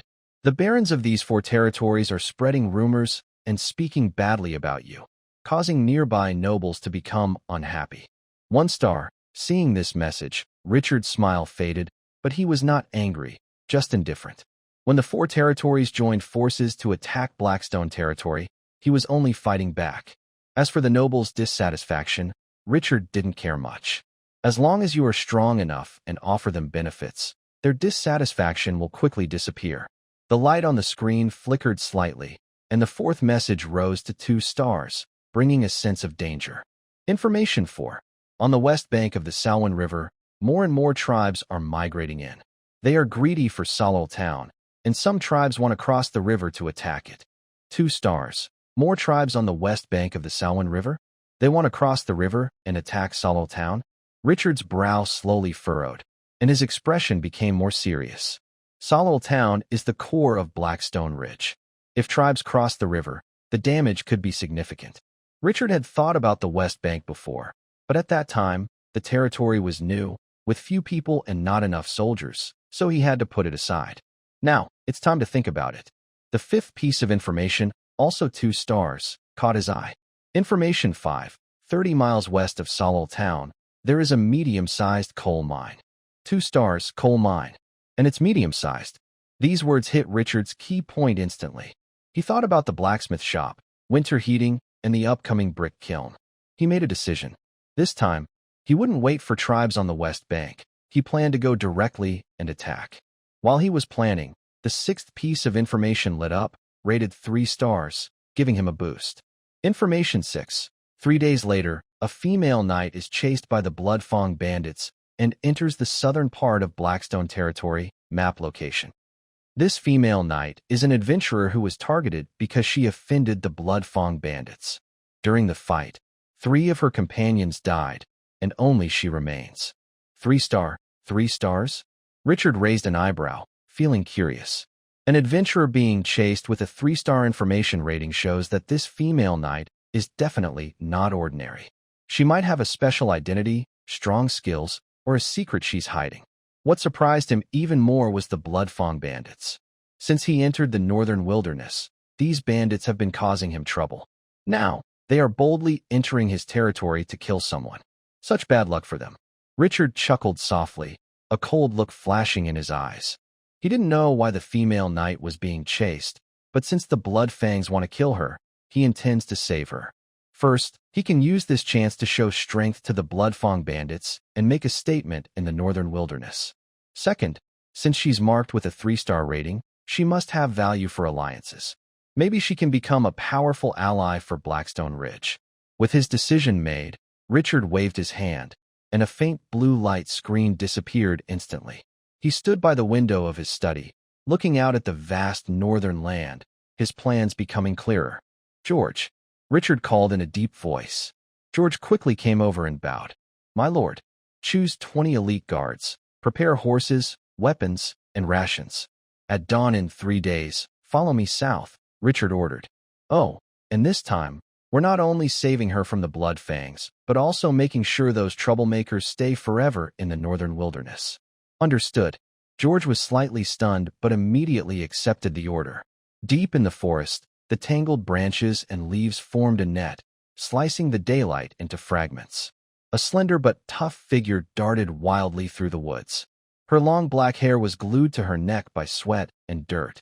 Every leap and dodge pulled at her wounds, causing sharp pain that flooded her nerves like waves. Using her years of experience, she moved skillfully between trees and vines, constantly changing direction. She narrowly avoided arrows flying from behind, their tips grazing her clothes and embedding into tree trunks with dull thuds, splinters flying. Behind her, 5 armored figures chased closely, their footsteps crushing fallen leaves. Their breathing was steady and fierce. 2 of them radiated strong, mid-level knight energy, while the other 3 were beginner-level knights. On the left arm of one, a fierce blood-red fang mark was very noticeable. This was the symbol of the infamous blood-fang bandits from the northern border. Little girl, don't waste your energy running. Offend our leader, and you think you can escape? Just come back with us, and maybe you'll keep your life. The bearded knight in front laughed loudly, his tone full of mockery and cruelty. Next to him, a tall, thin knight looked at the girl's graceful figure with a lecherous smile. He sneered, "With your build, you should be fine surviving, but your skills probably won't save you." "Ha." Another, more sinister, pointed an arrow at her back. "Is all you do run away? Don't you want to avenge your friends?" TSK, that delicate little girl. Are you her sister or just a companion? Her skin was so smooth, but she's too fragile. She's already dead. The harsh laughter echoed through the forest, each word like a poisoned dagger stabbing into the girl's heart. Her eyes instantly turned red. Tears mixed with blood slid down her cheeks, but she dared not stop. Arrows kept coming from behind. She gritted her teeth, turned sideways, and an arrow brushed her waist, tearing her clothes and deepening her wound. Warm blood soaked her clothes instantly, sticking sticky to her skin. One knight lowered his voice and asked the leader in confusion, "Captain, why do you think the leader wants us to chase her at all costs? We've gone over 200 miles. Isn't the treasure already ours? Fool, can you guess what the leader is thinking?" The leader snapped, his eyes coldly fixed ahead. "I've been in the northern border for so many years, and I've never seen such a stunning woman. Maybe the leader has taken a liking to her." "Shut up," the leader suddenly shouted sharply. The leader has seen many beauties. He wouldn't get angry just over looks. This woman is a mid-level knight with good talent. She saw us kill her team. Keeping her alive would be a big problem. We must eliminate her completely. No exceptions. Hearing this, the 5 didn't speak further. They all activated their energy and sped up suddenly. As they ran, the terrain ahead gradually opened up, and the edge of the forest revealed the borders of the Blackstone territory. A knight's face changed slightly, and he quickly warned, "Captain, we're approaching the Blackstone territory. The 3 leaders were killed here. Should we keep chasing?" The leader paused, his greed and ambition overshadowing his caution. He gritted his teeth and said, "Yes. The chief ordered us to hunt her down personally. We must take her alive. This woman is definitely special. If we bring her back to the chief, the reward will be generous.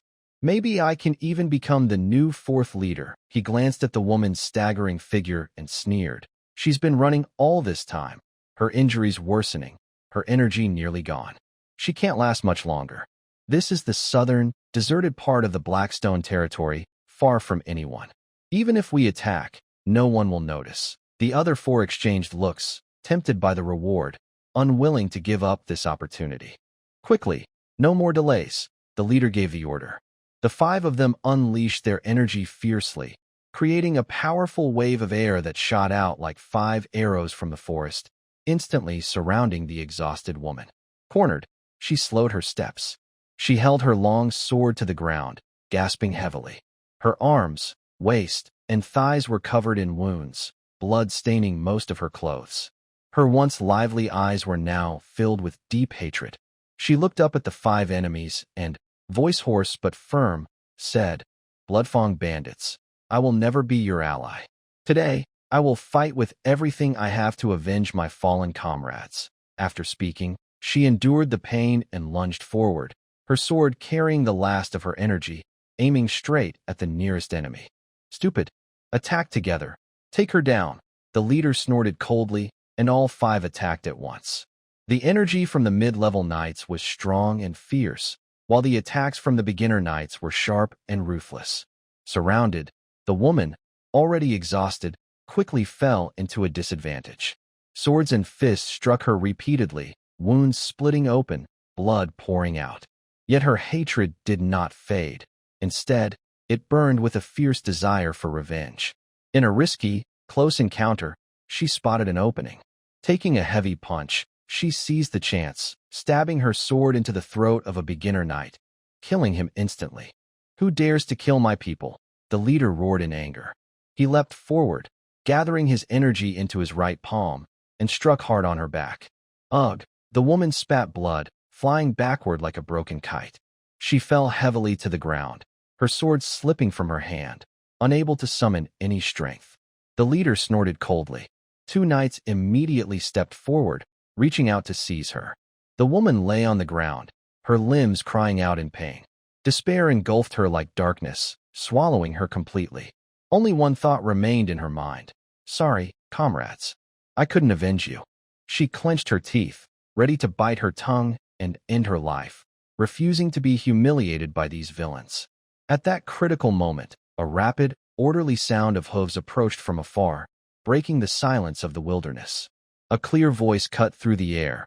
"Who do you think you're taking with you?" Everyone turned sharply. In the distance, dust rose as a team of elite cavalry sped toward them, shining armor and strict discipline. The leader of the cavalry was young and handsome, clad in silver armor reflecting the sunlight. His face was noble, calm, and he radiated the strong presence of a mid-level knight, making others wary. The woman struggled to lift her head and looked toward the figure coming against the light. At that moment, the young knight's figure was like a beam of light piercing through darkness, illuminating her despairing heart and leaving a deep impression in her eyes she would never forget. The cavalry quickly formed a line, surrounding the 4 Bloodfang bandits. Richard waved his hand. 2 cavalrymen dismounted carefully, helping the injured woman to her feet and shielding her wounds. The 4 Bloodfang bandits' faces changed suddenly. They huddled together, weapons in hand, watching the newcomers warily. The leader forced himself to stay calm, clasped his fists, and said, "Sir, this woman stole our treasure. We're just following our rules to catch her. Please, give us some face and help us out. I didn't steal anything from them," the woman said weakly but firmly, tears falling. "They slaughtered our group, stole our treasure, and killed all my companions. They've been chasing me here." Hearing this, Richard's lips curled into a cold smile. His gaze swept over the blood marks on the 4 bandits' arms and said calmly, "Did you hear that? Your Bloodfang bandits are burning, looting, and killing in the northern border. You're nothing but villains. Want to play the victim? Maybe elsewhere you can do whatever you want, but here," he paused, his tone suddenly turning serious. "This is Blackstone territory. You have no face here." The leader's heart trembled. He asked in shock, "Do you know who we are?" "Who exactly are you?" Richard chuckled softly, then stretched out his finger and slowly calculated. "You don't recognize me? Impossible. Let me see. The blood-tooth people who died at my hands include your 4 leaders, 3 other leaders, and dozens of subordinates. With so many old enemies, you should have some memory of me, right?" The leader shouted in surprise. You're Baron Blackstone, Richard." "Recognized me?" Richard asked with a smile. The leader glanced at the woman, his eyes struggling, then forced a fake smile and said, "Baron, it's a misunderstanding. We don't want this woman. We will retreat now and never step into Blackstone territory again. Want to leave?" Richard's eyes turned cold. He waved his hand to signal the cavalry to surround them. "When did I say you could leave?" "Richard, your cavalry are just ordinary soldiers. They can't hold us back," the leader shouted fiercely, secretly activating his fighting spirit, preparing to break through. "Whether you can stay or not, you'll find out," Richard replied. As he finished, his phosphorus sword suddenly unsheathed. Golden flames surged along the blade, and a blazing heat wave swept out, distorting the surrounding air. He leapt off his horse like a golden eagle diving for prey, aiming straight at the mid-level knight leader. Meanwhile, George beside him unleashed the terrifying fighting spirit of a high-level knight, creating a powerful wave of energy that shot directly at another mid-level knight. The remaining cavalry immediately coordinated, forming a battle formation to keep them busy, blocking all 4 of their escape routes. Golden flames burst across the battlefield like a blazing sun. Richard moved as fast as lightning. Where his phosphorus sword passed, flames and sword energy merged, greatly increasing its power.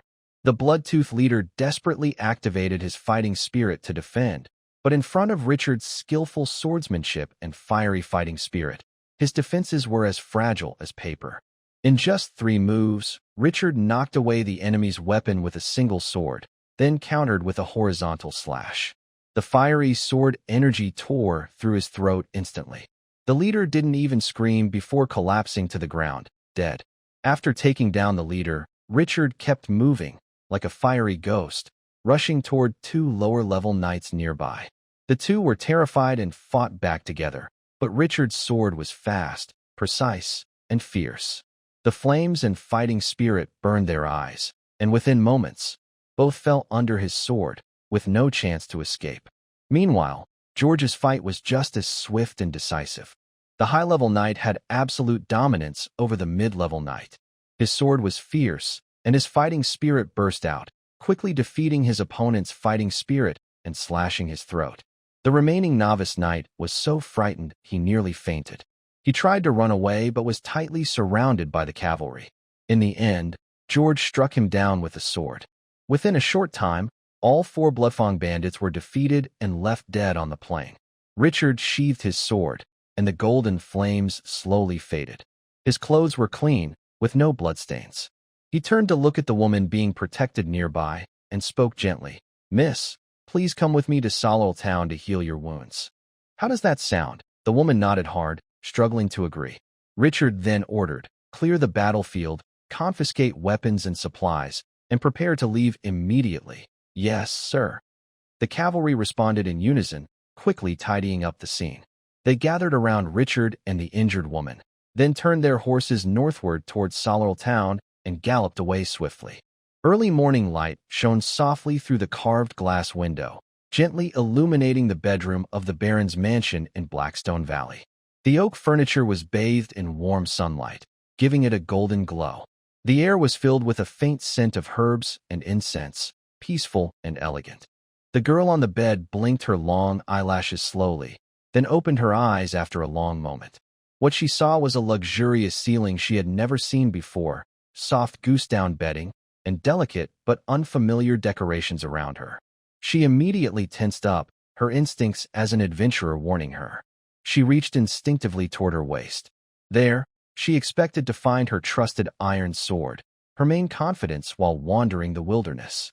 But her fingers only touched smooth, soft fabric. Her sword was gone. Her heart clenched, and she looked down at herself. The ragged, blood-stained adventurer's outfit she had worn was gone. Instead, she wore a clean, soft, light-colored cotton nightgown. "Ah!" she screamed in surprise and sat up quickly, pulling the blanket aside to look inside. After confirming her clothes had been changed, her face turned pale, then quickly flushed with a hot blush. The sudden movement pulled at her still-healing wounds, causing a sharp pain that made her grunt. Memories flooded back, fights, screams, her companions falling, blood splattering everywhere, and the fierce bandits of the Bloodfang gang. Just as she was too injured to move and about to be captured, it seemed someone had saved her. "She is a young noble. Baron Blackstone, Richard. He is the one who saved her. Did he also change her clothes?" The girl's cheeks were burning hot, her heart pounding wildly, almost bursting from her chest. She hurriedly grabbed the blanket, covering her face completely, leaving only a small part of her reddening ear exposed. Her body twitched slightly under the covers, feeling shy and embarrassed, her mind in chaos. After a while, she suddenly threw back the blanket, took a deep breath, and gently tapped her hot cheek with her cool fingers. She silently scolded herself. "What am I thinking? He is a noble baron, and I am just a poor adventurer. Our statuses are worlds apart. It's impossible. Besides, I still have a deep grudge to settle. How can I be daydreaming here? Do I want to dishonor my fallen comrades who sacrificed themselves to protect me? Each word was like cold water pouring down, gradually calming her confused mind. The shyness in the girl's eyes faded, replaced by cold hatred and determination. She bit her lip and muttered softly, her voice cold and sharp. Yes, revenge. I will survive to avenge my friends. The Bloodfang bandits. I will never forget this hatred. She pushed aside the blanket, enduring the soreness and the stabbing pain from her wounds, ready to get out of bed and find her clothes. At that moment, the wooden door of the room was gently pushed open, and a tall, beautiful woman entered.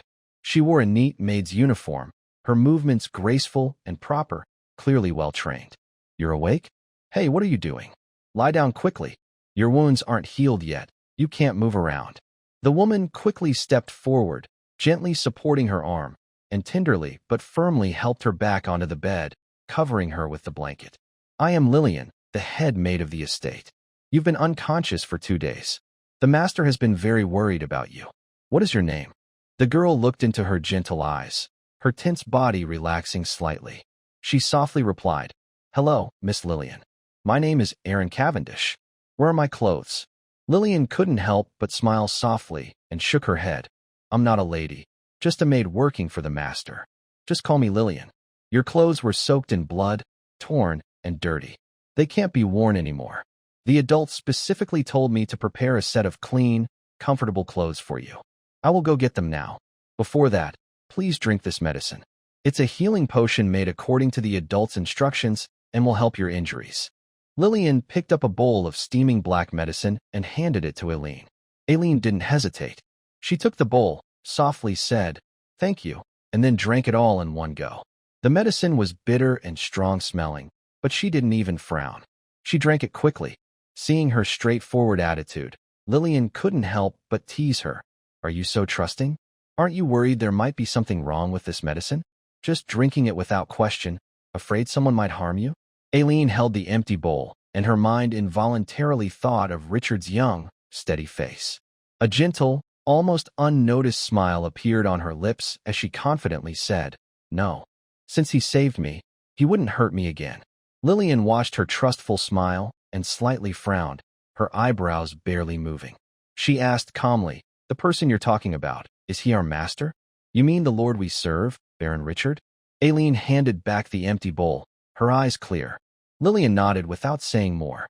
She took the bowl and set it aside, then continued, You trust the master a lot. But it seems he didn't save the wrong person. To save you, he even gave you the basic healing potion he reserved for Miss Ovella.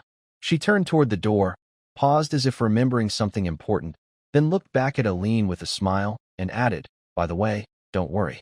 I changed your clothes, and I personally cleaned and bandaged your wounds. No one else did. After speaking, Lillian gently closed the door and left the bedroom. The room was quiet again. Aileen sat on the bed, took a deep breath to relax. Then a strange, hard-to-explain feeling of sadness quietly crept into her heart. She shook her head, pushed away those messy thoughts, and got up. Lillian soon brought a well-fitting, soft, and comfortable outfit for her. It seems that this young noble is very understanding of her. Aileen quickly dressed herself. Although she still felt weak, her spirits had improved a lot. Not long after, the bedroom door was pushed open again. Richard entered with Thomas and Lillian. Miss Aileen, how are you feeling? Is your injury better? Aileen hurriedly stood and bowed. Thank you, Baron Richard, for saving me. I am much better now. I appreciate your concern. Richard raised his hand gently to signal her to sit. His tone was calm. No need to thank me. Helping those in trouble is what I do. I heard from Lillian that your injury isn't fully healed yet, so please sit down and talk. Aileen sat down as he asked. Richard pulled over a chair and sat across from her. Miss Aileen, can you tell me why you were chased by the Bloodfang bandits? Don't worry. I have a big grudge against that band. I have killed many of their members before, including their 3 leaders and 4 other leaders. Aileen said, Baron Richard, I believe what you say. Hearing this, Richard felt something strange but couldn't quite understand what it was. Aileen's eyes suddenly darkened. Her fingertips clenched slightly. Her voice, with a hoarse and sad tone, continued, I am the leader of the Silver Eagle Adventurers. Half a month ago, We found an ancient ruin in the wilderness at the border. It looked old and had been looted long ago. It was a mess. Since we were there, we decided to check it out. It was just as we expected. Everywhere was ransacked. Valuable items had already been taken, leaving only broken stones and rotten wood. Just as we were about to give up and leave, we suddenly encountered a second-level magical beast, the sharp-toothed mouse. We decided that since we couldn't find any treasure, killing this beast could earn us a good reward. But unexpectedly, during the fight, we accidentally triggered a hidden mechanism deep inside the ruin. Everyone fell into a sealed chamber. At this point, Eileen's breathing became a little hurried, and a complex light flickered in her eyes. There was surprise, regret, and more than anything, deep hatred. In the chamber, there was a pile of gold, silver, jewels, antiques, and weapons, countless treasures. It was the greatest wealth we had ever seen in our lives. But before we could feel happy, the Bloodfang bandit group suddenly appeared. It seemed they had known the secret of the ruins for a long time and had been waiting outside, just for someone to help them open the secret chamber. Richard frowned and asked his doubt. If it was only for treasure, they could have just killed your companions and taken the loot. Why would they chase after you so fiercely and try to kill you all? That's not like the Bloodfang bandit group. Eileen shook her head, her eyes shining with cold light. They are after me, not just the treasure. I don't know the full reason, but I am sure they want a specific item, a string of gemstone necklaces. Gemstone necklace? Richard's eyes lit up. He asked eagerly. Eileen nodded heavily, speaking seriously. It's a necklace with a blue crystal. The main part is a fist-sized blue crystal, decorated with tiny agates and small diamonds. It looks very valuable, but its true worth isn't just in the material. It has special power. Wearing it can greatly speed up cultivation and slowly refine fighting energy. As she finished speaking, Richard suddenly heard a cold, familiar system message in his mind. Ding! Key information detected, triggering additional details. Additional info. The Dream Crystal Necklace was made by the ancient holy mage Steve Camden. The real treasure isn't the necklace itself, but the third agate clockwise around the crystal, which contains a fragment of a divine soul. 5-star level, divine. Divine soul fragment? Richard froze instantly, his mind struck like a heavy hammer, leaving him blank. All sounds around him disappeared. Master, are you all right? Urgent calls echoed repeatedly, filled with genuine panic. After a while, Richard suddenly snapped back to himself. His eyes focused, and he saw Lillian's pale face, her eyes full of worry, almost crying.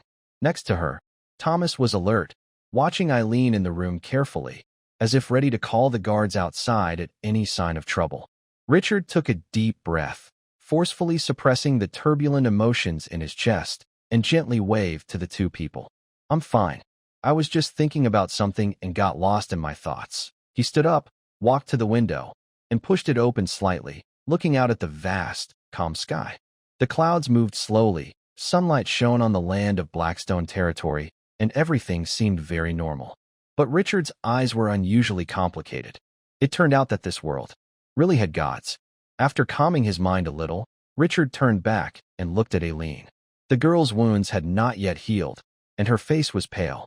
Eileen, Richard said, do you know where the leader of the Bloodfang bandits is? Eileen was slightly stunned, then her eyes lit up with a spark. She looked up, somewhat surprised. Baron Richard, you want to personally go and deal with them? Richard nodded. The Bloodfang bandits have fought against me many times. Keeping them around will only bring disaster sooner or later. If you steal today, you can't guard against thieves tomorrow.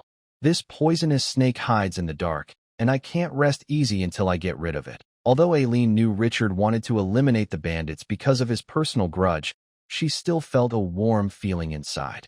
She suppressed her excitement and said, the Bloodfang bandits are homeless and move around a lot. I don't know exactly where their leader is hiding, but in Finland City, someone must know their temporary base.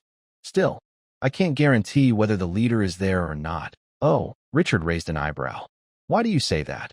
Eileen thought for a moment and explained. Although the Bloodfang bandits wander around, they often appear in Finland City to resupply. The black market, merchants, and even some guards in the city have contact with them. Among these people, there must be someone who knows their temporary hideout. She paused and continued. The bandits usually maintain a size of 200 or 300 people. With so many, their supplies, armor, weapons, food, medicine, can't be sustained just by stealing. Plus, their equipment isn't bad. I suspect someone is secretly supporting them behind the scenes. Hearing this, Richard's lips curled into a slight smile, revealing a look of understanding. He had guessed this long ago. In noble circles, it has long been an understood rule to train a group of black gloves to handle dirty work that cannot be done openly. Within the Hallman family, there are several such groups. The Bloodfang bandits act boldly, are well-equipped, and have good information. They are definitely not just a bunch of wild robbers. However, he has never been able to find out who the noble behind them really is. You're right, Richard nodded. He looked at Eileen's still pale face and remembered Lillian's report about her injuries. He said, Eileen, I understand your desire for revenge, but you're still hurt. Forcing yourself to act now won't bring justice and might put you in more danger. Eileen's lips moved, wanting to argue. Rest here at Blackstone to recover, Richard said gently but firmly. Once you're healed, you can go after the Bloodfang bandits. During this time, if you need anything, just ask Lillian. Eileen was silent for a moment, then nodded softly. Thank you, Lord Baron, she said, turning to Lillian and bowing slightly. Sorry to trouble you. Lillian quickly smiled and waved her hand. No trouble at all, Miss Eileen. Richard gave a few more instructions before leaving the room. Walking down the quiet corridor, a faint smile appeared on his face. Talent. B. Still a genius. Haha. Cavendish, sharing a surname with the creator of the Dream Crystal, the Holy Mage. Interesting. Maybe that's why the Bloodfang bandit leader is willing to go to great lengths to hunt her down. No, to capture her.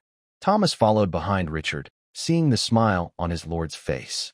He looked back at Eileen's door and also showed a calculating smile. Miss Elvira is excellent, and Miss Eileen is not bad either. The future of the Hallman family now looks promising. But the Lord is still too conservative. Thomas stroked his chin, secretly planning. Looks like I need to subtly hint to the Lord when I get the chance. Days passed one after another. Eileen's injuries healed quickly thanks to plenty of medicine and care at Blackstone. She was resilient, spoke little, but was very polite. Besides practicing, she mostly stayed quietly in her room, never causing trouble for anyone. When her injuries had mostly healed, Eileen asked Richard if she could leave alone to continue searching for the Bloodfang bandits. But Richard immediately stopped her. You can't seek revenge alone, he said plainly. The Bloodfang bandits have many members and powerful allies. If you go alone, you'll only be risking your life. He looked at Eileen's stubborn eyes and softened his tone. Stay in Blackstone territory for now. Once I find the leader of the Bloodfang, we will act together. You don't want your friends who died protecting you to have sacrificed in vain, do you? This sentence touched Eileen's softest spot inside. She thought all night. The next morning, she found Richard and agreed to stay.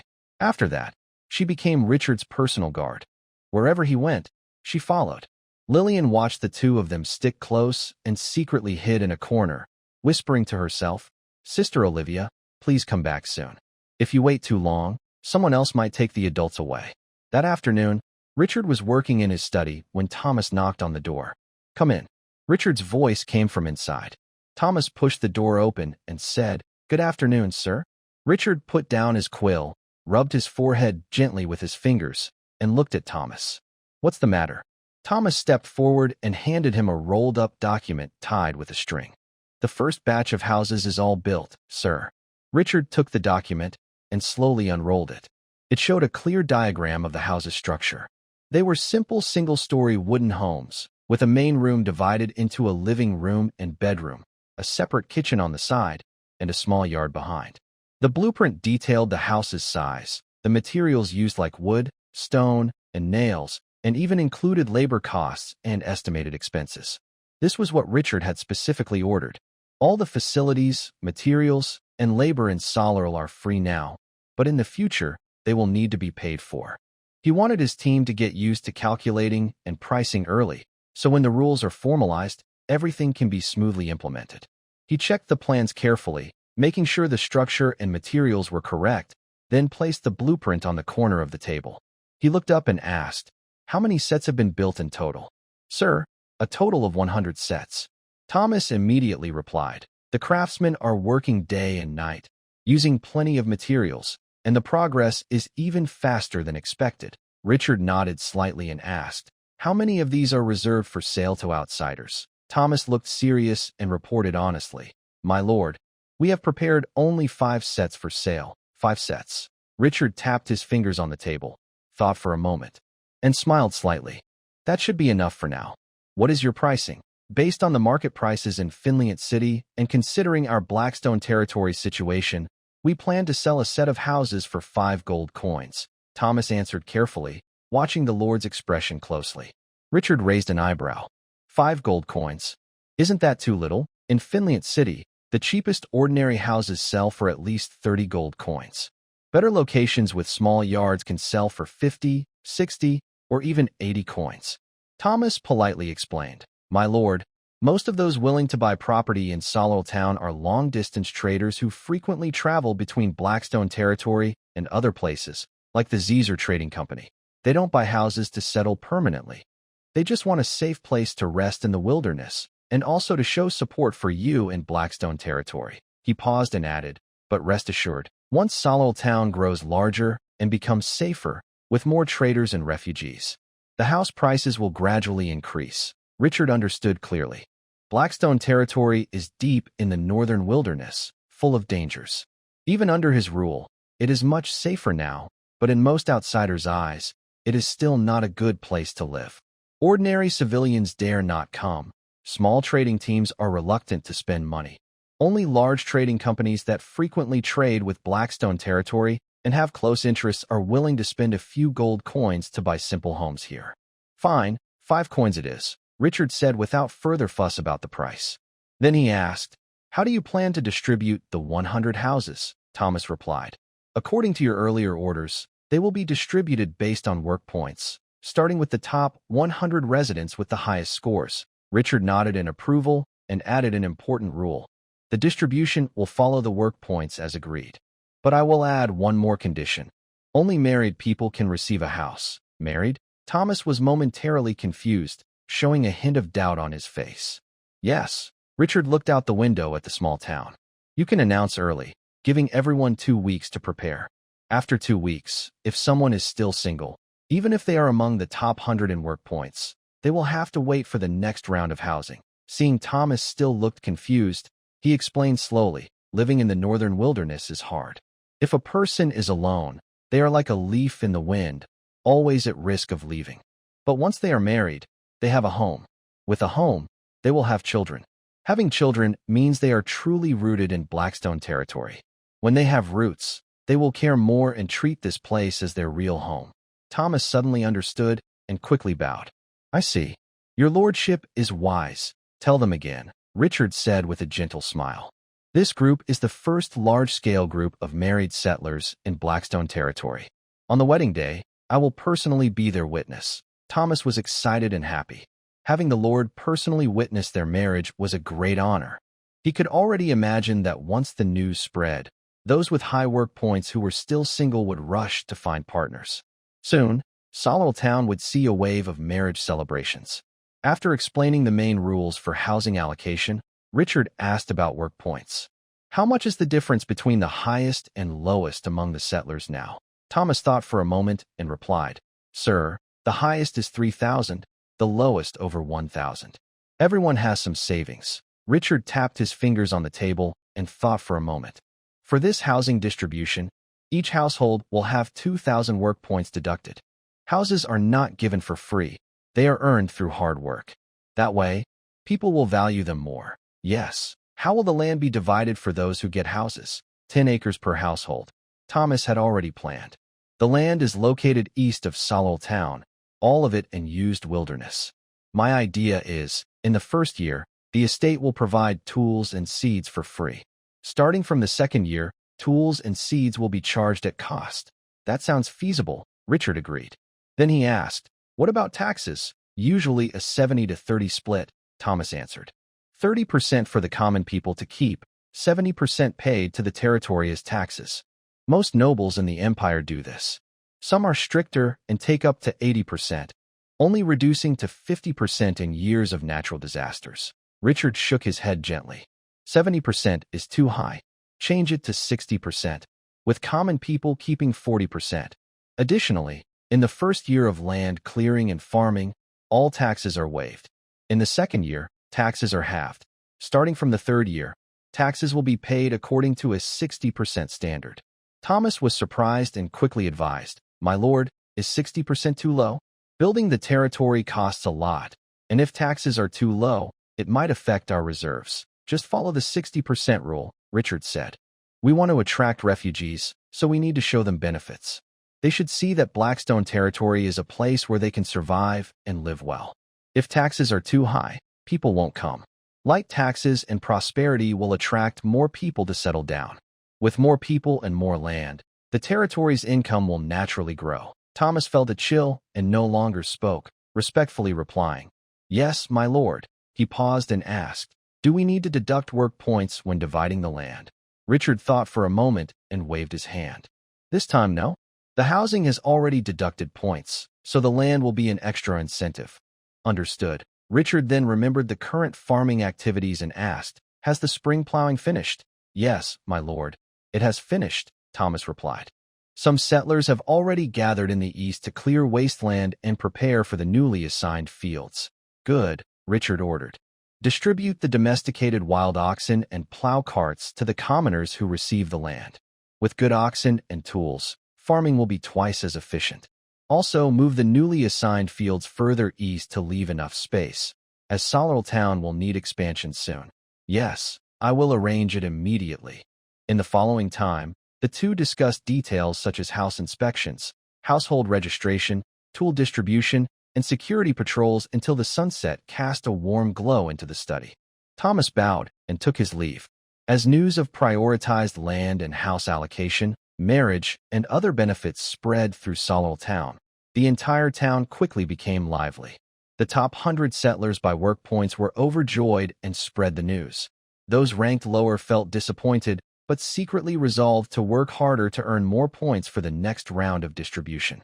The most lively scene was among the single men and women with high work points. Suddenly, the quiet matchmaking talks turned into a bustling activity. Every household had visitors, and eligible single men and women became the most sought-after people overnight. In just half a month, Solarl Town was filled with joy and lively celebrations. On the day of the wedding, over 30 couples held a group ceremony on the main street of the town. Richard dressed in noble clothes and personally officiated for all the couples. The horns sounded, cheers erupted, and the cold wind from the north seemed to be driven away by the lively atmosphere. All the townspeople gathered in the street to witness this joyful event at Blackstone Manor. After the wedding, it was time for assigning houses and land. Richard personally handed out new residence permits and land documents to each family. These small papers represented that they now owned a house, land, and a home in Solarl Town. The villagers who received the documents looked emotional, bowed deeply to Richard, and felt very grateful. Everything settled down. The sunset turned the Salwin River into a golden-red color, shimmering brightly. Richard stood alone by the river, looking at the wild grass on the opposite bank, with a mysterious expression. Behind him, Thomas hurried over. "Sir, the craftsmen have arrived." Richard slowly turned his head and saw 13 craftsmen standing behind Thomas, all looking respectful. These 13 craftsmen were bought from Hank over time, 10 carpenters and 3 stonemasons. At the front of the team was an older man, about 50 years old, with half-white hair and a straight back. His hands were thickly calloused, with large knuckles, clearly experienced with wood and tools. His name was Old Mo, and he was the most skilled and experienced among the carpenters. Richard appointed him as the chief carpenter, in charge of all woodworking tasks.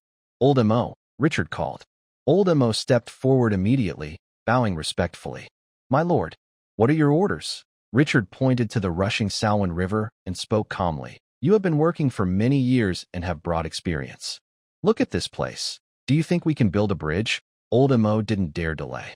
He quickly went to the riverbank, carefully examined the width and flow of the water, then reached out to test the soil on the bank, frowning slightly.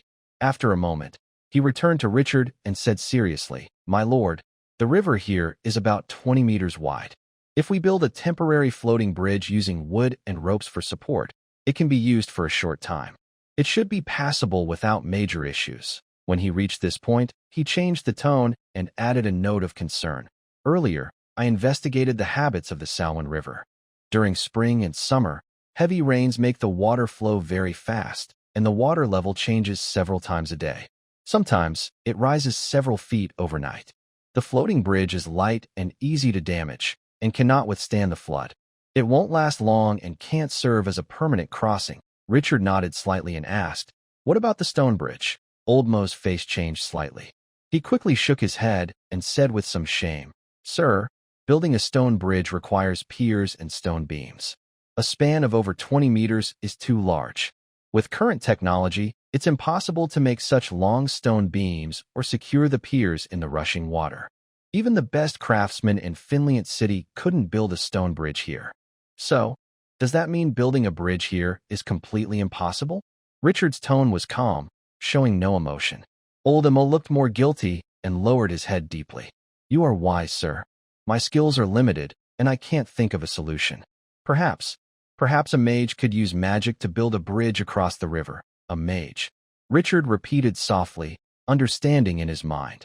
But he had no mage under his command. Orilla had also left some time ago. However, he was not panicked. Instead, a faint smile appeared on his face. Before coming to survey the river, he had prepared everything carefully. Richard calmly took out a neatly folded blueprint from his pocket and handed it to Old Mo. "No problem. I have a bridge design here. Take a look and see if your team can build it." Old Mo took the blueprint with both hands, carefully unfolded it. When he saw the structure on the drawing, his cloudy eyes widened suddenly. His face was full of shock and disbelief. His fingers trembled slightly as he touched the paper, and he exclaimed in surprise, "This is a suspension bridge, made with iron chains as the main support, planks as the surface, hanging across the river? Is this really a bridge? Just ask if you can build it," Richard said. Old Mo suppressed his amazement, carefully examined the blueprint again, then turned and handed it to the carpenters and stonemasons behind him. They gathered around, whispering and discussing. Sometimes they nodded, sometimes they frowned, and they debated for quite a while. When returning to Richard, Old Mo's expression had become calm again, but he still couldn't hide his amazement. "Sir, this bridge's design is very clever. We have never seen anything like it. After careful thought, it seems to be theoretically sound. But," he paused and expressed his biggest concern. "It's about how to forge such long iron cables, and how to support the weight of the iron chain bridge." Richard glanced at him lightly, secretly praising his experience. He saw right away the key point of the iron chain bridge. He took back the drawings and spoke casually. "You don't need to worry about these two problems. I will handle them. Just confirm that as long as the iron cables are in place and the support points are fixed, the bridge can be built." "Yes." Old Mo nodded firmly. "As long as we have good iron cables and something strong enough to hold the weight, I and the workers can make sure the bridge stands firmly over the Salween River." Richard understood and thought the same. He looked toward the west bank. In this way, the materials must be obtained. He looked away from the drawings and turned to Old Mo. His tone changed. "Let's put the bridge project aside for now and focus on solving the immediate crossing problem. Do you know how to build ships?" Old Mo immediately showed a confident smile. "Don't worry, sir. Shipbuilding is my specialty. Large ocean-going ships are complex, and I haven't built those before, but for river boats like ferries or cargo ships, I can do it." Richard nodded with satisfaction and waved his hand. Not far away, Eileen and two guards approached. They brought a square table, a wooden chair, and several clean sheets of hemp paper with a feather quill pen placed on the table. "Since that's settled, draw the types of ships you can build," Richard ordered.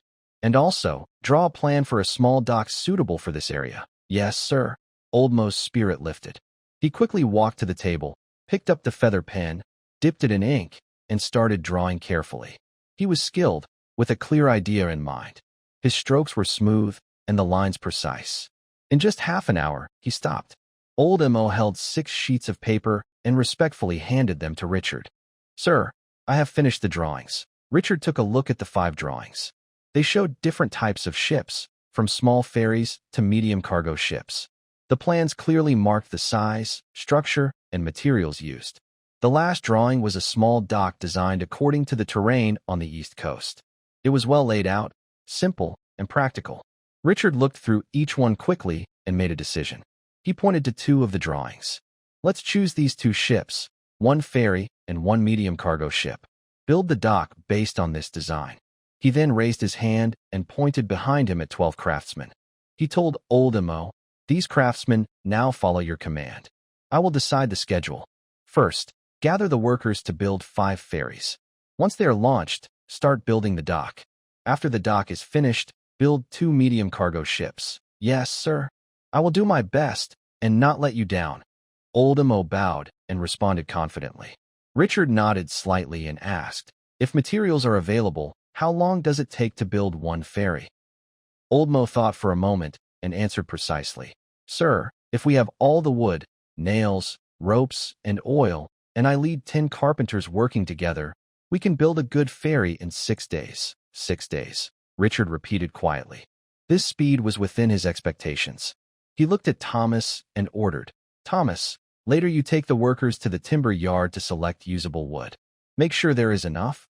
Thomas quickly responded, "Yes, sir.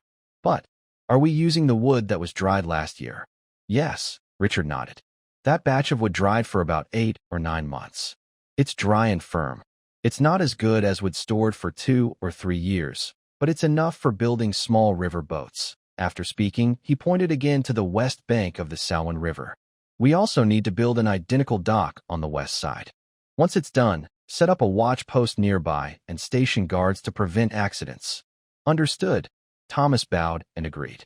After giving instructions about the craftsmen and shipbuilding, Richard asked, "Is the militia selection complete?" Thomas immediately replied, "Yes, sir. All 200 militia members have been chosen. They are strong, healthy, and honest young men. As you ordered, they are equipped only with spears. During their free time, they work on farming and training." "Well done," Richard nodded in approval. "This group of militia is now under Roster's command." Roster was one of the guards recently taught the Continent Basic Breathing Technique by Richard. "Understood, sir," Thomas replied. Richard took one last look at the Salween River in front of him, then glanced at the busy craftsmen. He patted Thomas on the shoulder and said, "Leave everything here to you and Old Mo." "Yes."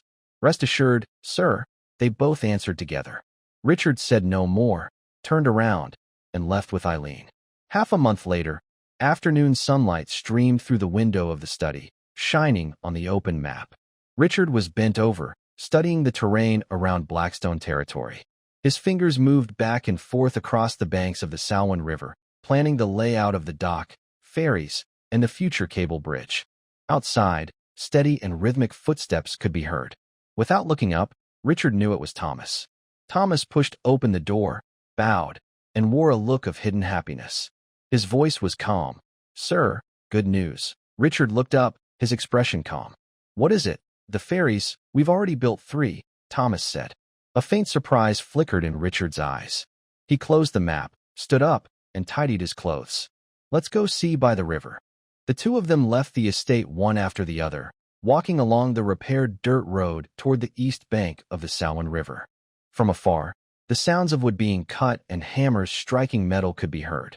10 carpenters and 3 stoneworkers were working in their own areas. Old Mo stood in the most prominent spot, holding a wooden ruler, occasionally gesturing at the wood and shouting instructions, directing everyone to work faster. Seeing Richard approach, Old Mo immediately put down his tools, hurried over, and bowed. "Good day, sir." Richard nodded slightly in greeting, his gaze sweeping over the piled-up wood and half-finished ships on the shore.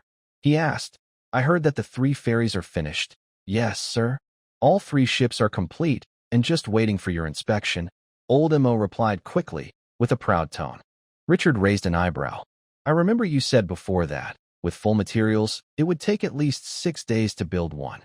Old Mo hurried to explain, "Thanks to your wise leadership, sir, we have good quality wood and tools, and we are well fed and cared for."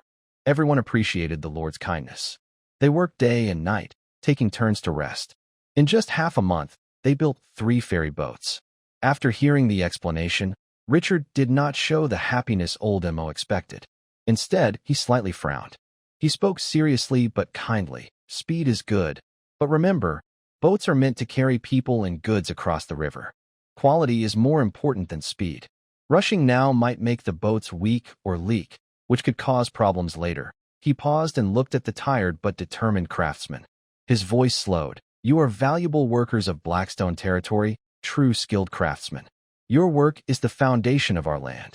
Don't push yourselves too hard just to finish faster. I see your hard work and loyalty. From now on, take your time and follow the original plan. His words felt like warm sunshine to the workers. Old Emo trembled and his eyes warmed. He had been a carpenter all his life, working for nobles. He was used to coldness and exploitation. Those nobles only cared about when the boats would be finished and if the work was cheap. They didn't care if the workers were tired or hurt. But this young lord not only treated them well, but also told them to slow down and take care of themselves. Old Emo felt many feelings inside. He bowed deeply to Richard and said sincerely, My lord, thank you for your understanding. We will remember your words and do our best to make good, reliable boats. Stand up, Richard said gently, helping him. As long as you work with care, Blackstone territory will never forget those who work hard. Old Mo nodded excitedly and turned to tell the other craftsmen Richard's instructions loudly. They listened, their hearts warm.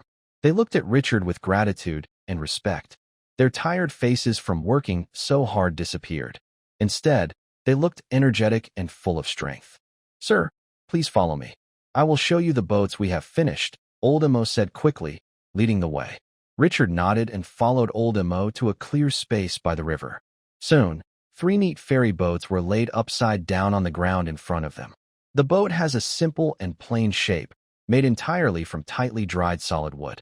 It is long and narrow, with a slightly pointed and upward curving bow, making it easier to cut through the river water. The stern is wide and steady, allowing the boatman to push with a pole or paddle easily. The sides are not tall, making it easy for passengers to get on and off. The planks are tightly joined, sealed with hemp thread and putty.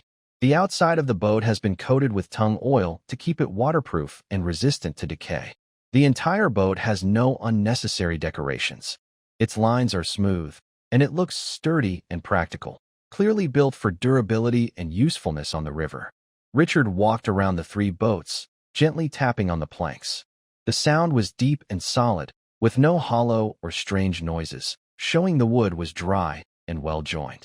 He also touched the sides and bottom, feeling the tight seals and smooth surfaces. It was clear that Old Mo was an experienced craftsman, and the workers paid close attention to detail. The boat is well made, Richard said, giving his opinion. Then he ordered, bring it into the water and give it a test. Yes, Old Mo immediately responded, waving to call over a dozen strong workers. They shouted commands and carefully lifted one boat, carrying it steadily to the riverbank. They gently flipped the boat over. The boat entered the water, swayed lightly, and floated steadily on the surface. It sat evenly in the water, with no tilting or leaks. Old Emo then arranged for an experienced, skilled boatman to board the boat. The boatman held a long pole, gently pushed off the riverbank, and the boat slowly moved away from the shore, flowing smoothly with the current toward the west bank.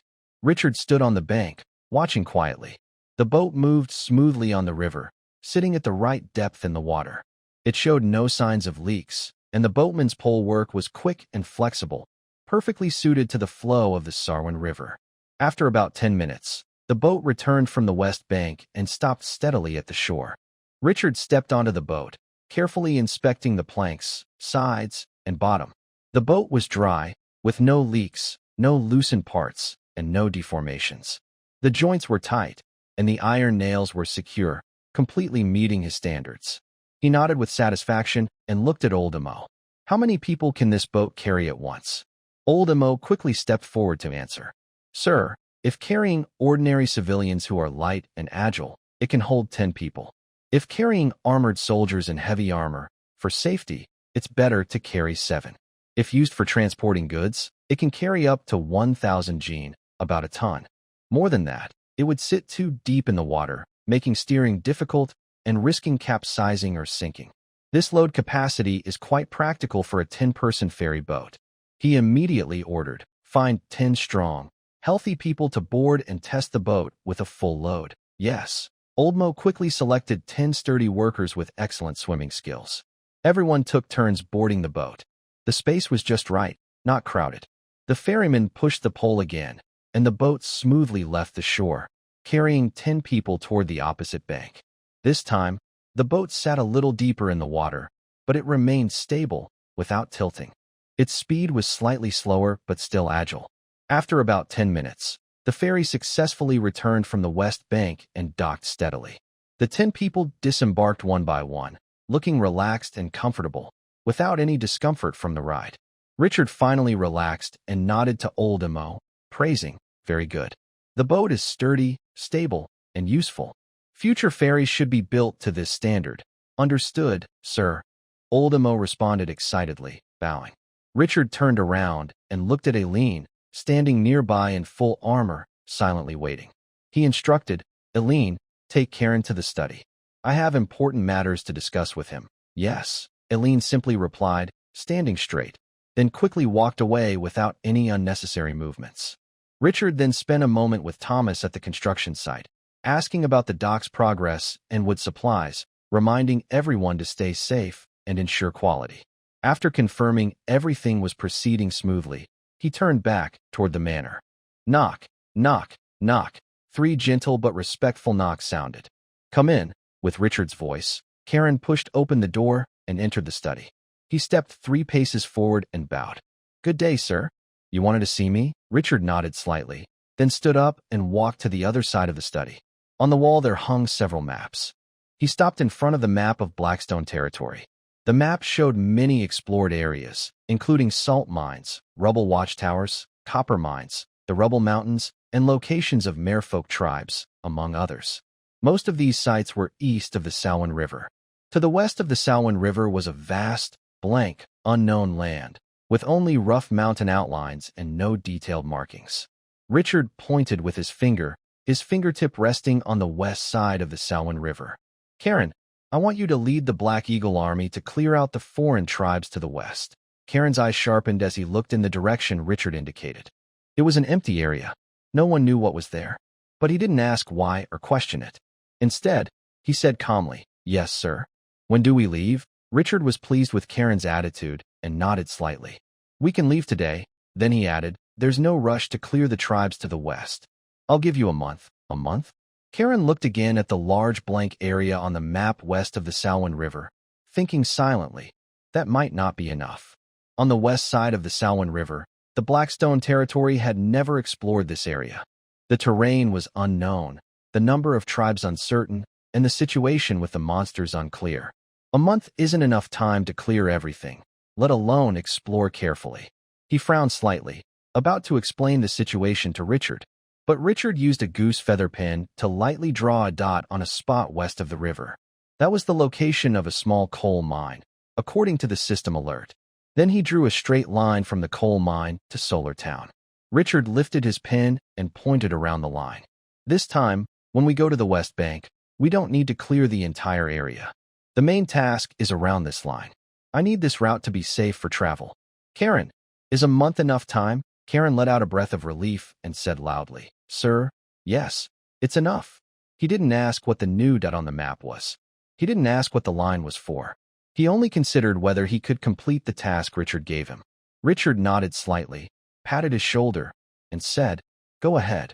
The ships are ready. Just go to the river and find old Emo." "Yes." Karen saluted and turned to leave the study. Outside the estate, Karen headed straight to the nearby Black Eagle Army camp. Inside the camp, flags fluttered, soldiers trained on the practice grounds or patrolled the camp. The sounds of armor clashing and shouting filled the air. As Karen stepped through the camp gate, the guards immediately bowed in greeting. He kept walking quickly and ordered a nearby soldier, "Immediately send for Lord Brent, Thorn, and Syl. Tell them to meet me at the military meeting hall." "Yes, sir." In a short time, 3 figures hurried into the military hall deep inside the camp. The hall used to be a place where militia leaders discussed military plans and strategies. Now, it is the meeting hall for the Black Eagle Army. Inside, the room was simple. In the center, there was a large wooden table. On the wall, there was a map showing border defenses. The atmosphere was serious. The 3 entered, bowed, and said in unison, "Greetings, Lord Commander." Karen nodded slightly. walked to the table, and spread out a smaller map of both sides of the Salween River. He picked up a charcoal stick and drew a big circle around the area on the west side of the river.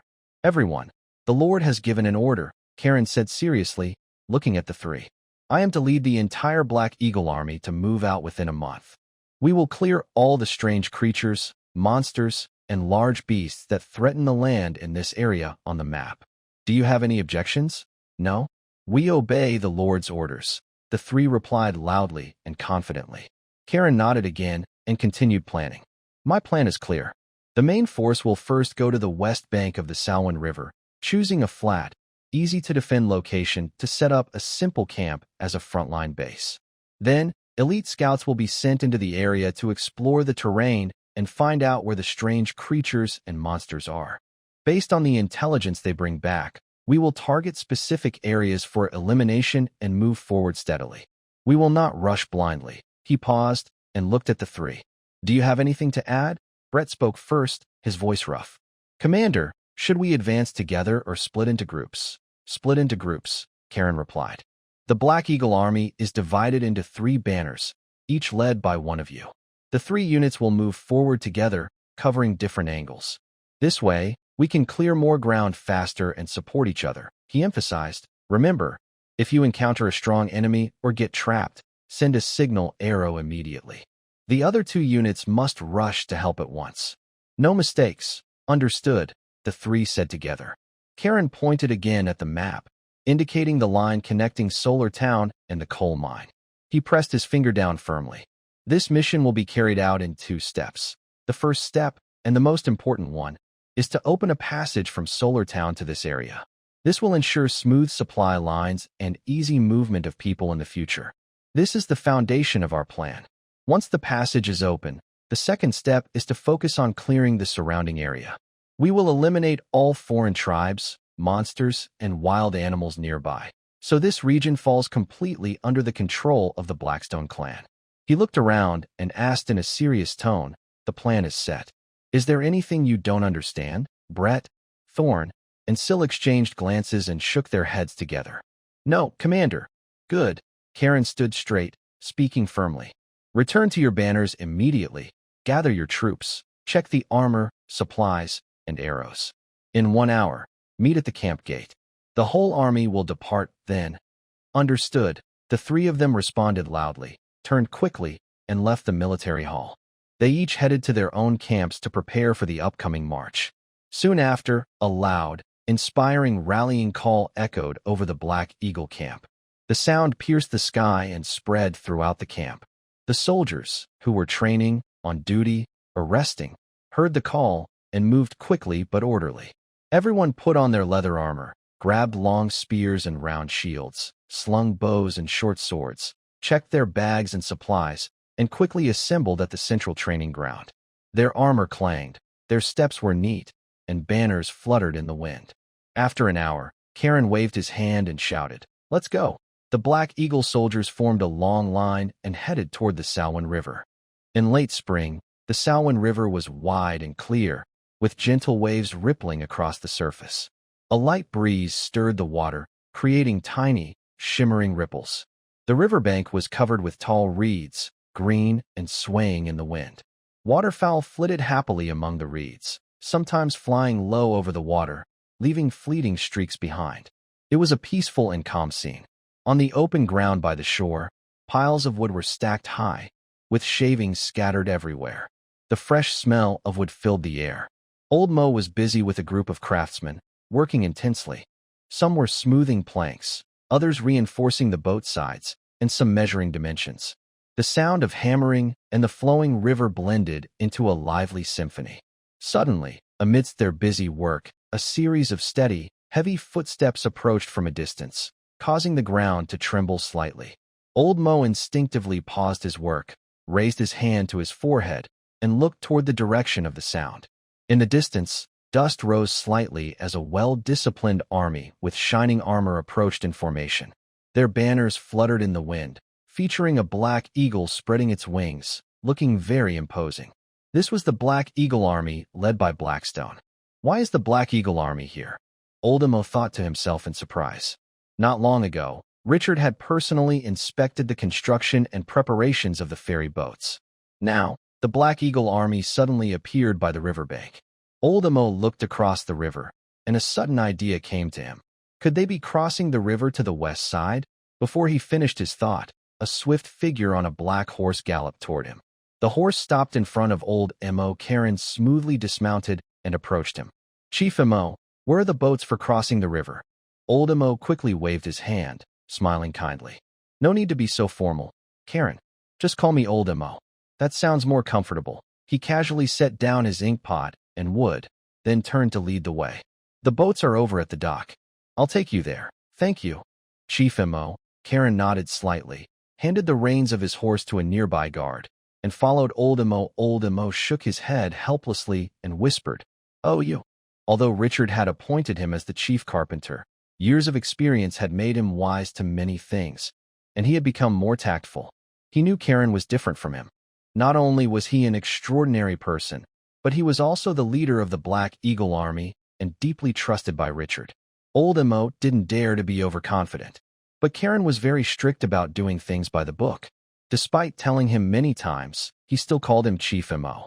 Oh well, maybe Commander George is better. Housekeeper Thomas is good too, but he's too sharp. Soon, they arrived at the dock. 3 brand-new ferry boats quietly rested by the shore. Old Amo pointed to the boats and explained, "Commander Karen, there are 3 ferry boats now. Each can carry 1,000 gene. If you're just transporting soldiers, one boat can hold 7 people. If you're carrying people, armor, and supplies together, you'll need to reduce the number for safety." Karen listened carefully, looked over the boats, and said seriously, "Thank you." Then he turned to the 3 flag captains standing behind him, Brett, Thorne, and Sill, and ordered, "Did you all remember what Chief Amo just said? First, the soldiers crossed the river, and the supplies would be transported later. No fighting or chaos was allowed. Discipline must be maintained." "Understood," the 3 replied in unison. Once the order was given, the Black Eagle army quickly formed a line by the riverbank. The soldiers stood tall and orderly, silent and disciplined, showing the style of an elite force. The line was soon divided into 3 groups, each with 7 soldiers boarding the boats one after another. The boatmen paddled and rowed, slowly ferrying the boats away from the shore, cutting through the green water as they headed west. 1 trip, 2 trips, 3 trips. After about 5 or 6 trips back and forth, most soldiers had crossed the river. Then, the team began transporting supplies like food, weapons, and tents. They tied everything with ropes, loaded it onto the boats, and secured it carefully. Everything was organized and efficient. An hour later, the last batch of supplies and soldiers were ready. Karen stepped onto the boat and looked back at Old Amo on the shore, giving instructions. "Chief Amo, later, leave 1 boat docked on the west side to handle message exchanges between the 2 sides. Don't worry, I've got it covered," Old Amo said, removing his cloth hat and waving it. "Commander Karen, travel safely. Wishing you success and a victorious return." Karen nodded slightly and waved. "Start the boat." The boatman responded and powered the ferry, carrying Karen, the last of the troops, and supplies across the river. As the sun set, the river shimmered with golden light. The boat cut through the flowing water, leaving a long trail behind, and finally docked steadily on the west bank of the Salween River. When Karen stepped off the boat, the front troops had already cleared a flat area about a mile from the riverbank. Tents were set up, watchtowers in place, and a simple military camp quickly formed. After a night of rest, early the next morning, Karen sent out more than 10 elite scouts. The scouts moved quietly and lightly, entering the wilderness, exploring the terrain, tracking animals, detecting monster activity, and locating the tribe's settlements. Day after day, the scouts set out at dawn and returned at night, bringing back detailed reports. For 7 days straight, they mapped the mountains, dangerous zones, and tribal locations, providing a clear picture of the entire area, all collected by Karen. Late at night on the 7th day, the main tent was brightly lit. Karen sat upright in the center, looking serious. 3 flag bearers and 15 squad leaders stood on either side. Karen spread out the map, her finger quickly pointing at different spots. Her voice steady and strong. "Brett, you lead the 3rd banner, responsible for the left flank, clearing the Snake tribe in the southwest. Thorn, you lead the second banner, responsible for the right flank, clearing the Iron Spine Wolf Pack and the Poison Fong Snake Nest. Sil, you follow me to lead the middle route, targeting the Lizard Tribe. Finally, the whole army will meet here. Do you understand? Yes, sir. Everyone answered together. Karen slowly stood up, tall and straight like a spear. She placed her right hand firmly on her chest and spoke loudly. Long live the Lord. Long live Blackstone territory. All the officers inside the tent immediately stood up at once, placing their right hands on their chests, looking serious. They shouted together, Long live the Lord. Long live Blackstone territory. Their voices were uniform, full of loyalty and fighting spirit. Dismissed. With Karen's command, the generals left the tent one after another, returning to their units, passing on orders, and preparing their gear. They waited for dawn to attack. The next morning, as the sky brightened and the morning fog gradually lifted, the Black Eagle army broke camp and set out.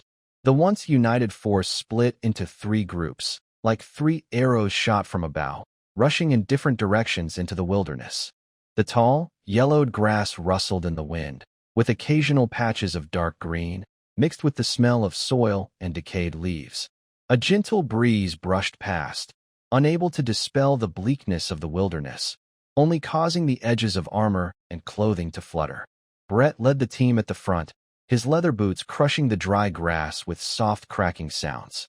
Behind him, 50 Black Eagle soldiers moved steadily, their armor close to their bodies, weapons half visible, silent as a forest. They had been traveling through the wilderness for most of the day. The trees grew thicker, the terrain became uneven, and a faint smell of blood and decay filled the air. Suddenly, Brett raised his arm sharply, palm forward.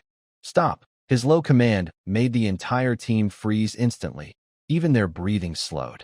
The soldiers quickly crouched down, weapons half raised, eyes alert as they scanned the surroundings.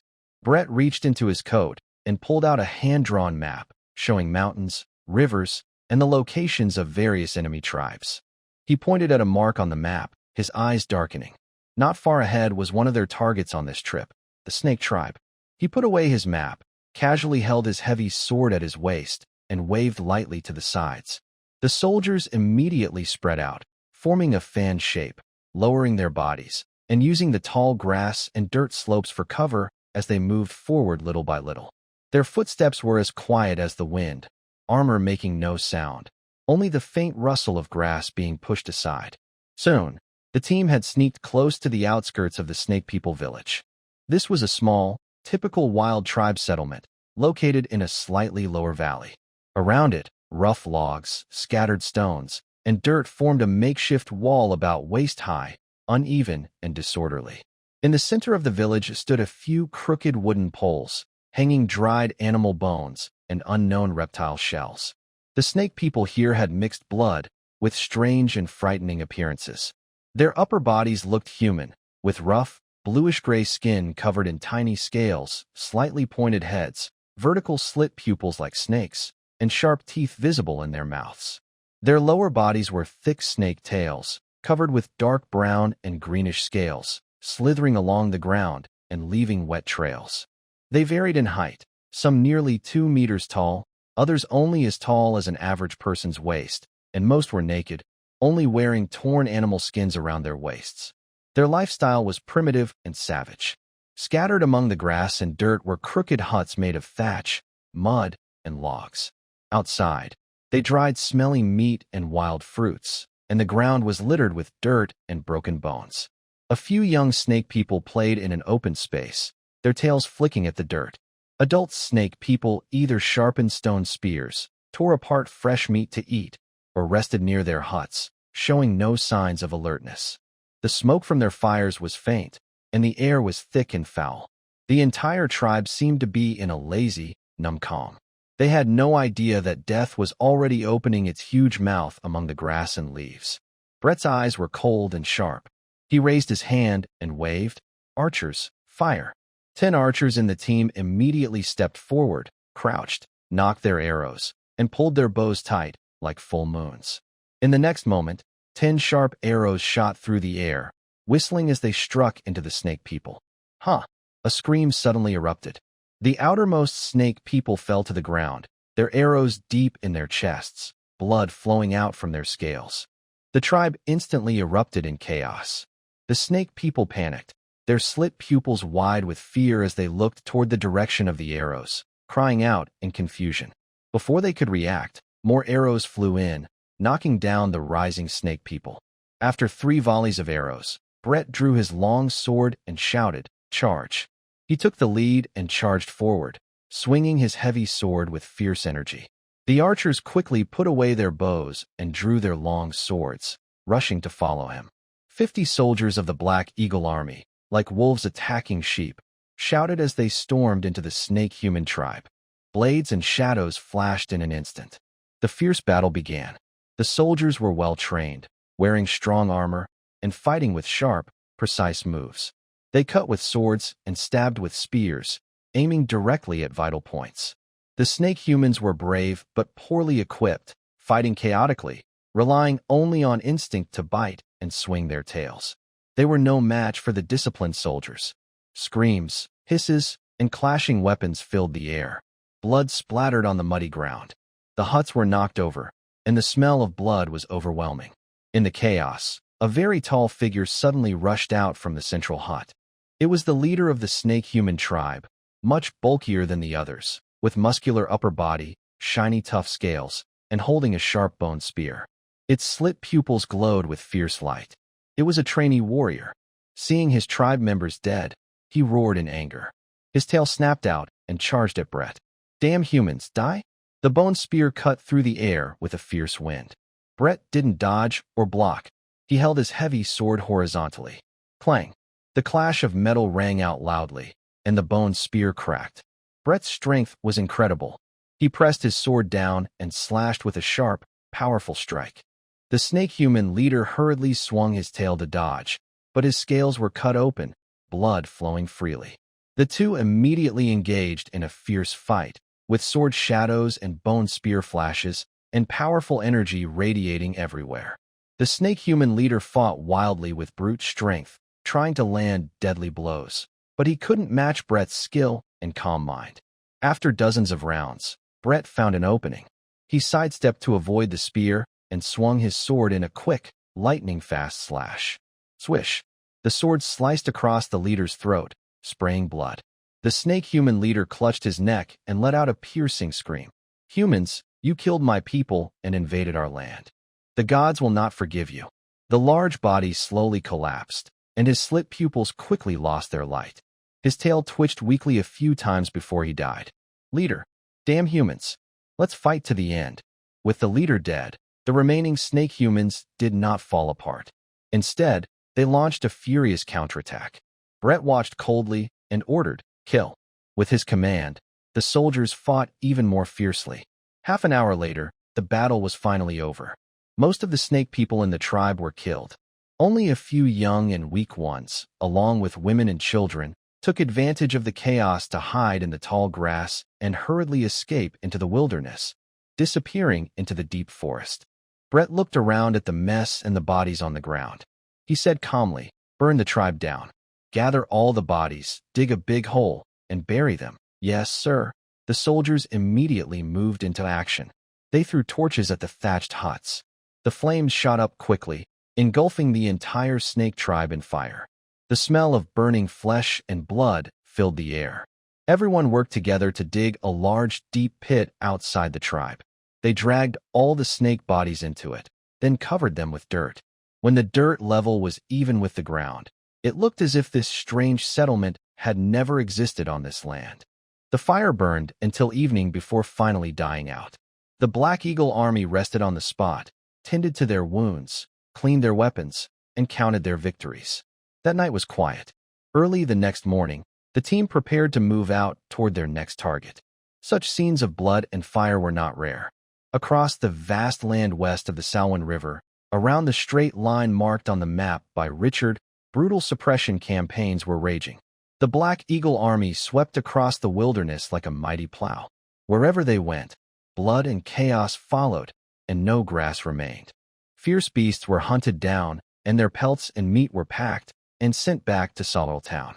Low-level monsters were driven away forcibly, fleeing from this deadly zone. Some weaker, harmless monsters were captured alive and sent to Richard's breeding farm. The farm grew richer day by day. Besides the first red-eyed rabbits, there were now gentle blue-feathered chickens, quick waterfowl called Blue Creek ducks, and sturdy, tame mountain goats. The animals' calls filled the enclosures, which were becoming crowded. Many tribes had been destroyed, their huts burned, fields trampled, and their people either killed or forced to flee. Fox people, leopard people, lizard people, jackal men. These scattered tribes, living in the wilderness, finally realized that fighting alone meant certain death under the ongoing suppression. Fear and hatred made them put aside their differences and secretly unite. Deep in the wilderness, remnants of tribes gathered quietly. Their eyes burned with anger, waiting for a chance to strike back. One day, Thorn led the second squad along the planned route when suddenly an attack occurred. Whoosh! A large number of crude arrows and stone spears shot out from the tall grass on both sides, dense and covering the area. Ambush. Raise shields. Form a formation. The soldiers immediately raised their shields to block, and the shields clanged loudly as they were struck. Suddenly, a large group of strange creatures emerged from the tall grass on both sides, numbering over 100. Kill. Destroy these humans. Avenge our people. Lizard men, leopard men, and other strange tribes shouted various slogans, their eyes blazing red as they launched fierce attacks. Thorn remained calm under the danger and ordered, form a formation. Shield bearers in front, archers suppressing. Signal with arrows. The soldiers quickly arranged a defensive formation, shields forming a wall to withstand the first wave of attack. The archers responded swiftly, raining arrows down to suppress enemies on higher ground. At the same time, a swift arrow shot into the sky, making a sharp sound and releasing thick red smoke. The strange creatures saw this and were momentarily stunned, confused. But soon, under the shouts of their leaders, they launched an attack. They aimed to completely defeat the Black Eagle army before reinforcements arrived. The battlefield was filled with the sounds of fighting, blood staining the grass and dirt. The strange tribes, relying on their numbers, attacked wildly in waves. Axes chopping, claws tearing, teeth biting.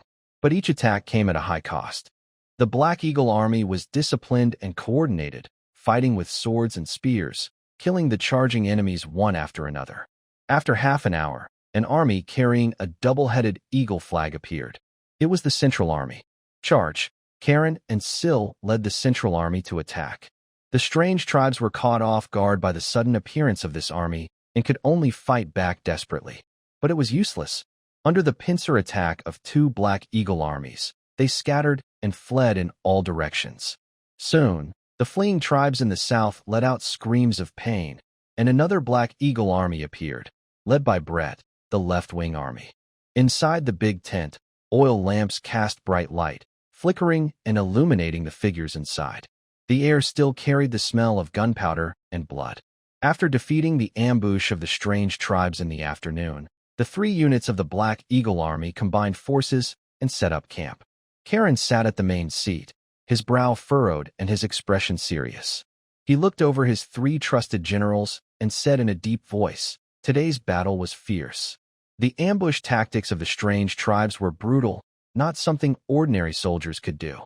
What are your thoughts on this ambush?" Thorn spoke first, saying, "Commander, when my troops advanced along the right flank, we were suddenly ambushed by over 100 different tribes. The attackers were mixed, leopard people, rat people, and lizard scouts. They seemed scattered but worked together very well. From my view, our forces have been clearing the area for days, pushing all tribes into a corner. Now, they have put aside past grudges and secretly joined forces, planning to unite against our Black Eagle army." Brett then added, "Commander, Thorn is right. The tribes have teamed up and have lived in the western mountain forests and valleys for generations. They know the terrain very well. Our previous efforts to clear them were somewhat effective, but it was easy for them to lure us into dangerous spots and defeat us one by one. Now, the situation has changed. I believe we cannot keep dividing our forces, or we will be defeated separately." Karen nodded slightly and tapped her fingers on the table. "What you two said hits the point. Combining our forces is necessary. But if we gather all our troops in one place, the speed of clearing will slow down. Over time, this will drain our supplies and create risks back home. I have decided that we must force all nearby tribes to gather and fight us directly. We will settle this with one decisive battle. She looked at the three of them. Tell me, how can we make the tribes choose to fight us willingly? The tent fell silent as the three thought deeply. After a moment, Brett spoke first. Commander, the tribes are just fighting to survive. We can press them step by step, burn their food stores, destroy their temporary nests, and cut off their retreat. They will have no way out and will fight desperately for their lives. Also, we can spread rumors that if their leaders surrender, they can save the old, weak, and children. If they refuse, we will destroy all their villages. Using both threats and promises, we can force them to make a choice. Thorn agreed. I support Brett's plan. We can attack actively, advancing 10 miles each day. When we encounter small tribes, we surround them, but do not destroy them. Only capture their strong fighters to show our strength. Tribes are suspicious by nature. Seeing our power and being pressed from all sides, they will think we want to wipe them out completely. At that point, they will gather all their forces and fight us desperately. Finally, Syl stepped forward and bowed. Commander, I have a plan that combines both approaches.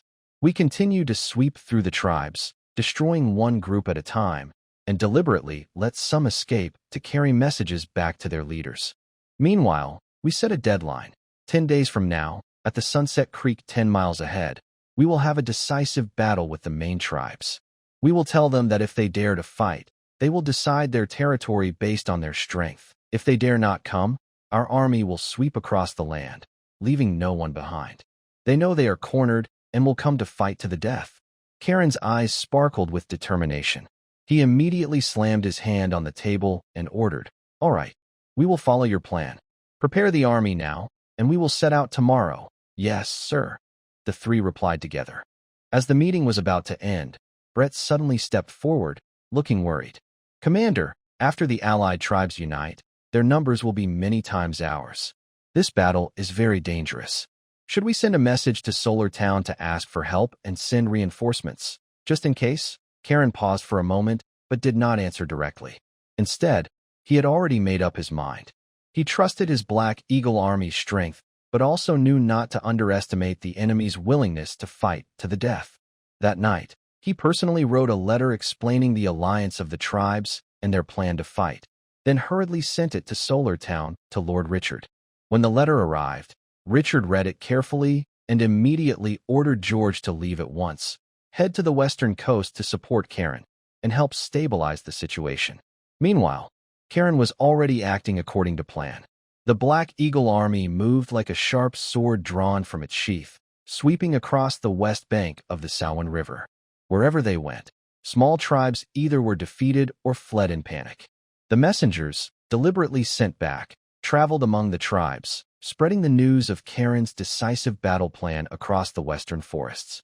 The tribes, shocked and angry, had no choice but to gather their young men and women, heading toward Lashia Creek. 10 days passed in the blink of an eye. By Lashia Creek, the vast wilderness stretched endlessly. The north wind howled, lifting dry grass and dust, making the Black Eagle banners flutter loudly. Karen, dressed in armor, stood at the front of the formation, with George beside him, calm and composed. The army formed a neat battle line, spearmen like forests, shields like walls, archers waiting silently, filled with fierce intent. The morning sun slowly rose, casting golden light on the creek, but it could not dispel the heavy atmosphere of the battlefield. Time passed slowly. From dawn to midday, there was still no sign of the enemy across the creek. The soldiers began to doubt, thinking the tribes were too afraid to come. Suddenly, on the distant horizon, a dark mass appeared. The shadows grew closer and denser. The sound of hooves, roars, and chaos mixed together. This was the allied tribes' army. The snake people hissed and moved around. The leopard people ran swiftly. The bear people were tall and strong like mountains. The lizard people wore armor and held spears, and the mouse people swarmed like a tide. There were more than 10 different races altogether. The army advanced steadily until they stopped 300 meters from the Black Eagle Army formation. Counting roughly, there were about 500 of them, more than twice the size of the Black Eagle army. Suddenly, there was a commotion at the front. A thin, white-furred old fox man, protected by two tall bear men, slowly stepped forward. He held a wooden staff, looked sad, but his eyes burned with fierce anger as he stared at Karen. Seeing this, Karen urged his horse forward and walked out alone to face the fox elder from a distance. "Humans," the fox elder shouted sharply, full of grief. "This mountain forest and river valley are our homeland, where our different tribes have lived for generations. You've taken the east bank of the Salween River and now want the west bank too. Many tribes have been burned, many old and weak have died under your blades, and countless creatures have been driven from their homes. Aren't you afraid the gods will punish you for your cruelty?" The fox elder didn't know that some of the other tribes had once planned to cross the river and attack Solo Town. Karen stayed silent for a moment, then spoke calmly but firmly. "This land is the Blackstone territory granted to my lord by the Empire. The west bank of the Salween River is also his land. If you occupy this place, you are invading his territory. We must eliminate you." The fox elder sneered, trembling all over. "Humans are indeed shameless. You draw a line on the map and claim our homeland as your own. How arrogant." He suddenly turned around and pointed at the dense army behind him. "Look carefully. Our numbers are several times yours. If you retreat to the east bank now and give up the west bank, we will spare your lives and let your army go." Karen shook his head, his eyes firm. "This is the Blackstone territory. It belongs to my lord." The fox elder laughed bitterly, full of resolve. "If that's the case, there's nothing more to say. You invaders and executioners want to take our home? First, ask if we agree with your swords and knives." Woo. Hearing this, the other tribes' armies all beat their chests and stomached their feet, waving bone spears, stone axes, and curved swords. They shouted angrily to the sky, their voices loud and fierce, their killing intent soaring into the clouds. Karen watched all this coldly, saying nothing more. He turned his horse around and said, "If words are useless, then we settle everything with swords. Charge." He rode straight back to his own army formation. The old foxman looked at his back and sighed deeply, his eyes filled with sadness that quickly turned into fierce determination. He turned and walked back to the enemy army, shouting orders loudly. In an instant, the enemy drums beat loudly, echoing everywhere. The shaman danced a strange ritual dance, chanting words. The entire army knelt down to pray, asking their ancestors and gods for protection. After the ritual, the old foxman gave a command. 500 enemy soldiers surged forward like a breaking dam, roaring as they charged at the Black Eagle army. Dust flew everywhere, blocking the sky. George stood in the middle of the battle, watching the brave enemy charge. He shook his head slightly. They only know how to rush forward blindly. They don't understand formations. In the end, they are just a scattered group with no progress. He turned to Karen. "This battle is yours to command. I will only hold the line and handle surprises." Karen nodded and suddenly waved her flag. 50 archers stepped forward quickly, knocking their bows and aiming ahead. 5 of them released their arrows first, tied with red cloth, shooting into the ground ahead and drawing a deadly red line. The enemy army rushed forward. As soon as they crossed the red line, an officer shouted, "Fire!" Whoosh, whoosh, whoosh. A dense volley of arrows shot into the enemy ranks, whistling sharply. Many enemies screamed and fell, blood splattering everywhere. But others kept rushing over the bodies of their fallen comrades, fighting fiercely. When the enemies reached within 30 meters, Karen waved her flag again. The archers quickly retreated behind the shield wall, continuing to shoot from behind. Frontline soldiers moved forward, holding large shields together to form a wall.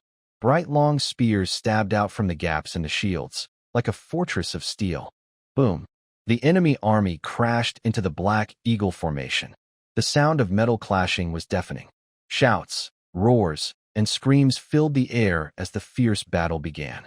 In the chaos of blades and shadows, flesh and blood flew everywhere. The brave enemies fought desperately, charging forward recklessly. But they were repeatedly pierced by long spears or cut down by swords. The Black Eagle soldiers were disciplined and coordinated. Their shield wall was unbreakable.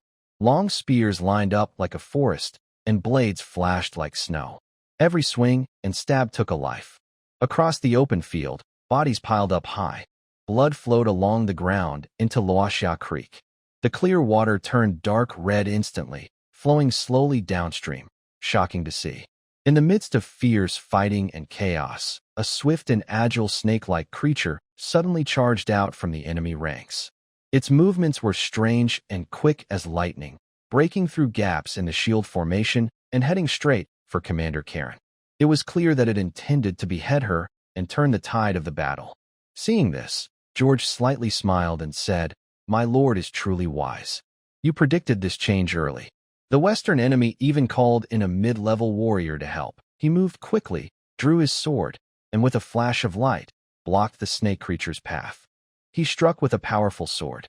The snake creature's eyes widened in shock as it sensed the terrifying aura from George. It shouted in fear. A high-level warrior? Terrified, it turned to run, but George had already sealed its escape route. His sword wind was fierce, aiming straight for vital points. The snake creature fought desperately but was pushed back step by step. In just a few moves, it was in great danger. It screamed in fear, "I am not from this tribe. I was invited to help. Spare my life, and I will leave this battle immediately and not interfere anymore."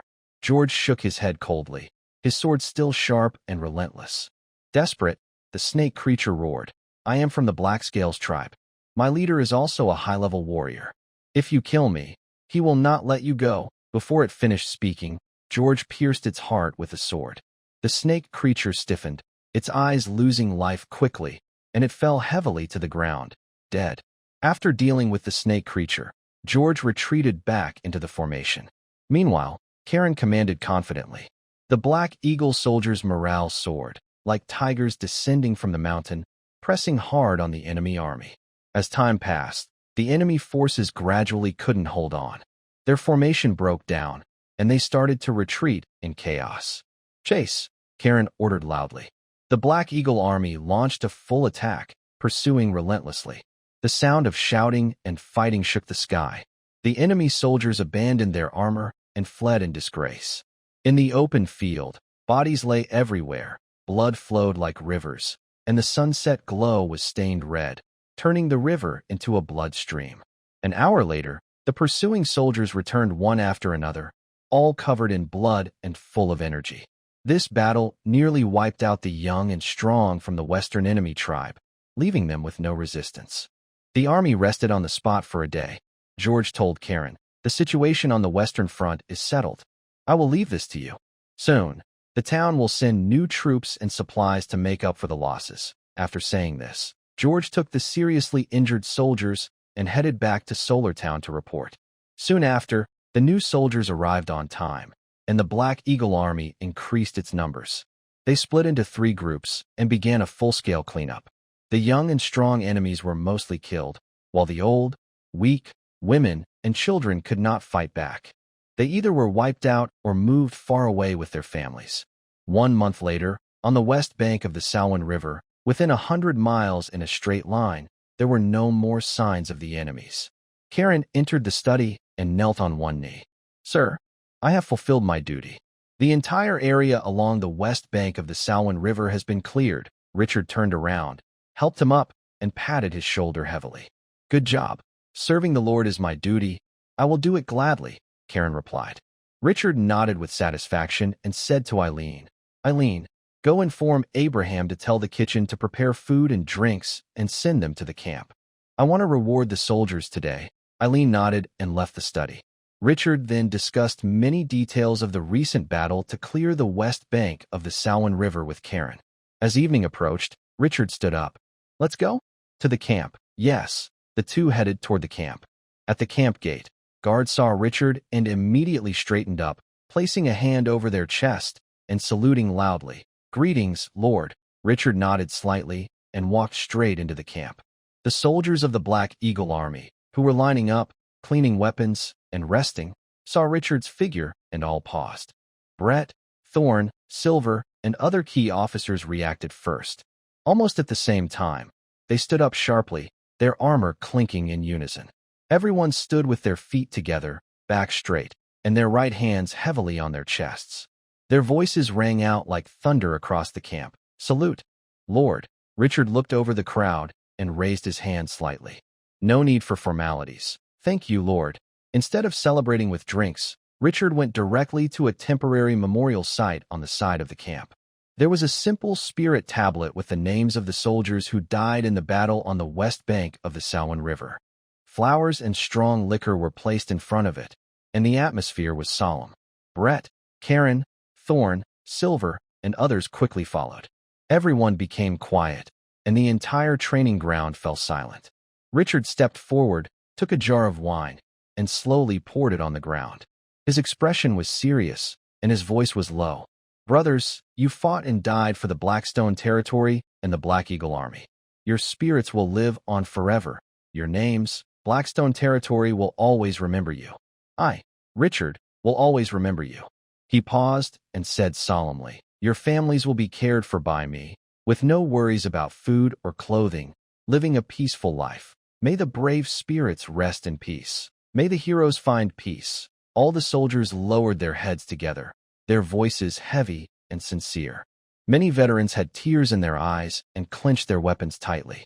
They had faced life and death, but still felt moved by the death of their comrades. After the memorial, Richard turned and walked toward the wounded soldiers' camp. Inside the tent, injured soldiers were either lying down or sitting.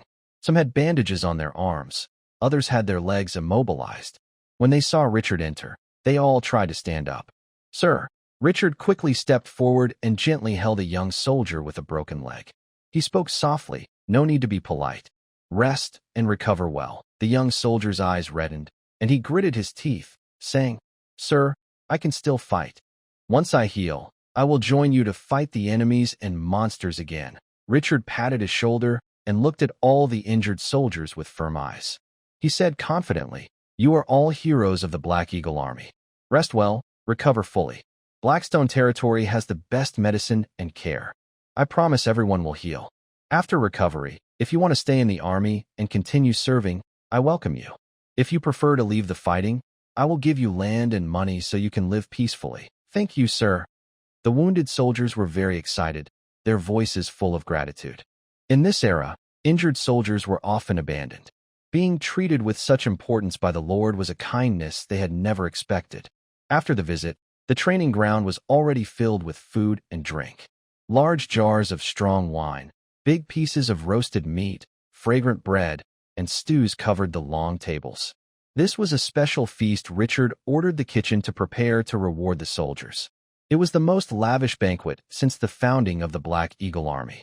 Richard stepped onto the high platform, picked up a wine cup, and looked over the soldiers below. Everyone, his voice was not loud but clear, reaching each person's ears. In the battle on the west bank of the Salween River, we swept through enemy nests, killed monsters and wild beasts, cleared 100 miles of land, opened the Western Passage, and made great achievements. This is not just my victory, but yours all. Fought with swords, guns, and lives, the soldiers cheered and raised their cups. Merits must be rewarded, crimes must be punished. That's the rule of my Black Eagle Army. I have already reviewed the list of those who contributed in this battle. Everyone will be rewarded. The cheers erupted instantly. Richard raised his wine cup. To our fallen comrades. To your brave fighting. To the Black Eagle Army. To Blackstone territory. Cheers, cheers, sir. Cheers, cheers. Clinking cups, strong wine flowing down. The smell of roasted meat filling the air.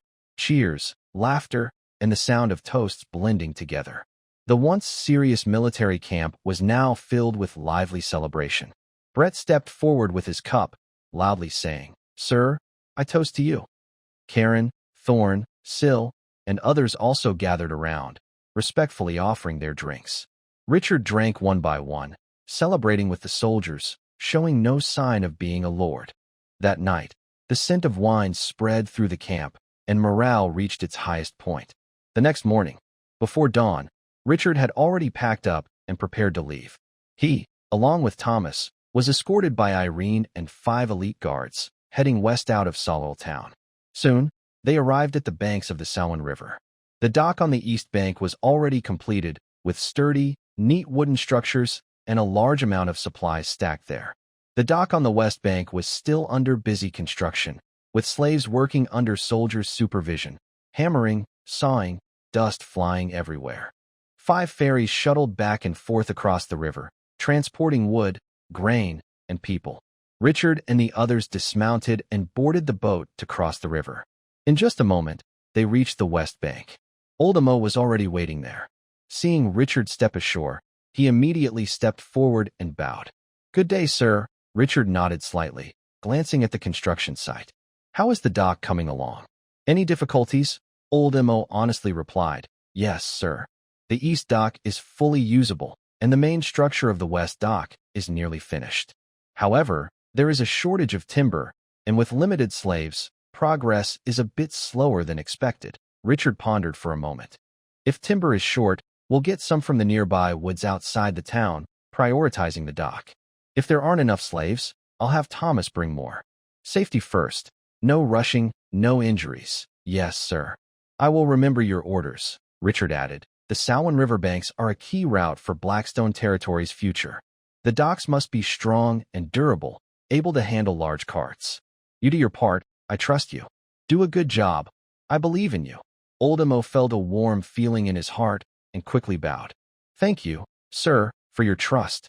I will do my best and never let you down." After giving his instructions, Richard did not stay any longer and led his people forward. The deeper they went, the more desolate the scene became. Wild grass grew tall, reaching waist-high, and wild trees grew chaotically. Only a narrow path, barely wide enough for 2 people to walk side by side, wound ahead. This was the path created when the Black Eagle army returned after clearing the area. Along the way, they occasionally saw bloodstains of different shades, dried and darkened, scattered among the weeds. These were marks left from battles with strange tribes, monsters, and wild animals. Everyone kept moving forward. About 30 minutes later, they reached a dense forest at the end of the road. Richard suddenly pulled on the reins, dismounted, and turned around. "Sir?" Aileen asked in confusion. Richard did not look back, but focused on the edge of the forest ahead, his eyes shining slightly. This is the place. This was the real reason he was willing to mobilize the Black Eagle army, to clear the strange tribes on the west bank of the Samhain River. He stepped toward the forest edge, walking slowly and stopping now and then, carefully scanning the ground. Aileen, Thomas, and the guards followed closely, alert and ready for any danger. After a moment, Richard stopped in his tracks. There, lying quietly in the grass, was a shiny, dark, and hard stone. His heart suddenly jumped. Suppressing his excitement, he quickly stepped forward and bent down to pick it up. The stone was cold to the touch, fine in texture, and shiny black in color. It was coal, and of excellent quality, anthracite. He took a deep breath and carefully searched around. Beneath the grass, in the soil, and between cracks in the stones, more pieces of black coal appeared one after another. The deeper they went, the more coal they found. In some low-lying areas, large chunks of coal were scattered, almost ready to be picked up without digging. "Ha!" Richard couldn't help but chuckle happily. An open-pit coal mine.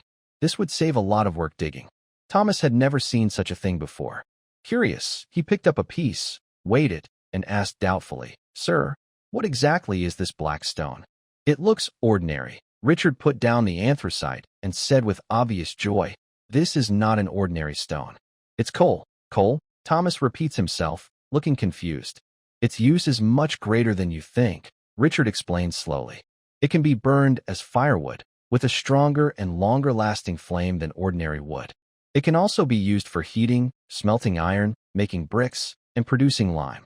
With it, the winters in Blackstone territory are no longer cold, blacksmiths can make better weapons, and we can produce stronger bricks and even build real cities." Thomas's eyes widen in shock as he looks at the black stone in his hand, speechless for a moment. He originally thought that the adults' campaign on the West Bank was just to expand their territory and remove threats. Only now does he realize the true purpose.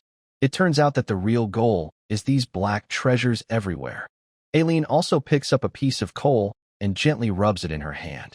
She watches Richard's confident and calm expression, feeling curious like a rising tide.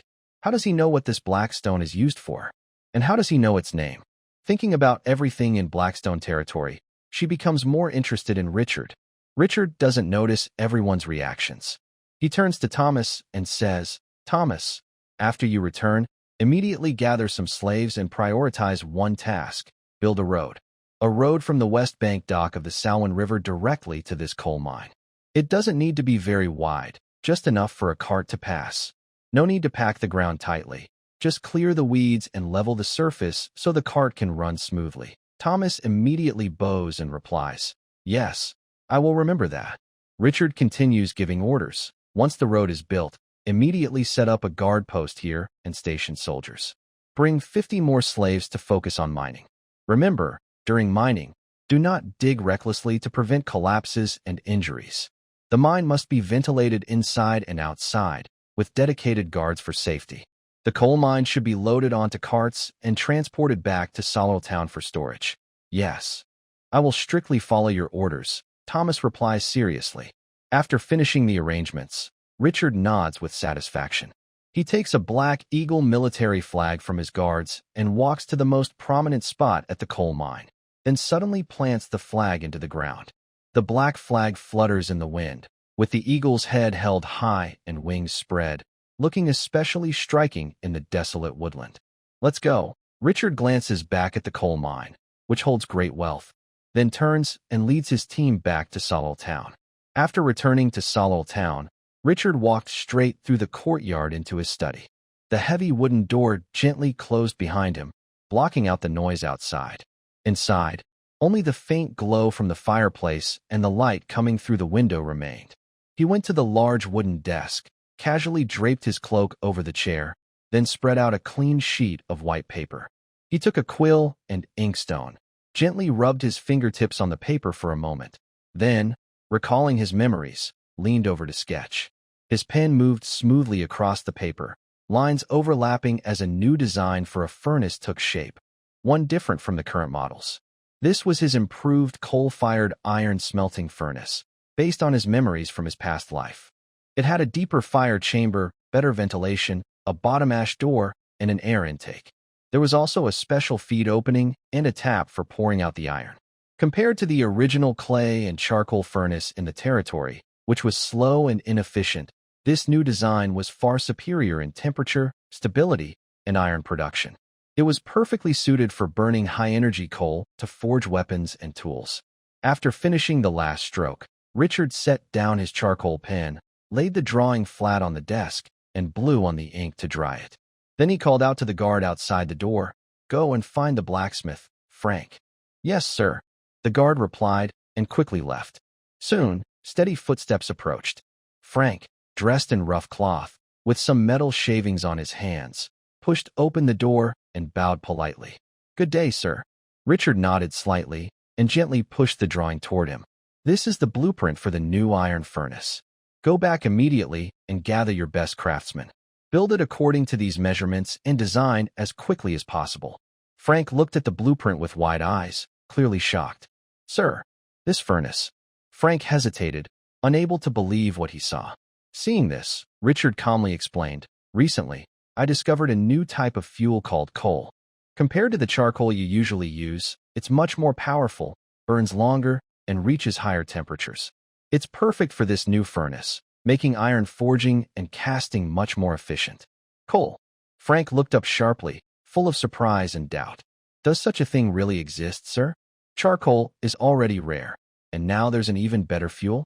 In his understanding, charcoal was the best choice for forging, and he had never heard of anything more magical. Richard nodded confidently. "That's true. I have already asked Thomas to prepare for mining, and coal will arrive soon. You just need to build the furnace first. Once the coal arrives, it can be used immediately." "Yes, I will do as you command." Frank no longer dared to hesitate.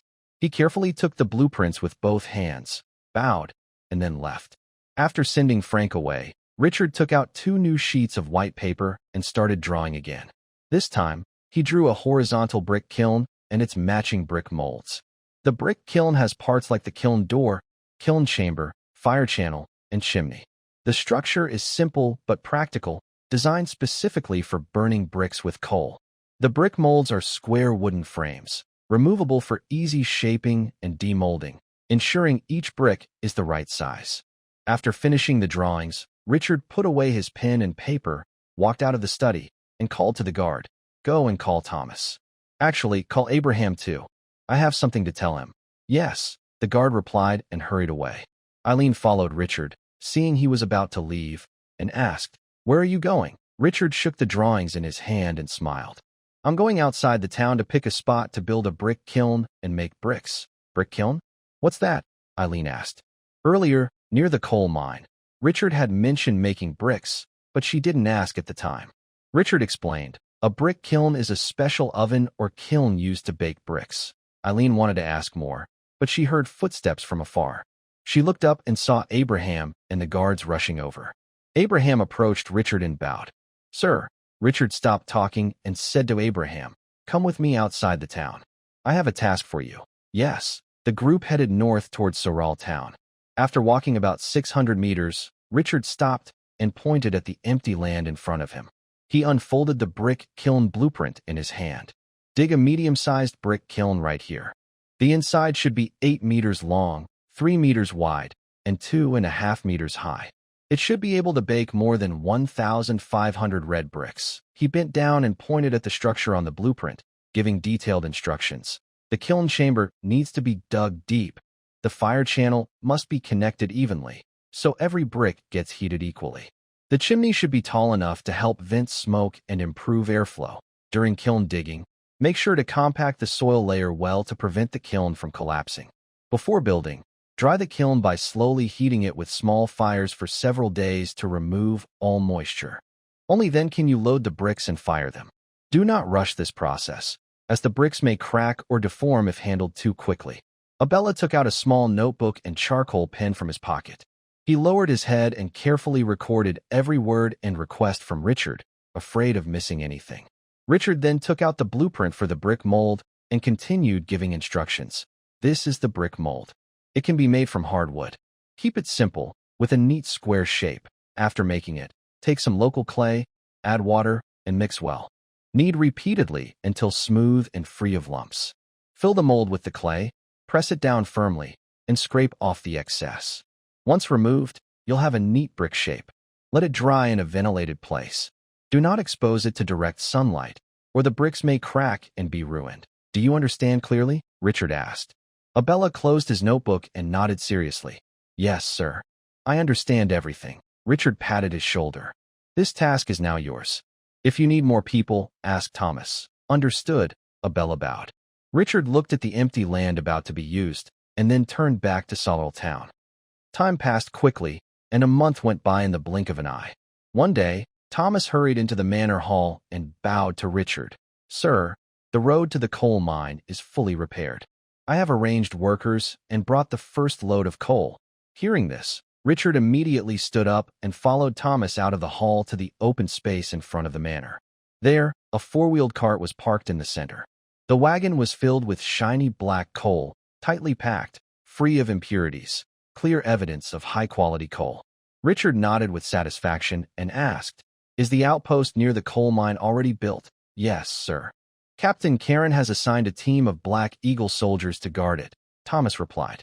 Good. Richard waved toward the cart. Take this coal to the blacksmith shop. Give it to Frank and have him start using the new furnace for testing.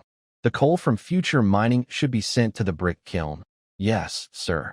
I will arrange it immediately. The next morning, Richard, accompanied by a few guards, personally went to check the brick kiln outside the town. By then, the wasteland had already changed its appearance. A neat brick kiln stands in the middle, with Abraham directing the workers who are busy working.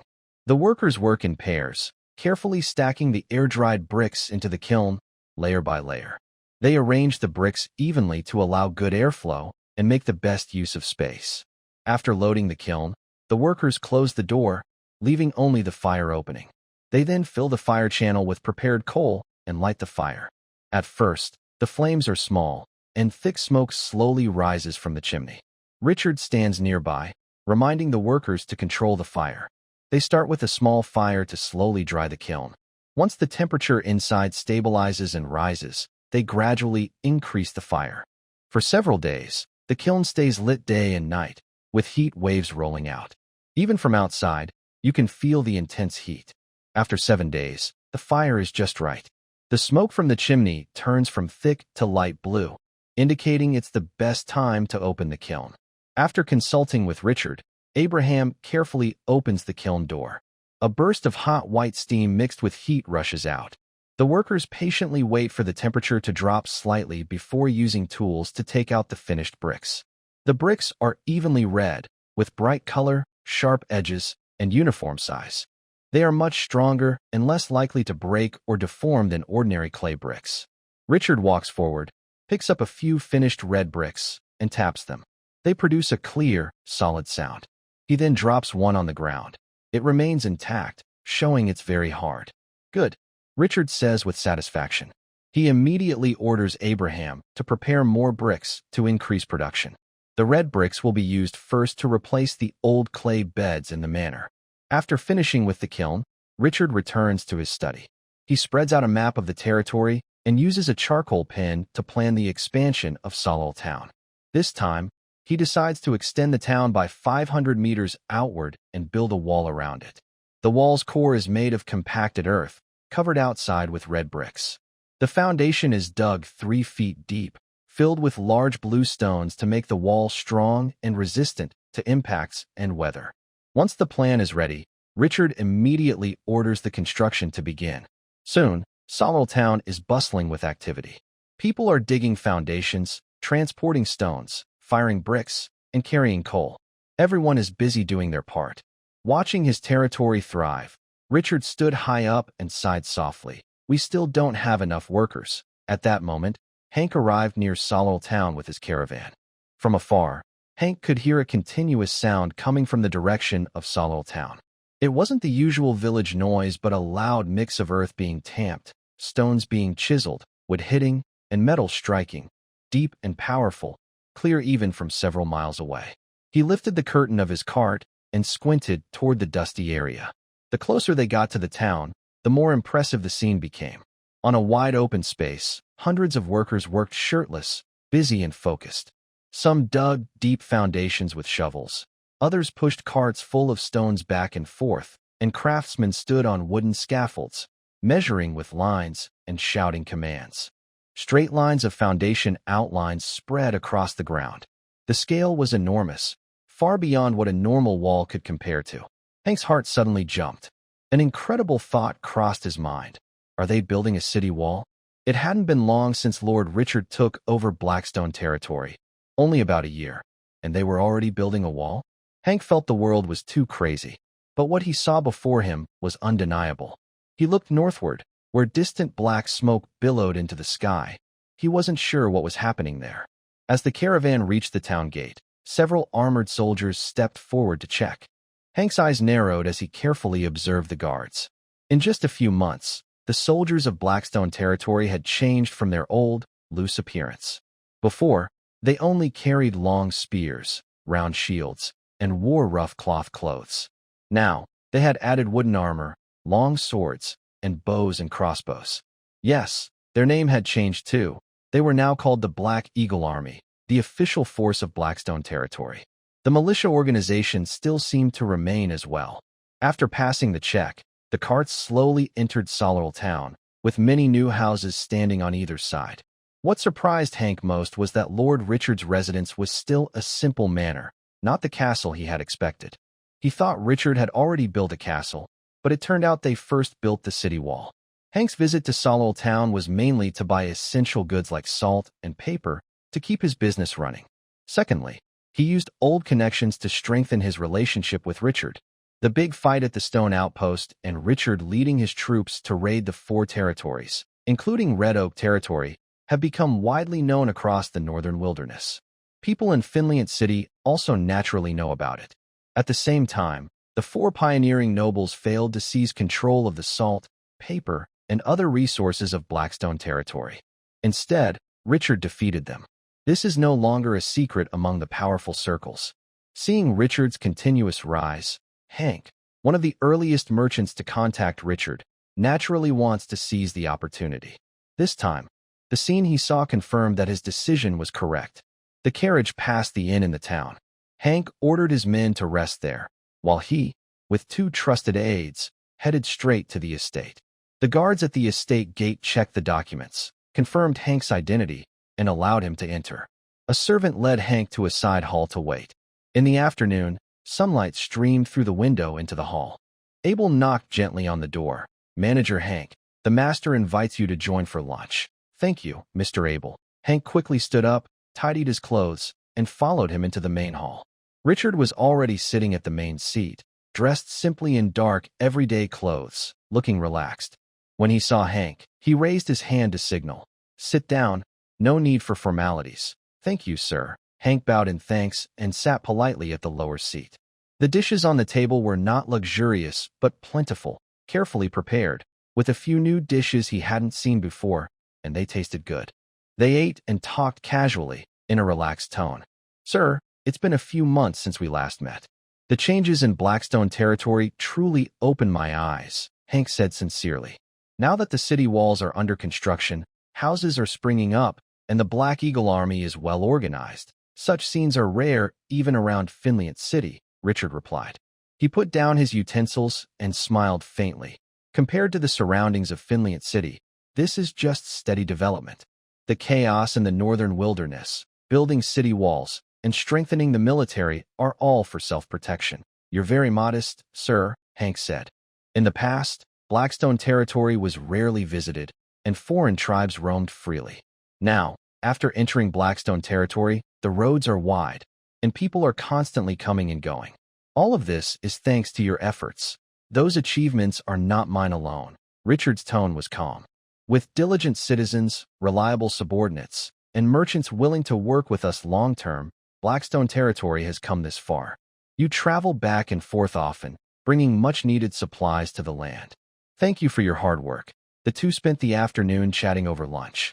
After lunch, the servants cleared the dishes, and they moved to the study. Once Richard sat down, Hank stepped forward, holding a delicate wooden box, bowing as he said, "Sir, I came today for 2 reasons. First, to continue our trade negotiations. Second, to congratulate you on the growing prosperity of your territory. Blackstone is thriving. This small gift is just a token of respect. I hope our friendship remains strong and our cooperation continues year after year." Eileen stepped forward, took the wooden box, and handed it to Richard. The box was made of fine hardwood, with simple carved patterns on the surface. The edges were smooth, and it felt heavy, clearly not an ordinary item. Richard gently lifted the lid. Inside, a soft velvet lined the interior, and in the center sat a small, exquisite mechanical music box. It was silver white, with gold accents on the edges. The surface was carved with delicate vine and bird patterns, showing fine craftsmanship. Hidden underneath was a winding key. The box was small and delicate, but showed the skill and precision of alchemy. Richard turned the winding key with his fingertips and slowly released it. Suddenly, a clear, melodious tune flowed from the box. The sound was pure and bright, like mountain streams falling over stones or birds singing in the woods. The rhythm was gentle and pleasant. It was not the rough folk songs of the north, but carried a touch of elegance and softness from the imperial capital. The mechanical parts moved quietly, and only the long, pure melody filled the quiet study, calming the listener. Richard listened quietly for a moment, then pressed the switch. The music stopped instantly. He stroked the smooth surface of the music box, his gaze deepening. This craft is exquisite. The mechanical structure is unusual. It doesn't seem like an ordinary craftsman's work. Could it be an ancient relic from old ruins? Hank quickly shook his head. "No, sir. This isn't an ancient relic. It's a rare item I bought at an auction recently. It was made by a master alchemist from the imperial capital. I heard it took great effort to combine machinery and music, creating such a marvel. It's very rare in the north." "An alchemist," Richard repeated softly, silently noting this profession in his mind. He placed the music box on the desk, looked at Hank, and nodded, saying, "You are thoughtful. I like this gift very much." Seeing him accept it, Hank felt relieved. He took out a list from his pocket and handed it over with both hands. "My lord, this is the list of supplies I prepared for Blackstone territory. Please review it. It includes strong slaves, good war horses, fine iron weapons, as well as some tools, daily necessities, and medicinal herbs." Richard unfolded the list and quickly looked through it. He said, I want all of these items. Hank was pleased. Thank you, my lord. Richard nodded slightly and looked out the window at the distant construction site. You probably saw it too. Blackstone territory is now under heavy construction, building walls, docks, and houses. Honestly, I need more people. If you can bring more slaves, I would be very happy. Rest assured, my lord. I will do my best to gather more workers for Blackstone territory, Hank replied seriously. After a moment of thought, he added, maybe I can also promote Blackstone territory to the refugees near Finliant City, so they will come voluntarily. Yes, that's a good idea, Richard said with a smile. They talked for a while longer. As it grew late, Hank stood up. My lord, you are busy. I won't bother you further. I will take my leave now. Richard looked at the time and said, it's late. You should rest at the estate. Tomorrow morning, you can discuss matters with Thomas. Yes, thank you, my lord, Hank replied. Then Richard asked Abel to escort Hank downstairs to rest. After Hank left, Richard looked to the side and softly called, Eileen. Yes, my lord. Eileen stepped forward. Richard picked up the music box on the desk and handed it to her. You've been in Blackstone territory for a long time, and I haven't given you anything. I don't really need this music box, so I want to give it to you. Eileen wanted to refuse, but Richard said, it's settled then. When he opened the music box just now, he saw that Eileen's gaze kept unconsciously fixed on it, filled with curiosity and joy that she couldn't hide. Eileen looked down and met Richard's calm but firm gaze. She swallowed her words of refusal and nodded slightly. Thank you. She reached out her hands and took the music box. Her fingertips gently touched the cool, delicate surface. Her usually tense mouth slightly lifted into a gentle smile, and a faint hint of happiness appeared in her eyes. Her cold face softened a little. Suddenly noticing Richard's gaze on her, she quickly composed herself and returned to her usual calm and distant look. Richard smiled and shook his head, then picked up some documents and blueprints to continue managing his territory. Eileen, holding the music box, stepped back carefully and carefully stored it away, as if holding the most precious treasure in the world.